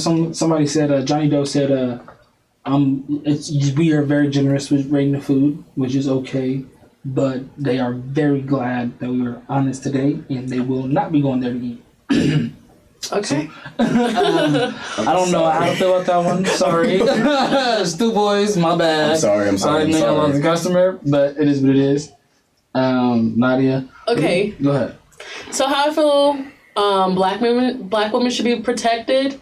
I just recently saw this, and I think it's acknowledging that just because we are strong and strong-willed doesn't mean that we should always have to be, or we should be forced to be. And I think that's something that we need to take for account of. And when it comes to black women, I feel like black women endure a lot, including being single mothers, being neglected, being overlooked, being over-sexualized. Not saying this does not happen to the black man, but I feel like for black women, this is a big part of our struggles. And I feel like that goes into protecting us. Okay, so let me ask you a question, because Elijah's not here, so I have to be the bad guy. Right. Sorry.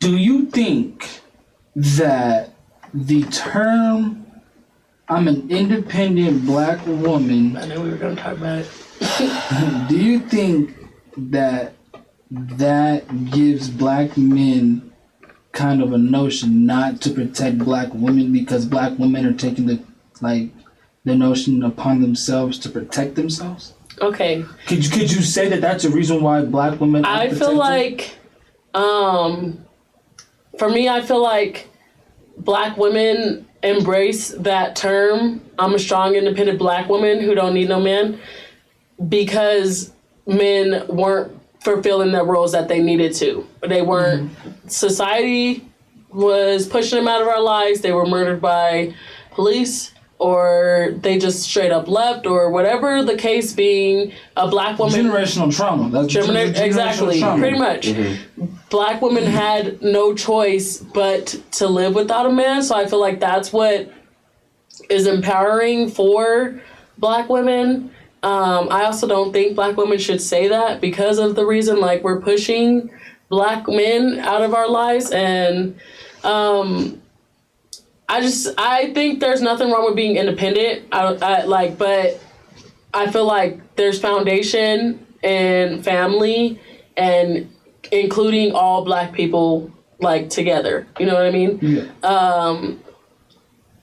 So if a woman saying I'm a strong, independent, it goes back into what I was saying. Like, just because she is independent doesn't mean she wants to be or should have to be, But or if should she's be saying- forced to be. But if she's saying like I don't need anybody, I'm a strong black independent woman, do you think that are black men obligated to protect that? Yes. I still think so. Just because she's saying I don't need a man, like I don't need a man. I'm gonna tell y'all this. I told my boyfriend this. We talked about this. I don't need a man. Like to me, to need someone is to be dependent and relying on survival from that person. And I feel like when a black woman's saying that, she's saying like, I don't need to rely on this person to survive through everyday life. Does that mean that she doesn't want another person there to protect her, to help her, to like be that security for her? Like, you know what I mean? Like that doesn't necessarily mean that she doesn't want that person there. Right. But if it came down to it, she doesn't need them there, which, like I said, I don't like that phrase. Right. That's what I'm saying. Like, but does that hurt? Like, so my bad. So you're saying, let me backtrack. Cash, let me get your opinions on this. Do you think that if a woman is saying that like I'm an independent black woman, I don't need any help, does that mean a black man is obligated? Like, is the black man obligated to protect the black woman? I mean, are you obligated to protect your little sister? Yes. So I think you should play the same role, not, to that extent. But I feel like I'm not trying to, I can't speak from a woman's standpoint. I'm a male, clearly. But I feel like when they're saying that, it's just basically said, I'm choosing you because I want you, not because I need you. I came in this world alone. I got this far alone. I can continue to get further alone. That doesn't mean neglect their feelings. Just because they're an independent black woman and they could do what they need to do on their own and make themselves feel good and all this good shit. That doesn't mean that they don't want to be loved. That doesn't mean they don't want to feel like a queen. Still treat them as such, but treat them. I feel like them saying that is having to let the world know that being a woman is not being a disabled. Right. So you know what I mean? Like when you think of, oh yeah, it's a female doing this. You think, oh damn, it might be like, she might be a bitch. She might be doing this wrong. Like being a female is not a disability. So that's why I'm just letting you know, nigga, I can do this on my own. So if I'm hearing it right, I got one for saying that it's bad to say I'm independent. Like one saying that. You could say well, I don't say it's bad to say that you're independent. Like I've said. Do you think that term hurts? Do you think black people, like just men and women, right? But just level the playing field out. When men and women, do you think having that point of independency of saying basically like I could give a fuck if I die alone? Do you think that is toxic to the black community? I do. And why so? I do think it is toxic to the black community. That phrase is toxic to the black community. I'm a strong, independent black woman. Why? Because I feel like it divides black men and black women. Mm-hmm. Although I think that phrase is an after effect from previous trauma from black men and their lives, right? Right. So I do think that's where it becomes toxic is when you start saying that phrase, but I do not think being independent at all is toxic for the black community. I think that it could be beneficial for the black community. I think that naturally in the black community, women are built to be more independent and sustained than black men are. Elijah would agree to this, but he's said it before that black men are often coddled in the black community, but I think that's because past trauma, past generational curses where black men have been taken out of our lives. So I think it gets toxic because it divides us further than what we already are. But being independent doesn't. You know what I mean? If you're able to survive alone, if you're able to do on your own, it's not toxic for the community. If anything, it can uplift the community. I think maybe the phrase just like makes black men feel unwanted. Yeah. Maybe, more or less. Like, oh, I don't need a man. I could do this on my own. Right. It just makes it seem like... Because, I mean, if a nigga said, nigga, I'm no bitch. I could do this on my fucking own. What the fuck I don't need you for? And I feel like it it's would make you feel unwanted. But, I mean, it's not... We're taking it in that sense, but it's not necessarily all the time being said in that sense. Right. I feel like when black women say, like, I don't need no man, they're saying, like, I can do this on my own. Like, I'm strong, I'm independent, and I'm black. I can do this on my own. I don't necessarily need anyone. You know what I mean? And I feel like black men, because the phrase says, I'm a strong, independent black woman, I don't need no man. Yeah. It's taken as, like, oh, you don't need me. All right, cool. Like, what if you just think of it as, like, what if you just take being black out of it and have it being parents and kids? Oh, okay, well, I can do this as the kid. I can still do this, but I might want, I want you there to, guide me along the way, help me just in case I fuck up. That's a good way to look at it. You do know what I'm saying? Like, just think of it as that rather than, oh, it's black men, black women. Just think of it as, parent versus kid. Right. Before we move on to our next topic, there was a comment by Will Fulmer. I don't know. He was telling me to spit it out. What exactly am I trying to say? I've been beating around the bush. I have no clue. Who, you? Me. I have no clue exactly what is that to me? No, that was to me. That's that was to me. I was like, I have no clue. No, I'm kidding. To that comment, like, what was I trying to say? I have no clue. I think asked y'all questions. I think it's when you went back and asked me about what I thought about the statement what we was just talking about. If it's toxic to the black community. Yeah, when you went back and asked me about my opinion, you were like, you started a band, you were doing that. I guess they've never been on camera. I guess they don't, never been stuttered before. They've never been startled. Or, just had a confusion of words. But, Nadia, what are we talking about next? What are we talking about next? I wanted to talk about, there's a video going around. I seen it on TikTok. There's a video going around of a black woman. I don't think they're going to be able to play it because I wasn't able to send it through email. But there's a black woman who has her son in a closet pretty much and is just saying, like, you want to be bad? Here's your prison. You're only allowed to read books, do homework, do your schoolwork. That's it. You're not allowed to leave this room except for to go to the bathroom. But you have the 3 meals a day. You got your hygiene. That's it. So he's kind of like in a closet. So he's in like a room. I say probably about maybe the size of this, like what y'all can see. The size of this, probably the size of the set with a bed, like his clothes hanging up, like his clothes, your uniform clothes, hanging up, socks, underwear. You know what I'm saying? And then and that's it. So I think So I just wanted to talk about how y'all felt about that, going into protecting black men. Before we go into that, there's a comment. Adriana Rose says, I feel like a woman's confidence in her being independent shouldn't take away from protecting women in their communities. We should always be looking out for each other within our communities. There you go. Yeah, which is true. It's more of a statement of empowerment rather than, a statement of division, right? Yeah. But as far as the prison goes, I feel like that's in protecting black men. I feel like that goes hand in hand. If you're the one thing that you have to teach black men in black kids, black young men in America is how to deal with the police. Like that's like the first thing that you have to deal with. Like it's the first conversation that you have to have, especially when they get old enough to drive out on their own. Like you gotta have a conversation and say, hey, this is what you do when the police talk to you. You don't have the same, room to talk and navigate that other people do because of the color of your skin. I think that what the mom is doing is putting her son in a more of a aware situation. So at a younger age, you're more of aware of your surroundings. Because at the same time, at his age, I wasn't necessarily aware of police brutality and racial injustice or once Obama came into office, the only thing we knew was he's the first black president. Right. And that was just it.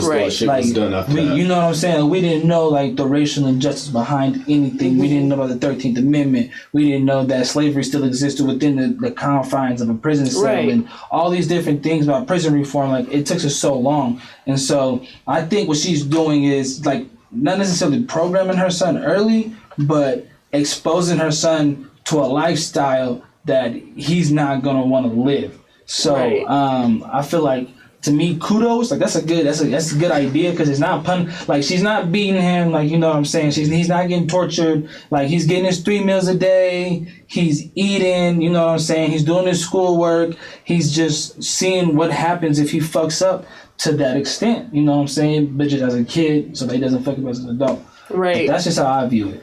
All right, I'm gonna talk about it from the standpoint of a badass child. So when I was, a kid, I was bad. I only went to court for all the things that I did. I never had jail time except for when I did, when I got older. That's neither here nor there. But I think it's a good thing that she did that because if that would have happened to me when I was a kid, I don't think I would have been as bad as I was, gotten as much trouble gotten as much trouble with the law as I did. It's just like when you're a parent teaching your kid about any other necessity. For us, this is a necessity. Yeah. But especially for black boys, this is a necessity because we're more of the roguish, So I feel like it's good. I definitely think it's something that we should not have to do, just as being human beings. But I like that she did it. I think it's better discipline than because for me whooping didn't work. Yeah. I'm gonna just laugh at you. So I think that like to having my freedom taken away, I can't go to the bathroom when I want to, eat some food, take a sip of water, watch TV. Like I can't do none of that. Yeah. Like I feel like that's a good punishment. I don't think she took it too far. I feel like if she would have beat him, how other parents will like go to schools and beat their kid on camera, like in front of the school. I think that's doing too much. That's embarrassment because if you do that to a kid. In this society, you do that to a kid and post that shit on the internet, that child will kill themselves. They will kill themselves because they getting bullied. That's not good for the mental in this generation, in this day and age. And it's crazy because if you've seen the comments on the TikTok video, everybody would support the kid. It was like, I love this. It's way better than just free joy. Like, because it's a good idea. Like, fuck, like kids have to understand those because if you would see kids now, you would see that they have a little bit more freedom than they have because the parent isn't involved. That's why you have the phone more because the parents are more younger. They have more of an attention span towards something else. So kids are just getting like more out of line. Right. And so to see something like, well, damn, this is a really effective way to punish a kid without, taking too much energy on the parent, without taking too much energy off the kid, and actually putting them into a good position. Go ahead. So, what other methods do y'all feel like would be good to help prevent? Like this helps prevent. Y'all both said this would help y'all prevent from getting into trouble that you did get into. In the right steps. I think it's a position in the right steps. Now, there's nothing. What other things would you suggest? I mean, it's a new addition to me, a new addition type of boot camp. Right. Is how I think of it. You go to boot camp, nigga, push-ups till you're sore. Right. Yelling in your face, you do this, or get the hell out of here. Like, that's just that. There's no ifs, ands, or buts. So in your house, you have a little more leeway because this is your mother, but she has a little more leeway because you are her child. Right. So guess what? You're going to sit your ass in here and you're going to think about what you did. And that's gonna be that. This is how it is in the real world. And if you fuck up like it's like this in the real world, you're gonna be fucked. And it's gonna be way worse than this. I promise you. You ain't gonna have no nice little insulation up here. It's gonna be cold stone floor. What else would y'all suggest? I mean, personally, I like that. I mean, or you could. Just thinking outside the box, because sometimes people cut their kid's head all fucked up, and I don't agree with that one that's either. Embarrassing. But what else would y'all suggest? I mean, honestly, physicalness. So like where I come from is like an athletic background. Like whenever I got in trouble, it was either like my mom made me run up and down the stairs. And that shit was a form of torture in itself because I was a football player and I was an athlete, so you know what I'm saying. It was, I don't know. I feel like it's a certain kind of way to just to run the shit out of somebody, like run that energy out. You know what I mean? Physical, like have them do push-ups. Do 150 push-ups.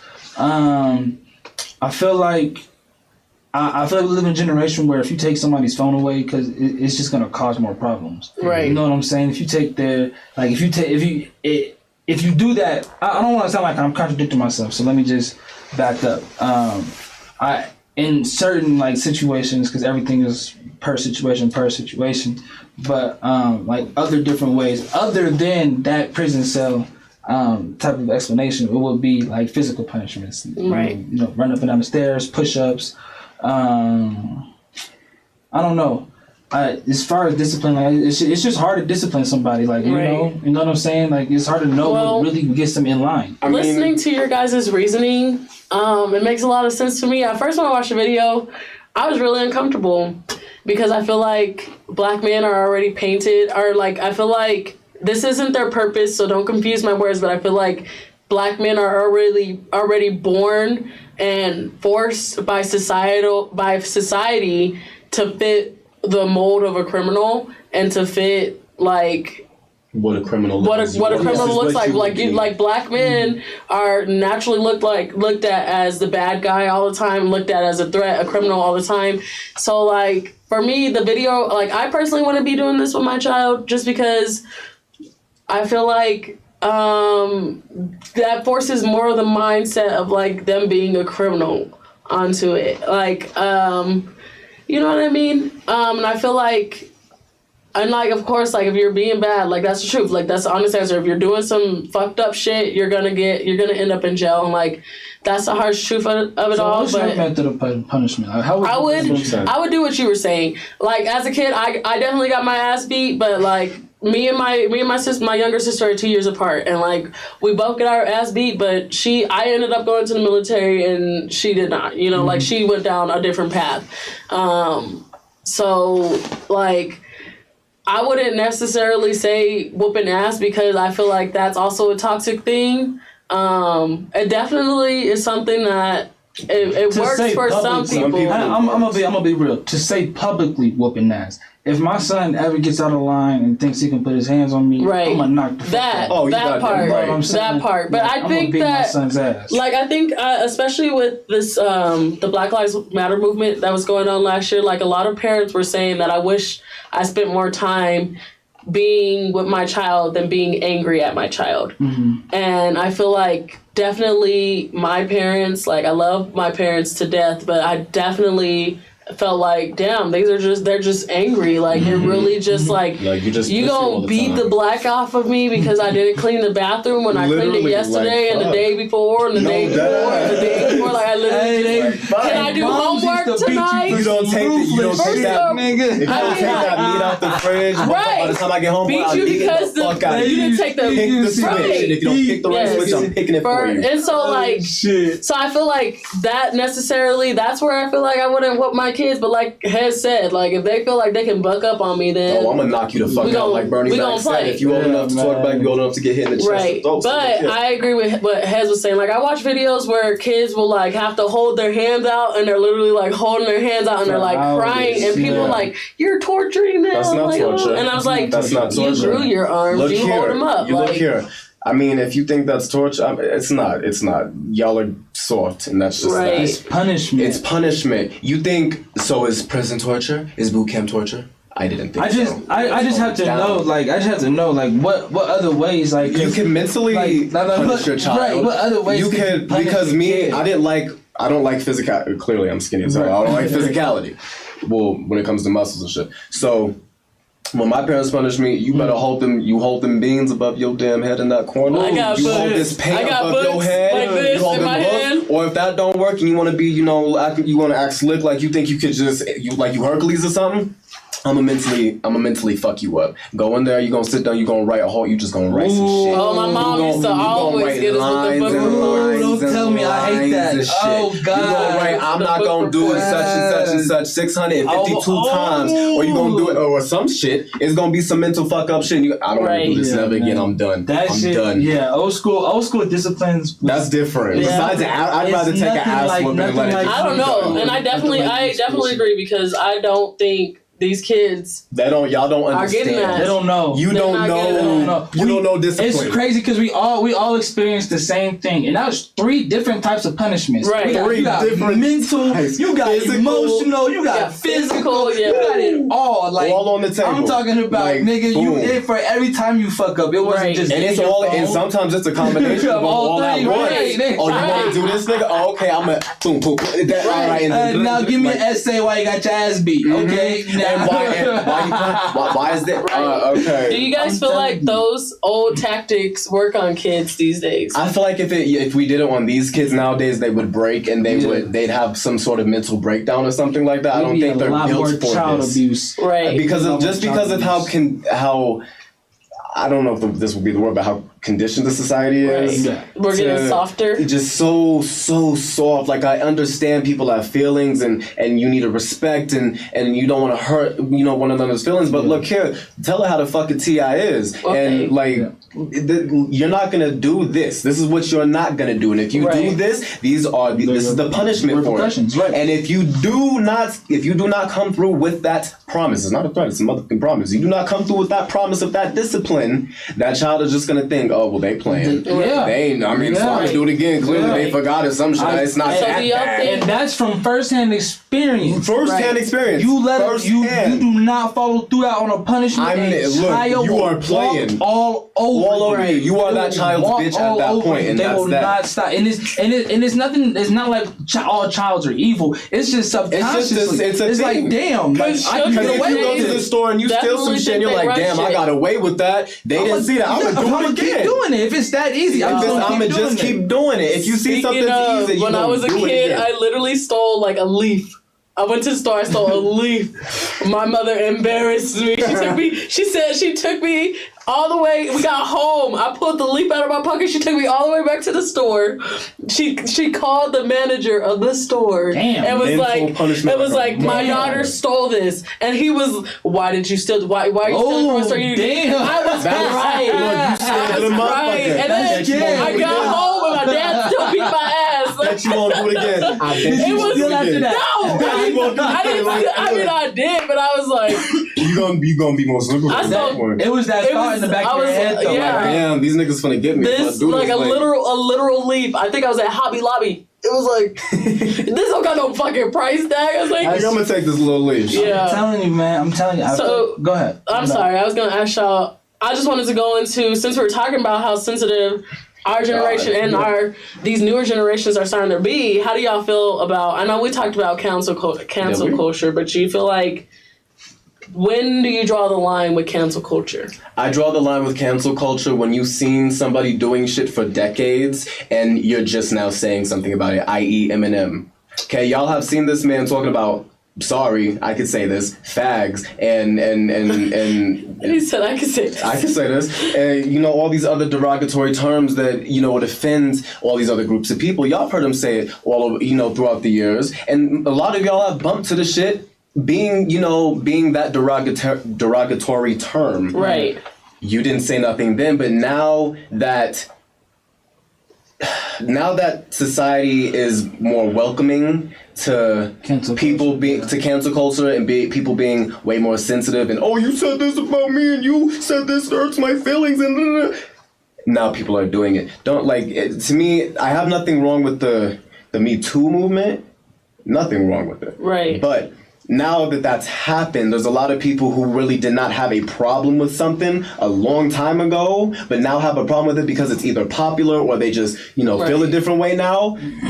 They switch up the tone and, well, this is, you shouldn't say this, you shouldn't do this because this is, I think for me, and I'm sorry if I offend anyone, but I think that cancel culture goes too far when it comes to making a character. Like, we were just talking about Mr. Potato Head. That wasn't cancel culture. Oh my! I know. That's not cancel. But this isn't the only thing. Like, they were saying, like, in Toy Story 4, like, you should make Woody genderless, or like, and I completely, like, I'm LGBTQ friendly, but I feel like once you start pushing that everything should be genderless, like, I feel like you're being hypocritical to your own message. You are taking away from straight people. Think about it like this: if you start, pushing your LGBTQ narrative on every single thing, and it cannot have one specific gender, right? How do you think it's turning the tables now? Right. First, it was straights dominant. All the straight people was dominant, and the gay people, you gotta hide and keep your shit down on the D low because you look like a bad person. But now, now all this extra shit, and we can say more now and be more comfortable. I like it. It's kind of making it to where the LGBTQ is the villain. Right. Exactly, and y'all shouldn't. We should not be. Because I feel like you're pushing the right narrative, like, but pushing it too hard, like way too on things that it doesn't need to be pushed because like especially like it's not like being male or being female doesn't exist. Literally, you know what I mean? It's there. It's there. So when there are male or female characters, why does it have to be so pushed so hard that like, oh, why does it have to be a man? Why can't? What is wrong with it? Like that's where I cross the line when it comes to. I cross. But what I do like about cancel culture is they're not afraid to call people out. Like bullshit. Now, they called David Dobrik out, like called him the fuck out about endorsing a video where a woman was getting raped, and he's like losing sponsorship. He's losing money, and I really agree with shit like that happening. I feel like that's where we should be. I think, to be honest, fuck all them white influencers. If you want to be honest with you, they were stealing from black influencers for a long ass time. Say that. A long ass time. Let's get that one. A lot of white influencers on YouTube, on TikTok, on Instagram, on Facebook, on television shows. Any fucking major platform has rolled off the back of you said it right. The black entertainment, black influencers, black YouTubers, black everything. Everything that David Dobrik did, I promise you, a black dude did it first. Right. In fact, if you go to TikTok, you can see that they're actively suppressing a bunch of black TikTokers. Yes. So to me, I don't fuck with none of them. None of them at all. They could be cool they could be cool people, but you hear people like Oli J is saying nigga and all types of shit. That off. You know what I'm saying? Like, okay, you know here's the thing. Let's talk about that's another thing I like about cancel culture. Let's talk about the word nigga real quick. Now, how I understand it should not be said amongst people who are not minority, mainly black, but within this culture, with our culture being so dominant within society, we can't really expect people not to say it. Right. Do you know what I mean? I understand you should not say it. Y'all not to. You shouldn't say it, but we can't expect you to not say it just because of how dominant our culture is. If that makes sense. I'll say this. I'll say I'm not surprised. Right. I'm not surprised that a white girl would say nigga. I'm not surprised that a white girl would say nigga and then apologize for saying nigga. Because she got caught in the fire. I'm not surprised by it. I don't respect it. Right. You know what I'm saying? I don't think it's cool. I definitely think that there's repercussions that need to have happened with that. But I'm not gonna sit here and be like, damn, she said nigga. Right. Like, nah, I feel like this ain't nothing new. These white people been like they've been saying this shit that's been happening. Once someone tells you and like I feel like in this day and age, at this point, all the people that have gotten canceled for saying nigga, like y'all should know not to say it. But if you do say it, and specifically black people tell you not to say it, then you don't get to argue back. You don't get to argue and back. First of all, especially if you're not black. And don't ever say, well, how do you know that word offends every other black person? How the fuck do I know? Because I am that black person. I am every other black person. So don't try to say, you can't say it, you can't generalize it and say it's offensive to every black person. Okay, may not be that term, but you, with the history your people have, you should not be saying. Right. And especially if I, as a black person, come up to you and specifically say, please do not say that. Right. Do not say that word, and you do it, and then say, oh, well, it's used as a term of endearment. It's not used as a term of endearment for your people. Right. We took that back as a term of endearment, and that's that on that. Let's keep that in mind. Okay? Yeah, for sure. And with that being said, don't say nigga. That's all I'm gonna say. Don't say nigga. We actually gonna end the show on that note. I feel like I don't need to say anything else. So I think we got it all out. We got it out. On the table. Yeah. Good. Bada boom, bada bing. Thank y'all so much for watching. Make sure you like, share, subscribe. Thank you, Cash, for coming and joining us on today's episode of UDIA. Thank you for having me. Elijah. Sorry, thank you for having me. Thanks, Elijah. Mr. Vegetarian. Vegetarian. Make sure you guys just stay tuned and stay posted. We'll be back next Wednesday. We're out. Peace. On Network, don't read the comments. I am your host, Midas, and we are live from the Tetra Lounge for DJ K-Tone's 14th birthday bash. I got J1, Mr. Jew with me. I got Funny Matt Roberts with me. I got So Fire. feeding her face. She don't even know she's on camera live. Look at her, y'all. She over there feeding her face with the night's best catfish and macaroni and cheese. So listen up, y'all. We gonna try to keep it so that y'all can hear what we gotta do. We are live from K-Tone's birthday bash. I swear I had my mask, but I can't do this with all these people in this room and do this live for you guys today. So check it out. I need y'all to share. Get ready to have a beautiful night with the Don't Read the Comments fam. And we want to cut first to the video. You ready? Are we ready to cut to the video real quick? Just to get y'all warmed up, and then y'all can share and stuff and get ready. We'll be ready when y'all come back. No? No? It's okay. We don't have a video. Don't worry about it. We don't need a video. Hey, y'all, we are, like I said, live from DJ K-Tone's 14th birthday bash. What's up, Matt? What up, man? How you doing, bro? I'm good, bro. I'm good. We missed you last week. Oh, man, I was chilling last week. I was in El Paso. Y'all was fucking lying. All of you.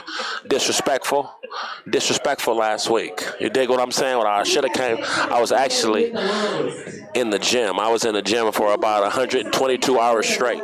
In the gym? Yeah, I was in the gym for 100. No legs. You didn't work no legs. Yeah, I did legs too. Legs is part of my process. What? Legs is part of my process. Y'all was talking all that shit. What do you mean? Who was talking shit? I was talking hella shit. Yeah, you was talking. Oh, last week? I was talking shit. But that picture of him in 6'9", that was a real picture.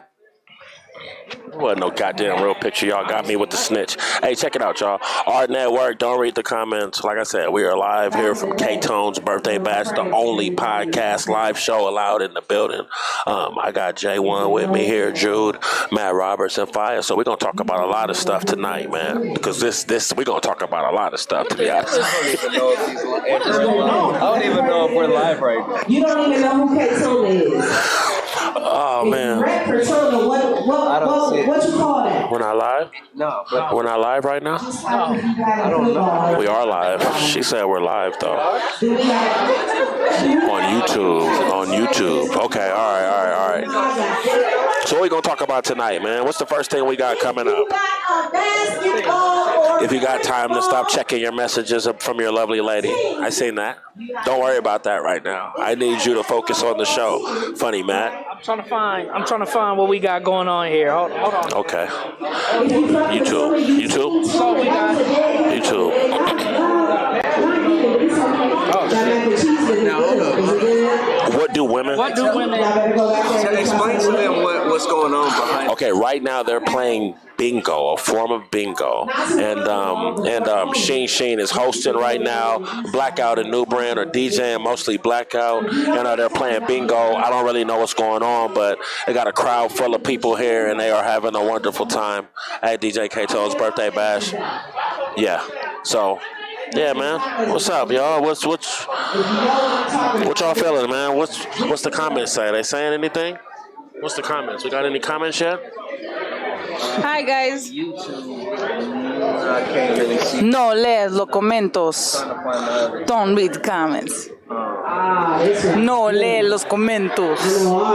That means don't read the comments in Spanish. No leas los comentos. That means don't read the comments in Spanish. Link for YouTube, man. We're going to get everybody on Facebook to get to YouTube, so we have to share with them that way.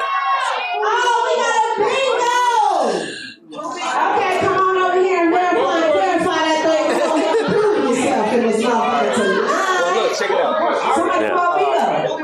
The question was, what late night event got the ladies dancing on the bar? Wait, can we take a quick? Back here say cookie wars, and he was correct. Definitely cookie wars. So, what do females text when they're trying to fuck? What do females? What do you text? Hey, big head. No, seriously. We'd be like, damn, that's a hard question because I'm lit and I don't do that, so I don't know. Okay, so. Okay, all right, serious. I think that females, I don't think you should do it. But if you are gonna do it, I think you should be like, hey, what you doing? And then depends on what you say, then depends on what I say. So if I'm trying to, I'm gonna say, are you up? Are you up? She knows exactly what she be saying. She trying to act like females shouldn't do it. Females, go ahead. Be assertive. Assert yourself. Are you up? That's what she texts. Are you up? So, fellas, if you ever get that "Are you up" text from Fire, you already know what that means. Gotta get on up. You already know. If Fire sends you that "Are you up" text, no matter what, be up, bro. Be up, bro. We up. You gotta act like you wasn't asleep too. You be like, oh nah, I wasn't doing nothing. I was in the Word a little bit, cleaning my bathroom. It don't matter what time it is. Be up. Are you busy?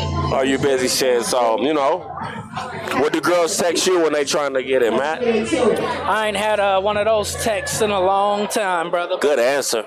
But they probably said, are you ironing your slacks for church still? Yes, bitch, I am. What? So obviously he's having Saturday night rendezvous. What do you say, Uno? What's your? What did they text you? I think the one I'm gonna agree with Fire that you up one is usually one of the indicators. That's what they text you. They ask you, what are you doing? Yeah. You up? You still out? You home yet? Damn, they be texting you that? Like, are you? Not B. Hold on. Not B. You said what text messages have I received that meant that? That's okay. That was Sheen. She said she gonna make sure she's on the goddamn camera anyway. All they got was a fanny pack. Come here, Sheen. Come here, Sheen. Sit next to Fire, man. So we're gonna try to make sure you. We're gonna try to go ahead again. She sat on my coat. Sheen. So, what do ladies text to a man when they trying to fuck? What do you text? Like I know the answer. You know the answer. I do. So here we go. What's that text? What I typically say is, you still up? What did I say? Oh shit! What the? What did I say? What did I say? What did I just say before she came? I ain't done. What else you say? I say bring it back because I ain't done. Then I follow up like, you hungry? You hungry? That nigga said yes. Yes. So fellas. What we know is, okay? We know that "Are you up" is the universal language that ladies want to know. Ladies is, hey. Are you up? I thought it was what you doing or some shit. But it's "Are you up?" That's because they've been out late at night with beer on their breath at Pete's Kitchen. They want to know, are you... Sheen, do you love me? Are you riding? Say you never beside me, cause I want you. Are you up? Are you up? Hell no. They fucking teasing us. So Fire about to pull up on somebody with her little hard hat and work boots on. She gonna pull up in a Blended Cultures. Blended Cultures hammer. In a Blended Cultures jersey that says "Are you up?" in the back. Fire be business tonight, boy. I'm telling y'all. She eating catfish. She feeling good. Like she climbing over seats and shit. She got she talking about "Are you up? Are you up?" So I expect, fellas, expect 2 texts tonight. expect 2 texts tonight. Fire's gonna text you, "Are you up?" And in the next 5 minutes, she gonna text, "I'm already asleep." So you have no chance. It's gonna be all. Have you ever got that text before when you try to be like, "I'm on my way," and she says, actually, I'm already asleep. Like, how the fuck is you texting? How the fuck you texting if you sleep? No, auto text. Fuck you texting. You ain't sleep. You drink. I'm gonna come through anyway. You need something to drink? Right? You want Slurpee? Listen. I'm almost saying that to be honest, but I don't condone it. If it was up to me, don't even text them at all. But if you really, really want to, then just be like, hey, are you up? That's it. If you text him, are you up? He's gonna respond, and based on what he responds, then you respond. If he takes back something super dumb, like, huh? Don't. Skip that. Skip it. On to the next. You're right. If this nigga texts back, his girl is right beside him. His girl is right there. He's like, what the fuck, weird ass members? How they got my number? Fuck, she got my number. How the fuck Pizza Hut calling at 2 in the morning? Goddamn Pizza Hut. Talking about, are you up? No, goddamn it. My pizza was 2 hours ago. Baby, fuck Pizza Hut calling at goddamn 3 in the morning.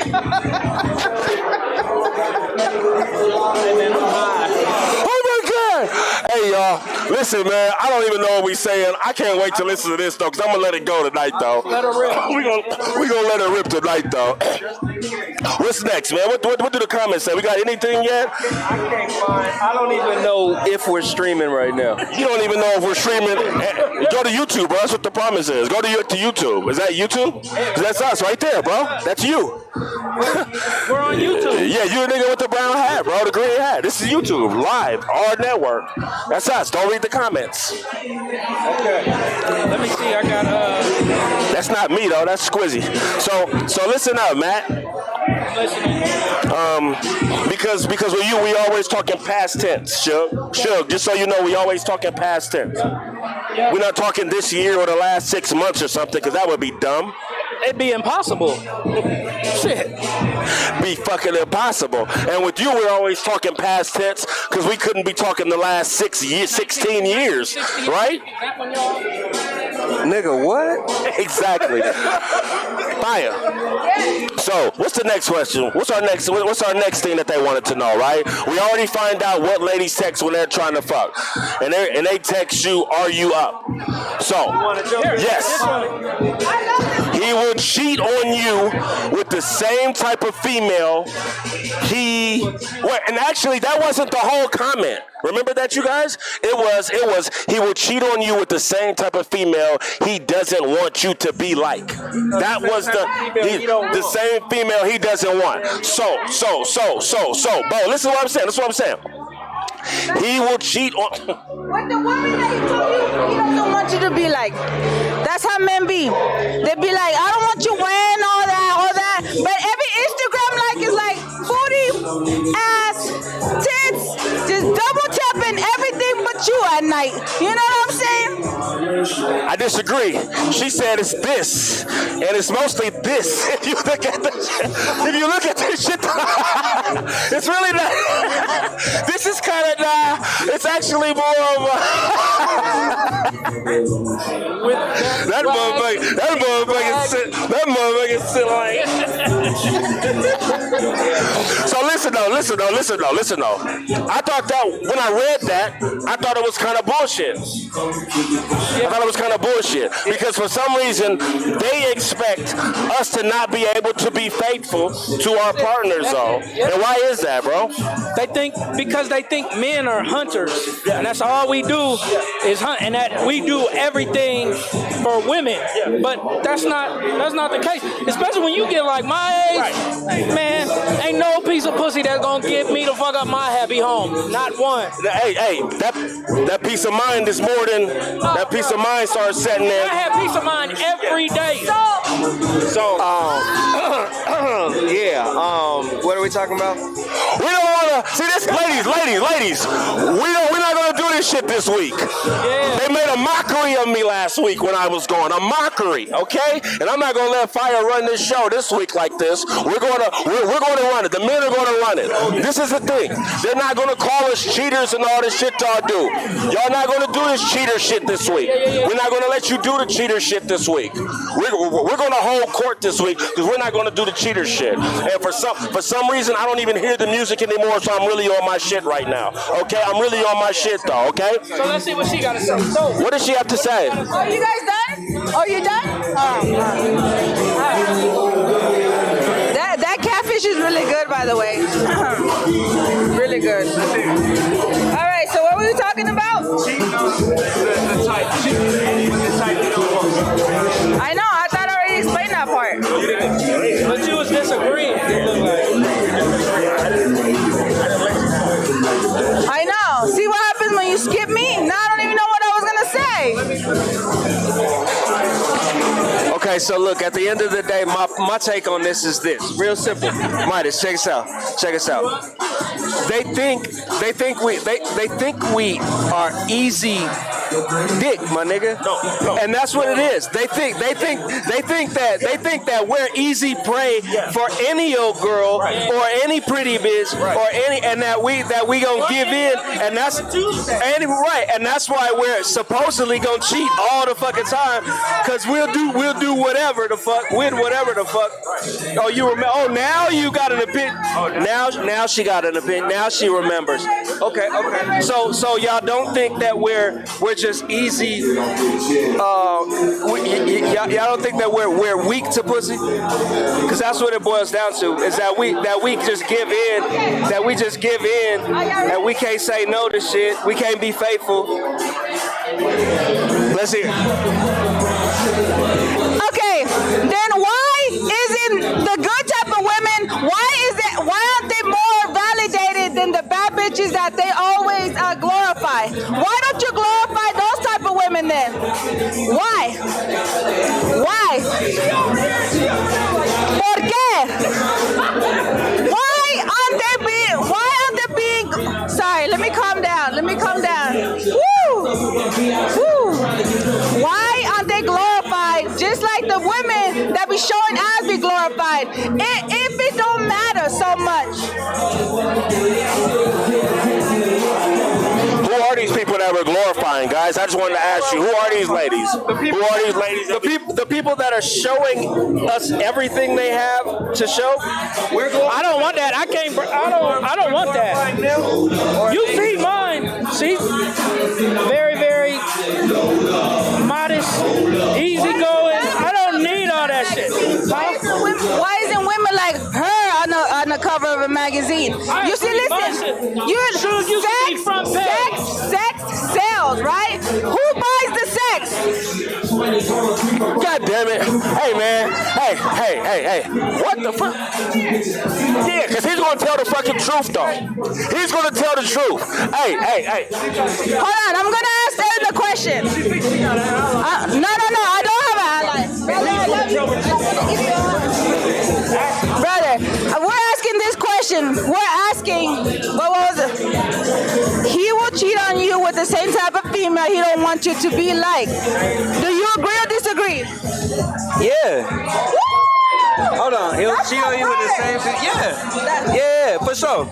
Cause you might just want to fuck. Or can we cuss? Are we cussing? Yeah, you might just want to fuck. Cross that bridge. That's why he's my brother. Why at me like that? Cause you might want to fuck, but you'll never date her. FCC. No? Yeah, no. You can say that. Oh, okay. But I just want to validate. She was also. Men can be faithful, though, right? Yes, men can definitely be faithful.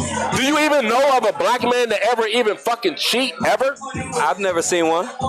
So that's the fucking truth, though. Squizzy Taylor said it, and we believe everything he fucking says because what he says is gospel. So right here on Don't Read the Comments, Squizzy Taylor has said that black men don't cheat. So I can't explain any other race, white man or whatever, but black man, we don't cheat.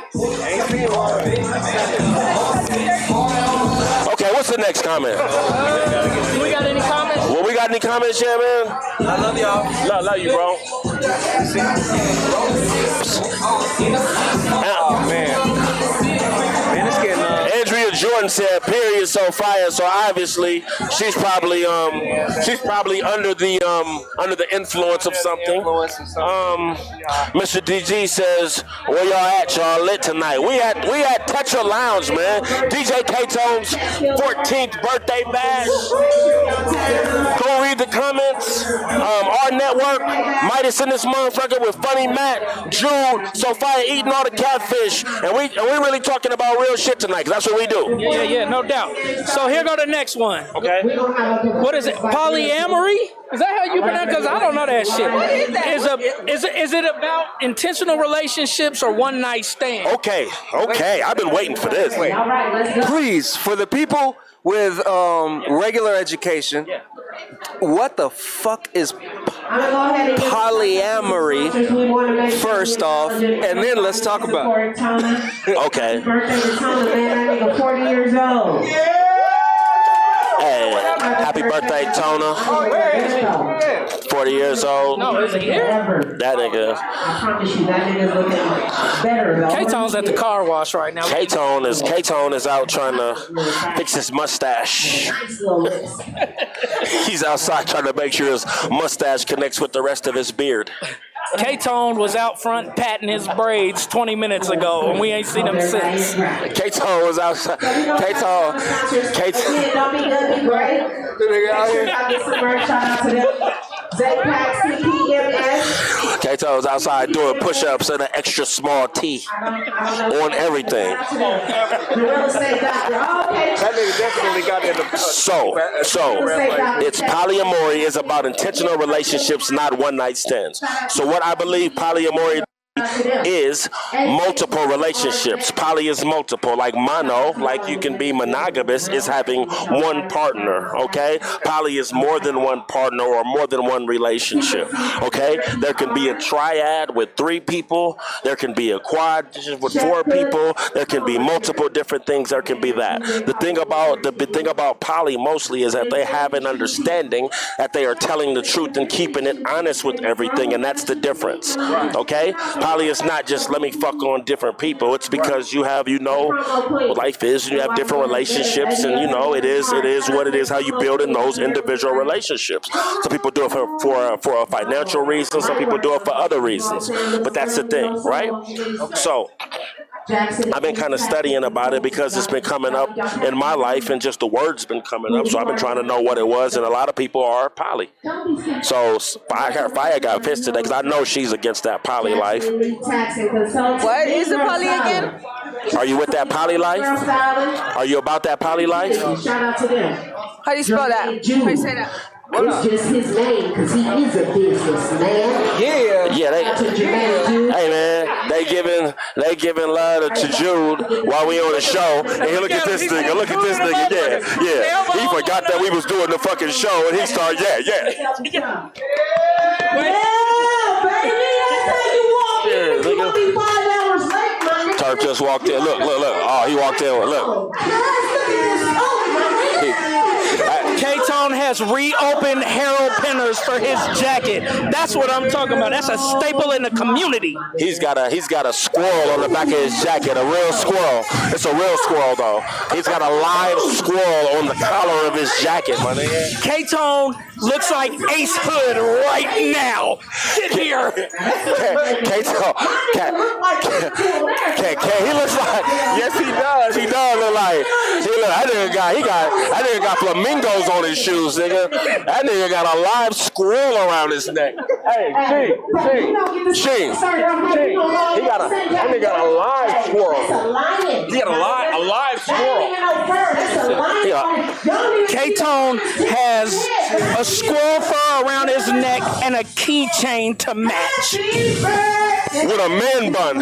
He has a man bun. He got the Ace Hood man bun. That nigga he got a He got a Zamunda face mask with a squirrel around his neck. He has zippers on his side pocket, zipped with nothing in the pocket. This is amazing. That nigga has a two-tone. He has a two-tone lion fur. That nigga got. Ladies and gentlemen, K-Tone's hood has just gotten up and ran out of the building. Ladies.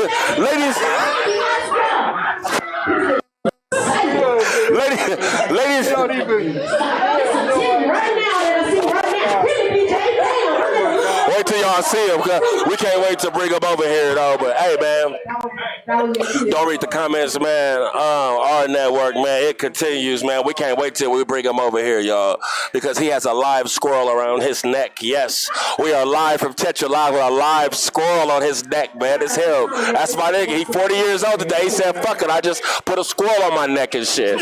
Goddamn squirrel on my neck, a live one too. Because if it bites anybody, I don't really have to get mad because it's my fucking birthday. Oh yeah, it's real. K-Tone has on glasses with no medicine in them. K-Tone has on.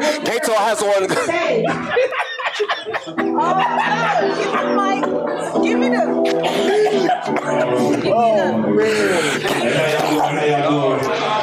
They are done. They are officially cut off on the mic. They are not allowed to say nothing. He looks very handsome.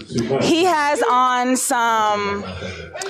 K-Tone's tone is pointed right now while he's taking a picture. Listen, guys. He looks very nice. He looks like he just came from Alaska, but he looks like he is in a resort.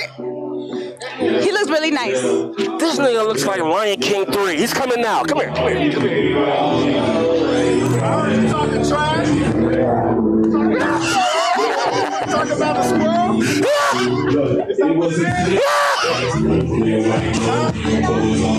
Oh man, K-Tone is in the building, man.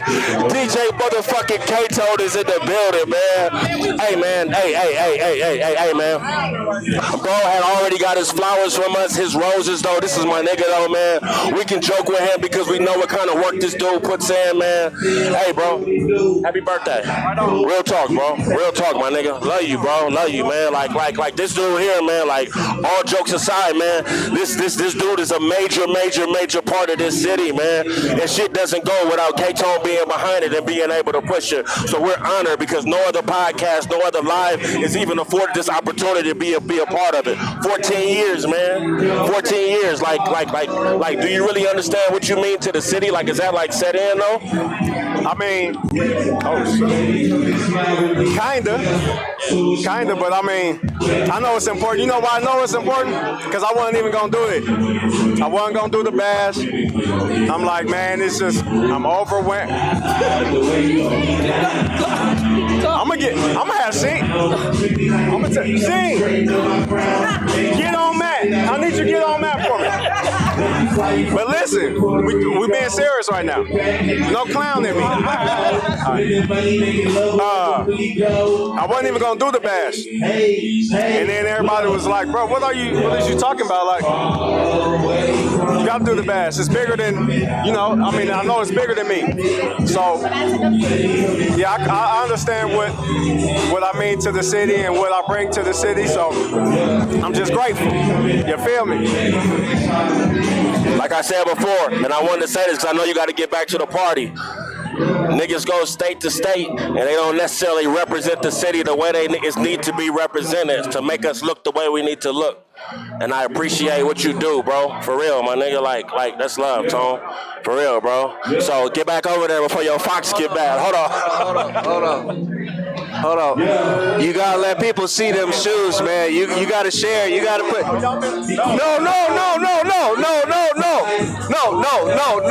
No. That's some real fly shit. No jokes aside. That's some real player shit. You know what I'm saying? No, I gotta say thank you to J1. True story. I could not do this bad, bro. If J1 would have been like, I ain't got time, I just wouldn't have did it. because the way his vision helps the look of the bass in these flowers. That's J1. I couldn't get like just anybody to do the birthday bass flowers, bro. It wouldn't be the same. So I want to thank J1 for. I'm talking. Look, bro. Every graphic you see, the backdrop over there, the flyer for tonight, the Coming to America, all that. That's J1, bro. But Jermaine Jew, I forgot they don't know J1, right? I don't know what they doing. Jermaine Jew is the nigga. You feel me? And I appreciate you, bro. For real. Not for real. We've been doing this shit so long, I don't know no other way, my nigga. So you know what I'm saying? It just is what it is, man. Hey, you were saying that. Maya, come here. You were saying that y'all been together for like 14 years, right? Y'all been doing this together for like 14 years. We've been doing the bash. Yeah, the bash. Yeah. Right, we're gonna clarify that. So J1. Always looking for an opportunity. Happy birthday, Tona. Te quiero mucho, mucho, mucho, mucho, mucho, mucho. Siempre, siempre, siempre, siempre, forever.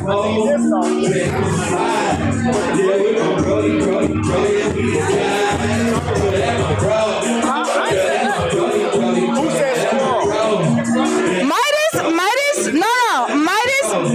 Midas was talking mad shit. Niggas lying on me. Hey, man, don't read the comments, man. Shout out to DJ Kato. I know you got to get back to your party, man. You looking fly, bro. We gonna catch up with Turfy later, man. Come on. Yeah, well, I mean, yeah, whenever you get a minute. Hell yeah. Yeah, let's go. Send her over so we can talk to her. Love, Turf.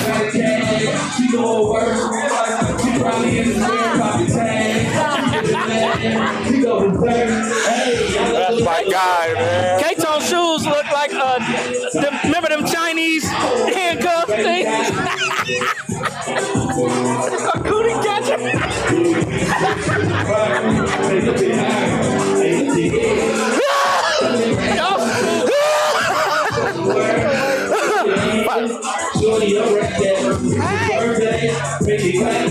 Happy birthday, Tona! All right, y'all. So, what the comments saying, man? They fucking with us? Oh, he's locked out. What you think about being poly, bro? Would you consider being poly? Nah, I'm good with. We good with just us. But you don't have a problem with people that are poly. I don't judge nobody for nothing, man. So if Suge came to you and said, "I want to try I want to try to be in a poly relationship," would you listen to her or would you cut it off? Well, I think it's important to always listen to your partner, but I mean, in my mind, I'd already know the answer.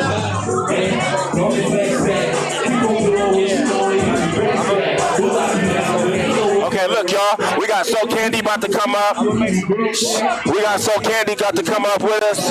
Don't read the comments.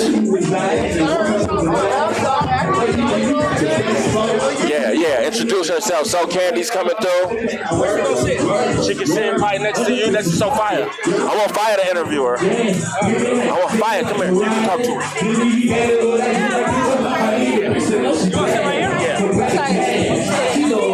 Hi, beautiful. Good. Okay, you way too pretty to be over there. You need to get a highlight. What's your name? I am So Candy.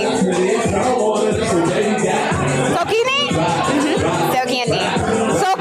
So Candy. Okay. Hold on. Let them get this out the way so we can hear you better. Sorry, it is so okay, sorry, baby. What was your name? I'm So Candy. Is there a camera I'm supposed to be looking at? Right here. Okay. And where can they find you? What's your IG? My Instagram is @RealSoCandy. Okay. Now, can we ask her the question okay, so the guys tried to team up on me earlier because they told me, what was the question? They said, The guys. No, not Polly. The one before that. Polly, like. You know what that means? Oh, like having multiple partners? Yeah. I think if that's what you're interested in and that's what gets you off, then go for it. I personally, no, I wouldn't do that. Thank you. True. Yeah. I mean, I've never been in a situation where I'm like, where I wanted to do, or that's not like, something that I long to do. But if there was two people that I felt, strongly about, and if that was an option, I'd be like, fuck it, let's go, Oh yeah, and then this was another question. We asked, he will cheat on you with the same type of female that he don't want you to be. What you think about that? Yeah, what do you think about that? You agree with that? Do you think men cheat on women that they'd be like, don't be like her? He will cheat on you with the same type of female he don't want you to be. Right? Yeah, exactly. See, she knows. Yeah. And the guys think that's a crazy statement. But I think that I think that's a true statement. I mean, facts. Honestly, yeah, I think that's a true statement. But I like when it comes to cheating and all that kind of stuff. I don't really get too worried about my significant other cheating on me because niggas gonna do what they want to do. So at the end of the day, like if that's what he chooses to do, he just lost a great bitch. I like her. You know what I mean? Because they were all teaming up on me, like making it seem like no. But that really does happen. It really does happen. I'm telling you, a lot of men will cheat on you with the person they told you not to be like. You know what I mean? So the man will want you to be conservative at home, but then will cheat on you with the very opposite, which makes no sense at all. And I'm not saying that that's all men. I'm just saying mostly. So you think they target them? You think they target those type of? Like that's their goal. That's what they. I think. In a sense, yeah. Like if that's what they're cheating on, they're if you're a guy and you're cheating on your woman, you're missing something in your woman. That's why men cheat because they're not getting something from whatever the woman that they have. She's not doing something, so they're gonna go find whatever that is. So to me, it's like that's what you want. It's the same thing as like a guy not wanting you to post certain things on Instagram, but he out here liking and commenting on all that shit. What is shit? No, we're not gonna let you do that. We're not gonna let you do that, okay? No.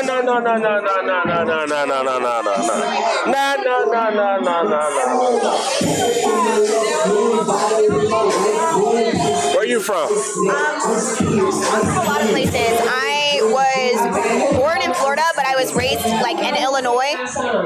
And then I moved to Alabama, Houston, Texas. I'm just now coming from Dallas. I'm currently based in Atlanta, though. Currently based where? In Atlanta, Georgia. In Atlanta.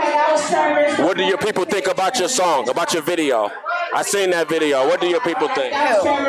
Your people that you grew up with, the people that know you best. What do they think when they see you on with that video? Like people from my high school?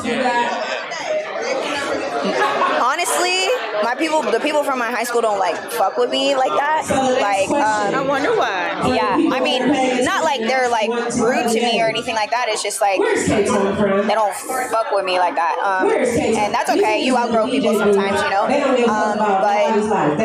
and my people, as far as like the people that I have around me, my managers, my girlfriends. Anybody like that that's like closest to me, they fuck with my shit. So.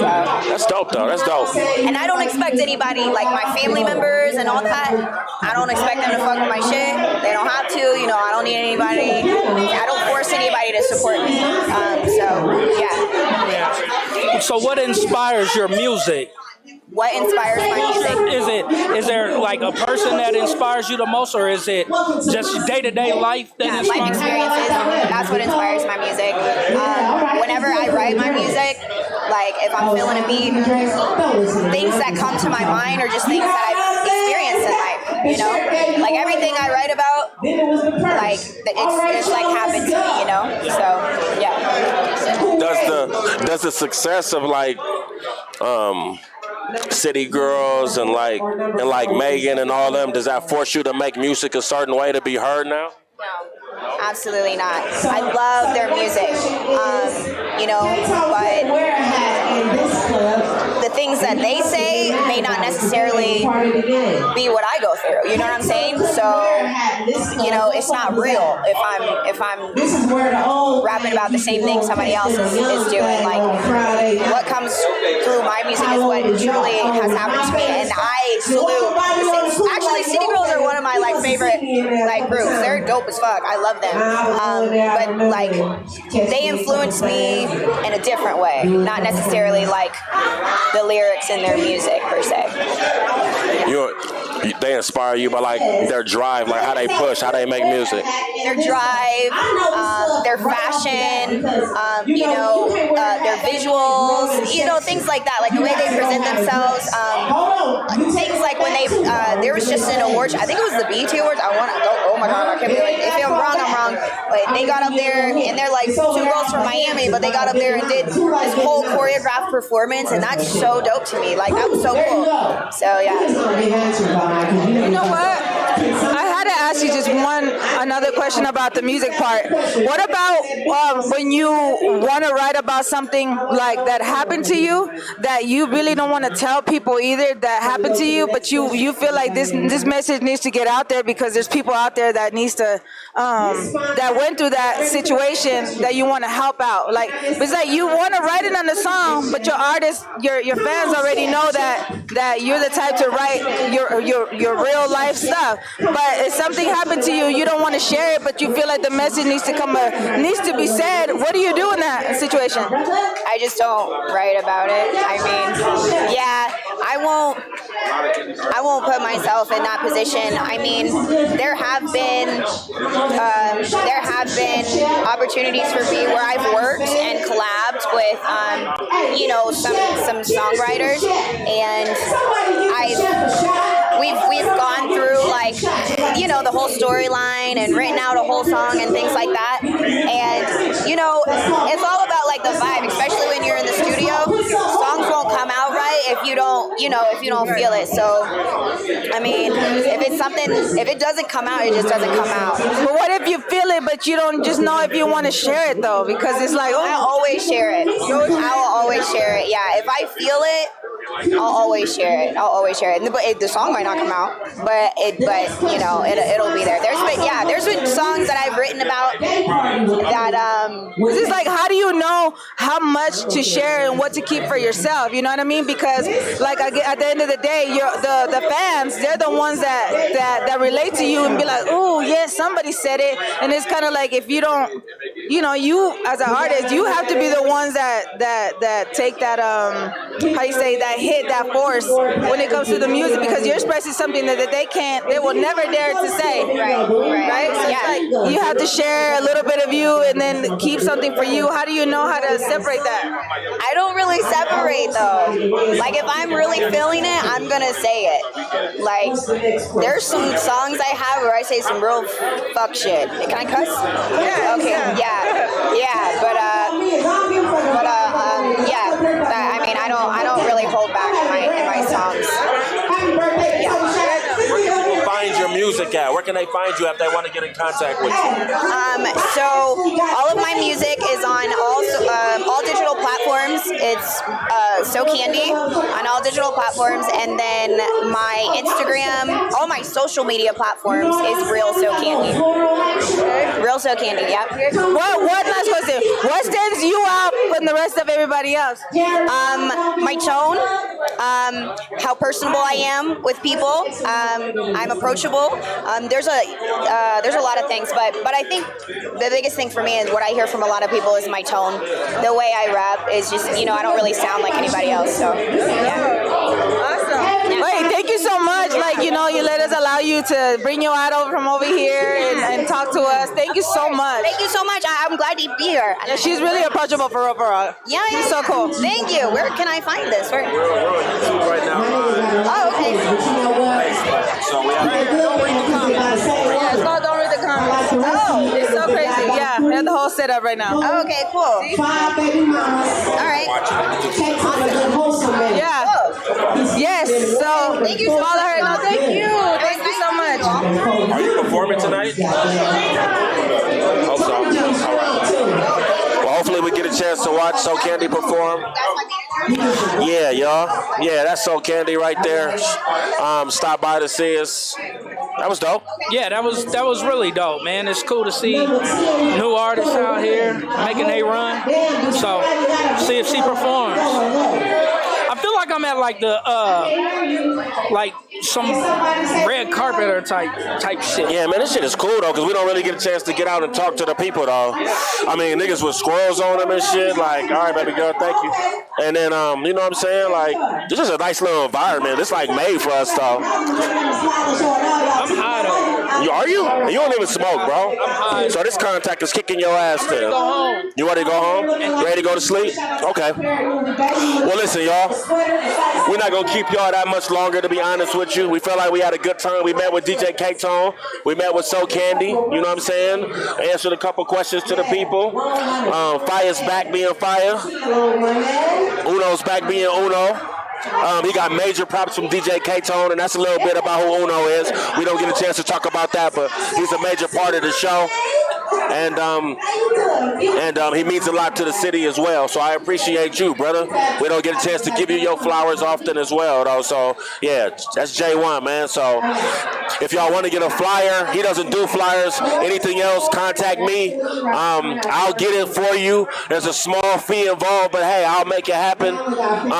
If you want to date Sophia, contact me as well. I will make that happen for you. If you want to book Matt Roberts, contact me as well. I'm kind of a trifecta for a manager. I book myself. Yeah, man, that's basically what's going on. To book you, they gotta call me. Yeah, to book. Yeah, to book me, call me. No. And Kim, you gotta call me. Don't Read the Comments. AHRR Network. Hey, man, I had a beautiful time with y'all, man. Like always, man. Fire. I broke my celibacy, and I want to say I'm sorry to myself and to God because I was sober. You broke your celibacy? Yeah, because I was not supposed to be drinking and smoking. No. I meant like I meant like I'm not drinking or no, not that type of celibacy. I'm talking about drinking or smoking. I didn't say that. So annoying. Whatever. Fire broke her celibacy tonight. She texted somebody, "Are you up? Are you up? Are you up? Are you?" I was looking too. Hey man, we had a good time. Live from Tetra Lounge. K-Tone's 14th birthday bash. Yeah. Hey man, thanks for tuning in. I know it was tough, but we had a lot of fun, and this is good, man. It's good to see what other people are doing out here. K-Tone, happy birthday, man. We love you, brother. Thank you. Shout out to Bimmy. Y'all been watching this show with Big U. Y'all look him up, Bimmy. Y'all been watching this show with Big U, Deb, and Waka Flocka. This is Waka Flocka's uncle. You feel what I'm saying? Like, this is him right here. Bimmy's on the show. I really appreciate that. What's up, Rob T? So Fire's in the building. Jews in the building. We out of here. Somebody with some Scooby-Doos just try to roll up on my...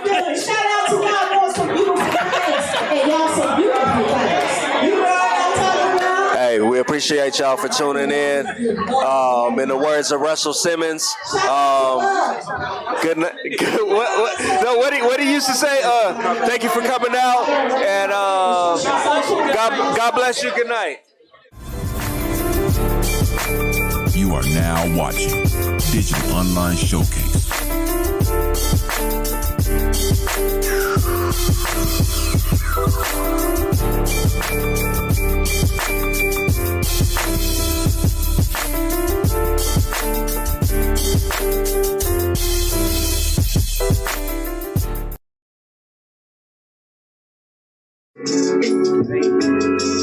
We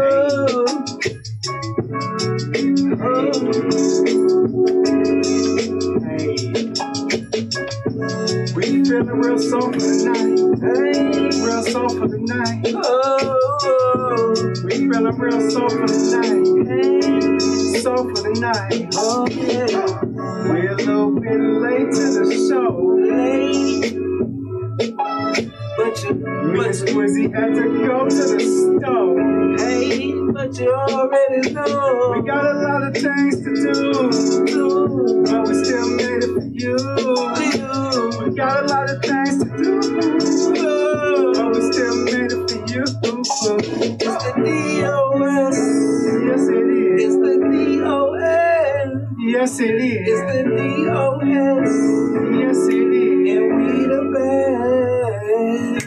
We got a lot of things to talk about.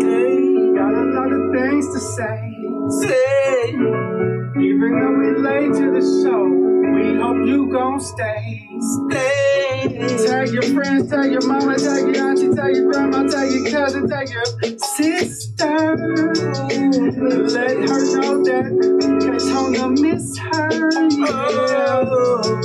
Let them know that we on. Let them know that we on. Hey, I said, let them know that we on. Let them know that we on. It's the DOS. Yes, it is. It's the DOS. Yes, it is. It's the DOS. Yes, it is. It's the DOS. Don't be good, be great. Don't be good, be great. You can't be average in this lifetime. So you gotta be great in this lifetime. You only get one lifeline. You can write a rhyme. You can be a teacher. You can be anything you want to be. Just be great. Don't be good, be great. Be great.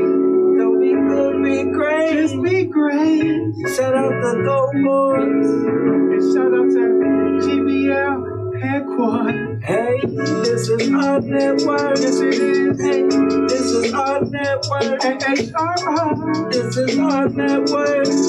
Oh, this is our network. And we gon' make it work. We gon' go to a video. I don't know. I'm sorry that we late to the show. But like I said, me and Squizzy went to the store. I left my wallet, so we had to double back to the store. Now we here, now we on. But I promise we won't be long. No, probably about an hour strong. Hit the video, let's get it on. Hey, it's the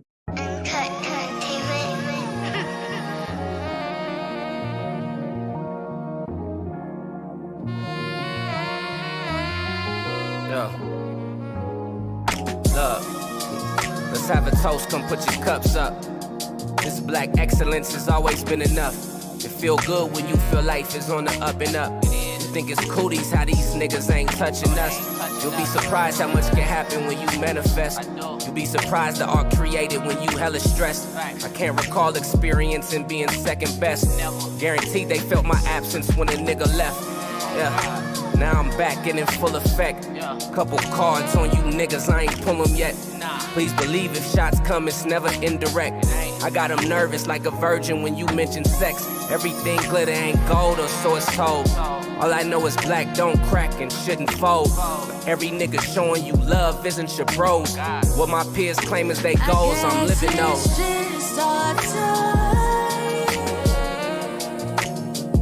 Is it arrogant or black excellence? Promise we gon' shine. It's the elegant black excellence. Look, my big mama lived to 109. I'ma keep my dream alive for every year she survived. I'ma keep wiping my eyes till I bloom what's inside. Because they say we doomed to die, so I gotta get mine. If my people made it for me, then I gotta know that I'm good. They let white hoods in the black hood, but not black hoodies and white hoods. They wore white hoods and black hoods and didn't see no wrong. But wearing black hoods and white hoods, it get you Trayvon. That's the reason I stay strong. We the niggas they hate on. Ain't shit to wait on, trying to get my getting paid on. Black excellence can't be defined or they dead. Hating dreads, hanging set, banging, educated, dedicated. Shout out to G's, V's, Crips, and the blood hitters. Baby mamas, fathers, and scholars. We ain't no dumb niggas. I feel like we all young, rich, and black. I feel like we where our ancestors wanna set. Nigga, black excellence. Is it arrogant or black excellence? Promise we gon' shine. It's the elegant black excellence.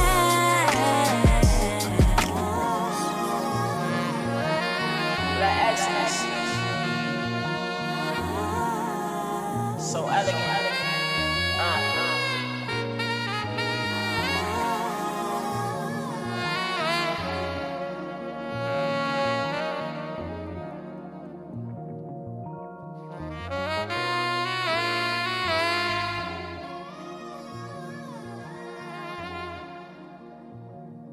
We are back. Damn, that ain't working out. We here. What's happening? It's the DOS. How you doing? I'm Squizzy Taylor with the legendary, the one and only DJ K-Tone. Yeah. We late, but we right on time. We late, but we great. You feel me? We always like to start off by thanking our wonderful, creative, and just amazing sponsors. So shout out to the Gold Boys. Definitely. Please go support them. 5535 West Coast Facts. For your dopest clothing, your CBD products. They got a studio in there if you need space to do whatever you need to do. Go holler at the Gold Boys. Shout out GBL headquarters, now located in the 5 Points. If you need studio time, mix and mastering, photo shoots, shoot a video, you need your clothing done, you need space to work out and do yoga, you need goddamn, you name it, you can do it at the GBL headquarters, now located in the 5 Points. Shout out to them. Shout out to AHRR Network for making this possible and giving us the platform to, you know, get our stuff off and have our voices be heard and understood and look good while we doing it. So shout out AHRR Network. Definitely appreciate y'all. You did. And make sure you like, subscribe, and share the AHRR Network. Yeah. Support them, man. They got a lot of shows going on. Very dope. You know, we always talk about, it's always still Black History Month. It is. So you got to support your black folks, man. It's a black network. Support that. Yeah. AHRR Network. If you are in the comments right now, I know we late, man. I know we late. Just share the live for us, man. We on time. We on time. You know what I mean? We just on our own time. We might be late, but we always on time. Yeah. You feel me? We felt like y'all needed to hear us right now. Yeah. It felt like it was just a little too early. You know what I'm saying? We had to come when we had to come. You know what I'm saying? Yeah. We just gonna have fun today though, man. It's not really the special, but it's the pre-party. Yeah. This the pre-K-Tone 14th annual birthday bash pre-party. That it is. We talking the bash, and we got so many special guests for you next week. Yeah. But this the pre-party. This the, you know what I'm saying? We got to get you ready. We got to warm it up. We got to get it ready. I felt like, we felt like we're gonna fall back on the guests today. Yeah. You know what I'm saying? We have guests every week. Shout out to all the guests. We appreciate y'all. We're just gonna do us tonight. Yeah. We the guests. We are guests. Yeah. We the guests. You my guests. We doing it like D'Angelo. You know, D'Angelo said D'Angelo and friends, and it was just D'Angelo. Yeah. So y'all are our guests. Y'all are guests. Yeah, that's feel what me. it is. Yeah. Y'all are guests. The people are our guests tonight. Yeah. So look, anything y'all want to talk about too, put it in the chat, put it in the comment. We're gonna speak on it. Along with our topics. You know what I'm saying? Yeah. Birthday bash week, man. Yeah. Yeah. Birthday bash week. This 14 years, Squizzy. That's a blessing, bro. I've been doing this for 14 years, man. Like, that's a blessing. I remember when I first started. It's crazy to even just say 14. Yeah. You know what I mean? It's definitely a blessing. I appreciate all the support over the years. And I actually was not going to do the birthday bash, bro. You had to do it though. Just do the COVID, do the everything that's been going on. I was actually kind of unmotivated. Yeah. You know what I'm saying? And discouraged. That might be a good word too. No, for I was sure. actually kind of discouraged to do it. Yeah. You know what I mean? And the closer it got, the more people's like, bruh, like what are you talking about? Yeah, like, you gotta have one. It's it's bigger than me though. Yeah. You know it's a holiday. Yes, it's the town. It's the town holiday, man. So I felt like I said, all right, let me put myself together. Yeah. Big shout out to my brother, Dub. Shout out to Dub, man. Don't be good, be great. Yeah. Came on and said, hey, man, what you need? Matter of fact, I'm the main sponsor. We doing the show. For sure. We doing the bash. I don't care what's going on. No doubt. So shout out to Don't Be Good, man. Be great. Yeah. Support them, man. Get that clothing. Absolutely. I got a question. Yeah. If you had to look back, what's your favorite birthday bash? My favorite? Just are off they the like top. Are they like your kids where you can't pick, or do you have a favorite? I do have a favorite. Okay. What you got? I do have a favorite. Which Well, one? I don't know if it's my favorite. I have different like events. Okay. You know what I'm saying? I can't say like necessarily this bash, but my favorite, my ultimate favorite party or show for the bash was, I think it was eighth annual. Was it eighth? Yeah. And it was B.O.B. B.O.B. I brought B.O.B. It was at Vinyl. Remember Vinyl? Yeah. I brought B.O.B. to Club Vinyl, and it wasn't a concert.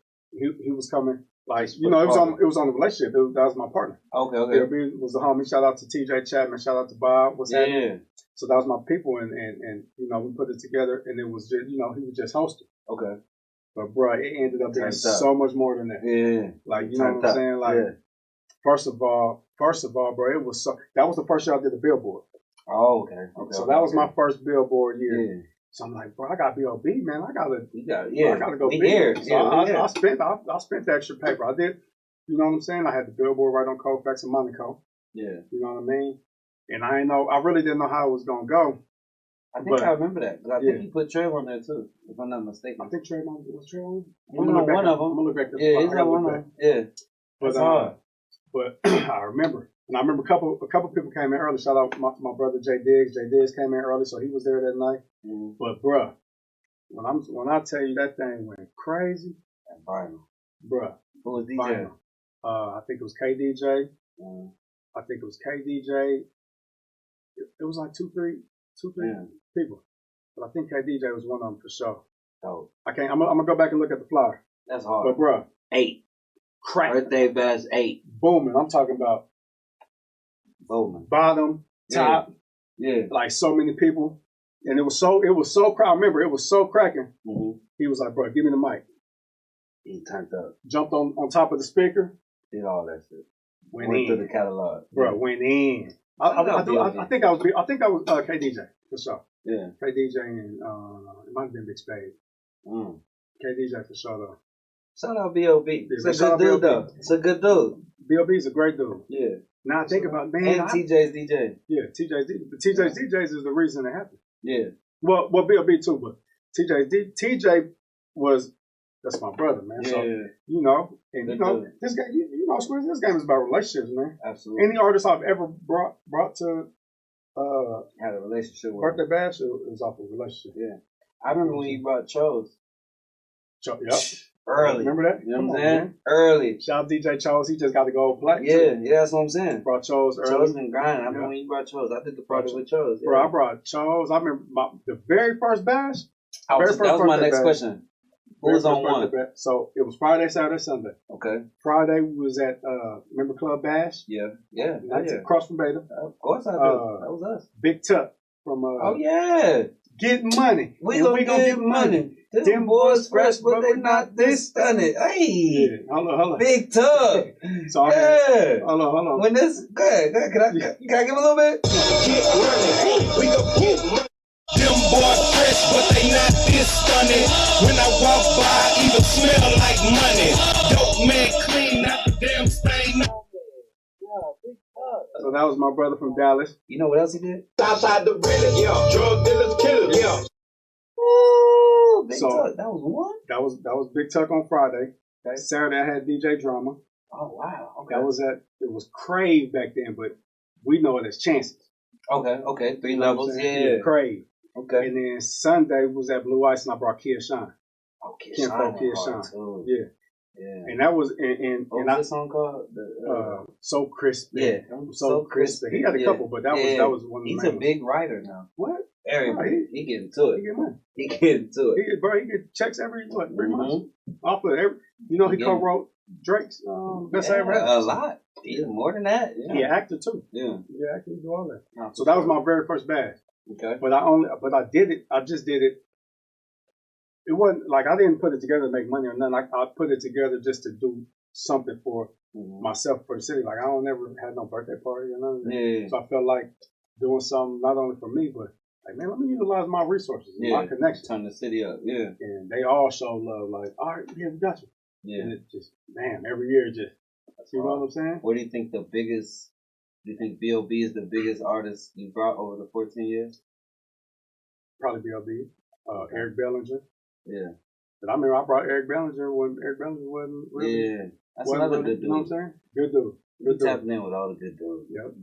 I mean, but it depends on what's considered big. I mean, B.O.B. Bro, he's multi-platinum. Yeah. You know what I'm saying? Across the world. Yeah. Yeah. So maybe him. Like you said, Chose.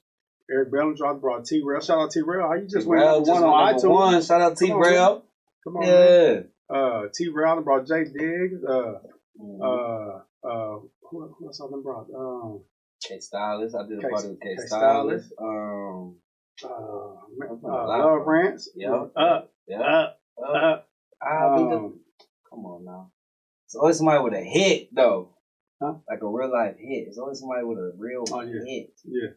So, man, big shout out to everybody who supported the birthday bashes over the years. And that's why, if you notice, man, I always, no matter if I bring a big artist or not, I always do stuff for smaller independent artists that's coming up.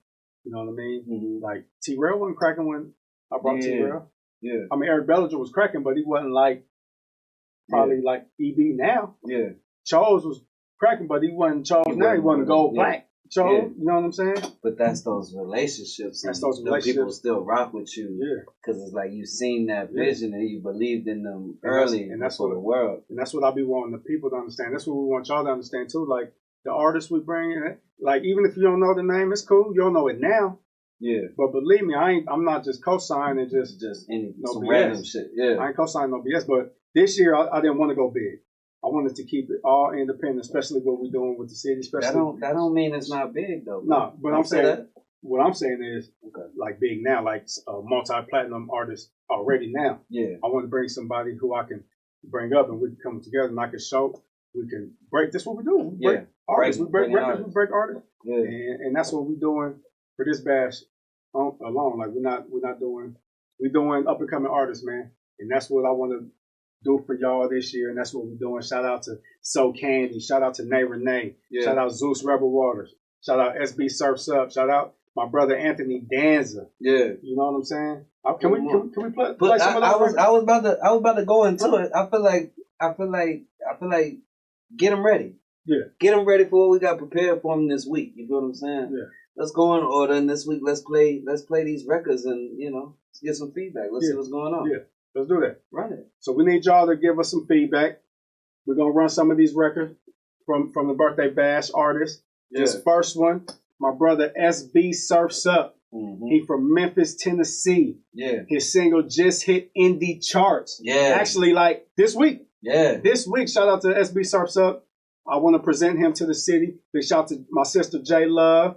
Big shout out to my brother K Epps. SB Surfs Up. This one is called Mold. I need to know what y'all think about it. He gonna be at Club Beta. Get in. Next Saturday. Let's go. I'm back in my mode. Back in my mode. I'm back in my bag again. Back on my shit about to kill. Back in the kitchen about to. Fucking one time, nice bitch.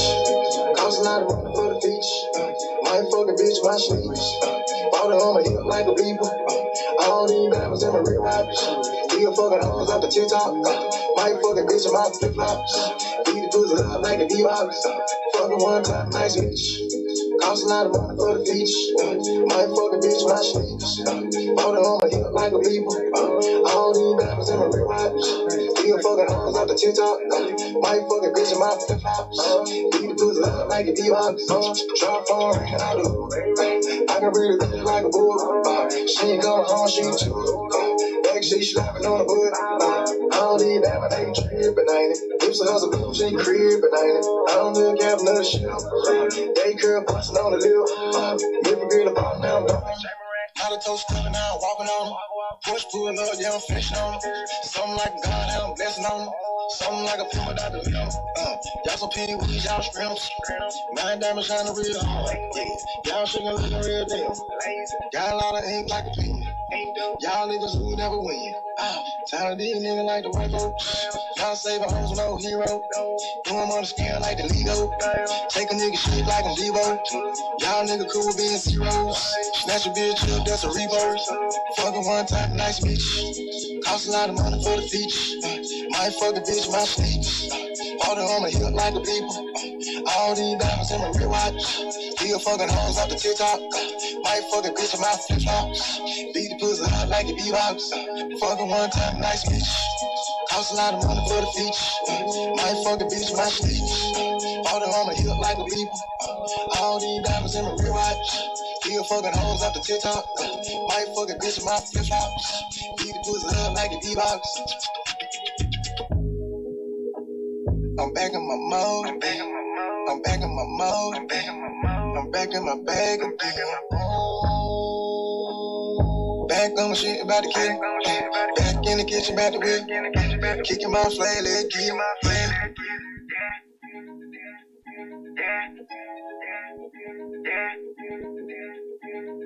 Fucking one time, nice bitch. Cost a lot of money for the feature. Might fuck a bitch, my sneaks. All the on my hip like a people. All these diamonds in my real watch. Still fucking hoes off the TikTok. Might fuck a bitch in my flip flops. Beat the pussy up like a beatbox. Fucking one time, nice bitch. Cost a lot of money for the feature. Might fuck a bitch in my sneaks. All the on my hip like a people. All these diamonds in my real watch. Still fucking hoes off the TikTok. Might fuck a bitch in my flip flops. Beat the pussy up like a beatbox. SB Surfs Up. That record is called Mode. On the charts. Yeah. Getting a plaque for that. On the indie charts, man. Plaque coming. Plaque coming for that. Plaque coming. That's a blessing. Shout out him. He will be here this weekend at Beta Nightclub. I don't know the address, but we'll be at Beta Nightclub this Saturday. So, what I want to talk about real quick is, I know you turn up, you know what I'm saying? We don't have the parties and stuff. But talk about the scholarship. Talk about the scholarship, then we're gonna transition into the essay as well. Or is that combined this year? No, it's different.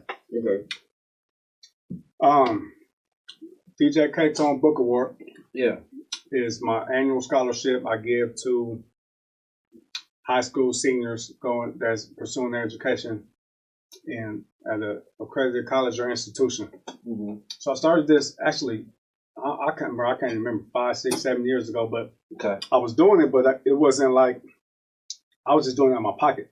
I was doing it just out of love, like I want to get back. And so I initially started it for college, like 2 or 3. I think I only did, it was out of my pocket. So it was I'm going to give 2, no, it was 1 at first. Okay. So it was 1, I think I got to 2, then 4, something like that. Yeah. But for students who was going into a black college or university, HBCU, and going for communications or journalism. Okay. What I went to school in. Yeah. So that's how it initially started. Then I started getting submissions like outside of journalism. So I was like, okay, well, let's just try to expand. Just open it up. Then I just opened up all the way. Yeah.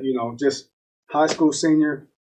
You got to do the essay. You got to get so what's the essay have to be about?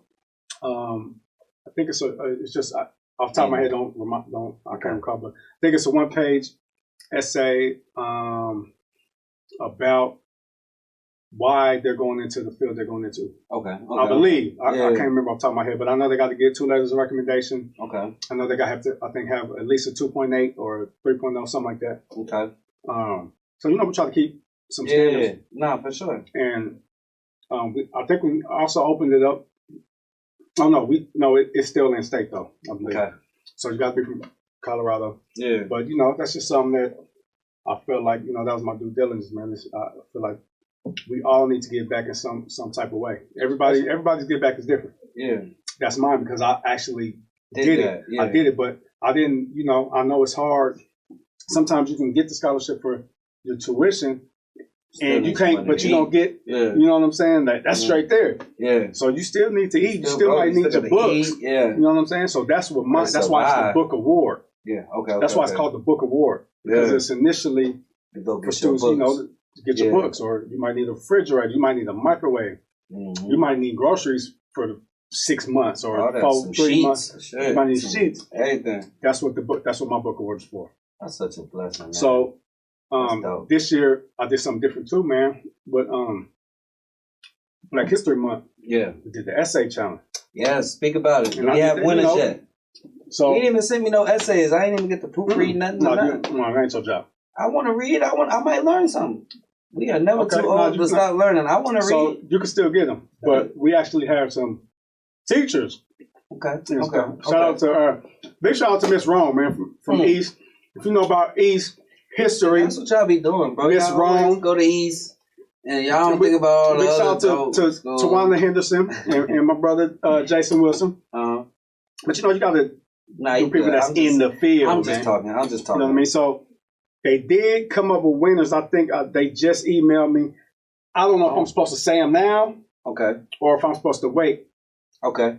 How many winners? Well, I think we're supposed to. How many winners do we have? Let's talk about. We don't got to say the names, but how many winners do we have? So thanks to people like you, my brother DJ Squizzy Taylor. Shout out Squizzy Taylor. Shout out Don't Be Good, Be Great. Shout out DJ New Brand. Shout out my brother Brian. Shout out my brother Los. So shout out to the Urban League Urban League Young Professionals. My bad. Yeah. Everybody combined. So we were able to not only, so it was initially one elementary, one middle school, one high school. We was able to get 5 high school, 5 middle school, and I think 6 elementary. Oh, that's a blessing. You know what I'm saying? That's a blessing. So shout out to you, and shout out to my other can't wait. brothers. I need to read. I need to read some stuff, man. I will let you read the essays. Yeah, I need to read. I didn't even read it myself, but we do have a panel. We had a panel. Like I said, shout out to Miss Ron. I appreciate you, Miss Ron. She's been doing Black History, bruh, since what? Yeah, so long. This her thing.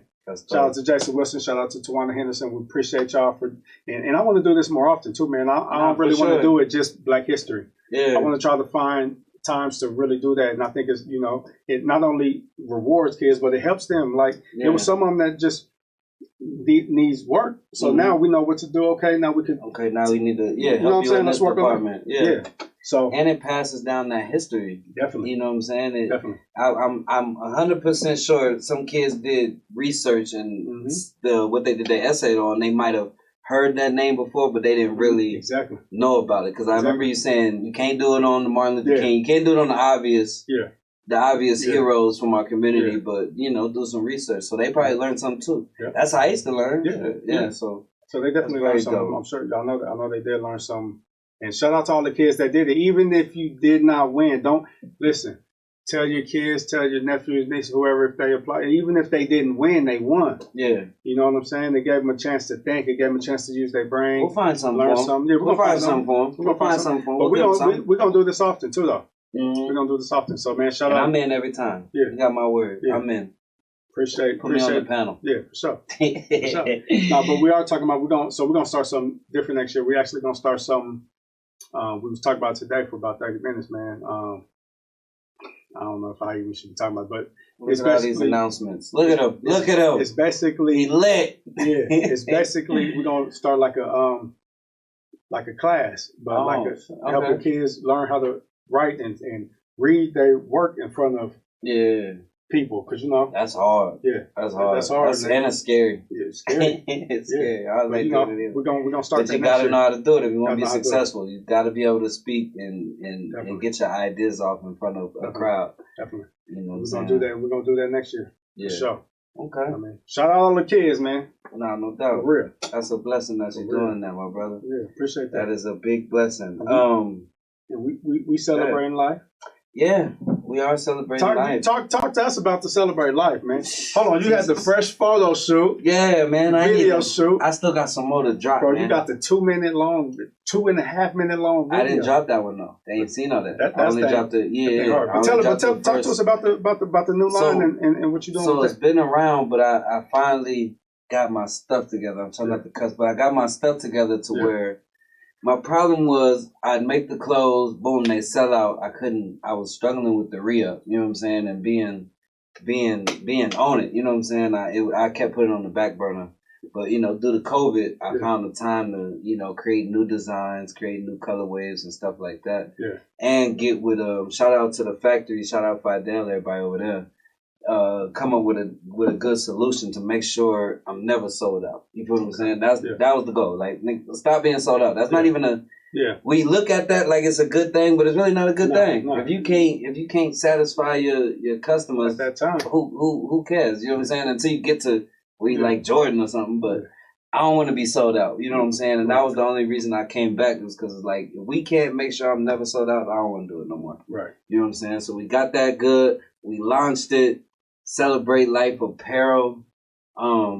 It's going well. It's going very well. You know what I'm saying? I'm getting a lot of out of town love. I think I got more out of town orders than in town orders. That's the best love, man. Yeah.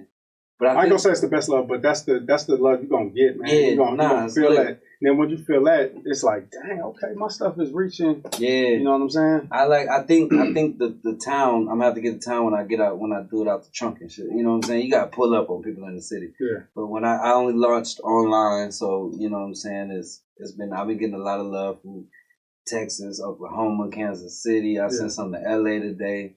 And it's dope. It's dope. It's dope. And I love what the brand stands for. You know what I'm saying? And I hope the people appreciate it and rock with it. You know what I'm saying? Yeah. No, I think they are, man. I think the new stuff is dope. Yeah. And I'm gonna drop a new either colorway. I'm gonna drop a new item every month. Yeah. So if it's a different colorway, if it's a brand new design, okay. If it's a fucking headband, if it's some sweats, something new's coming every month. Yeah. I got some ideas, but I didn't want to just flood it and give everything I want. So then that gives me something to promote. You know what I'm saying? It's just my promo strategy. Right. So every month, boom, I'm gonna give you something new to add to the collection that's already there. Yeah. You know what I'm saying? Yeah, that's dope. You gotta stay in their face, man. You gotta keep something new coming. Yeah. And I'm collabing with all the artists. Yeah. I want to collab with real artists, not people who have a clothing line, but like artists. Yeah. You know what I'm saying? To be able to use my platform to get their work out. For sure. You know what I'm saying? And show them what's dope. You know? For sure. Man, yes, indeed. That's it, man. So doing well, man. Yeah. That's gonna be big for you. It's gonna be big for you. And man, I just love and appreciate the name, man. We're celebrating life, right? Man, it means so much, bro. Yeah. It means so much. You gotta. What made you just come up with that anyway? Honestly, it's not even a good story, but every time, there's been so many times where I go to the club and something may happen at the club on the way home or before the next time I see that person on the next weekend, and we lose a brother or a sister. Yeah. And it's like, damn, the last time I seen him, man, he was having such a ball. If you only knew this is the last time, if I knew this is the last time I was gonna see him, like, what would we have done different? Like, right. So I try to treat every moment, especially since we out and our job is to entertain, like, it's a celebration. It's a celebration of life, because tomorrow is really not promised. Right. And coming from where we come from, there's so many instances of, damn, that happened last night. You know what I'm saying? You wake up to some terrible news. Yeah, it's like, damn, I just seen him, bro. We were just in the club drinking. You know what I'm saying? Whatever we was doing. Too many times. And it made me just appreciate and take the moments to be like, tomorrow ain't promised. Like, just be happy for where we at right now. Right. And if it go down, I'm happy. I'm you know what I'm saying? I'm blessed and I made it. You know what I'm saying? Just celebrating where we at right now. Definitely. And that's the whole thing, because I got the slogan: the best moments are the one made right now. Yeah. You know what I'm saying? You can't think about tomorrow. You got to think about right now. You know what I'm saying? We ain't at tomorrow yet. Definitely. Think about right now. Well, I mean, I appreciate the meaning, and I appreciate the actual, clothing, man. Nah, for sure. It's important, bro. And you always make a smile, man. You always make a smile in the picture. Bro, we can't take a picture with Squizzy before we even snap. He said, hey, man, everybody smile. Yeah, man. I hate when we all you can't look all not mean. smile. Shit, that's a memory. Yeah. This is a moment. This is a memory. And if we having a good time, why we got to look all gangster like we didn't want to be around each other? Right. Like, nigga, this was a good memory. When you look back at this picture with Squizzy Taylor, you was happy. Yeah. And if we wasn't happy, we shouldn't have been taking this goddamn picture. On everything. That's where I'm at with it. But you know, it is what it is. Yeah, definitely. Let's get back to some music. Let's do some more. Give me the second artist that's coming for the K-Tone 14th annual K-Tone birthday bash. So, my brother, I initially had him involved, but I know he was dropping a new project. He didn't know if he was gonna make it or not. He just called me a couple of days ago and said, "Bro, I'm coming. It's on. It's up." And we've been showing, a lot of people been really digging his music. A lot of people really been showing his music some love and becoming fans of his music. Yeah. And I am too. And I really believe in his music, and I want to, introduce him to my city. Yeah. And he go by the name of Anthony Danza. He's from Seattle. He makes some of the dopest music right now. Crazy. Big shout out to my brother Young Dodo for even putting me up on Anthony Danza. Coming to the city now, Anthony Danza. This one called My Shit Jump. Ooh. Spread the word. Let's go.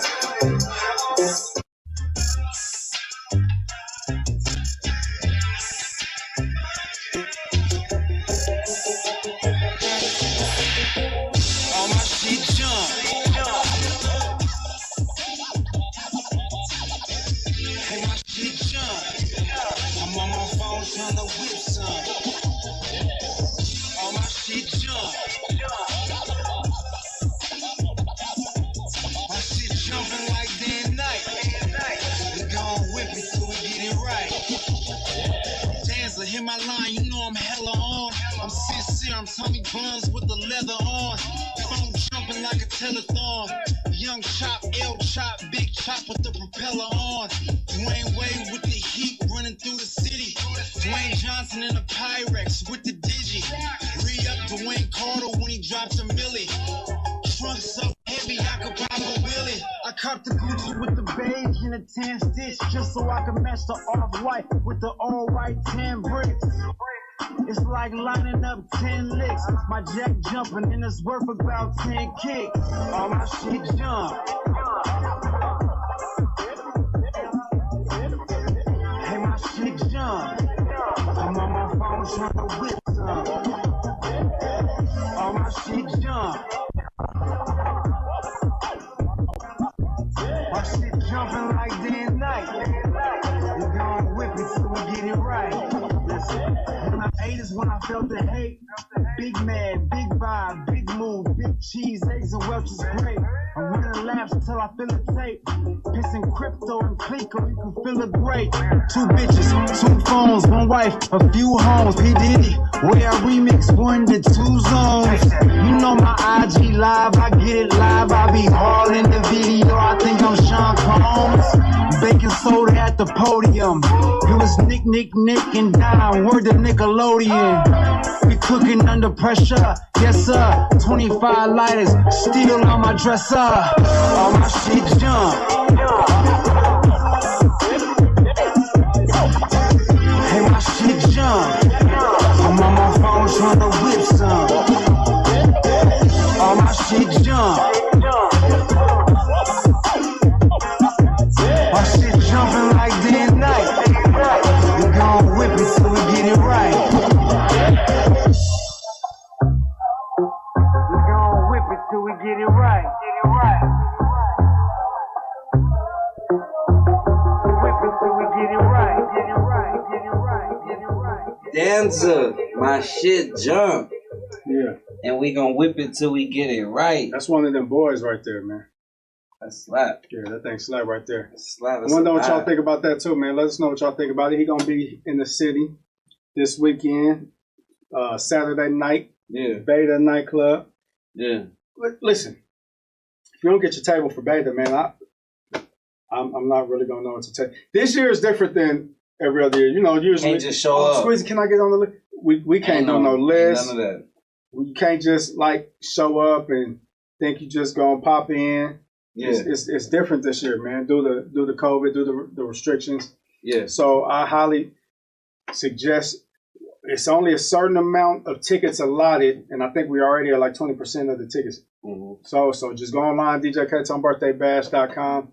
If you're gonna get a single ticket, get the single ticket, you and your homies or whatever. If not, I suggest you get a table. That's gonna be the easiest, the best. You're gonna be in there comfortable. You're gonna be able to get your bottles, drinks, whatever. That's the best thing, man. And you have fun. And I'll put the number up right now, man, for y'all. I'll put the number up, but I feel like that's gonna be the best bet. I ain't mad at it. Which one we gonna do? What we gonna do? Oh, okay. So I want to talk about the vaccine a little bit because it's been in the air that we both like to travel. We both be outside. You feel what I'm saying? Right. But it's been in the air that if there's certain places, and we don't know if this is true or false, speculations, but there's certain places that's saying we might not, as Americans or as anybody, you might not be able to get into that country, right, or that city or that place without the vaccine. Yeah. So my question to you is, does that change your stance on the vaccine? And a lot of people have been trying to change my stance on the vaccine. A lot of people, when it first dropped, everybody's like, hell no, I ain't taking that vaccine. I done talked to my mom. I done talked to a lot of people that is like, man, just take that vaccine. You better get it. If you want to go to concerts, if you want to travel, if you want to do certain things, you're going to have to need it. And I'm still like, I've been offered money to promote the vaccine. Me too. And I turned it down. Me too. Because I can't promote nothing that I ain't going to do. I'm going to feel like a weak person to be pushing something that I ain't really about. You know what I'm saying? My morals is too high to do stuff like that, but everybody telling me I'm stupid and I need to take the vaccine anyway. Well, so what are your thoughts? Where you at? If they say you can't leave Denver if you ain't got no vaccine, does that change your stance? No, I just ain't gonna be leaving. Right, huh? Yeah, until it cool down, man. I mean, I'm not to the point where I'm taking. My view is different. Mm-hmm. You know what I'm saying? Everybody got their own views. I mean, I know people who taking the vaccine. I mean, okay, that's their life. Yeah, I ain't taking it. What is your main reason for not taking it? I just feel a different way, man. I mean, I feel like the vaccine isn't the vaccine, and I feel like there's ulterior motives to the vaccine. I feel like we were forced into this whole situation. Yeah, and this was all part of the initial plan. I know a lot of people, that's a conspiracy theory, but I mean, not really. I'm not really a conspiracy theorist, but I mean, I do research, I pay attention, I watch stuff, I listen. You know what I mean? Mm-hmm. And I know my body. I know what's right for me. You know what I'm saying? I know what I feel is right for my kids. Yeah. We ain't on that.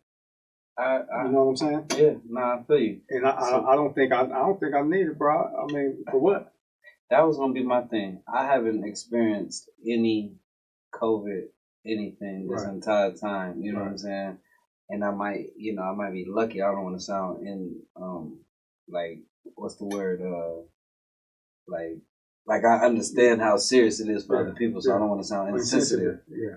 But I haven't experienced no COVID anything from the beginning. But what older people been telling me, and not to be on no funny shit, but they like, man, all the fucked up shit you put in your body, you don't want to put this in there. Man, but you got them to smoke a black and mild, you drink whatever, you take this Molly, you know what I'm saying, you do all them drugs, all that type of shit. Y'all young niggas are scared of the vaccine, but you putting everything else in your body that you don't know is in it. Yeah, that's what they gonna say. You feel what I'm saying? So it's like, yeah. That's what they gonna say. Yeah. But I mean, what's the difference for somebody who smokes? If you smoke weed, whatever, you know how many chemicals and all that they put on the weed now? All that. I mean, you smoke a black and mild, you know how many chemicals is in that? I mean, drinking liquor, the weed, the food. But I mean, it's still a difference, man. I think there's more to the vaccine, man. Like that's a whole different topic. Mm-hmm. You know what I'm saying? I think it's more to it, and I just don't want to be a part of that family. I feel you. And that's just me. Yeah, You know I'm what saying that. Yeah. Like I said, I got family members who taking it. I got like this is a debate. This is a discussion. We talk about it. I got people right now. You know what I'm saying? So I'm taking the shot. I'm just I'm not. So I don't want to aid you, but I got a question. Was there a time in recent history? Because I know when I was a kid, there was certain stuff we had to have for school. Was when they came up with I think it's the measles vaccine and all that type of stuff. You used to have that when you went to school. Were you around, or do you remember the time when that vaccine became available? Was it the same type of debates? I don't recall. Yeah, I remember. I don't think it was a debate like it is now with this COVID vaccine. No. Is that because we're smarter, or we have more information, or I think we just do we care more, or are we just into the conspiracies more? All of that. I think people are more knowledgeable now. Like over the years, they've unraveled a lot of things and a lot of issues that we didn't know before. We didn't know about. But we all alive. We didn't. The ones that I know I had to get when I was a child to go to school. I guess they worked. I ain't never had the goddamn. Is it the measles? I keep saying measles. I can't remember the measles or mumps. The tetanus joints. The ones you had to have. Flu shot, measles. Yeah. So it worked, and we had to get it. So I'm just being devil's advocate. People's like everybody that's around that went to a public school had to take these shots. You know what I'm saying? It's not like we ain't been taking vaccines, or you wouldn't have went to school. You know what I'm saying? Yeah. So. What do you do if they add this? Is it still that way? Where you gotta have the tetanus and the measles, all them shots to get in school? Is it still that way or no? I don't have children. Yeah, they want shots, but you got waivers and stuff too. You can sign. Okay, you can get around it. Yeah, there's ways to get around it. Because I was just about to say, you think they might add the COVID? They might add the COVID to that list of shots that they want you to have to come to the school. Yeah, they might. Or to play basketball, or to play football, or to be in the choir. I think they starting to lean towards that. They're for sure leaning towards COVID tests. You know what I'm saying? Yeah. And I mean, like I said, I'm not really in agreement with none of that, man. But hey, man. Yeah. You're just going day by day right now. Yeah. You never know. You never know. But I will say, my stance on anti-vaccine has lowered than where it initially was. There was no chance in hell I would ever do that. Yeah. But now I'm like, maybe. Probably still hell no, but it's not as high as it was. You feel what I'm saying? Right. Just because I don't want to move on the money. Yeah. But there's certain things I do for money that if they take them things away, I can't stay underground forever. If I can't say I can't DJ, or I can't do no shows, or I can't go here, I can't travel, I can't do that. You know what I'm saying? They could put a tie on the motherfucker if you don't have this vaccine. They can make it where, okay, well, you got to make your money underground, which is possible. We've been doing it for a year. You know what I'm saying? But I don't know. Yeah. It's scary. It is. Or scary. like people that work in the hospital. I know a girl that just quit her job because she had to take. She said, "No, I ain't doing it." Oh yeah. But that's a career. Yeah, they're making nurses take. That's what I'm saying, man. Like this stuff is being fucked up. forced, bro. Like being forced to. Why are they pushing the issue so tough? Yeah. Why are they pressing this issue? I don't know. It's scary. It's a bigger. But that's somebody's career. You work in a hospital. You did your 4 years, then you had to do your RNA. What is it called? RA. All that type of stuff. You done put all this years. You done put 8 years into getting to the position you in, and now your career based on you want to take these 2 shots or not. That you don't know if it's real, if it works, if they poisoning you. That's a scary decision. That's scary. Yeah, that's tough. It's definitely tough. I don't know. What do y'all think? We want to know y'all's feedback. Read some of the comments real quick, man. There's some comments in there. We want to know y'all's feedback. Are y'all taking the shot? If so, why? If not, why? So Miss Roberts, Shannon said in 20 years there's going to be a commercial. Shannon? The 20 years is going to be a commercial that's going to say, if you took the COVID-19 shot, you can be a part of this settlement. Hey, they be having them commercials It too. will be. They said, give me that check in 20 years then. Somebody else said, give me my shot. I guess they pro-vaccine. Yeah. So, I don't know, bro. I don't know. It's scary. Yeah. It's very scary. I ain't on it. I ain't on it. That's just me. I heard about some people dying. Remember that girl passed out? Yeah. But then I heard about some people that are just fine. So I think it's like COVID, where it affects everybody differently, and it's hard to... Every case is different. You never know. And that's what makes the whole shit scary. That everybody is different and everybody reacts. Everybody's body's different to, you know, what's going on. Definitely. But you ain't doing it. I ain't doing it. No way in hell. I ain't gonna be able to do it. I ain't gonna be able to do it. But what I can do is bust down some more of this music. Yeah, dig. Talk about these artists, man. Talk about it. Where you going? So I wanna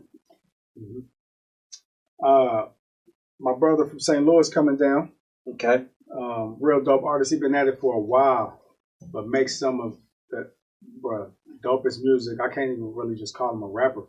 He's an entertainer. Yeah. He's all around musician. You know what I'm saying? He could hold a note, sing, and you know what I'm saying? Really know how to make music. Like, get it in. Man, he come into the birthday bash, man. He has one of the dopest songs that a lot of us are playing and having rotation right now. It's called Love. He got a TV series. What's it called, man? Something about love, like, you know, it was like a Flavor Flav and them type series. Shit. They choosing up. Wow. Shout out my brother Zeus, Rebel Waters, man. I want to do one of them. Yeah. It's on YouTube right now. I'm going to tell you the name of it after the song because I got to look it up. They got a TV series, man. This one is called Love. He going to be in Denver, Colorado, March 6th for the DJ K-Tone 14th annual birthday bash at Club Beta. It's going to be crazy. This one is called Love. Let's go.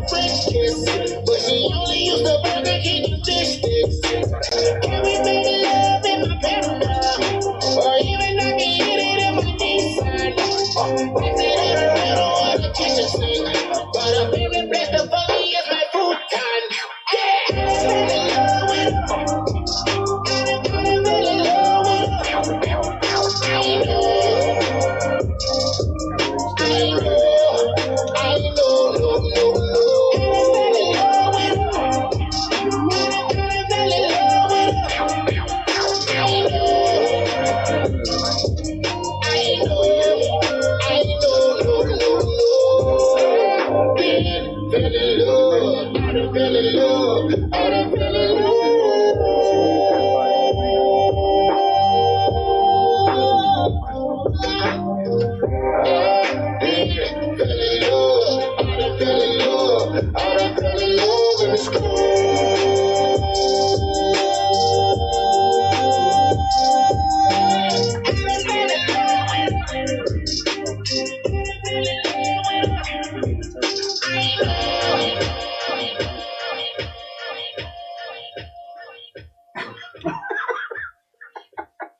Zeus Rebel Waters, man. That's Zeus Rebel Waters. That one is called Love. That's a slap. Come on, man. I done fell in love with a stripper. Hey, I feel that. Mm-hmm. He said, look her in the eyes before I tip her. Mm. Your friend? I done almost kissed a stripper before. You probably did. I probably did in my younger days. When you go to Atlanta and Texas and all these places, bro, I see why people be spending all their money. It's so. I think it's partially because I'm from here and I stay in the strip. You know, I go to the strip club every week here. Mm-hmm. But when you go there, you're like, damn. Mm-hmm. It make Denver feel like he's just going to a lounge. But that's their job. That's a stripper's job to make her. They so good at it. They know how to touch you. Yeah, to make you feel like you falling in love. Let me get that money, man. Mm-hmm. It works every time. Mm-hmm. Every time they so good at it, and I'm not even mad. Yeah, I'm not even mad, boy. That's one thing I'm scared about when I really get rich like that. But they gonna take my money, boy. I'm gonna be a trick. It ain't tricking if you got it. It ain't tricking if you got it though. But god damn, I love some strippers. That's what they say. Man.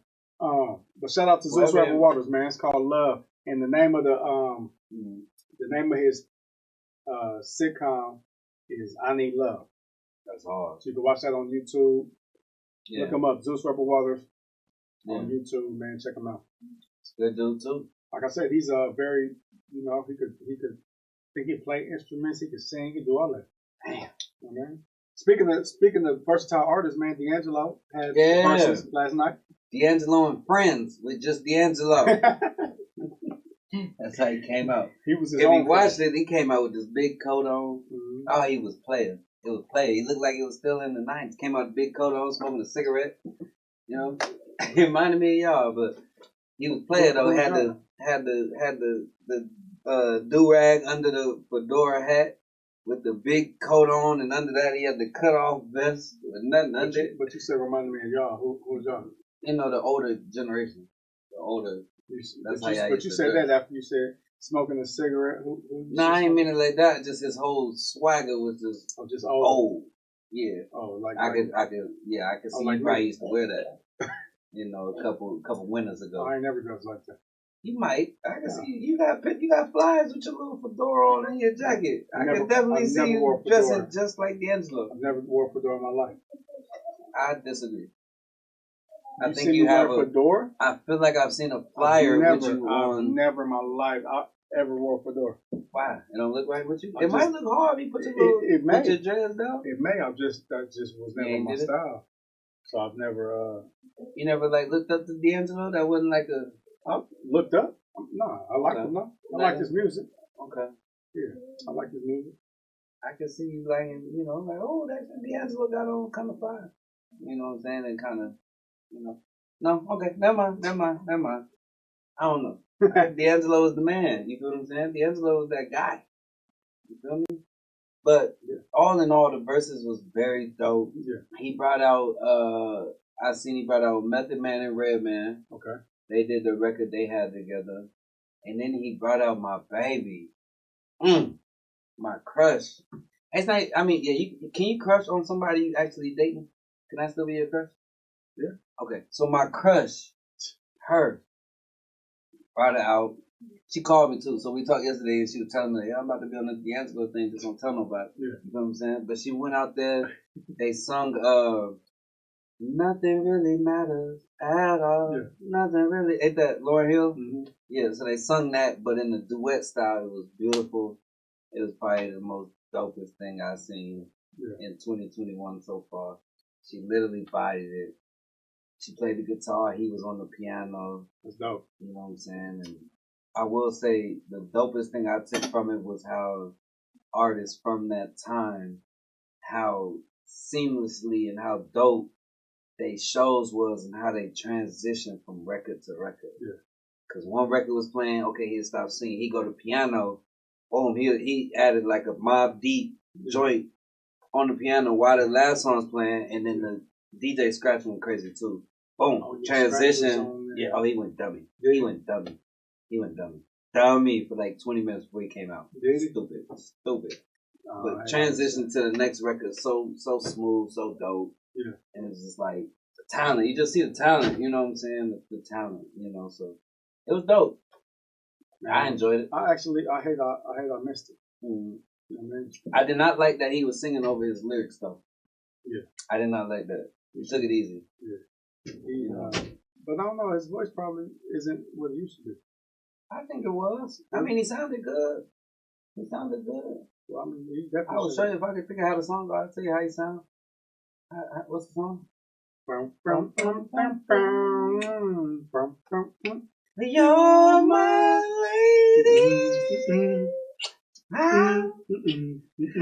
You're my lady. You're my lady. That's how he sounds. Yeah, you sound good. Did he do that last? Mm-hmm. Yeah, no, he did Untitled last. Is that Untitled? Oh, yeah, Untitled. The one where he did that last. But he did everything. Okay. He went for about a good 3 hours. Did he? He went for a while, nigga. For 3? But I'm telling you, the nigga was out there smoking a cigarette. He was chilling. Yeah. How y'all doing? You know what I'm saying? He was like, oh, nigga. But they only you know how y'all like to talk? He was at the Apollo. But they only brought like a couple. I think there was some more. So I was multitasking because it was Saturday night. But yeah. But he did what he had to do. It was dope. Who If I ever had to see a solo versus like that again, I would love to see somebody like Maxwell. See that. Who else could like really just sing? You know who I want to see? You know who I want to see? Solo versus. Don't bring nobody else up. Sade. I knew you were gonna say that. Come on, man. You already. I knew you were gonna say that. You knew. Y'all be fired though. What's Sade doing? She still alive? What? Okay. I really don't know. Says she's still alive. Mm-hmm. You ain't heard about her passing, man? I don't know. It could have happened a long time ago. I don't know. I haven't seen Sade like. Yeah, she's still alive, man. Doing well. She doing music still? I believe. I don't see why not. That'd be hard. Yeah. Sade. Yeah. Who would you want to see in the verses? Who would I want to see? Yeah. I can see a lot of verses, man. I want to see 3-6 Mafia and somebody. That'd be hard. I don't think people really understand how influential 3-6 Mafia. Yeah. Oh, they sample the hell out of 3-6 Mafia now. Yeah. What about 3-6 Mafia verse? Oh, I gotta be a group punk. I was gonna say No Limit, but that wouldn't work. Nah, it's two different styles of music. It gotta be somebody a little bit more fun, like more turned up. Yeah. I mean, I wouldn't mind seeing the Cash Money and No That's Limit. what I'm saying. 3-6, and I mean, I would actually like to see 3-6 and Lil Jon, but they already did Lil Jon, right? Yeah, Lil Jon went versus T-Pain. Come on, man, they should have did 3-6 and Lil Jon, man, like club banger for banger, like. Yeah, but T-Pain versus Lil Jon was very good. It was early, but it was very good. T-Pain got that shit, and we all know Lil Jon got that shit. Yeah. But I do like that Lil Jon versus 3-6 because Juicy J and them, they both made their beats and all that. Yeah. That would have been hard. You know what? I want to see one of my favorite artists. I say top 2 favorite artists. Missy Elliott. Yeah. She got to come with it. She got to get somebody. And somebody on the comments said Missy Elliott versus Busta Rhymes. I can see that. I ain't know how I felt about it. I can see that. Yeah. Who else could Missy go against though? Missy can go against anybody. But I think something that fits. You would have to tell me because I don't want to disrespect her, but Missy versus Lil' Kim. Because Lil' Kim got 20, still one. I don't think Lil' Kim could last against Missy. Okay. I was trying to think of a girl.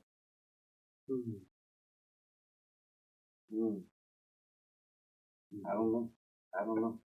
That's why I think she got to go against her man. I can't think of a girl that's like in that type of boat of Or Mrs. on. Or can she go against Mary J. Blige, or that's two different types of music? That's too different. I would like to see Mary though. Mary got 20? 20 easy one?